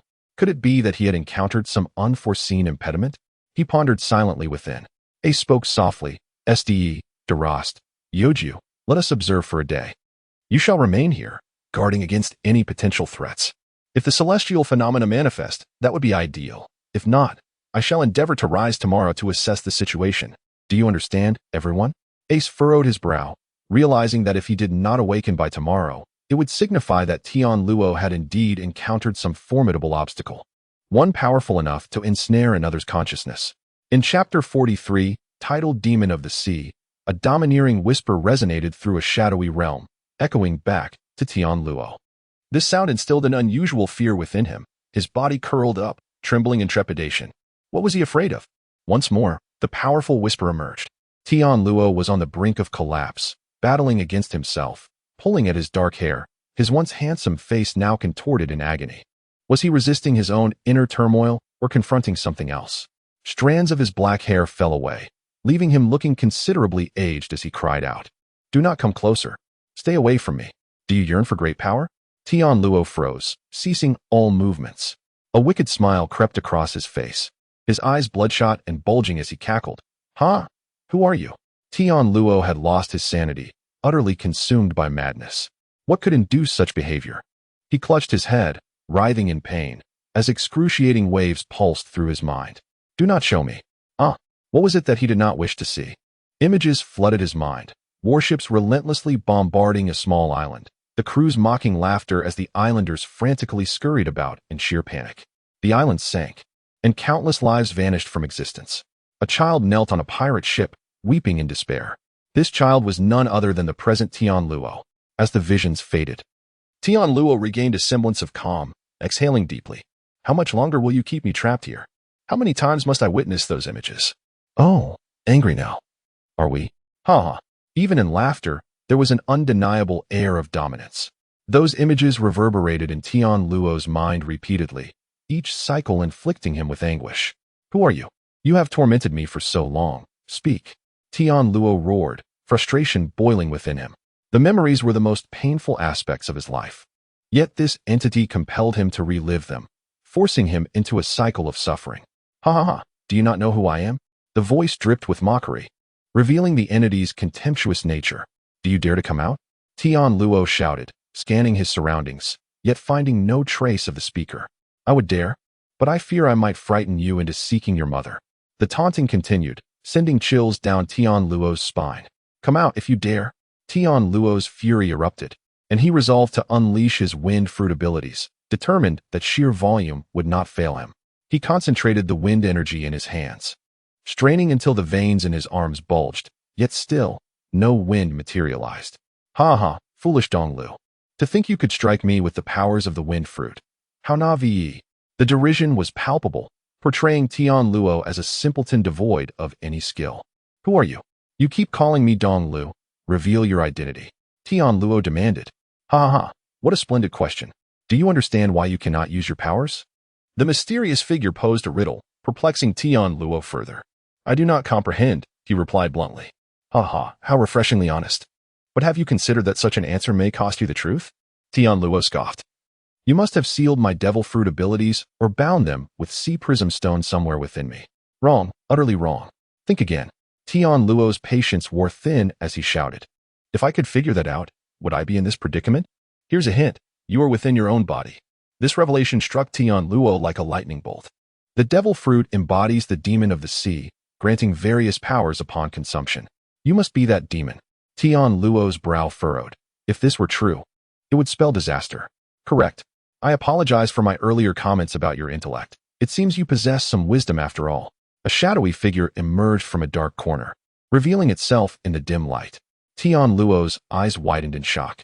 Heavens, is that a demon? Shouldn't demons be hideous? Why does he look more handsome than me? Surely this is a glitch. I must report it. He mused inwardly. The figure boasted lustrous black hair, thick eyebrows, and piercing gray eyes that exuded disdain. A prominent nose, delicate lips, and a chiseled face formed an exquisite profile, clad in a gray robe that accentuated his striking presence. Wow, you figured it out. I truly did not expect that. He smirked, his charm undeniable. Tianluo felt a twinge of annoyance. This being clearly underestimated his intellect. Since you've deduced my identity, let us get to the crux of the matter, he intoned softly. Do you wish to grow stronger? These words struck a chord within Tianluo, who remained oblivious to their full meaning. What do you mean? Do you not grasp my intention? The demon of the sea's tone was laden with significance. Tianluo, ever candid, shook his head. I do not understand. The demon of the sea rested his chin on one hand, a bemused smile gracing his lips. Tianluo's discomfort grew. He shouted, what do those laughs signify? He had firmly concluded that the demon was mocking him yet again. I simply wish to express how foolish you are. The demon replied, regarding Tianluo as one might a child. To the ancient being, Tianluo was indeed just a child, for the devil fruit had existed for millennia. While Tianluo, at merely 16, was but a novice in comparison. Tianluo felt a surge of indignation, an urge to strike the demon, yet he wisely restrained himself, recognizing the formidable power of one who had existed for thousands of years. Donglu, do you believe your current devil fruit abilities are strong?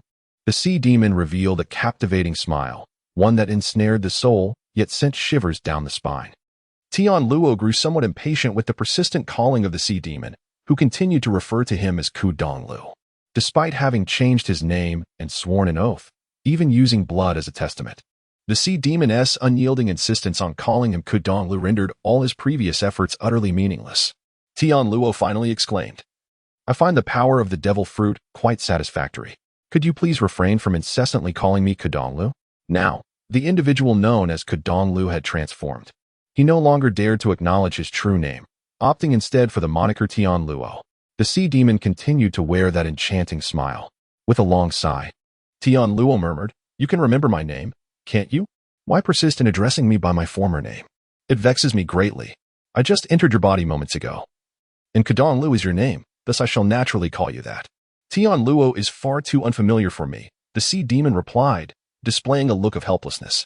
And you believe the power of the devil fruit is satisfactory? How complacent. Have you not considered enhancing its abilities? Tianluo hesitated for a moment before responding. How can one enhance it? The sea demon chuckled softly. I misspoke. You are not one to be satisfied with the status quo.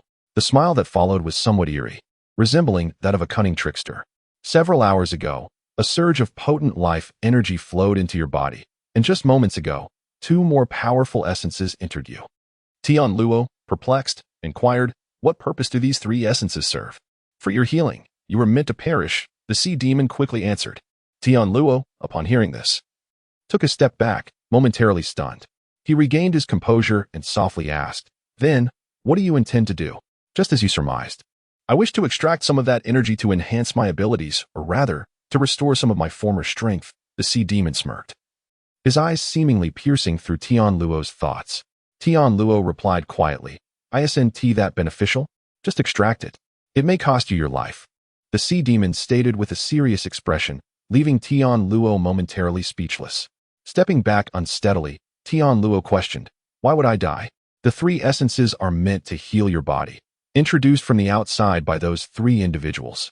However, should I extract them, your wounds may not heal properly.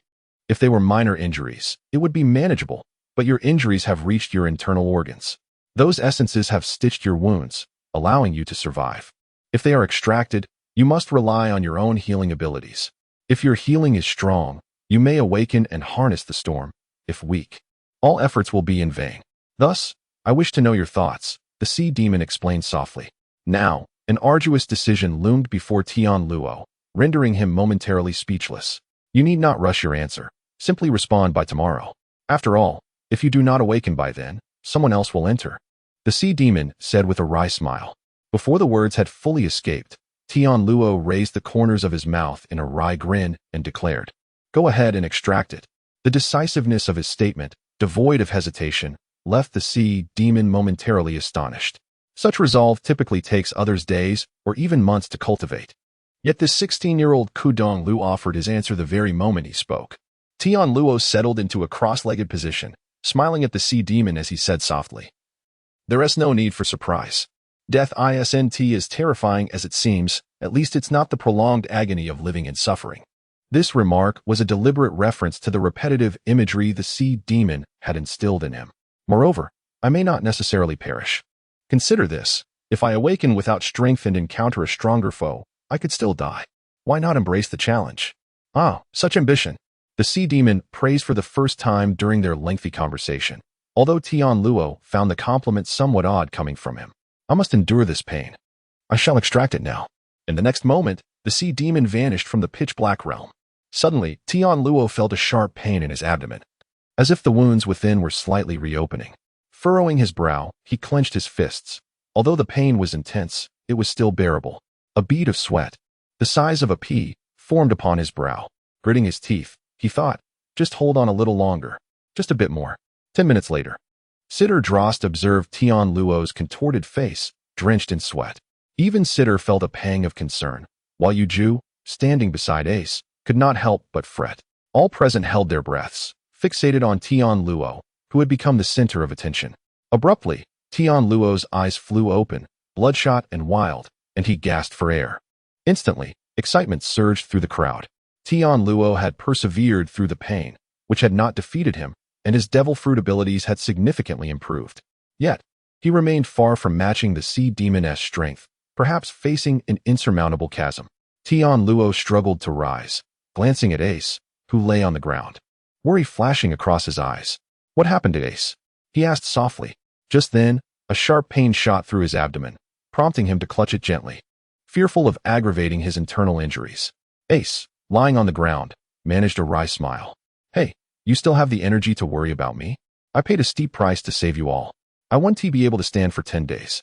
Ace exaggerated his condition, hoping to elicit remorse from Tianluo. However, Tianluo's reaction surprised Ace. He laughed heartily. "Ha, impressive indeed. Captain, you should rest well for 10 days.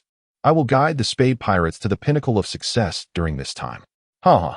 Ace observed a bitter smile, inwardly cursing the heavens. Steed, Drost, and Yuki also joined in the fray. Hey, shouldn't I be the one leading? After all, I was the second to enter the Spade Pirates." Steed remarked with a smirk. He was merely jesting. "Steed, do you really think so? Be grateful if you guide us away from the lows of life, let alone to its pinnacle," Drost retorted. Steed wore a mocking expression. "I recall when I fainted, there was a big fellow weeping there, tears streaming down his face. That must be what it means to be utterly drenched in sorrow." "Drost, do you know who I am referring to?" Drost, fully aware of Steed's rhetorical question, felt a twinge of embarrassment for having responded earlier. "Wow, I still think Ace is the better one," Yuki chimed in with a laugh. At that moment, Ace felt a surge of emotion. "You, Judge, possess a conscience," he thought to himself. At least he was somewhat naive, not prone to engaging in petty disputes that would disturb others. Judge spoke softly, lowering his voice, believing Ace could not hear him. However, Ace heard every word, silently cursing the little scoundrel within. At that instant, they were all jesting, vying for the title of acting captain. Yet, abruptly, a single utterance shattered the merriment. The entertainment had come to an end. All eyes of the Spade Pirates converged at that moment. A man appeared before them, his skin fair, adorned with a head of short, curly purple hair. His brows, reminiscent of velvet, arched like the antennae of a butterfly, appearing particularly dense. Beneath those thick eyebrows were a pair of gray eyes that exuded an intangible sense of oppression and indifference towards everything. His upturned brows, prominent nose, and sharply defined facial features formed an impeccable profile. Standing at 6 feet 3 inches, he wore a blue shirt paired with gray checkered trousers. His long fingers adorned with gloves resting on his pale hands. At his waist hung a weapon, its dark green sheath intricately engraved with inscriptions. This weapon, so familiar to Steed, was unforgettable. At that moment, the phantom pain of his severed arm returned. "Juan, what brings you here?" Steed's gaze was laced with a fierce murderous intent and a chilling indifference to life. "Oh my, you even remember my name. It seems that losing your arm has left quite an impression on you," Juan remarked, a smirk playing on his lips. "Get lost." At that moment, a domineering aura radiated from Steed, causing dust to rise from the ground, which trembled beneath its weight. It was as if a red demon had awakened, and he threw his head back, letting out a primal roar, tightly gripping a scythe in his hand. The overwhelming killing intent caused Juan to shudder involuntarily. His power had indeed grown.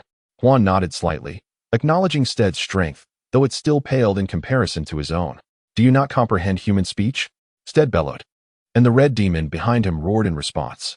This demonic presence was now visible not just to Ace, Delost, and Juan, but even to Youju and Tianluo. Juan scoffed disdainfully. His eyes were fixated on the demon behind Steed, bloodshot and fierce, as he sneered, "I am addressing Guoyun Steed. What are you babbling about?" In the next instant, a tyrannical pressure surged forth, enveloping the space, creating a sensation of suffocation, as if the world itself trembled in response. The demon behind Steed collapsed to the ground, quaking in fear, overwhelmed by an aura far superior to its own. To the red demon, what now loomed was a creature more grotesque in appearance and mightier in power. The crimson aura emanating from Steed dissipated in an instant, leaving only Juan's formidable presence. Steed's eyes seemed on the verge of popping from their sockets. "Huh, Steed, witnessing this power, do you truly believe you have the authority to command me to leave?" "Oh, not the current you," Juan chuckled. Ace was momentarily taken aback. He had merely heard tales of the soul's essence, never imagining it would emanate from one so seemingly youthful. "Wow, this must be the captain of the Spade Pirates. Ah, he seems to be renowned as Fire Fist." "Fire Fist Ace, how grand that sounds," Soul remarked with a hint of sarcasm. "How old are you?" Ace broke into a cold sweat, unable to fathom that this individual's age matched his youthful appearance. 31. Soul replied with a smile. "Who are you?" Ace was instantly stunned. With such age and talent, this individual could rival his own extraordinary abilities in another realm. At the tender age of 21, Ace unlocked the third gate of the sealed zone, subsequently indulging in leisure for the next 6 years, for in the other world, he found himself without rivals. Now, in his 31st year, the essence he emanates surpasses even that of Ace and Xingyue from the other realm. "Ah, how amusing. I am one of the dwindling noble dragons, the firstborn of the Ruoshi clan, Ruoshi Hun." With a subtle smile, Hun remarked, "The Dragon Clan. Ruoshi, is this not the legendary race?" Ace gazed blankly at the fearsome soul before him, contemplating the astonishing prowess of one merely 31 years old. Perhaps their innate talent surpasses even mine from that realm. A 33-year-old Xingyue possessed only a fraction less aptitude than I, yet this soul truly embodies the legendary race. He mused inwardly. Steed's eyes widened in terror, as if they might leap from their sockets. He had never encountered such a dreadful presence, one more malevolent and terrifying than that of demons. In the presence of the soul, Steed appeared as a mere child standing before an adult. The outcome of their clash was all too evident without a word spoken. Delost stood aside, wearing a pained smile. He was overwhelmed with fear. This aura transcended mere strength. It was divine, the essence of a legendary killer. Merely observing this formidable presence left him breathless. Yet he also felt a thrill. A peculiar smile danced across his face, one not born from the world of the Pirate King, but from the otherworldly Delost. Tianluo too felt a surge of excitement. Such a powerful opponent was perfect for testing his mettle. Meanwhile, Youju curled up in a corner, paralyzed by fear. Oh dear. Why do you tremble at merely a glimpse of my power? Ah, right, you possess not even this strength. Ha ha. Therefore, I shall unleash my full might and force you to kneel. The soul let out a thunderous roar, and in the next moment, 7 distinct glimmers appeared suspended behind it, 6 violet beams, and 1 adorned with a dragon motif radiating brilliance. 2 deep green dragon horns sprouted from the soul's head, accompanied by a resonant dragon's cry. A wave of potent energy surged forth with the roar. Instantly, 7 halos appeared behind Delost, emanating a domineering aura that clashed with that of the soul, creating a stalemate. The soul was momentarily taken aback. At this moment, someone dared to stand against it. With a fleeting glance at Delost, the soul was irresistibly drawn to the aura that matched its own. Ace exerted every ounce of strength, while Xingyue let out a long, resonant howl towards the heavens. Behind him, 6 faint crimson halos and 1 deep red halo hovered. Meanwhile, Ace himself appeared somewhat peculiar, releasing a thunderous roar. 4 radiant halos illuminated behind Ace, one of which was still faint. Ace had already taken a half step into the 4th gate. Ace was engulfed in flames, then turned his gaze towards Hun, seemingly disregarding the repercussions of overexerting his vital energy. Tianluo floated in the air, riding upon a dragon formed by a tempest. This was the ability awakened after the fruit's manifestation. The dragon measured 8 meters in length and 1 meter in width.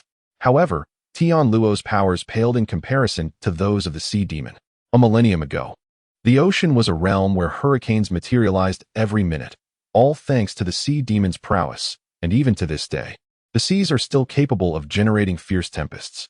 Steed glanced at the others with a smile, realizing that fear was no longer an option for him. He approached Youju, gently patting her shoulder, and said with a grin, "Hey, Youju, it's time to fight. Today is a battle for all members, so you mustn't miss it." Steed summoned the break soul, and the demon behind him rose to its feet, charging forward as he gripped the break soul and unleashed a powerful strike. Hun instantly drew his sword, deflecting Steed's attack. Crouched in the corner, Youju stood up at that moment. She retrieved the MX-791 Barrett from her backpack. Positioning herself correctly on the ground, she rested her head against the rifle, bringing her eyes close to the scope. She then pulled the trigger, and with a resounding bang, a brilliant red light flashed forth. Hun noticed the approaching red beam and swiftly sidestepped, directing his gaze towards Youju with a puzzled expression. MX-791 Barrett? How could this advanced technology from the Star Moon Kingdom possibly be in your possession? They just completed the first batch a few days ago. He mused inwardly, disregarding Hun's warning. Youju chambered another round and pulled the trigger once more. Faced with the red light hurtling towards him at 1,500 milliseconds, Hun swung his katana, deflecting the bullet. Youju reloaded again. Enraged, Hun returned his sword to its sheath and dashed towards Youju at incredible speed.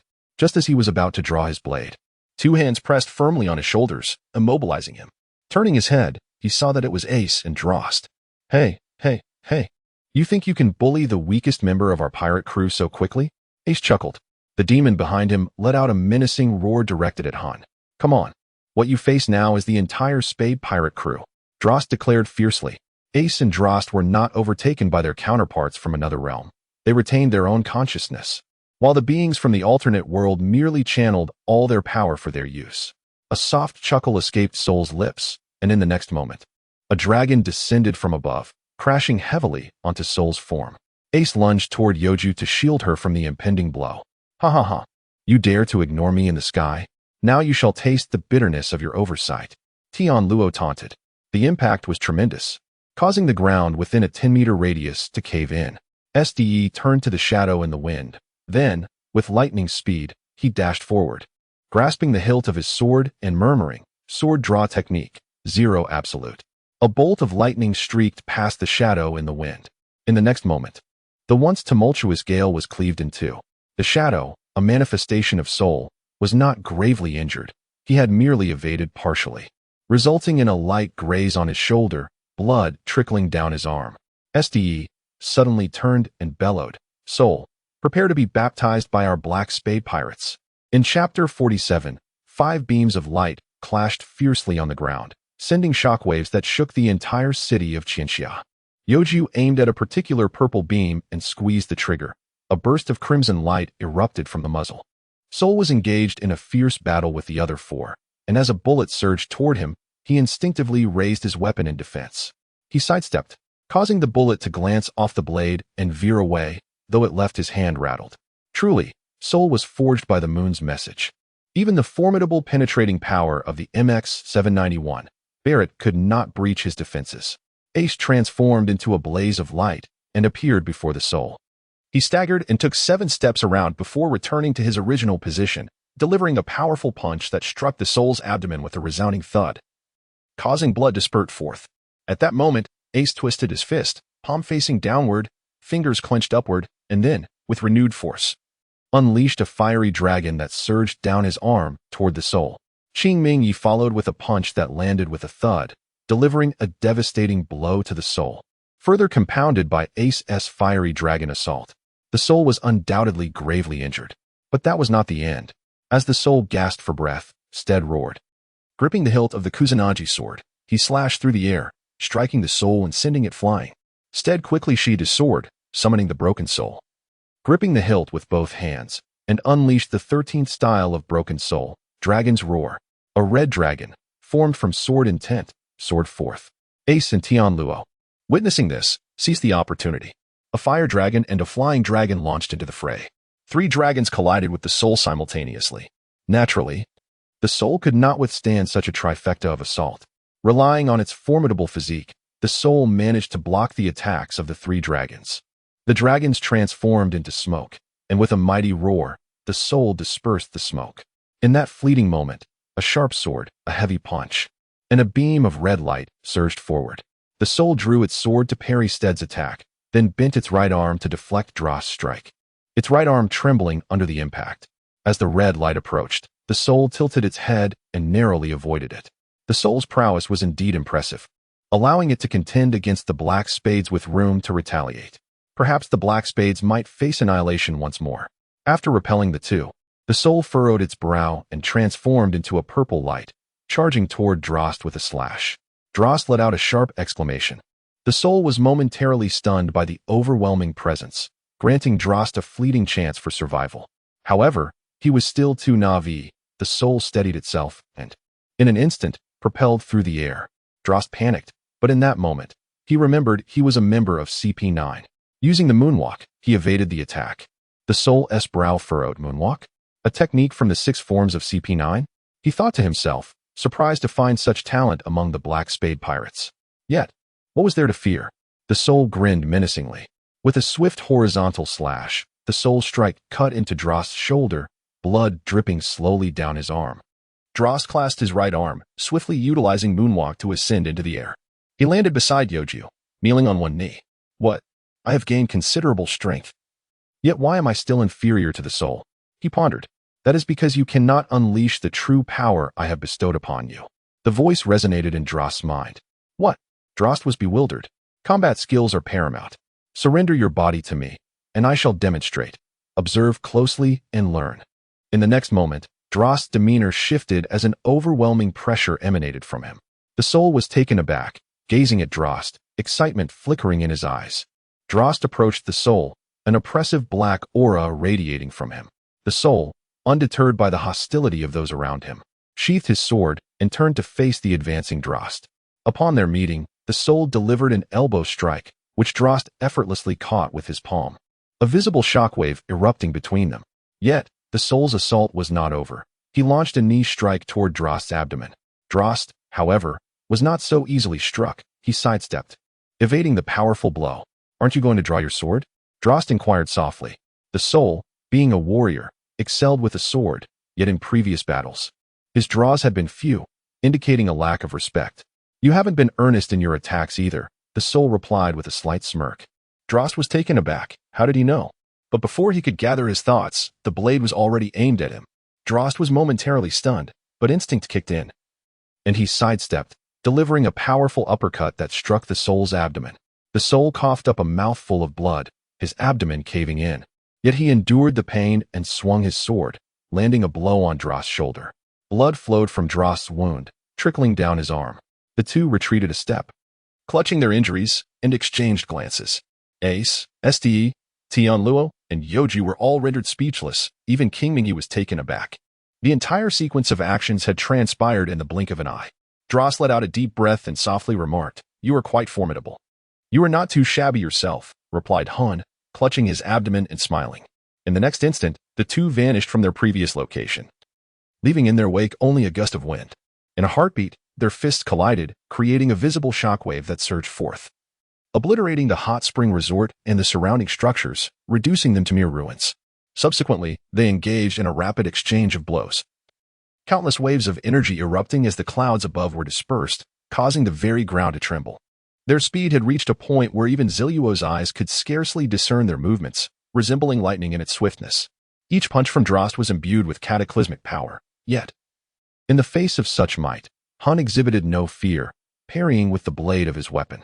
Although his arms trembled from the impact and his fists grew numb from the collision, his countenance remained unwavering. "Delost, your punches are indeed fierce, and I find myself struggling to withstand them, but I shall not concede," Hun declared softly. "However, I shall now fight earnestly." With a fierce dragon's roar, Hun propelled Delost backward. The radiant aura behind him grew ever more resplendent. In the next moment, his blade and fists were enveloped in a layer of purple energy, exuding a dazzling brilliance. Hun swiftly unleashed a flurry of punches and sword strikes, leaving trails of light in his wake, executing a series of fluid motions that nearly overwhelmed Delost. In that moment, Delost was taken aback. This individual had not merely concealed his strength previously, but instead had drawn upon his own energy during the assault, compelling himself to advance. Such talent was indeed rare in this world. Hun's speed with the blade escalated, approaching the very threshold of light, yet still shy of it. As Delost struggled to defend himself, Hun instantaneously sheathed his sword and executed the sword-drawing technique, Whirlwind. Hun drew his blade with sudden ferocity, prompting Delost to retreat a step. At that moment, a whirlwind surged forth, causing Delost, who had lost his balance, to falter. Ste then resheathed his blade and unleashed the sword-drawing technique, breaking the army. A massive crimson sword energy hurtled toward Delost. This technique was Ste's second form of breaking the soul, which Hun had adapted into his sword-drawing maneuver. Delost found himself unable to defend against it, relying solely on his superior physique to withstand the onslaught. Clenching his fists, he ignited his entire being with fiery energy, invoking the flame spell, renowned for its formidable defense. As the breaking the army technique made contact with the flame spell, the latter crumbled with the ease of paper. Just as Delost resigned himself to fate, Ace's demon Xingyue waved a hand, sending forth an invisible, domineering force, leaving Delost momentarily stunned. Hun, too, was astonished, unable to fathom how the enhanced breaking the army could be so effortlessly dismantled. Truly remarkable. After regaining his footing, Delost took 2 steps back and exhaled deeply. Thank you, but I hope you will refrain from intervening." Ste stood in stunned silence and exclaimed, "Are you foolish? Why would you want that?" Tianluo, equally perplexed, inquired why. Youju remained silent, having observed the unwavering determination in Delost's gaze. Xingyue nodded and then addressed Ace. "Hey, let us not interfere." Ace was equally perplexed. Delost slightly raised the corners of his mouth and softly remarked, "Because I fear I might harm you." In the next moment, Delost's muscles surged. A powerful aura erupted from his body, as if he had shed the shackles of restraint that sealed his strength. This was the binding force of the physical flow gate, which had been imposed upon him, restricting most of his physical power. The invisible shackles bore an astonishing weight. "Have you fully embraced the baptism of my strength?" Delost murmured. In that instant, the Delost from the world of One Piece was taken aback, unable to believe that such power resided within him. A faint halo illuminated behind him, signifying that he had half-stepped into the 8th gate. Perhaps this was not merely progress, but the true release of his capabilities. The souls of Delost and the entity known as Soul-Locked Eyes. Your name is Ruashi, isn't it?" A chill breeze swept over Delost's robust physique as he exhaled deeply, raising his arm and clenching his fist, whispering, "Indeed, let me confirm your name, Delost." The cold wind tousled the short hair of Soul, who gripped the hilt of his sword, ever ready to draw it. Both were on high alert. In the next moment, Delost's flame spell ignited, vanishing from sight, as Soul's figure also disappeared, leaving only 2 swirling dust clouds in their wake. The sound of their clash resounded like thunder in the ears of Ace, Ste, Tianluo, and Youju, deafening, especially for Youju, who felt as if his eardrums had burst, a dull ache resonating in his ears. Soon after, a series of similar collision sounds echoed. Waves of energy surged alongside the sounds of impact, rendering the already dilapidated hot spring house even more desolate. This was the Battle of Peak Warriors, a contest beyond the reach of anyone except the captain of the Dragon Destruction pirate crew. Even Xingyue was unable to partake, as he lacked a complete physical form. Boom! The shockwaves traveled far, causing a nearby low hill to crumble.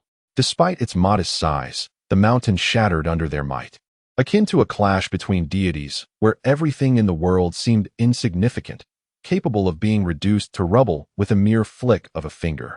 Refreshing, Drosti exclaimed, a genuine expression of exhilaration emanating from within him. Likewise, Sol responded with a smile. Both warriors engaged in conversation, yet their fists and blades never faltered. Unwilling to miss the exhilarating moments of combat, the air was filled with countless crash sounds, waves of energy, and shouts echoing through the sky. The clouds in the blue heavens dissipated, not by nature's hand, but by the force they unleashed. Sol swung his sword at a speed nearly approaching light, attacking with a frenzy that bore no semblance of chaos. It was the free-flowing sword style he had honed over the years, seamlessly interwoven with force flow and speed flow techniques as the situation demanded. Mastery of this style required proficiency in all sword techniques, and in this world, only Sol and a legendary sword demon from centuries past could claim such expertise. Drosti felt an array of agonies coursing through him, yet he did not waver. He transcended the pain of his flesh, immersing himself in the ecstasy of combat against a formidable opponent. Each clash of fist and blade, each moment of mutual confrontation, brought joy to both. They could not suppress their smiles, lost in the bliss of battle. This was a contest where neither could claim victory, their powers evenly matched. Perhaps precisely why they reveled in the encounter, seeking breakthroughs in their limits and discovering stronger methods of combat. Drosti retreated 3 steps, then advanced 4. Leaping 7 steps into the sky, he suddenly unleashed a punch aimed at Sol's abdomen, distorting the very fabric of space around them. Even at a height of 100 meters, the earth trembled beneath the force. The luminous aura surrounding his fist left a brilliant trail as it struck Sol's abdomen. A guttural sound escaped as blood sprayed forth, splattering onto Drosti's attire that had yet to be fully stained. Sol was propelled backward at a speed too swift for the naked eye to track, leaving only a series of afterimages in his wake. He crashed into a great mountain, nearly penetrating its very core, but managed to stabilize himself after the impact. Drosti, employing the moonstep technique, dashed forward with incredible speed. Sol exhaled deeply to regain his composure, then smiled. He pushed off, moving at a speed imperceptible to the eye, relying on the mountain for leverage. The unfortunate mountain crumbled as if made of paper in an instant. Sol gripped the hilt of his sword, watching as Drosti drew near, and in the next moment, he became a streak of light, gliding past Drosti. Just as he sheathed his sword, he had already drawn it. In that instant, blood erupted from Drosti's shoulder like a fountain. Utilizing the true energy within his body, Drosti slowly healed the wound and turned to face Sol, his brow furrowed. This fellow had drawn his sword in just 0.001 seconds, effortlessly completing a series of actions that seemed impossible, yet he accomplished it. After all, this was not against the will of the heavens. Drosti took a deep breath to calm the surging excitement within him. Sol turned to face Drosti, gripping his sword tightly. Come on then, aside from the Dragon Destruction pirate crew, you are the only opponent I respect. Below, Ace, Ste, Tianluo, and Youju felt a tinge of dissatisfaction, particularly Ste. Drosti smiled faintly. In the next moment, the two vanished without a trace. Bang! Bang! Rings of light appeared in the sky as Ace and the others felt a tremor beneath their feet. At that moment, when their fists collided, a thunderous sound erupted, sending them reeling apart. Just as Sol prepared to charge, a message echoed in his mind. Sol, Guoyun has been slain by Sand Crocodile. One of the 9 commanders has fallen. This is a matter of great national importance. You must return swiftly. We are about to select a new commander to succeed Guoyun. Sol shook his head in resignation, softly stating, Drosti, I must take my leave. I am being summoned. Drosti did not insist on his stay. He had occupied the body of the one-piece Drosti for too long, and that Drosti's spirit had grown weak, necessitating a swift return to his physical form. As Sol descended, he approached Ste, smiling, You have improved significantly, perhaps in the future. You will possess the strength to rival me. I truly look forward to it. I am off now. I hope to be surprised once more next time. Just like before. He vanished after speaking. He clenched his fist resolutely, silently vowing, rest assured, next time, I will not only surprise you, I will astonish you. The power of the soul has fully ignited the fighting spirit of Steed. Drosti gradually descended with a moonwalk, plummeting from a height of 100 meters, inevitably experiencing some pain. Upon landing, Drosti fainted. Everyone was left in confusion, except for Ace, who understood that the soul had taken over the body. The pirate King Drosti had indeed claimed dominion. Steed approached Drosti, crouched beside him, and remarked with a smile, "You truly are quite strong. Drosti, you absolute fool." This last statement brought a smile to Ace's face, while Youju burst into hearty laughter. Despite the myriad experiences of the past few days, they all required a day of proper rest. As they prepared to meet again in February, they were reminded of the challenges ahead, especially the impending exams that weighed heavily on their minds. The excitement of a new chapter loomed, yet the struggles of academic demands persisted. After a day of rest, Ace and his companions were now brimming with vitality. Remarkably, Ace was able to rise without the aid of his counterpart from another realm, indicating that the side effects of his true energy had dissipated. It was truly astonishing that an ailment expected to confine him for 3 days had healed in less than 48 hours, leaving only a slight soreness in his muscles. Furthermore, Ace's abilities had indeed been enhanced. He could now step into the realm of the semi-sealed without reliance on his alternate self. Previously, the aura of semi-sealed power had stemmed from the Ace of the Pirate King universe. During Ace's day of recuperation, Steed diligently honed his foundational skills. He spent a full 5 hours in a horse stance. Typically, a robust individual would be utterly exhausted after 3 hours, their body rendered powerless. As the longer one held the stance, the heavier it felt. Steed's endurance was exceptional, and it was evident that his leg muscles had developed significantly, as he remained lively and agile even after such a demanding workout. Despite the ease with which he performed this foundational exercise, his calf muscles had become noticeably taut. Previously tight yet slightly relaxed, they now stood firm as if sculpted, akin to those of a bodybuilder. Steed executed approximately 2,000 single-arm push-ups, transforming his arms from their previously delicate state into ones adorned with subtle muscle definition. Although his physique still paled in comparison to the explosive musculature of Delost, one could not overlook how Steed's once slender arms could now exert considerable force. Meanwhile, Delost was engrossed in deciphering the combat techniques of his otherworldly self. Engaged in an unperceived duel, he concentrated all his might in his gaze, which was bloodshot, yet keenly observant. Fortunately, his counterpart had not left him to figure it out alone. Perhaps aware of Delost's limitations, he implanted subtle techniques gleaned from countless battles into Delost's mind. Each maneuver was the distilled essence of thousands of encounters, with even a simple turn or sidestep imbued with intricate finesse. The more Delost contemplated, the more daunting it became. Such exquisite techniques allowed him to spar for countless rounds, showcasing the overwhelming prowess of the soul, far surpassing that of the entire Spade Pirates crew.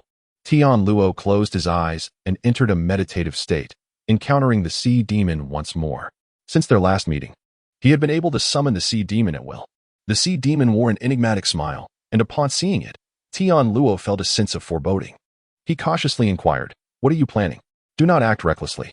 Protectively, he shielded himself. The sea demon, amused, chuckled, "You think too much. Do you take me for a homosexual?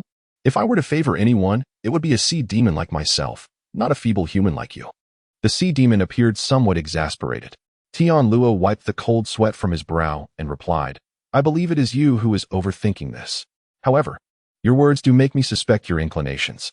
The sea demon, still chuckling, conceded, "All right, I shouldn't have said that. My apologies, I am not a homosexual." Tianluo, puzzled, gently asked, "Then what was the meaning behind your peculiar smile?" The sea demon rested his chin on his hand, laughing. "It is disappointing to see that your devil fruit powers have awakened, yet you still cannot harness their strength." Feeling somewhat defeated, Tianluo sat cross-legged and said, "What can I do? The disparity in power is undeniable. Truly, a single soul could take on our entire Spade Pirate crew. If I could hold my own, I would be a god by now." The sea demon's smile faded, replaced by a serious expression that was uncharacteristic for him. "Do you truly look down on yourself and the power I have bestowed upon you?" Tianluo, sensing the gravity of the situation, felt a cold sweat trickle down his back. "That is not what I meant. I simply believe I have no chance against the soul. The sea demon sighed deeply, sitting cross-legged as well. I do not expect you to defeat the soul, but your attitude is troubling. Even if the odds are slim, you must strive for victory. As a wielder of a devil fruit, do not become too reliant on your abilities. Ultimately, they serve merely as assistance. You must strengthen your physical form, for there are indeed forces in this world that can counteract devil fruits. As the sea demon's words resonated within him, Tianluo lowered his head, acknowledging their truth. The sea demon sighed again. Reflect on this. Just as Tianluo's eyes fluttered open in the real world, engulfed in profound contemplation, Youju suddenly exclaimed, "Hey! I just remembered, there were two individuals, a man and a woman, who rescued you."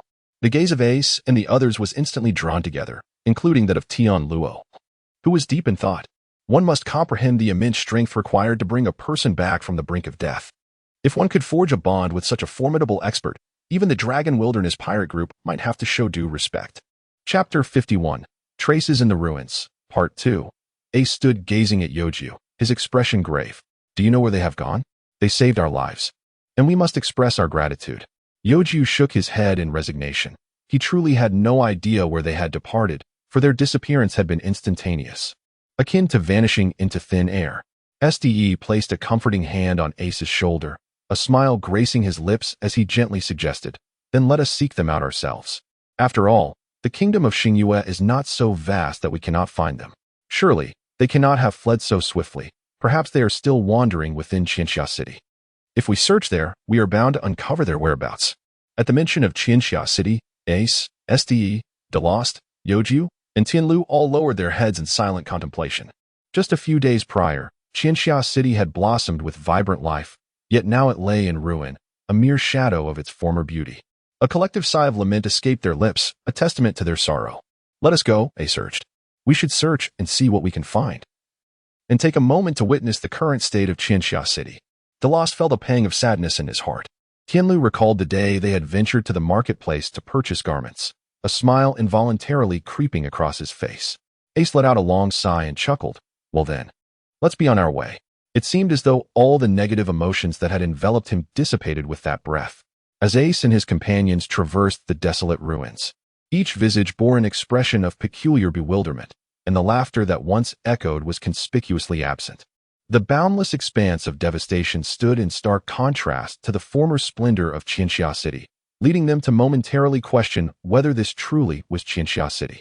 Their hearts now brimmed with profound disdain for the organization known as Xingyue, which had obliterated countless homes and lives.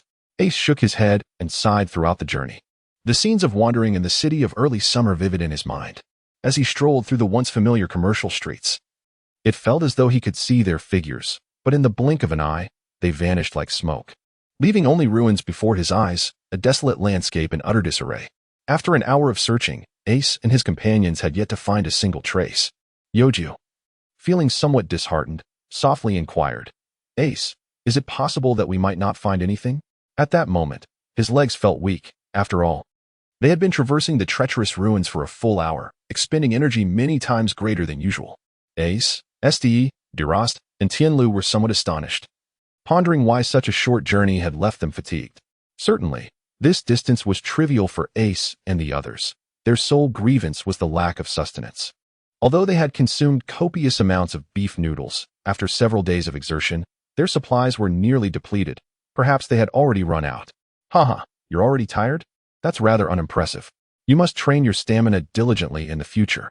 You cannot afford to neglect your physical fitness," Ace lamented. Indeed, Ste concurred. "Your stamina is woefully inadequate, and your physical attributes leave much to be desired. It is not just Ace who must train you. I must as well. After all, it was I who brought you aboard, so you must possess the ability to defend yourself. Otherwise, I would be distracted in battle by the need to rescue you." Delost raised his head, striking a lofty pose. Since Ste is joining in, I shall certainly participate as well. I will train your physique to match mine, and then utterly defeat Ste. Tianluo appeared somewhat puzzled.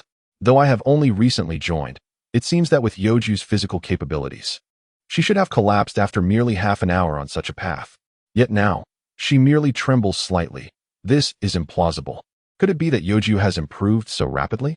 Unbeknownst to them, Youju had been injected with the X virus by her parents, resulting in a significant enhancement of her physical abilities. This merely illustrates that I am a prodigy. You mere mortals cannot hope to enter the realm of this great talent. Youju sighed, feigning a sense of regret. You are indeed impressive now, Youju. You have even adopted such tactics. Ste nodded in approval. It is all your fault for corrupting the innocently adorable Youju, Delost chided, emphasizing the phrase innocently adorable. Youju seemed to grasp the implication and rolled her eyes at Delost. Ha. That I roll deserves full marks, Tianluo chuckled, unable to contain his amusement. Tianluo, eh. Ace raised an eyebrow, a peculiar smile gracing his lips. This was the first time he had heard Tianluo utter such words, and he felt a mix of surprise and excitement, realizing that Tianluo was beginning to embrace the atmosphere of the Spade Pirates. Hee ha. Delost erupted into laughter, his mirth whimsical, even producing various sounds and tones. Ste's face manifested a long-lost expression of exasperated amusement. Witnessing this, Delost's laughter intensified. Ste, too, could not suppress his own smile. Ace covered his face, pondering internally. I do not recognize these two imbeciles. At this moment, Ace had distanced himself significantly from Lista and Delost. Tianluo cast a bewildered gaze, as if regarding an unusual specimen. In a dim corner, two individuals observed the scene. They were Youju's parents, who exchanged smiles. The woman remarked, "Darling, Youju has found a splendid group of companions. The overall atmosphere is quite delightful." The man nodded in agreement and replied, "Indeed, especially that one named Delost. His laughter is something I could never hope to replicate." Hee ha. Wait, something feels off.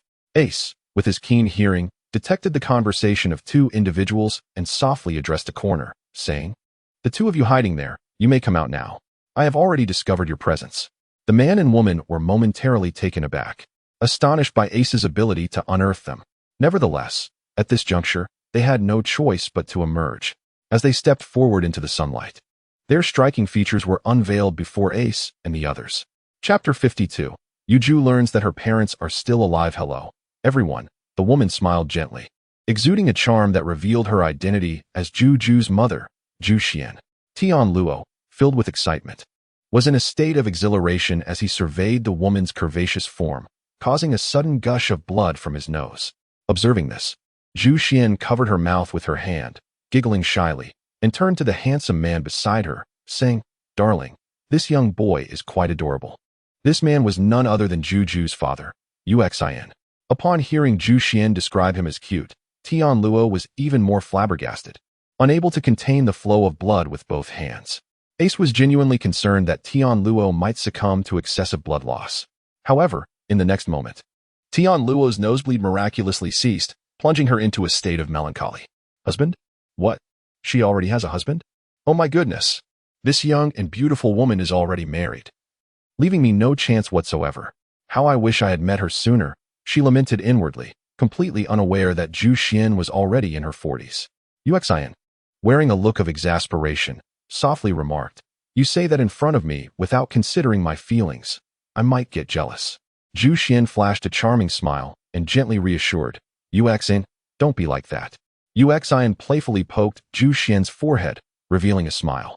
Witnessing their display of affection, Tianluo felt utterly disheartened, thinking to herself, oh dear, this is a veritable spectacle of love, a cruel torment.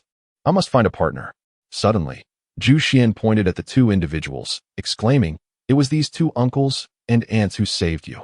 Ace, Steed, and Delost were taken aback, questioning, "Uncle and aunt?" This couple, Juxuan and Youxin, appears to be in their 20s. Isn't it a bit excessive to address them in such a manner? Upon hearing these words, Juxuan and Youxin lowered their heads, finding the titles of uncle and aunt rather ironic. Deep down, they mused about the perception of their age. Who knows? It just feels like they must be quite older. Youju remarked with a smile. Ace and the others were momentarily taken aback, for they were aware that their adversary was a formidable being endowed with the power of resurrection. Had that last remark incited their ire, it would have spelled doom for Ace and his companions. In the next instant, Juxuan and Youxin vanished from their positions, reappearing before Youju in a flash. Youju was instantly startled. Could it be that they were genuinely provoked by my earlier words? I was in the wrong. She silently lamented within. Ace and the others were also startled. For a moment, They considered intervening to protect Youju. However, upon witnessing Zhu Xian's warm smile, they realized he harbored no ill intentions. Zhu Xian knelt down and gently caressed Youju's head, softly chuckling. Youju.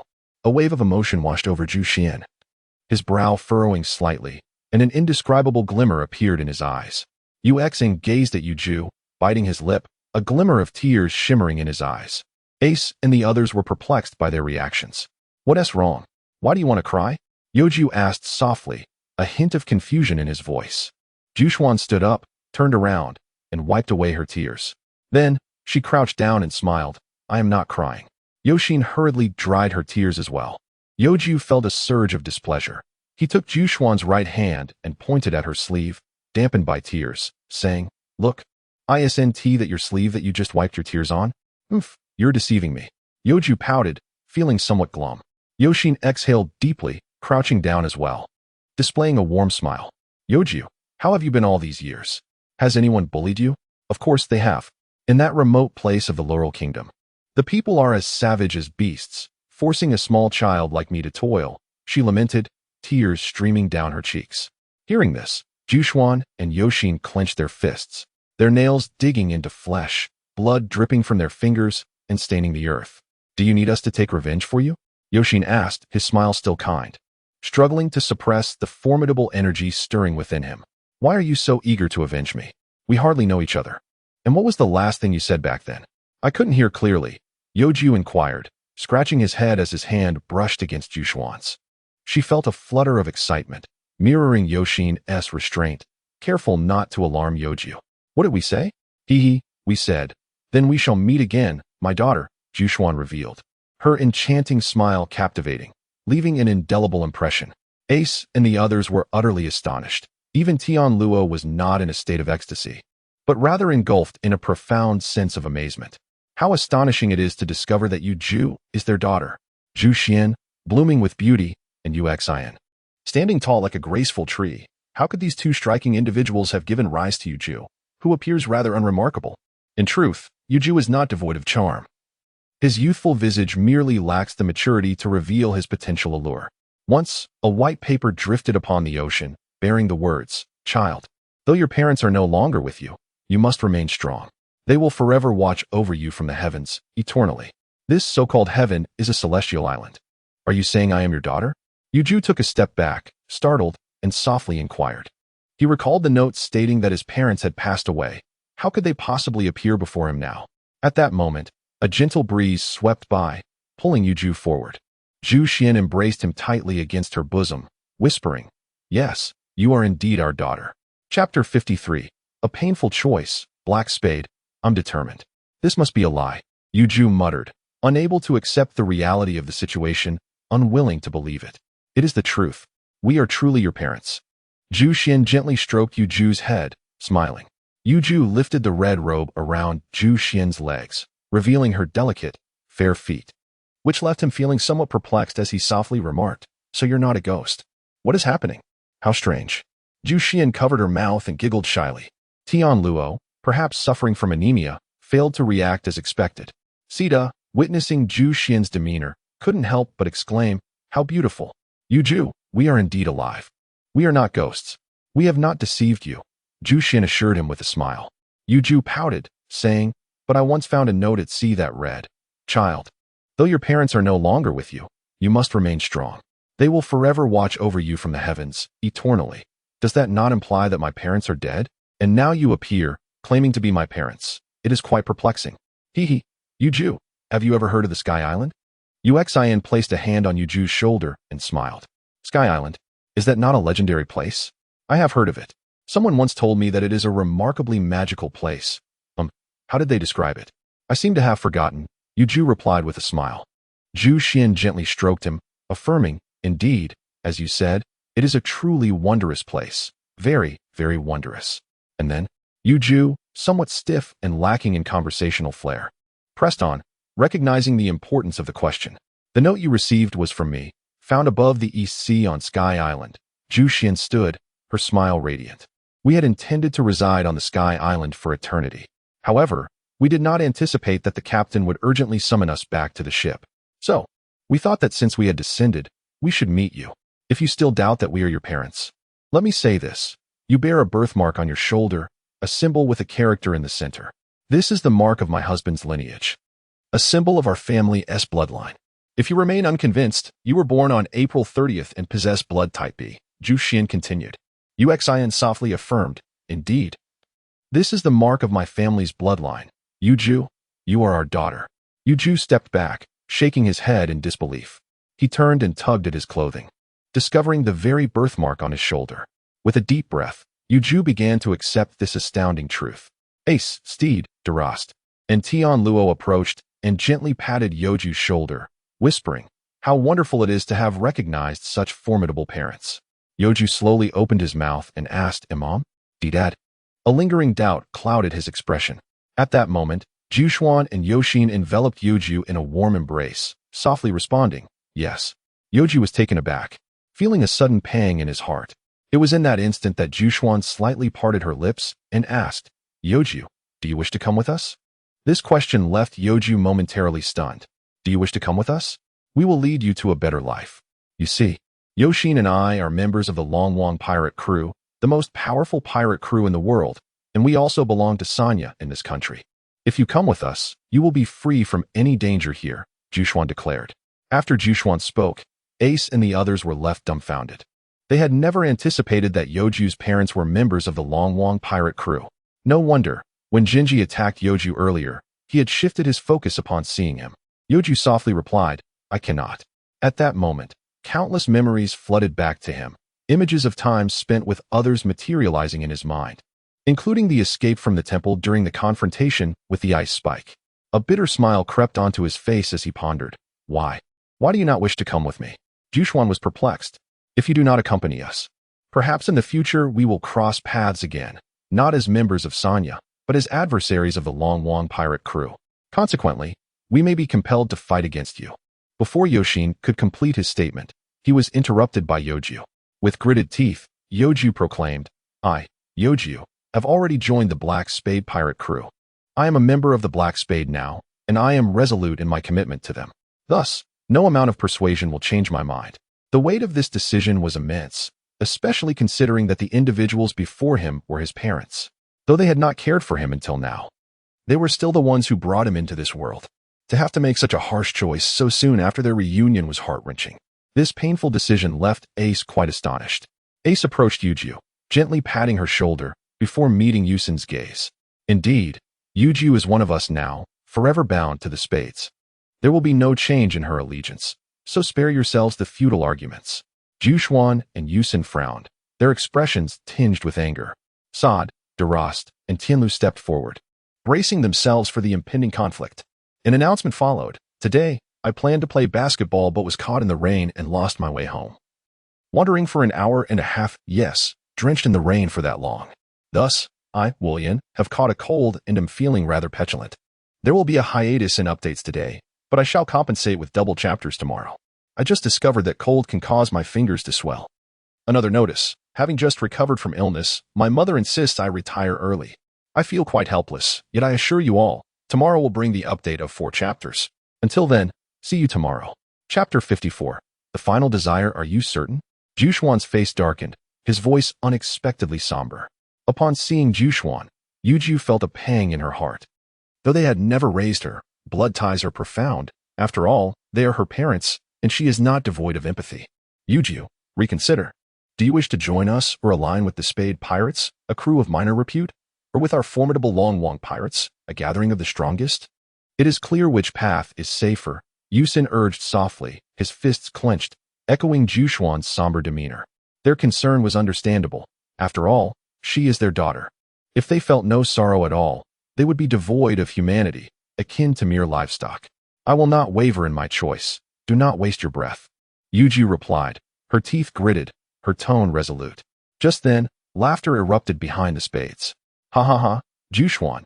Yusin, your daughter rejects you. Isn't that awkward? You abandoned her. And now look what you've done. Upon hearing this, Jushuan and Yusin clenched their jaws, filled with regret over their past decision to forsake Youju. Hey, that voice. It must be Yuejun. A figure approached, dark hair cascading down his back, long brows framing his green eyes, adorned with a beauty mark that radiated charm. A A straight nose and cherry-like lips complemented his features. With one hand covering part of his face, his slender fingers concealed his expression, but his smile exuded confidence. Clad in a simple white shirt and black pants, his handsome visage and towering height of 2.13 meters lent him an undeniable allure. Indeed, it is I, the visual representative of the Longwang Pirates, Youju. He lifted his head slightly, his hand following suit, embodying a sense of pride. His statement was not mere vanity. Youju's looks slightly surpassed Yusin's, perhaps due to Yusin's advancing age. Still as self-absorbed as ever, Yusin remarked with a hint of disdain. This is not self-absorption. It is a fact, Yuju replied, a smirk playing on his lips. Yes, a fact, Yusin sighed, a hint of melancholy crossing his features. He turned to Youju, questioning. Youju, are you truly set on accompanying the Spade Pirates instead of joining us, the strongest Longwang Pirates? Is it your intention to align with a crew still in its infancy? Each inquiry cast a shadow of doubt in Yuju's eyes, yet it was fleeting. Memories of her time with Ace and the others flooded her mind. After months by the Spade's side, she chose them over her unacquainted parents. In the next moment, wavering transformed into unwavering resolve. Gazing steadfastly at the imposing figure before her, Youju declared, I am certain. I will journey with the Spade Pirates. Upon hearing this, Yusin's expression remained as placid as a still lake. He seemed unfazed, perhaps having anticipated Yuju's choice. Oh, then hold firmly to your decision. No matter when. Never forget the choice you made today, Youju. You must remain steadfast for eternity. With that, Yusin turned away from Youju, and moments later, tears streamed down his face, accompanied by soft sobs. Youju, recognizing the gravity of the moment, ceased his jest. He understood the importance of the occasion. Ace and the others gazed at Youju, then turned their attention to Yoshin and Jushuan, whose faces were now drenched with tears. Yoshin let out a long sigh, turning to embrace Jushuan tightly, his breath coming in ragged gasps. Jushuan, let us respect Youju's choice. After all, it was we who abandoned him back then. We cannot compel Youju to accompany us now, he said with a bitter smile, revealing the depth of his anguish. Jushuan was overwhelmed with sorrow and guilt, lamenting why he had forsaken Youju for the sake of Longwang. Perhaps this is what the elders often refer to as the cycle of cause and effect. Jushuan, he sighed heavily, turning to look at Youju, whose teary eyes glimmered with an indescribable light. He managed a faint smile. Youju, could you call me mother? He asked for nothing more. This was Jushuan's final wish. Youju stood in silence, unable to articulate a response, perhaps unsure of how to begin. He lingered in that stillness for quite some time. Seeing this, Jushuan seemed to find his answer and smiled. I hope that next time, you will call me mother. Jushuan's smile was enchanting. Yet it was merely a facade of forced cheerfulness. Ace gazed at Youju, feeling a pang of sympathy. Delost perceived Youju as utterly pitiable. Tianluo expressed his compassion. Steed looked upon Youju, let out a deep sigh, and approached her, gently stroking her head. Youju clenched her fists tightly, having received her answer. Jushuan buried her face in Yoshin's chest and wept inconsolably. As the sun began its descent, casting a golden hue upon the earth in its final moments, the scene of the two embracing in shared anguish felt profoundly melancholic. Ace approached Youju, followed closely by Delost and Tianluo. At this moment, Youju's fists clenched tightly, his nails digging into his flesh. Chapter 55, Fate's Caprice. This chapter is brief. The remaining chapters owed to everyone can be exchanged tomorrow. Youju tightened his fists. His head bowed in silence, his grip unyielding. Perhaps this was a manifestation of his trepidation. He was at a loss regarding his choices. He longed to call out mother, yet he was acutely aware of the price such utterance might exact. To vocalize those two words could mean severing his ties with the Spade Pirates, a bond he cherished far more deeply than that with his estranged parents. Fearful of leaving the crew he held dear, he hesitated to speak. However, the presence of Ace and the others emboldened him, their warm hands instilling within him a surge of courage. Gritting his teeth, he cried out, Mother! The resonance of his declaration was profoundly striking. Yet, in a cruel twist of fate, at the very moment Youju uttered these words, Yoshin and Jushuan vanished as if they had been vaporized from existence, their absence so complete that even his call went unheard. Beside him, Youju wore a look of deep regret, softly remarking, Your timing is regrettable. Just as you called out, the captain summoned them away. I too feel quite helpless. Youju's eyes widened in anguish. The enormity of courage it took to voice his longing felt utterly wasted, as they had not even caught a whisper of his plea. A sigh escaped Ace's lips as he chuckled. You will undoubtedly have another opportunity in the future, Youju. Delost promptly lifted Youju into his arms, startling Steed, who had nearly lost his balance with his hand still resting atop Youju's head. Delost laughed. Oh, Youju, do not be disheartened. However, your choice of our black spade truly reflects your discernment. Tianluo remained silent, merely observing, feeling an overwhelming sense of pity for Youju. Steed approached Youju with a smile, gently saying, Youju, do not cry. There may well come a time when you can meet your parents again. It would not be too late to call them Amandeten, would it? Upon hearing this, Youju exhaled deeply and replied with a smile, Indeed, why should I feel disheartened over such trivial matters? Youju nearly choked in disbelief at such a triviality. To Youju, the notion of acknowledging one's kinship was evidently not of great significance. With a wry smile, Youju softly remarked, You all enjoy your conversation. I must take my leave. Oh, and the soul may also be departing. For some seeking revenge, it may be a long wait, perhaps months or even years.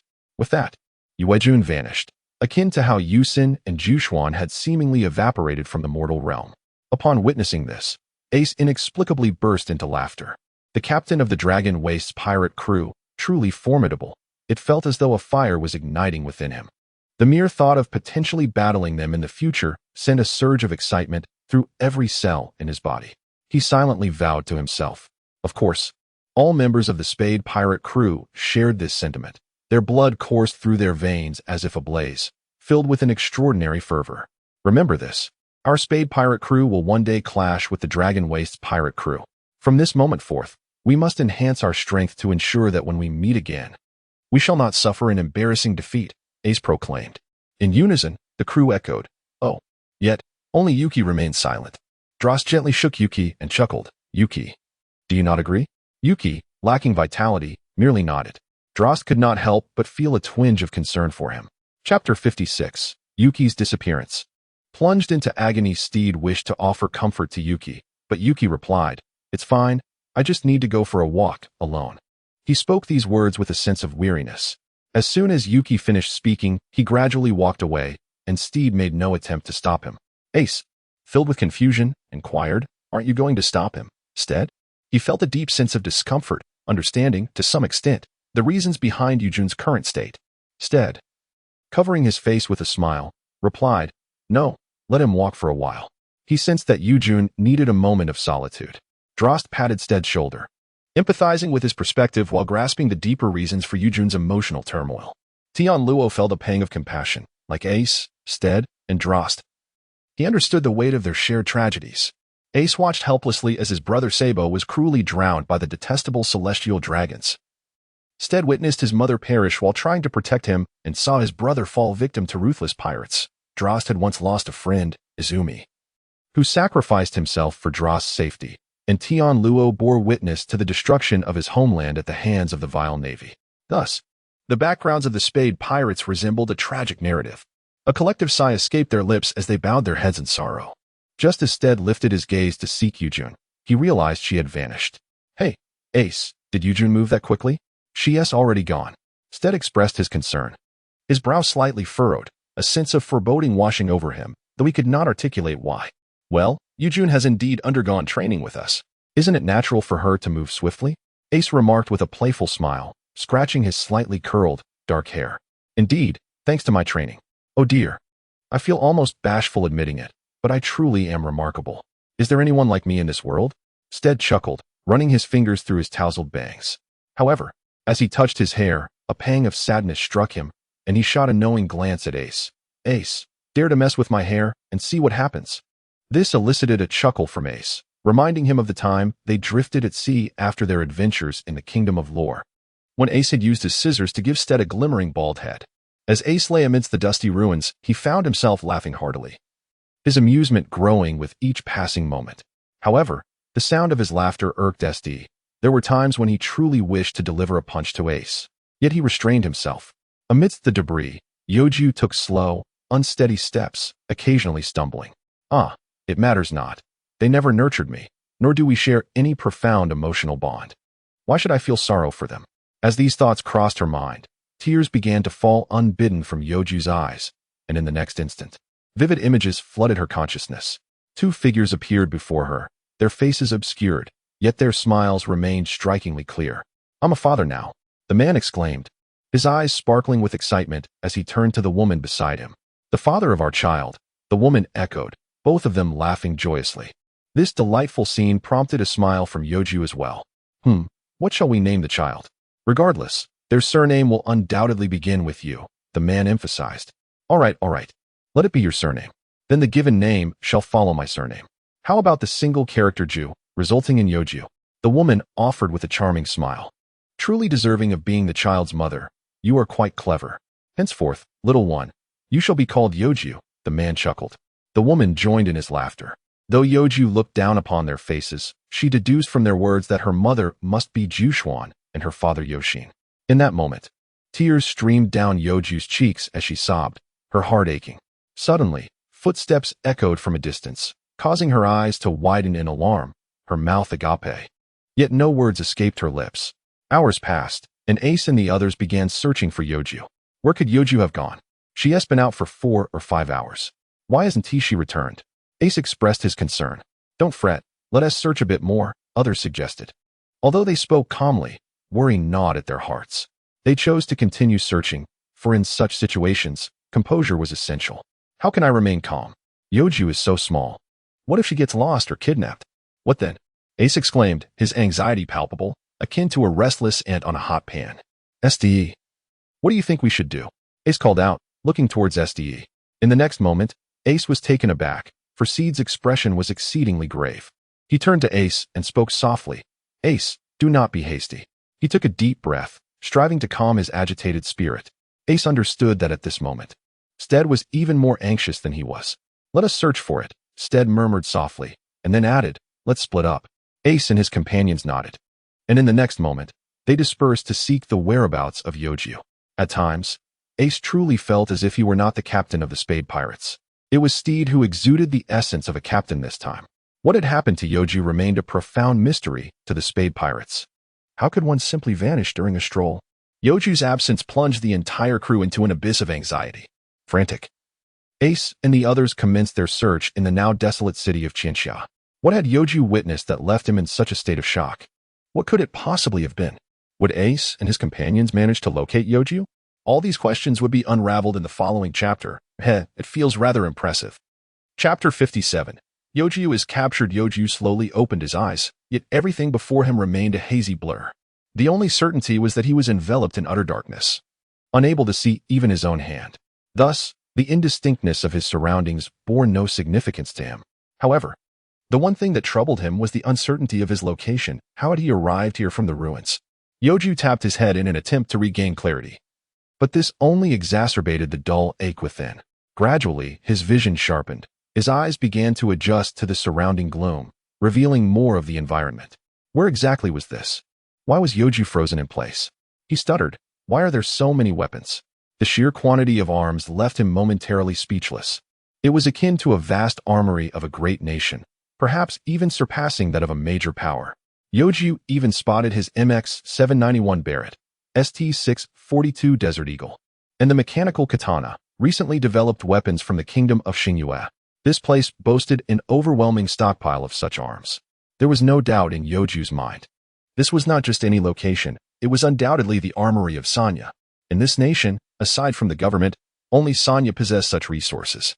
However, it was clear that Sanya had personnel embedded within the research facilities of the kingdom of Xingyue to procure the methods of weapon fabrication. Otherwise, it would be implausible for them to have amassed such an extensive arsenal. Stealing such a vast quantity of arms would be no easy feat suddenly.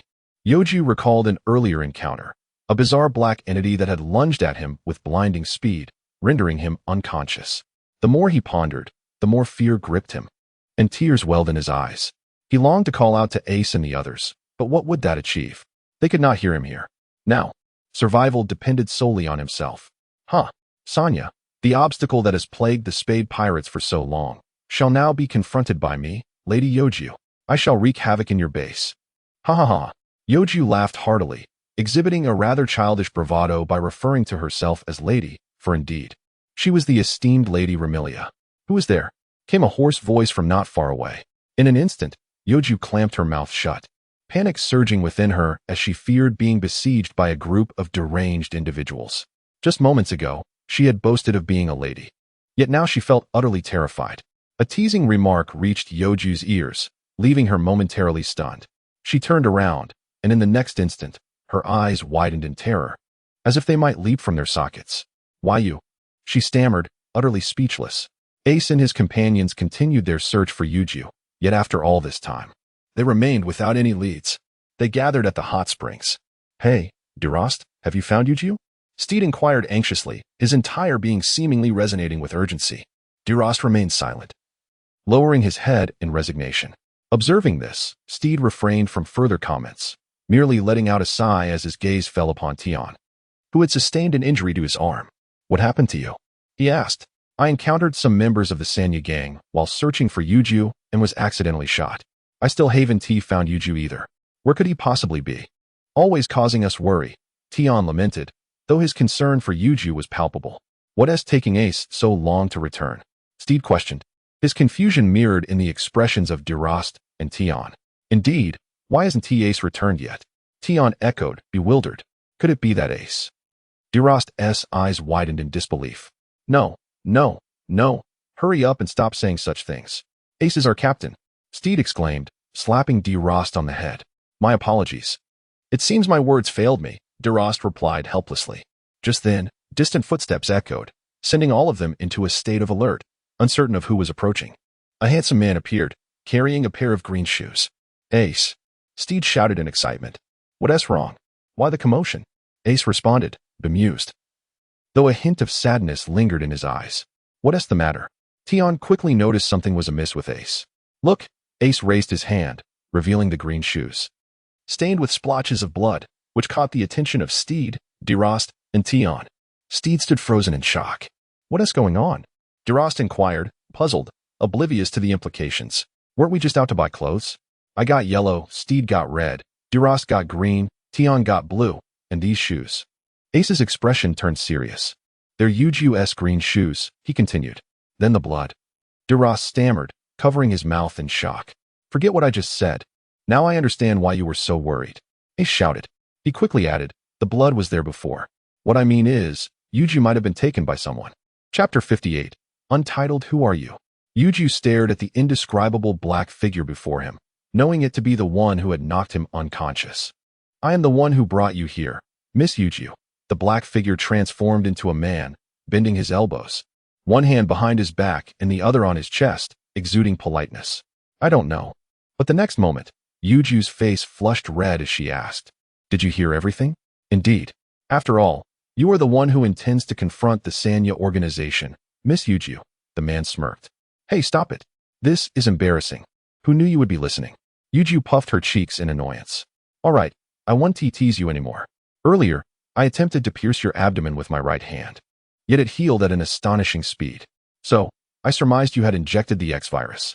The man stated solemnly. "I did, so what?" "Wait.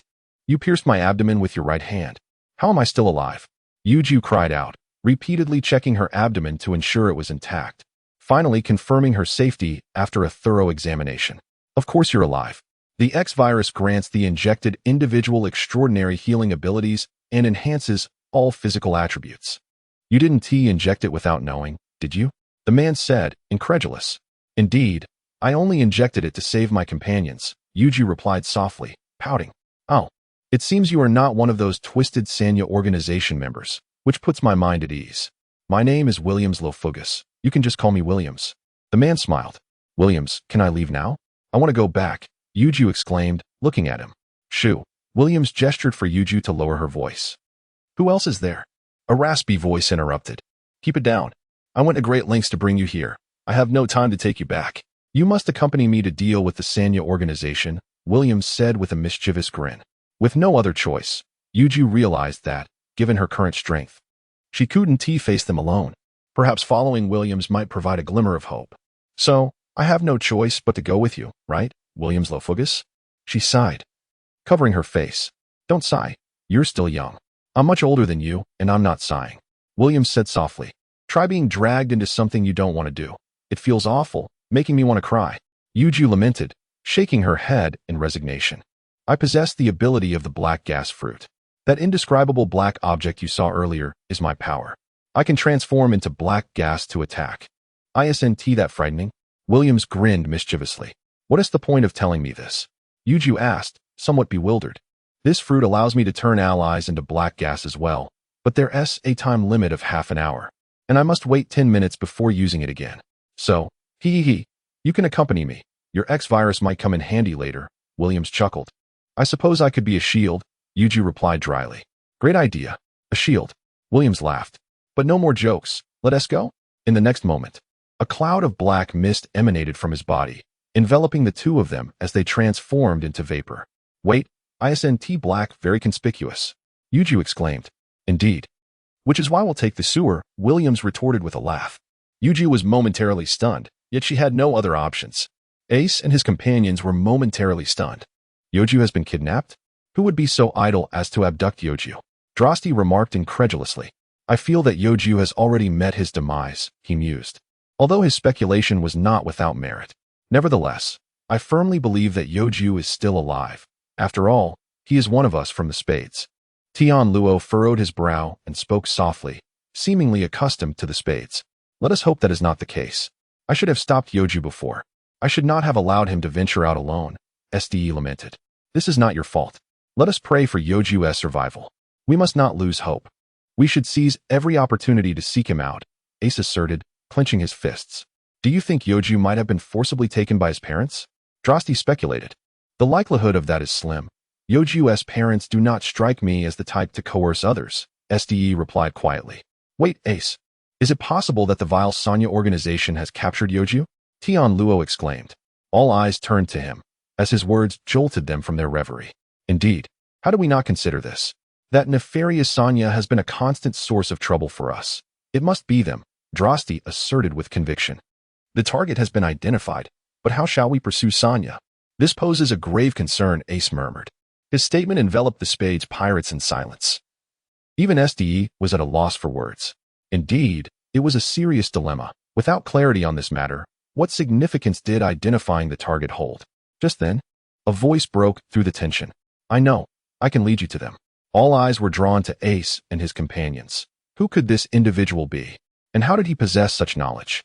What actions might Youju and Williams undertake? Who among those at the Sanya base is privy to this information? Be sure to catch tomorrow's episode of One Piece, Ace Chapter 3. It seems to be getting increasingly intriguing. Chapter 59, Mark Doria, Sanya's scheme. Ace and his companions focused on the past. They could hardly believe that the words were uttered by the celestial dragon, Mark Doria. It was the very same celestial dragon who had been knocked down by Ace. I can lead you to Sanya's base, Mark Doria said with a smile. His body bound in blood-stained bandages. Will you truly assist us? Ace questioned, his skepticism evident. He found it hard to believe that a celestial dragon would exhibit such kindness. In this world, celestial dragons were imbued with an overwhelming sense of superiority and would never aid a nameless pirate like Ace. Ace, don't be like this, Steed urged. Fearing that Ace's demeanor might cause Mark Doria to withhold information about Sanya's base. Indeed, Ace, refrain from incessantly doubting others, Drost advised. Tianluo placed a hand on Ace's shoulder, prompting Ace to turn and look at him. Tianluo shook his head, signaling him not to act in that manner. I can guide you to Sanya's base. But I have one condition, Mark Doria whispered. Ace was aware that this individual had ulterior motives in assisting him. However, at this moment, they had no other choice. To save Youju, he had no option but to comply. Speak, he urged. I hope to leverage your strength to defeat Mr. Crocodile. Tears streamed down Mark Doria's face. Why? Aren't you a member of Sanja? Ace inquired, perplexed. Not only Ace, but also Steed, Drost, and Tianluo were equally bewildered, all harboring a significant question in their minds. Why would a member of Sanja wish to overthrow its leader? Speculations regarding insubordination and power grabs flooded their thoughts. Mark Doria exhaled deeply and exclaimed, Because Mr. Crocodile, that scoundrel. Youju and Williams had infiltrated the sewers of Sanja, a place cloaked in darkness akin to the armory above, where visibility was utterly non-existent, darker even than the weapons that lay in wait. Besides the oppressive gloom, the sewers had another defining characteristic. They were exceedingly filthy, teeming with murky waters and scurrying rats. Youju, now transformed into a wisp of black mist, floated restlessly.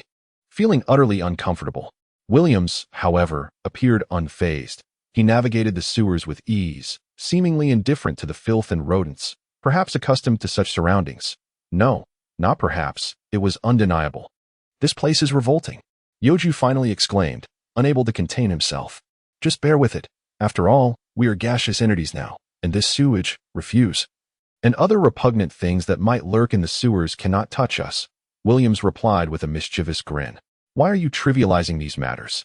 Youju grumbled, attempting to clench his non-existent fists in frustration. That's just who I am, Williams remarked, attempting to run his fingers through his hair, only to realize he had none, which left him somewhat embarrassed, yet he continued to smile. A scheming fellow? Oh no, you cannot be labeled as such. It would be more accurate to describe you as possessing a peculiar sense of humor, Youju retorted softly, covering his face. Many people say that about me. Ha ha ha. Williams laughed heartily. Just how many people have you left with a bad impression? Youju lamented. For words describe it. Countless, Williams quipped, poking fun at himself. Youju managed an awkward smile, and so did Williams. Suddenly, Williams said, wait a moment. His tone suggested he had stumbled upon something significant. He dispelled their black mist forms, transforming them back into humans. With a splash, Youju landed squarely in the filthy water, nearly on the verge of tears. Why? Oh, why did I choose to accompany someone like you? You didn't even give a warning before changing us back. My clothes, my green shoes. He inwardly complained. Speaking of shoes, Youju glanced at his pale feet, only to discover he was missing one. I've lost a shoe. How could this be? My luck is dreadful. This was specially purchased by Ace for our Spade Pirates. How will I face Ace when I return? He inwardly groaned. Williams placed his finger to his lips, signaling Youju to remain silent. He listened intently, pressing his ear against the cold, metallic surface above. Youju surmised that there might be important discussions taking place above. In 3 days, Mr. Crocodile is set to launch an all-out attack on Suihai City. The voice was delicate, likely that of a woman. At that time, it will be our Sanja's collective assault. You should also contact those 2 researchers. Without them, we cannot produce a significant quantity of the X virus, which is crucial for Sanja. The speaker was undoubtedly male. Understood, Williams murmured after listening, crouching down to roll up his sleeves, glancing at his watch, which read May 13th. 16:30. It is now May 13th. Their operation should commence on May 16th. What formidable adversaries. Initially, Williams believed the threats made by Sanja were mere bravado. Yet witnessing their capability to obliterate 2 major cities in just 10 days began to change his mind. 1 month. To destroy the Star Moon Nation. Are they mad? Youju questioned. Because he killed my father, Mark Doria shouted, and as he did, tears cascaded down his face like a waterfall. Upon hearing these words, Ace and his companions were momentarily taken aback. Why did Mr. Crocodile intend to murder Mark Doria's father? A multitude of such questions swirled in their minds. Why does Mr. Crocodile want to kill your father, Mark Doria? Ace inquired, his expression laden with confusion. My father is one of the 10 great warriors of the Starry Moon Kingdom. Mark Doria replied, his voice trembling. The 10 great warriors pose an immense threat to Sanya's plans of annihilating our kingdom. Unable to eliminate the more formidable souls among the 10, such as Rofogus and Xilyan, Mr. Crocodile resorted to targeting the weaker ones, including my father, Mark Xuantu. At this point, tears streamed down Mark Doria's face uncontrollably. Oh, I see. You wish for us to avenge your father. That is your request, is it not? Steed asked, furrowing his brow. Mark Doria nodded through his tears, his helmet nearly half filled with sorrowful droplets. Very well, leave this matter to us, Steed responded with a reassuring smile. Our agreement is that you provide us with the location, assist us in retrieving our comrade Youju, and in turn, we shall avenge your father, Mark Xuantu. This deal is firmly established by us, the Spades. Ace asserted with conviction. This was not merely Ace making a unilateral decision. Steed, Delost, and Tianluo shared the same sentiment, which was quite remarkable. You may speak, Tianluo said softly, an air of pressure emanating from him that was almost suffocating. Fortunately, Ace, Steed, Delost, and Mark Doria possessed enough strength to mitigate the overwhelming sensation. Ace was taken aback, gazing at Tianluo as he softly inquired, Tianluo, have you awakened the Conqueror's Haki? Ace's words left the entire gathering in stunned silence. Even Mark Doria, with tears in his eyes, was momentarily speechless. Indeed, I find Mr. Crocodile utterly despicable, and my anger perhaps awakened my Conqueror's Haki, he reflected. However, it seemed that he could not wield his power freely. It was likely to manifest only in crucial moments. Tianluo clenched his fists and declared, "It's dire.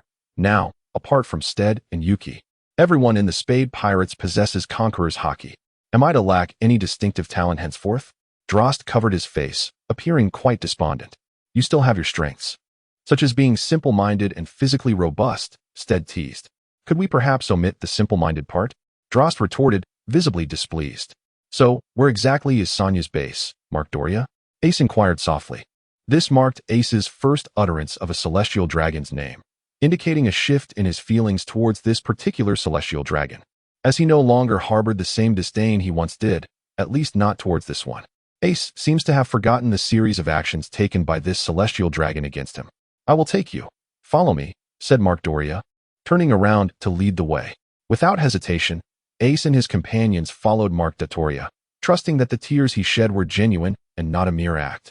Meanwhile, in Youju's vicinity, Williams expressed disbelief, questioning the absurdity of their plan to annihilate the Star Moon Kingdom in just a month. "It's pure folly. They must be mad," Youju retorted. Indeed, the Sanya were a collection of such lunatics. Yet they possessed the capability to bring about the kingdom's downfall within that time frame. They boasted technological prowess on par with the Star Moon Kingdom and commanded an army of special forces armed with hundreds of thousands of X-viruses. The only forces capable of confronting these elite soldiers were the 10 generals and the Star Moon Army, which combined numbered fewer than 50,000. 5,000 against hundreds of thousands. The odds are insurmountable. Williams clenched his fist softly. "It's all right. We just need to create chaos at the Sanya base and let them experience the true essence of disruption." Youju smirked mischievously. "Hee, fellow conspirator, I share your sentiment. Let us henceforth be known as the Disruption Duo." Williams mirrored Youju's expression. Previously, Youju had criticized Williams for his twisted sense of humor. Yet he too reveled in similar mischief. "Let us embark on this venture and demonstrate the might of the Disruption Duo," Youju proclaimed, raising his voice. "Indeed. Ha!" Williams echoed. "Who goes there?" A chorus of voices, both male and female, resounded from above. Williams and Youju were momentarily paralyzed with fear. After a tense pause, they realized no one was present. "Ah, it's nothing. I thought I heard something, perhaps just a mouse," one of them remarked, finally exhaling in relief. They had held their breath in apprehension of being discovered.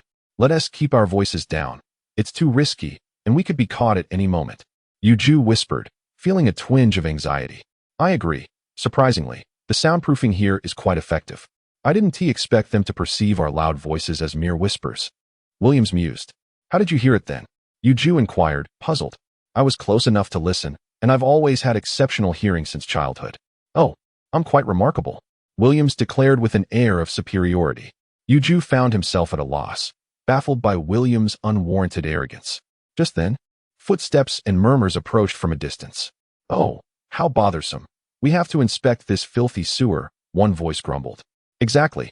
What if someone were to emerge from the sewer and strangle you while you slept?" Youju and Williams could hardly contain their frustration, lamenting the unnecessary trouble these individuals were causing. At that moment, they envisioned a herd of adorable llamas galloping through their minds, realizing they were facing a significant crisis. Chapter 61. Untitled. Mark Doria led them to a desolate expanse of desert. "Where are we?" Ace inquired, perplexed. Mark halted, a slight smirk gracing his lips. "Ha! Ste bewildered. Asked, what is so amusing? Can't you see?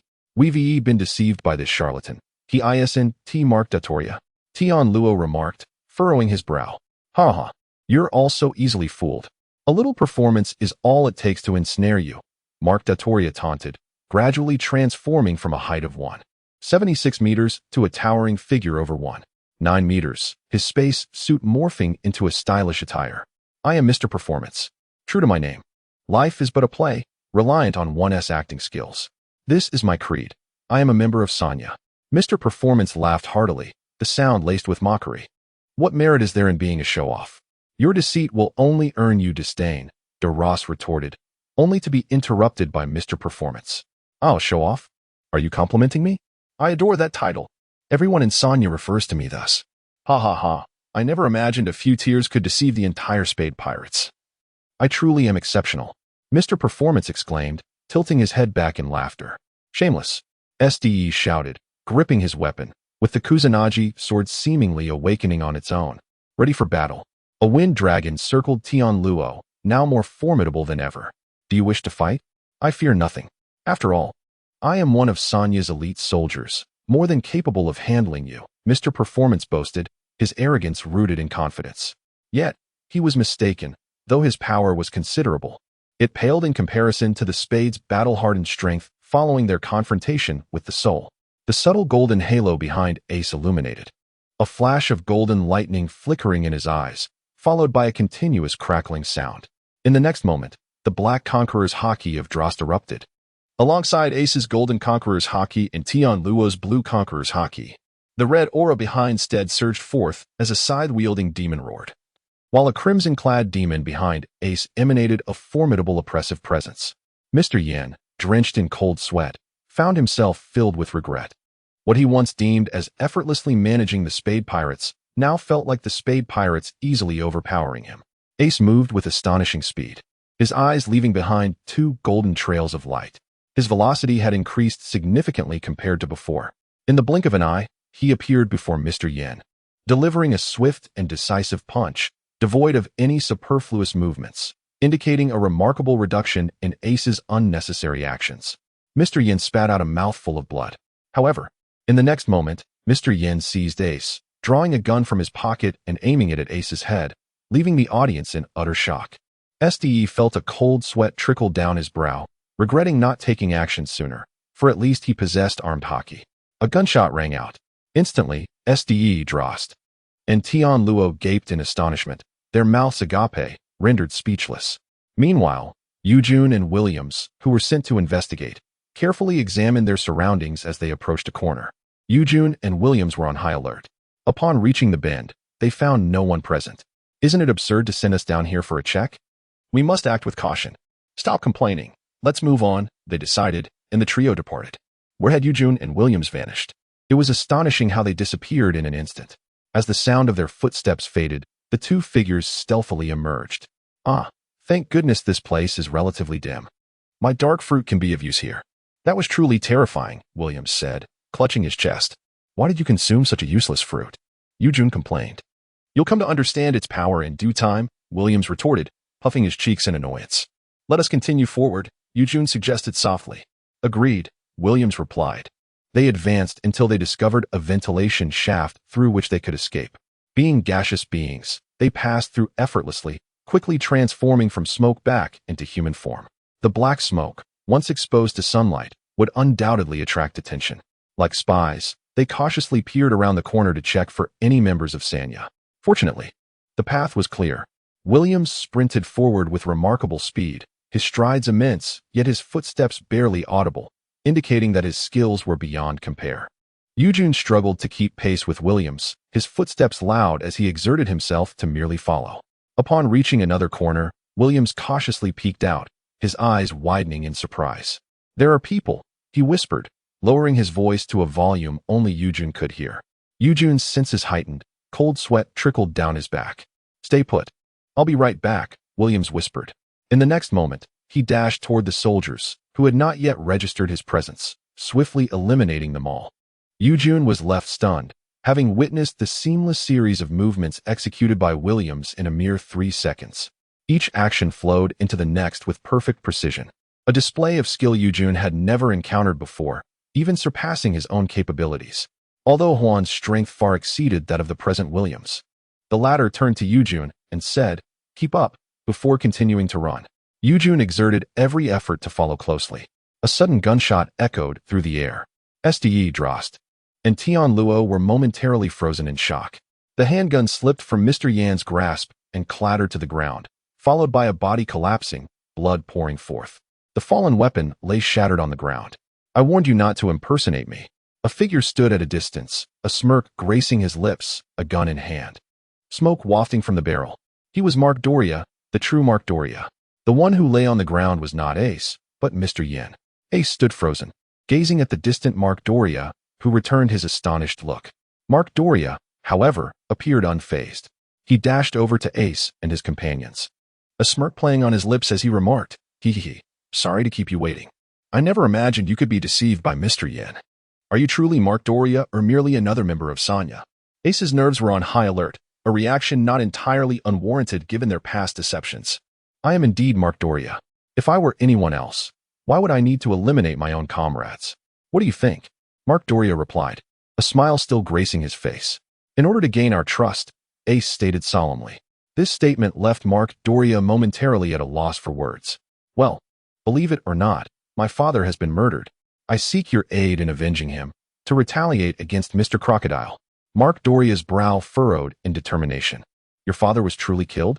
Steed inquired with evident skepticism. Yes, he was slain by Sanya's leader, Mr. Crocodile. Mark Doria's tears began to flow as he continued. You may find it hard to believe, but this is the truth. Not only my father, but also Guoyun Ju Min among the 9 commanders. He is the father of Guoyun Xieyuan. Mark Doria sighed heavily. Do you know the location of the Sanya base? Our companions have been captured, Delost shouted. His impatience palpable. Ace instead exchanged a glance with Drost, implying that he was overly talkative. They had yet to ascertain whether this so-called Mark Doria was indeed who he claimed to be and whether he genuinely wished to assist them. Observing their distrust, Drost fell silent, yet the words had already escaped his lips, rendering his silence futile. Mark Doria, perceiving their skepticism, sighed inwardly. He gestured toward the ground and spoke. Beneath us lies the base of Sanya. Upon hearing this, the members of the Spade Pirates froze in astonishment. It turned out that Mr. Yin had not led them to some nefarious location. This was indeed the base of Sanya. In another part, Williams moved swiftly, while the exhausted Youju trailed behind. With his keen hearing, Williams detected Youju's labored breaths and halted his pace. Unaware, Youju collided forcefully with Williams' back, the impact leaving a painful bump on his forehead, as if he had struck steel. Why did you stop? Youju exclaimed, clutching his head, breathless and unable to articulate further. How can I not stop when you're this worn out? Your stamina is truly abysmal, Williams replied in a muted tone, barely audible even to Youju, who was close by. This was characteristic of Williams, a habit cultivated over years of vigilance. Such foresight proved advantageous, albeit one should not be overly cautious. Who would have guessed? Your stamina wanes so rapidly, Youju mused, perplexed, as it was typically impossible for him to tire so quickly. Perhaps, unbeknownst to him, he attempted to mirror Williams' quiet strides, aiming for swift movement, a feat requiring professional training. For someone like Youju, such imitation merely drained his energy further, compounded by his current state of anxiety. From now on, use your natural running style, and do not imitate me. My pace is too challenging for you. Williams seemed to discern Youju's attempts to replicate his movements. Very well, Youju replied, regret etched on his face. Let us proceed. His tone was brisk and devoid of superfluous words, yet conveyed an unmistakable determination that emanated an irresistible aura. This was a stark contrast to Williams' previous demeanor, as if he had transformed entirely. Williams turned and walked away, with Youju naturally following closely behind. They traversed the labyrinthine base for what felt like an eternity, yet they had yet to uncover any significant landmarks. This Sanya base resembled an endless maze. Regardless of its scale, one could typically discern some clues within an hour, yet they had been wandering for 3 to 4 hours without a hint of resolution. Williams' breathing began to grow irregular, but compared to Youju, who had collapsed, he fared much better. This place is too enigmatic. After 3 to 4 hours, we still haven't found a way out, Williams lamented, glancing at his watch in despair. Good heavens, this place must have a glitch, an unending bug. Is there a reporting system? I demand a system, Youju shouted from the floor. After a deep sigh, Williams regained his composure. Do not fret too much, after all. This is the base of an organization that challenges nations. It is hard to believe otherwise. It's terrifying. Had I known, I would have preferred to remain in that Dark Arms depot rather than waste my energy here. I am so famished. Youju's stomach announced its hunger with a rumble. At that moment, a delectable aroma wafted through the air. Without hesitation, Youju charged headlong into a wall, blood streaming from his head, but the wound healed almost instantly. This place refuses to let me perish, he exclaimed, utterly distraught upon catching the scent of food. Williams furrowed his brow and inhaled deeply. Indeed, there was a scent of food, albeit faint. Youju, can you discern the direction of the aroma? Yes. Youju nodded eagerly. Moments later, he led Williams to a kitchen bustling with chefs donning tall hats, diligently preparing delicious dishes. Their entrance piqued the attention of the cooks. with a rumble from Youju's stomach. One chef chuckled and placed 2 bowls of noodles before them, saying, "Please enjoy." In the depths below, the entire Spade crew expressed their disbelief. "Indeed, beneath us lies a trap. Yet, this is the base of Sanya," Mr. Yin murmured. "He must have brought you here to ensnare you all." True to his words, the desert beneath them suddenly split, separating the Spade crew from Mark Dodoria. Countless armed soldiers surged forth. "So soon? We are but 5. Do we really have to face thousands?" Tianluo wiped the sweat from his brow. "Stop hesitating. Fight!" Delost, Steed, and Ace chorused. Tianluo and Mark Dodoria regarded them as madmen. However, Tianluo chuckled, exclaiming, "Aren't they all simply a band of lunatics?" Mark Dodoria stood frozen in astonishment. In the next moment, the desert erupted into a torrential storm of bullets, with countless rounds firing from the muzzles of guns. Ace gazed at Mark Doria's and said with a smile, "You may depart now. Ensure your safety. The rest shall be entrusted to us. The Spade Pirates will handle it."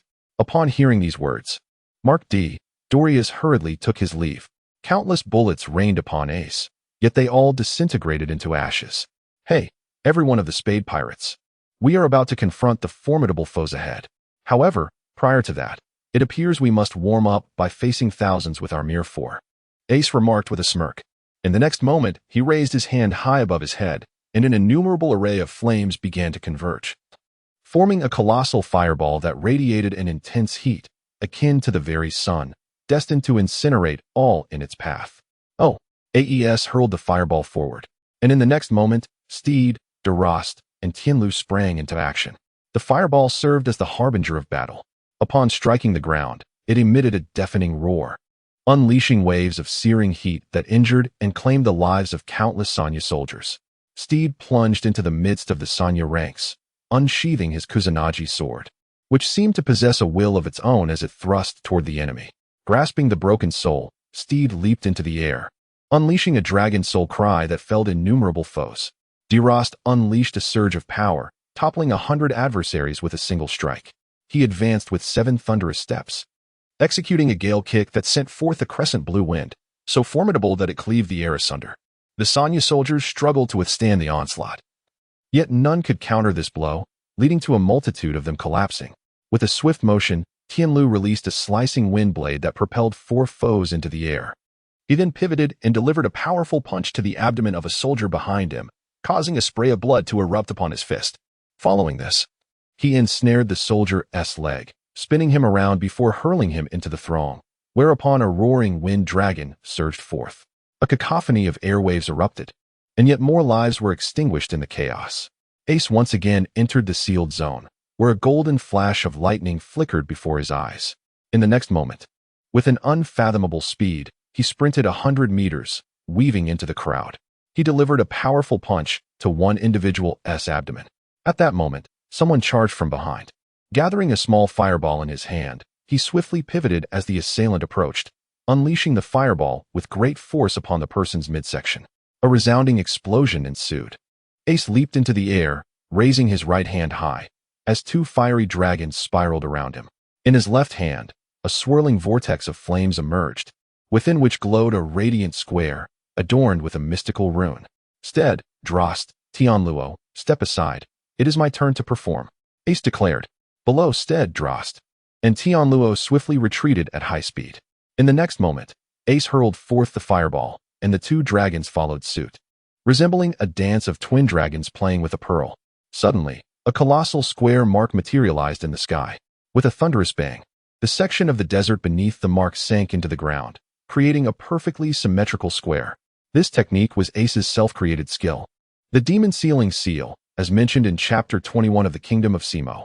Countless individuals were crushed beneath its weight, while the fire dragons and fireballs succumbed to an invisible force, plummeting even faster. A tremendous vortex of flames erupted, claiming countless lives in its wake. After Ace landed perfectly, he, along with Steed, Delost, and the others, were utterly exhausted, their breaths coming in rapid, chaotic gasps. They gazed toward the enemy forces ahead and shared a faint smile. At this moment, the foes they had vanquished numbered fewer than 5,000, while tens of thousands still loomed menacingly before them. In less than 10 minutes since the commencement of battle, their stamina had diminished so swiftly that if they continued to fight, Spade's fate would inevitably be death, with no possibility of survival. The notion of bringing out Youju was nothing short of a fantastical dream. Ace took a deep breath to steady himself and smiled, saying, "Hey, Spades, brace yourselves. A grueling battle is on the horizon. Are you ready to face it?" He raised the corner of his mouth, awaiting the already understood response. "Indeed. We are prepared," shouted Steed, Delost, and Tianluo, their voices resolutely firm. In a moment of gratitude, Youju and Williams picked up their chopsticks and began to eat.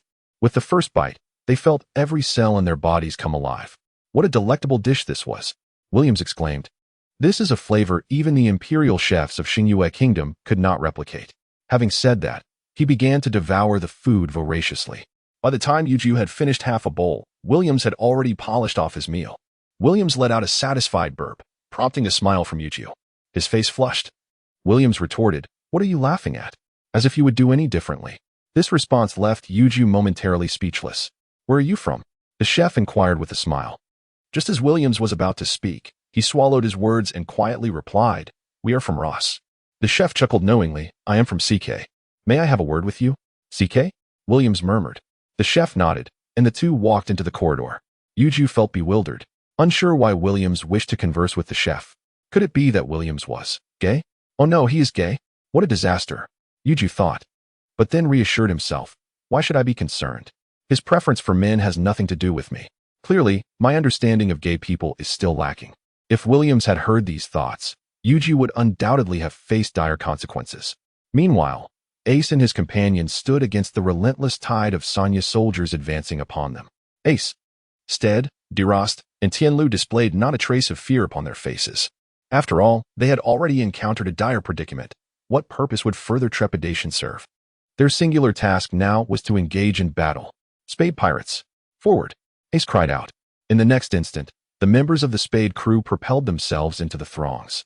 Fully aware of the looming dangers ahead, yet they continued to advance, for their comrades awaited them. Thus, regardless of the hail of bullets or the perilous flames, they were resolute in their endeavor. Even if it meant embracing eternal slumber here, they fought valiantly. At that moment, their bodies bore numerous scars, having vanquished countless foes. Yet an uncountable multitude remained. They pressed onward, reaching the entrance of the Sanya base. However, descending now would surely subject them to an ambush from both flanks, necessitating that one remain behind to hold the rear. Ace and his companions were engulfed in anxiety. However, they had no time to dwell on it. What should they do? At that moment, Delost, with a smile, declared, "I shall remain. You must hasten to rescue Youju." He turned to face the countless adversaries before them. In that instant, to Ace, Steed, and Tianluo, Delost stood like an immovable mountain, imparting a sense of security, embodying a steadfast support. Yet, to remain was indeed perilous. Just as Ace was about to speak and persuade, he was interrupted by Delost. "Stop talking and hurry up," Delost shouted, turning away.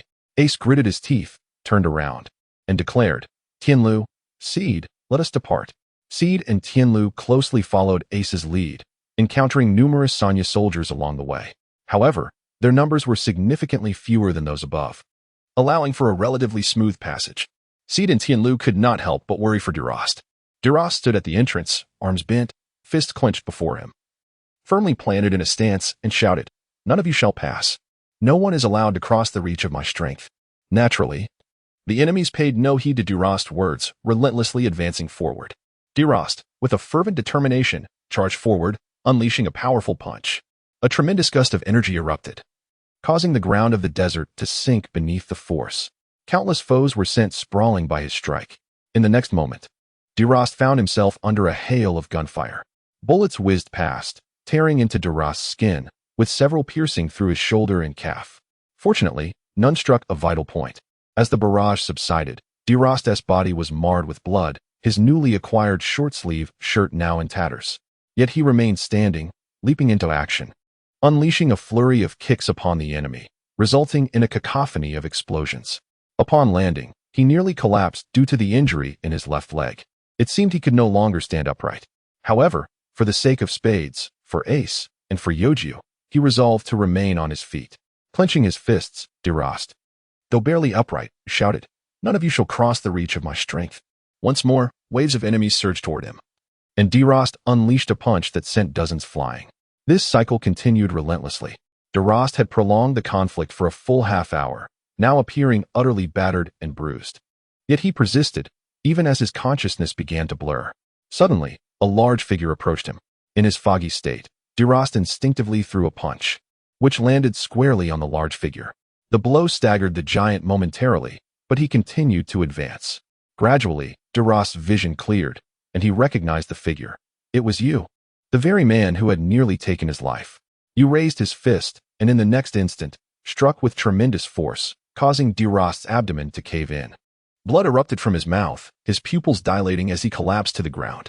You remarked softly, "You are a man of unyielding resolve." With a swift kick, you sent Delost crashing into the Xingyue base. Delost tumbled down the steps, leaving a trail of blood behind him. He crashed onto a flat surface, the path stained with his lifeblood. At that moment, he had lost all sensation, even the pain was beyond his perception. Yet, within him, a surge of elation arose. "Ace, I have bought you so much time." Before he could finish his thought, darkness enveloped him. Meanwhile, Ace, Steed, and Tianluo, engaged in battle with the soldiers of the Xingyue base, felt a pang of concern. They had likely surmised the truth. Delost had fallen. At this moment, Ace and the others were consumed by a profound rage. They faintly perceived the unconscious Delost, his body marred by a profusion of bloodstains and wounds, leaving a trail of crimson in his wake. Ace, Steed, and Tianluo shouted, "Get out of my way." In an instant, the soldiers of Xingyue who engaged with them were swiftly incapacitated. "Are you Tianluo?" Williams inquired, furrowing his brow. "Indeed, I am." "May I ask if you are one of the esteemed 9 commanders, Williams Rothfugus?" Xingyue replied softly. "That is correct," Williams responded, astonished to discover that he was speaking to one of the distinguished commanders of the Star Moon Kingdom. "What brings you here? Are you infiltrating? Acting as a spy like myself?" Xingyue questioned, puzzled. "I am here to stir things up," Williams exclaimed with a mischievous grin. Youju, still enjoying her noodles, was momentarily distracted by Williams's devilish laughter, losing her appetite as his laughter was too infectious. Nevertheless, the enticing aroma of the noodles compelled her to continue eating. The two returned to the kitchen, where Williams cast a glance at Youju, silently urging her to cease eating. Youju, misinterpreting the look, thought he meant for her to eat faster. In the next moment, she unleashed her true prowess, devouring the noodles with astonishing speed, leaving nothing behind in the blink of an eye. Williams was taken aback. The speed at which this young girl consumed her meal surpassed even his own, causing him to break into a cold sweat for reasons he could not quite fathom. After finishing, Youju let out a contented burp. "Ah, how delightful." She laughed. "I remember someone once laughed at me for burping after a meal." "Who was that?" "Youju." William smirked, feigning ignorance, clearly intending to embarrass her. However, Yuju's response surprised Williams. "Oh, come on. We girls are not the same as you boys. Besides, I'm not a lady," she chuckled. Xingyue addressed the chefs. "I'll take them to the restroom." "Newcomers, huh? Not even aware of where the restroom is?" "Never mind. You go ahead," one of the chefs replied. Xingyue turned and walked leisurely, while Williams pulled Youju along, matching his pace with Xingyue. Youju, being dragged along, felt no fatigue. In fact, she found it somewhat pleasant, though her rear was slightly warm due to friction. "Williams, you should feel fortunate that you and this young girl are positioned in the blind spot of the surveillance camera, which is directly above you," Xingyue whispered. Upon hearing this, Williams let out a sigh of relief, grateful for his good fortune. "What are we going to do next?" Youju asked, releasing Williams's hand, ready to walk on her own, as her bottom felt slightly scorched. "We are heading to the information control room of Xingyue to obtain details about the spies embedded within the Star Moon Kingdom," Xingyue replied quietly. This was precisely why Xingyue had been dispatched here. After all, Xingyue's armory contained the latest weaponry of the Star Moon Kingdom, which was bewildering. Thus, the only plausible explanation was that there were spies within the Star Moon Kingdom. Ace and his companions called out the name of Youju, their voices resonating loudly enough for the entire world to hear, a hyperbolic expression of their desperation. Yet, there was no response. Behind them, an unrelenting throng of Xingyue soldiers pursued. Bullets whizzed by them, striking with painful precision, however. This discomfort paled in comparison to the agony that Delost endured for the sake of time. Yet, they were not foolish enough to remain passive. Ace abruptly turned, wielding his firearm to bring down the soldiers that closely followed. After dispatching them, they continued to run and shout. At that moment, a formidable figure blocked their path. "It was you. Your companion has been struck down by me," he declared, his voice low. He is on the brink of death, with less than a 10% chance of survival. Will you not return to check on him? That is unnecessary, Ace retorted fiercely. Delost instructed us to find Youju and not to look back. His teeth clenched in fury upon hearing this news, yet he refused to turn back. For Delost's gaze had been resolute. Very well. Then allow me to impede your advance. You proclaimed, spreading his arms to obstruct their way. Move aside. Ace, Steed, and Tianluo shouted in unison, their voices imbued with an overwhelming force that momentarily stunned you. 3 potent auras erupted, golden, blue, and red, suffocating him. Suddenly, a flash of golden lightning flickered before Ace's eyes. In the next instant, the trio propelled themselves towards you, unleashing a flurry of punches. You, caught off guard, found his movement sluggish, and every punch landed with devastating impact. The 3 executed a backflip, then leaped into the air, summoning a fire dragon, a blood dragon, and a wind dragon that roared forth, crashing into you with tremendous force. The resulting explosion sent plumes of smoke billowing into the air as the trio charged into the haze. Their combined might dispersed the smoke, and simultaneously, they delivered a single punch, sending you hurtling several meters away, crashing into an iron wall that buckled under the force. Injured and battered, you tumbled to the ground, spitting out blood before struggling to rise. Fortunately, his tough exterior had saved him. Had he been anyone else, they would have perished by now. He stood up, gathering his strength for what lay ahead. Ace and his companions raised their fists in preparation for the impending confrontation. However, just as they were about to close the distance, you collapsed, losing consciousness. This was hardly surprising, given the full-force assault he had endured from the trio. They had no time to spare for him as they continued to run, fervently calling out for Youju. P.S. The Pirate King's Ace Reader Group, 627245358, seeking new members. Currently, there are only 2 individuals yearning for company. I am at Chapter 67, encountering obstacles. How much further do we have to go? Williams. Youju was becoming a bit impatient. After just half an hour, you're this exhausted? Williams remarked in disbelief. I'm still just a child. How can you treat me this way? It truly saddens me, Youju sniffled. Ha ha ha. You two seem quite close, Xingyue said, removing his tall hat and scratching his head. Not at all. Williams and Youju exclaimed in unison. Such harmony between you two. Xingyue smirked. Shut up, they both shouted together. Look at that. Even your reprimands are synchronized. You must be excellent partners, Xingyue chuckled. With Xingyue's teasing, both fell silent, fearing that their next words might echo each other once more. You two even share silence at the same moment. Ha ha ha ha. Xingyue laughed. It seems like you're just looking for trouble. They yelled back. Once again, they found themselves speaking in unison, laughter filling the air. Williams had never anticipated finding someone with such a shared understanding. Entertainment time is over. We must now be quiet. For ahead lies the information control room of the Sanya Forbidden Zone. We need to minimize our footsteps, Xingyue said softly, his expression shifting from mirth to seriousness. It reminded me of Yin Su for some reason. Youju, get on my back, Williams whispered. Youju had no choice but to comply. As her footsteps were far too loud, she leaped onto Williams's back, and in the next moment, he surged forward at incredible speed. Both Xingyue and Williams were masters of their craft, their swift movements producing barely a sound. It was indeed a wise choice for Youju to climb onto Williams's back. They soon arrived before a large iron gate. Had she not mounted him, they would have only traversed halfway by now. This gate was a coded entrance, one that could not be forcibly breached without immense difficulty. However, for Williams, this password gate posed no challenge at all.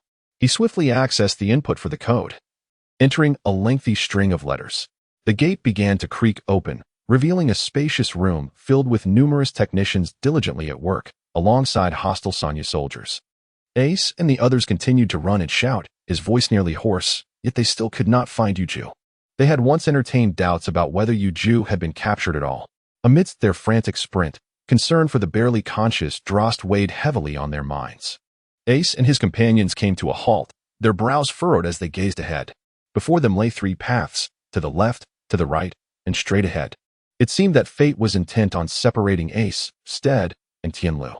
When united, the trio could support one another, but if they were to part ways, they would have to face any adversaries alone, a prospect fraught with peril. Nevertheless, they were left with no alternative but to proceed separately. Their thoughts were in perfect harmony. Ace moved forward, Steed veered to the left, and Tianluo took a right turn. Now, they had split into 3 separate paths. In their relentless pursuit to rescue Youju, Ace and his companions disregarded their own safety. Youju, ponder the magnitude of the trouble you have caused. Ace continued to sprint forward, the path seemingly devoid of an endpoint. He ran and ran, yet the conclusion remained elusive, an enigma indeed. After 10 minutes, he finally arrived at a bend in the road, and a wave of excitement surged through him. At least this confirmed that he was not traversing a dead end. As Ace rounded the corner, he was momentarily taken aback by the presence of an individual before him. They appeared to have been waiting for quite some time. The path that Steed had taken was somewhat winding, with incessant turns to the left and right, which began to test Steed's patience. However, their mission was to rescue Youju, and he could not afford to dawdle, thus he quickened his pace. At the next bend, Steed was once again struck dumb, his eyes widening in disbelief. A shadow loomed before him. The path that Tianluo traversed descended along a spiral staircase, continuously spiraling downward. He pressed on, step after step. The staircase was adorned with torches that lent an air of ancient solemnity, enveloping the surroundings in an eerie silence. Yet, this stillness unnerved Tianluo, for he harbored a deep aversion to such tranquil settings. They often heralded misfortune.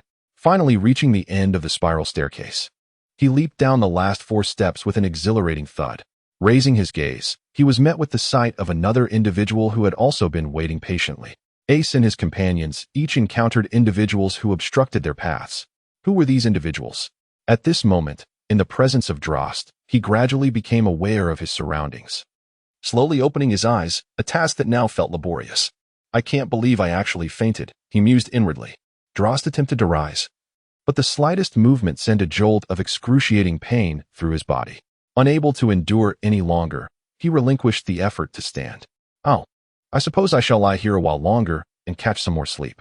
After all, I've already bought so much time for Ace and the others. Hee. Once we're aboard the ship, they might even praise me, he thought with a chuckle. With that, he fell into a deep slumber. For Delost had the remarkable ability to sleep instantly. Chapter 68. Mysterious power, I have been waiting here for you, and it has been quite a struggle, said Ace, captain of the Spade Pirates.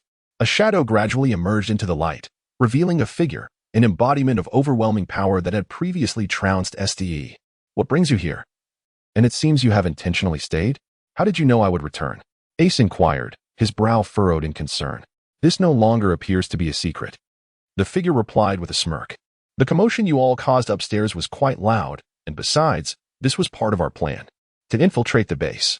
There are only 3 paths. We set ambushes along each one, but the number of those who could hinder your advance is limited. Your combined strength is formidable, so we could only gamble on whether you would harbor doubts and split up. It seems our gamble paid off, the figure added, a self-satisfied grin spreading across his face. After all, this entire endeavor hinged on luck and appearances. Having played the part of the underdog, how could one not feel triumphant?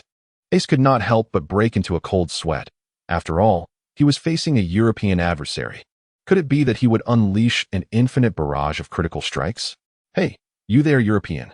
Step aside, for I have urgent matters to attend to, Ace exclaimed, waving his hand. Oh, then you'd better exert your strength and make me move, Captain Ace of the Spade Pirates, he replied, adopting a boisterous demeanor. Alas, the youth of today are so fond of stirring up trouble, Ace thought, shaking his head in resignation. It seems that without proper guidance, they remain oblivious to the consequences of their mischief. In the next moment, a flash of golden lightning flickered before Ace, revealing a distinct golden halo behind him. Ace's mastery of the sealed zone had reached a new pinnacle. He was now closer than ever to achieving the true sealed zone, potentially becoming the 12th formidable warrior in the world of pirates to attain this status, following in the footsteps of both Sora and Hades. Come at me, he boasted, a defiant grin still plastered across his face. This was no mere arrogance. It was a profound confidence in his own abilities, perhaps birthed from his previous victory over Spade. However, the Spade he faced now was not the same as before.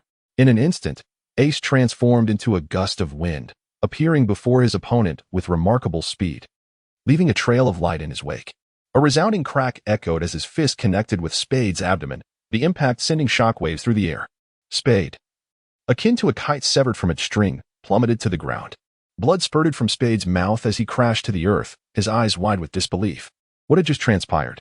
He pondered inwardly. Will you continue to obstruct my path? Ace questioned, standing a short distance away. Spade remained silent, perhaps rendered speechless. Ace's words bore an invisible weight, pressing down upon him like a mountain, rendering him immobile, not to mention incapable of speech. Your silence indicates that you no longer wish to impede my progress, Ace continued, but was abruptly interrupted. Shut your mouth, Spade shouted, summoning all his strength to rise, revealing his arrogant demeanor once more. I will crush you. In the next moment, an overwhelming pressure erupted from Spade, followed by a thunderous roar. A stunned Ace found himself at a loss for words. Was it possible that, in this realm, he stood among the five who faced nature? And this individual before him was Zero. Steed grasped the hilt of his broken blade, the kusanagi at his waist subtly unsheathing as he held his breath, poised to spring into action. Oh dear, do refrain from such hostility. I detest violence, he remarked, his words interrupted as he shifted his body. In that fleeting moment, a few strands of ebony hair fell from his head. Unbeknownst to Steed, he had already reached Zero's rear. Zero was momentarily paralyzed. Had it not been for his advanced observation skills, he might have met his demise. I have little patience for those who prattle on. Steed stood tall, turning to face the astonished Zero. The expression on Zero's face did not surprise Steed. Rather, he appeared composed as if everything lay within his control. Have you witnessed my prowess? Do you still intend to obstruct me? In the next instant, Steed cast a glance at Zero, causing him to kneel. Bewildered, Zero lifted his gaze, only to find a crimson demon wielding a scythe pressing down upon him. The demon, scythe raised high, swung downwards. Enough games, Zero smirked, revealing a defiant grin. Suddenly, the crimson demon disintegrated into countless specks of starlight.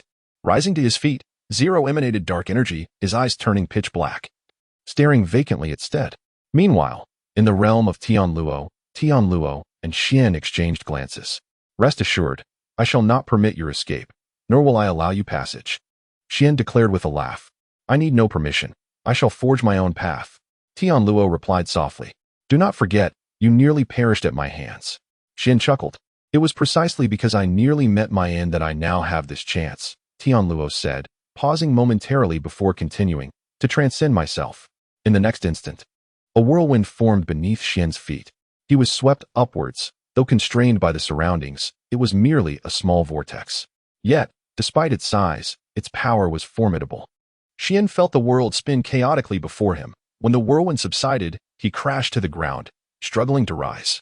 Tianluo approached, and around them appeared numerous blades of wind, poised for action. Will you still obstruct me?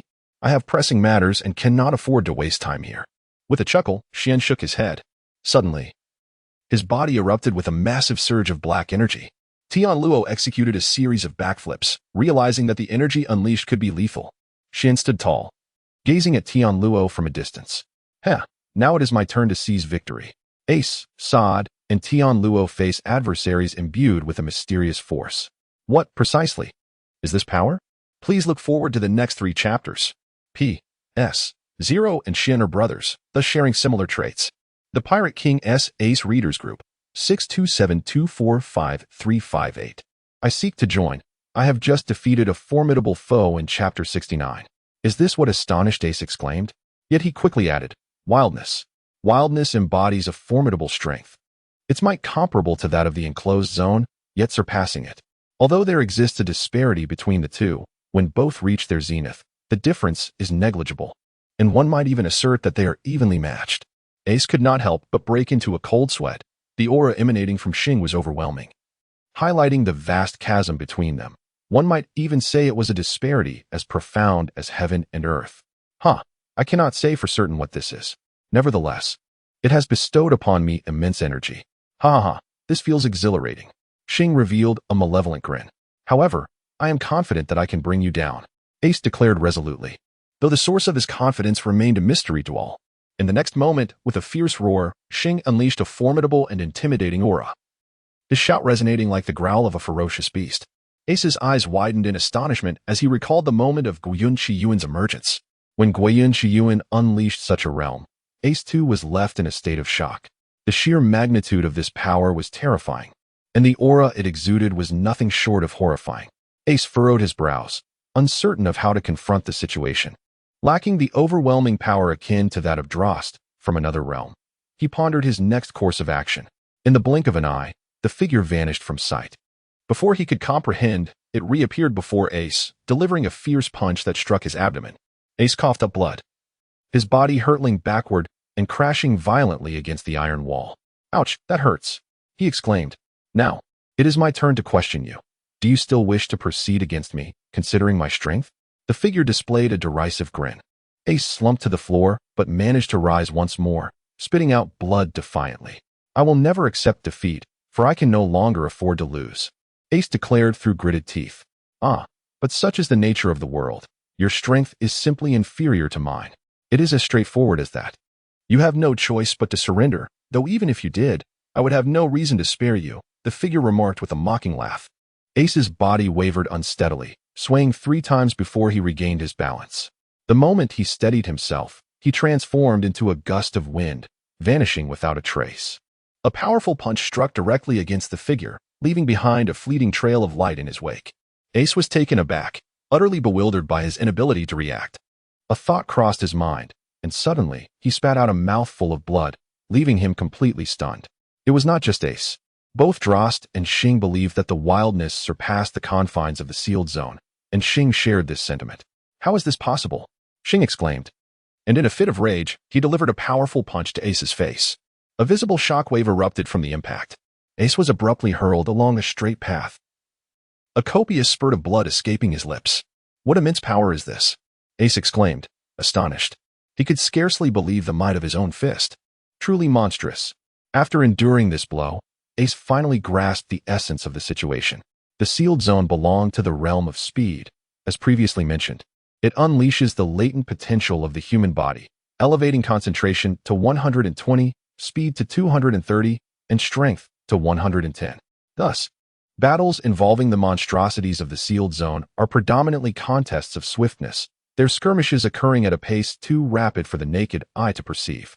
Conversely, the wildness epitomized power. It too unleashes all latent potential within the human form, enhancing concentration to 100 as typically, in combat, an ordinary person operates at 60, an elite at 80, and only through wildness or the sealed zone can one elevate concentration to 100, speed to 130, and strength to 180.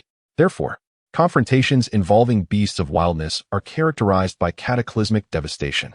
Ace vaguely comprehended why Delost, from another realm, held such high regard for the wild.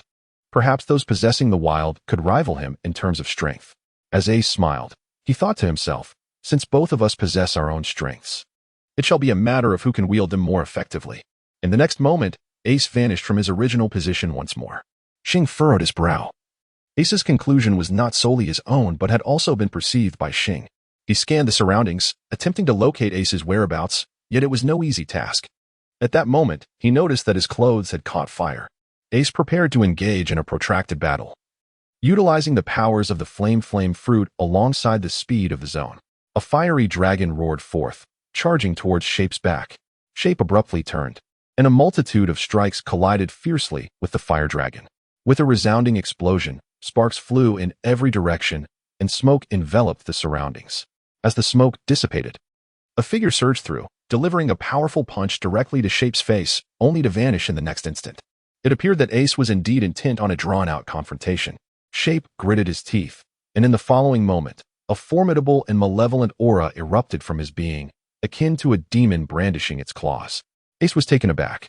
Could it be that he had yet to exert his full strength? He mused inwardly as the aura around him surged, growing ever more immense, as if it were about to envelop everything in its vicinity. Upon witnessing this, Ace furrowed his brow. In the next moment, a smile graced his lips. With a powerful push of his foot, he vanished from his original position. Suddenly, Ace materialized behind the figure, where blood began to seep from the figure's abdomen. The figure, preoccupied with amplifying his own aura, had entirely neglected his defense. As Ace witnessed the blood flowing from Xing, a heavy burden lifted from his heart. Had Xing not focused on enhancing his aura moments ago, victory would not have been assured. No more dwelling on this. He resolved to continue his search for Youju. Ace patted his bear-like face and resumed his swift pursuit. "Stop right there," Xing shouted. Ace was momentarily taken aback. He halted in his tracks and turned his head, only to be stunned in the next instant. The wound was healing. This was the effect of the X-virus. Ace actually forgot that this fellow possesses the X-virus. Ace furrowed his brow and turned, clenching his fists in readiness for battle. The atmosphere was charged with anticipation. Suddenly, a figure emerged, leaving Ace momentarily stunned. Who is this? And what kind of gaze is that? He pondered internally. In the next instant, the figure, known as Zero, swiftly sidestepped, blood streaming from his face. How swift, Ace thought, observing Zero as he licked the blood from his fingers. This speed seems comparable to my recent strike aimed at him, perhaps even faster. Your blood has a fine taste. Allow me to savor a bit more, Zero declared, vanishing from sight in an instant. This is quite troublesome. I never anticipated encountering a speedster like him, Ace exclaimed, though he remained confident in his abilities. In the blink of an eye, Ace too disappeared, the sound of metal grinding against metal echoing in the air. Zero, to Ace's astonishment, possessed the power of haki. The sound was that of Ace's blade, Kusanagi, clashing with Zero's haki. This self-flying blade is rather bothersome. Perhaps I should just break it? Zero thought, gripping the Kusanagi tightly only to recoil in pain as the blade seared his hand. What kind of sword is this? Its heat is astonishing. Zero grimaced. Remarkable. Kusanagi possesses such an effect. Ace chuckled, addressing the spirit within him. Do as you wish, as long as you emerge victorious. The spirit replied softly. In the next moment, Ace relinquished Kusanagi, which soared into his grasp. With a powerful swing, he left a trail of light in his wake. But Zero deftly evaded. You're quite impressive yourself, remarkably fast, Zero remarked, feigning ease, though internally he was drenched in cold sweat. That last strike was executed with such speed that I only narrowly avoided disaster thanks to my foresight. Ace frowned, astonished that Zero had evaded his strike, which had approached the speed of light through his technique. Deciding to rely on Kusanagi's true power, Ace began a slow swing, slow, at least, in the eyes of a master, though it remained swift to an ordinary observer. The deceptive perception of slowness contrasted with the actual rapidity of his movements. Zero, channeling haki into his fist, struck, but it was too slow. In an instant, his haki shattered. What? Zero exclaimed, retreating his hand, but it was too late. His hand was severed, as if a kite had lost its string. Clutching the remnants of his arm, he gritted his teeth in frustration. Yet, the bleeding ceased swiftly, thanks to the X-virus enhancing his regenerative abilities. Unfortunately, a severed arm could not be restored, as the virus could not revive what was no longer connected. This X-virus is truly a nuisance, Ace remarked. You severed my arm. I will ensure you pay dearly for that. I shall break your remaining arm, Zero shouted, unleashing a powerful aura that rippled through the surroundings, causing the iron walls to crack under its weight. In the next instant, a formidable presence loomed behind Ace. A white-haired man wielding a katana, exuding an overwhelming aura. Tianluo, witnessing the demonic energy, felt beads of cold sweat trickle down his brow. What on earth is this? Its power is immense. He gasped, gripped by fear. The aura dissipated, revealing Xian, who glared at Tianluo with an intensity reminiscent of Zero facing Ace. Do you wish to meet your demise? Xian asked softly, unleashing a terrifying energy that spread outward. Tianluo's eyes widened in horror, his face contorted in despair. Paralyzed by the oppressive aura. Why have you stopped responding? Xian sneered, anticipating the inevitable outcome. Tianluo clenched his teeth, struggling to form words. Oh, you can still speak? Remarkable. You are the third to manage that before my aura, aside from Mr. Crocodile and Xian. Xian chuckled, his face obscured by a hand. However, the previous two did so with far more ease, as if my aura were non-existent.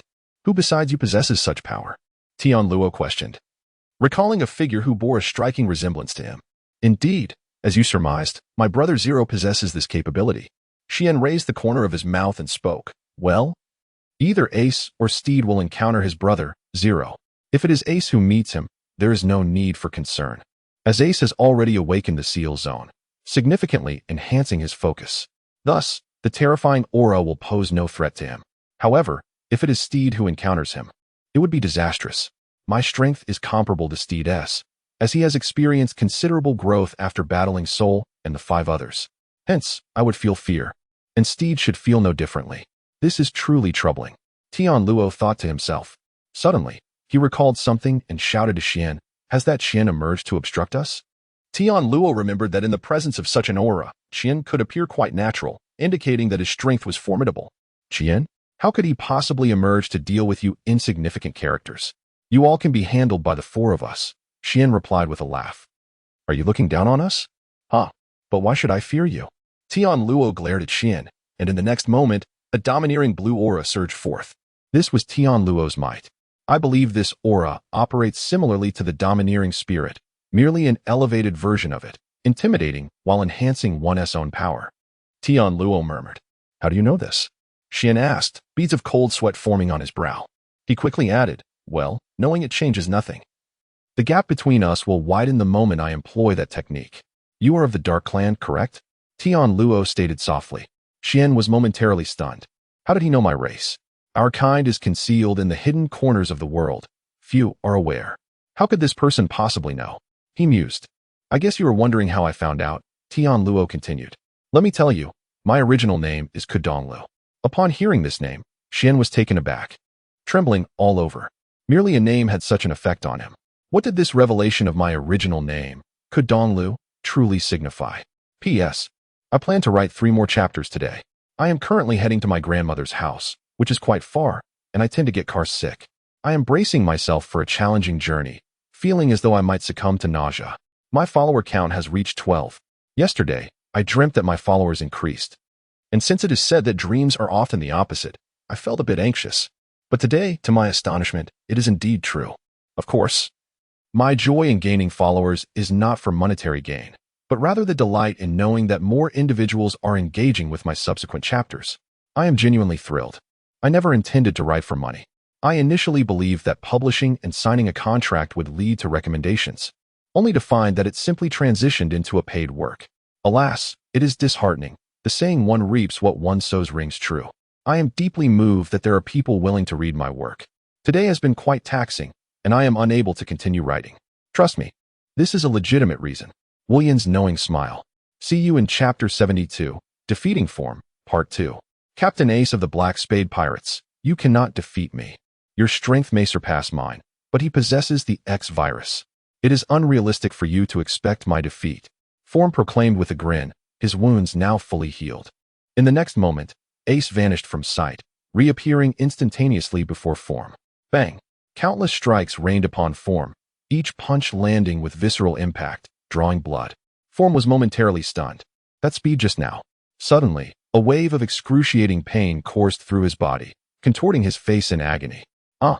Form screamed. Ace could no longer bear to listen. He abruptly turned and fled. Do not even think about escaping, he shouted. Ace naturally came to a halt. Can we not entangle ourselves like this any longer? Do you wish to endure that kind of suffering once more?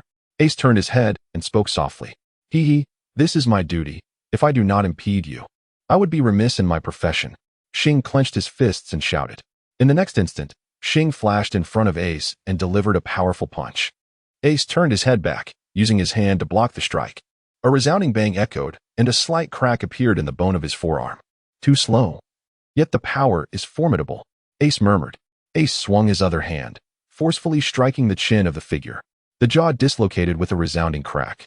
It is important to note that this was a master who had injected the X virus, possessing an extraordinarily robust physique. Logically, his bones should be tougher than those of an average person.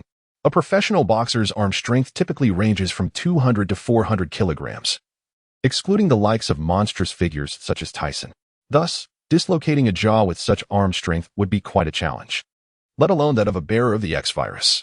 One can only imagine the magnitude of Ace's strength before setting sail. His strength was measured at 396 kilograms, and now it has escalated to 900 kilograms.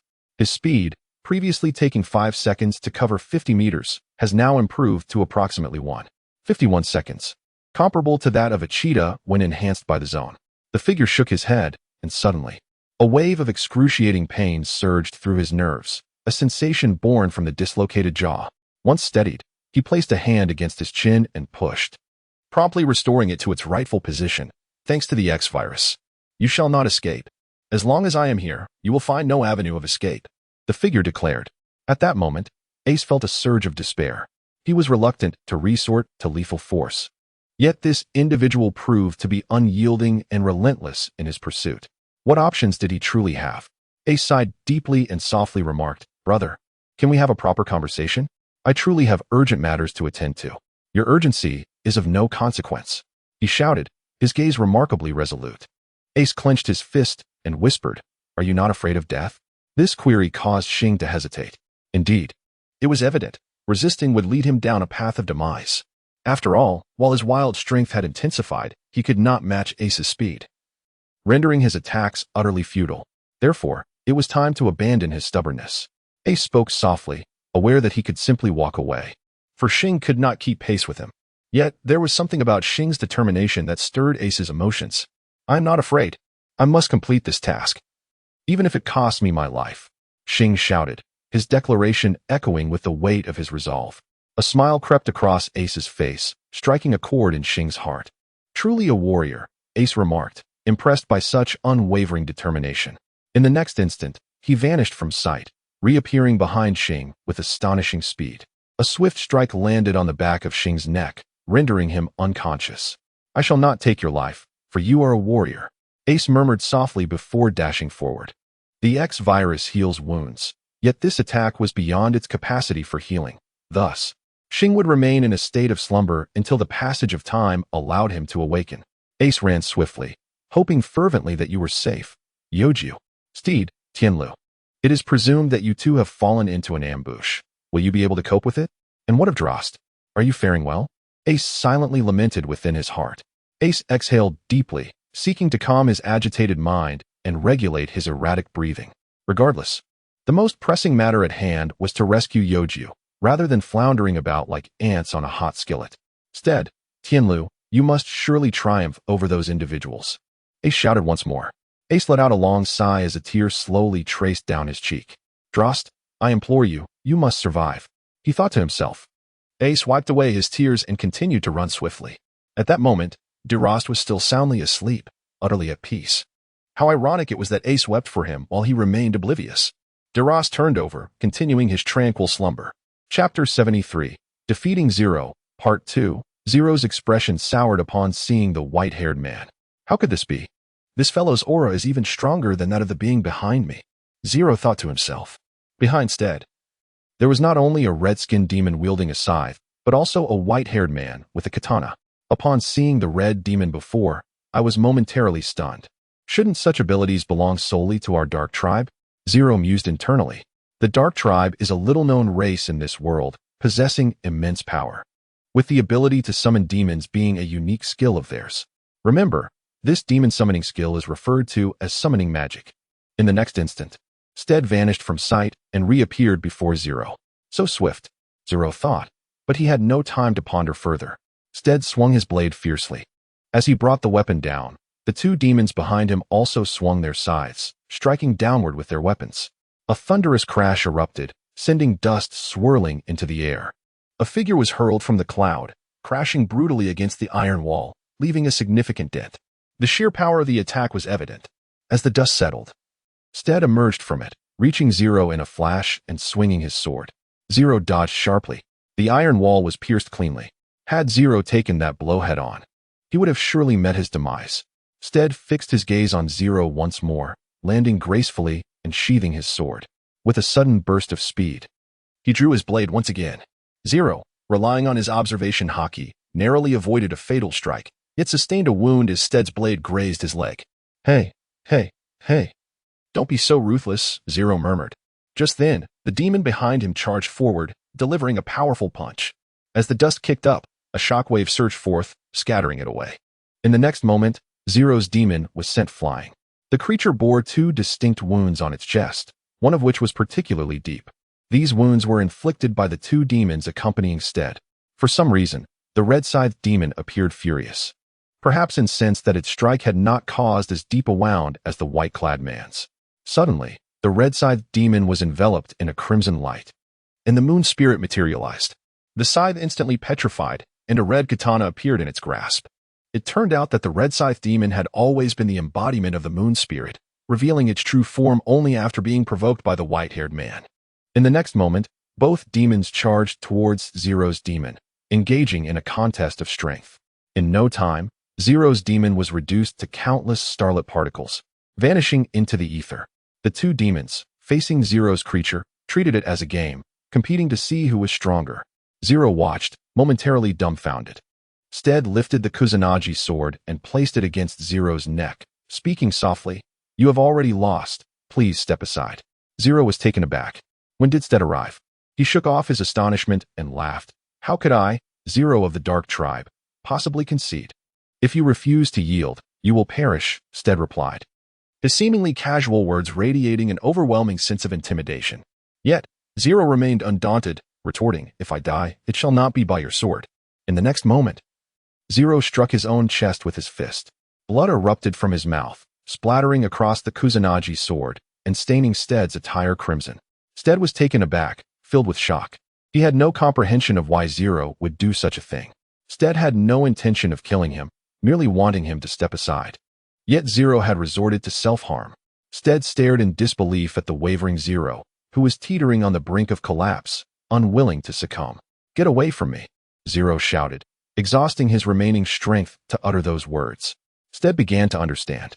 He turned and walked down the path ahead. Once Steed was a distance away, Zero managed a smile before collapsing to the ground. Steed let out a long sigh, unwilling to die before others. Was this the nature of the Dark Tribe? He sighed again, pondering how Ace and Tianluo were faring, as well as Delost. Clenching his fists and gritting his teeth, he continued to run. Chapter 74. Tianluo's Memories, Part 1. You are KD Ri, Xian exclaimed, his face a mask of shock and a hint of fear. Indeed, that is I, Tianluo replied, a subtle smile gracing his lips, tugging at Xian's heartstrings. You are the KD Ri from the Spade Pirates? Xian shouted, his expression flustered. It seems you are indeed one of the Dark Tribe's branch clans that caused our captain such trouble that year, Tianluo remarked with a sly smile. You are that demon, Xian shouted, losing his composure and lunging at Tianluo in an attempt to kill him. However, Tianluo sidestepped effortlessly, leaving Xian grasping at air. You demon! Xian's temples bulged with rage as he glared fiercely at Tianluo. It's because of you. My brother and I lost our home. Tianluo crouched before Xian, who lay on the ground, and spoke softly. I no longer wish to discuss that matter. Moreover, it was your ancestors who acted unjustly. Why should I, KD Ri, concern myself with the ethics of your forebears? When have my ancestors ever wronged you?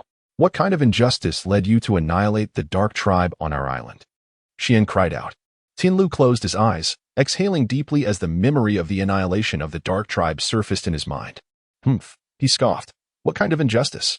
Your mere questioning has rendered you speechless. Is it not similar to the kind of extermination I witnessed? Tianluo murmured softly, his fists clenched tightly, almost piercing into the flesh. As he reminisced, he envisioned an expansive sea, vast and profound, teeming with countless forms of life. A proud seagull, pure and fearless, soared gracefully across the endless sky. An island, perpetually blanketed in snow, stood cold and solitary amidst the boundless ocean. Upon this island, thousands of souls resided, their lives filled with laughter and joy. The marketplace buzzed with activity, parks echoed with merriment, and stories were exchanged in playful banter. This harmonious scene, if captured in an ink painting, would surely enchant many, its worth immeasurable. Kudonglu was but a child living on this island, innocent and charming. He frolicked with his friends, blissfully unaware of an unwelcome visitor's arrival. Hand over your money. Surrender your valuables. A group of men, akin to brigands, shouted. Indeed, they were pirates. I truly have no money. An emaciated elder knelt on the ground, pleading with the marauders. Madam, we have no choice. We need the money. Our apologies. The pirates displayed a facade of helplessness as they continued their plundering. The frail elder stared blankly, not knowing how to respond, feeling as if the pirates' actions were justified.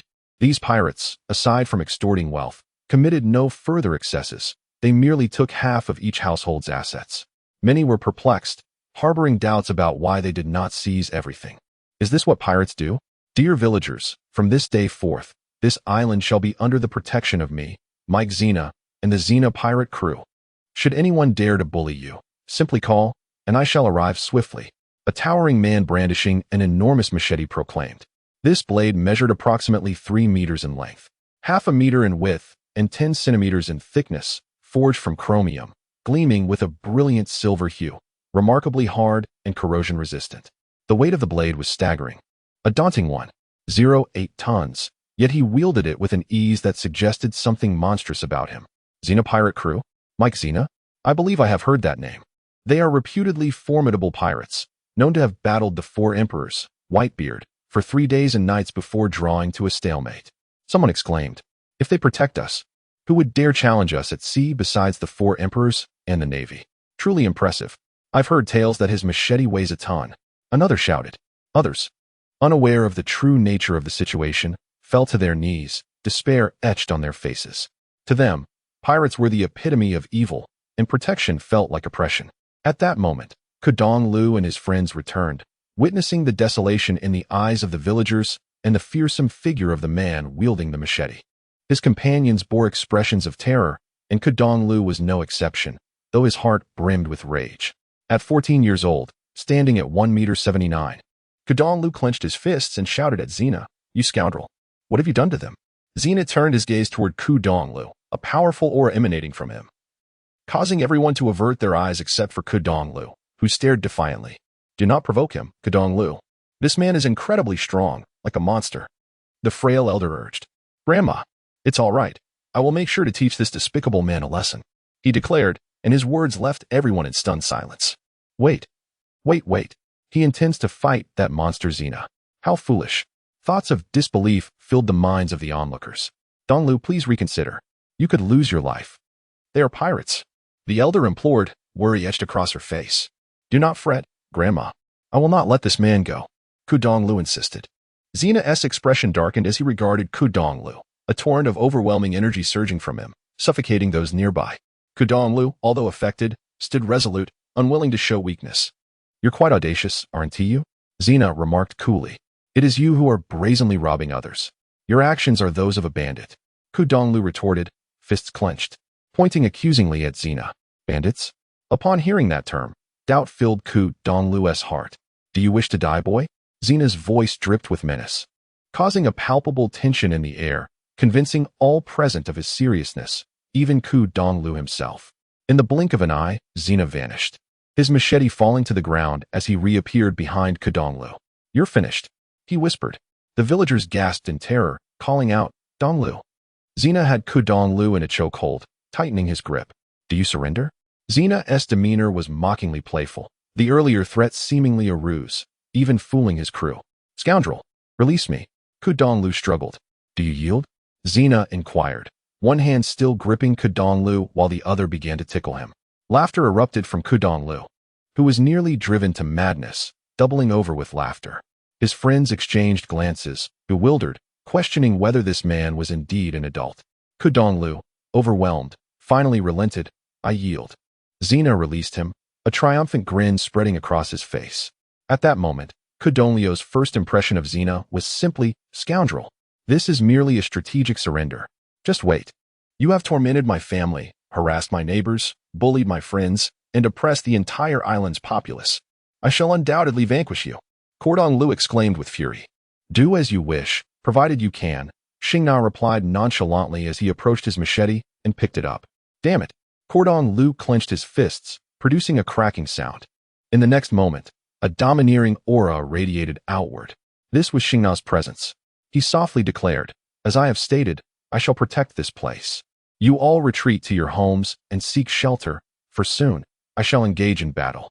The residents of the island swallowed hard and promptly returned indoors, leaving only Lu, who remained rooted in place, glaring at Xingyue. "Hey, kid, do you mind stepping aside? It's going to get dangerous," Xingyue remarked with indifference. "Damn it," Lu shouted. "I truly cannot deal with this brat." Take him aside," Xingyue said, covering his face in exasperation. "Understood." A beautiful woman took Lu's hand and led him away. "Could you please not touch me?" Lu turned abruptly, shouting. However, the next moment, he revealed an indescribable smile, utterly captivated by the woman's beauty. "Ah, this kid is surprisingly mature for his age," Xingyue thought, speechless. He then resumed his indifferent demeanor and softly called out, "You pests over there, step forward."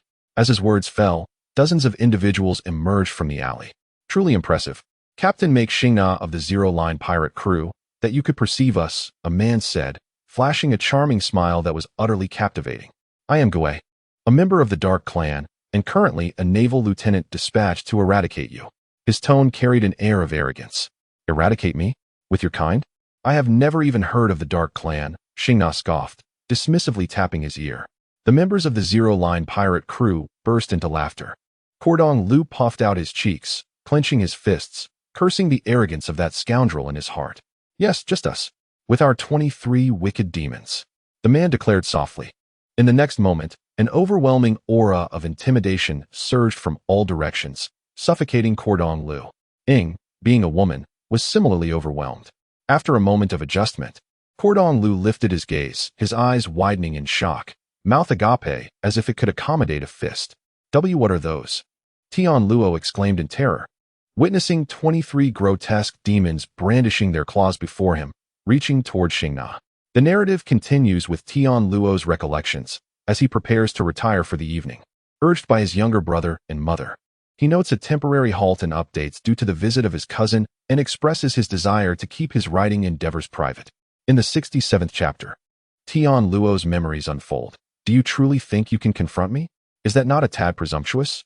In the next instant, the oppressive aura intensified, engulfing the entire island, as the isle was relatively small.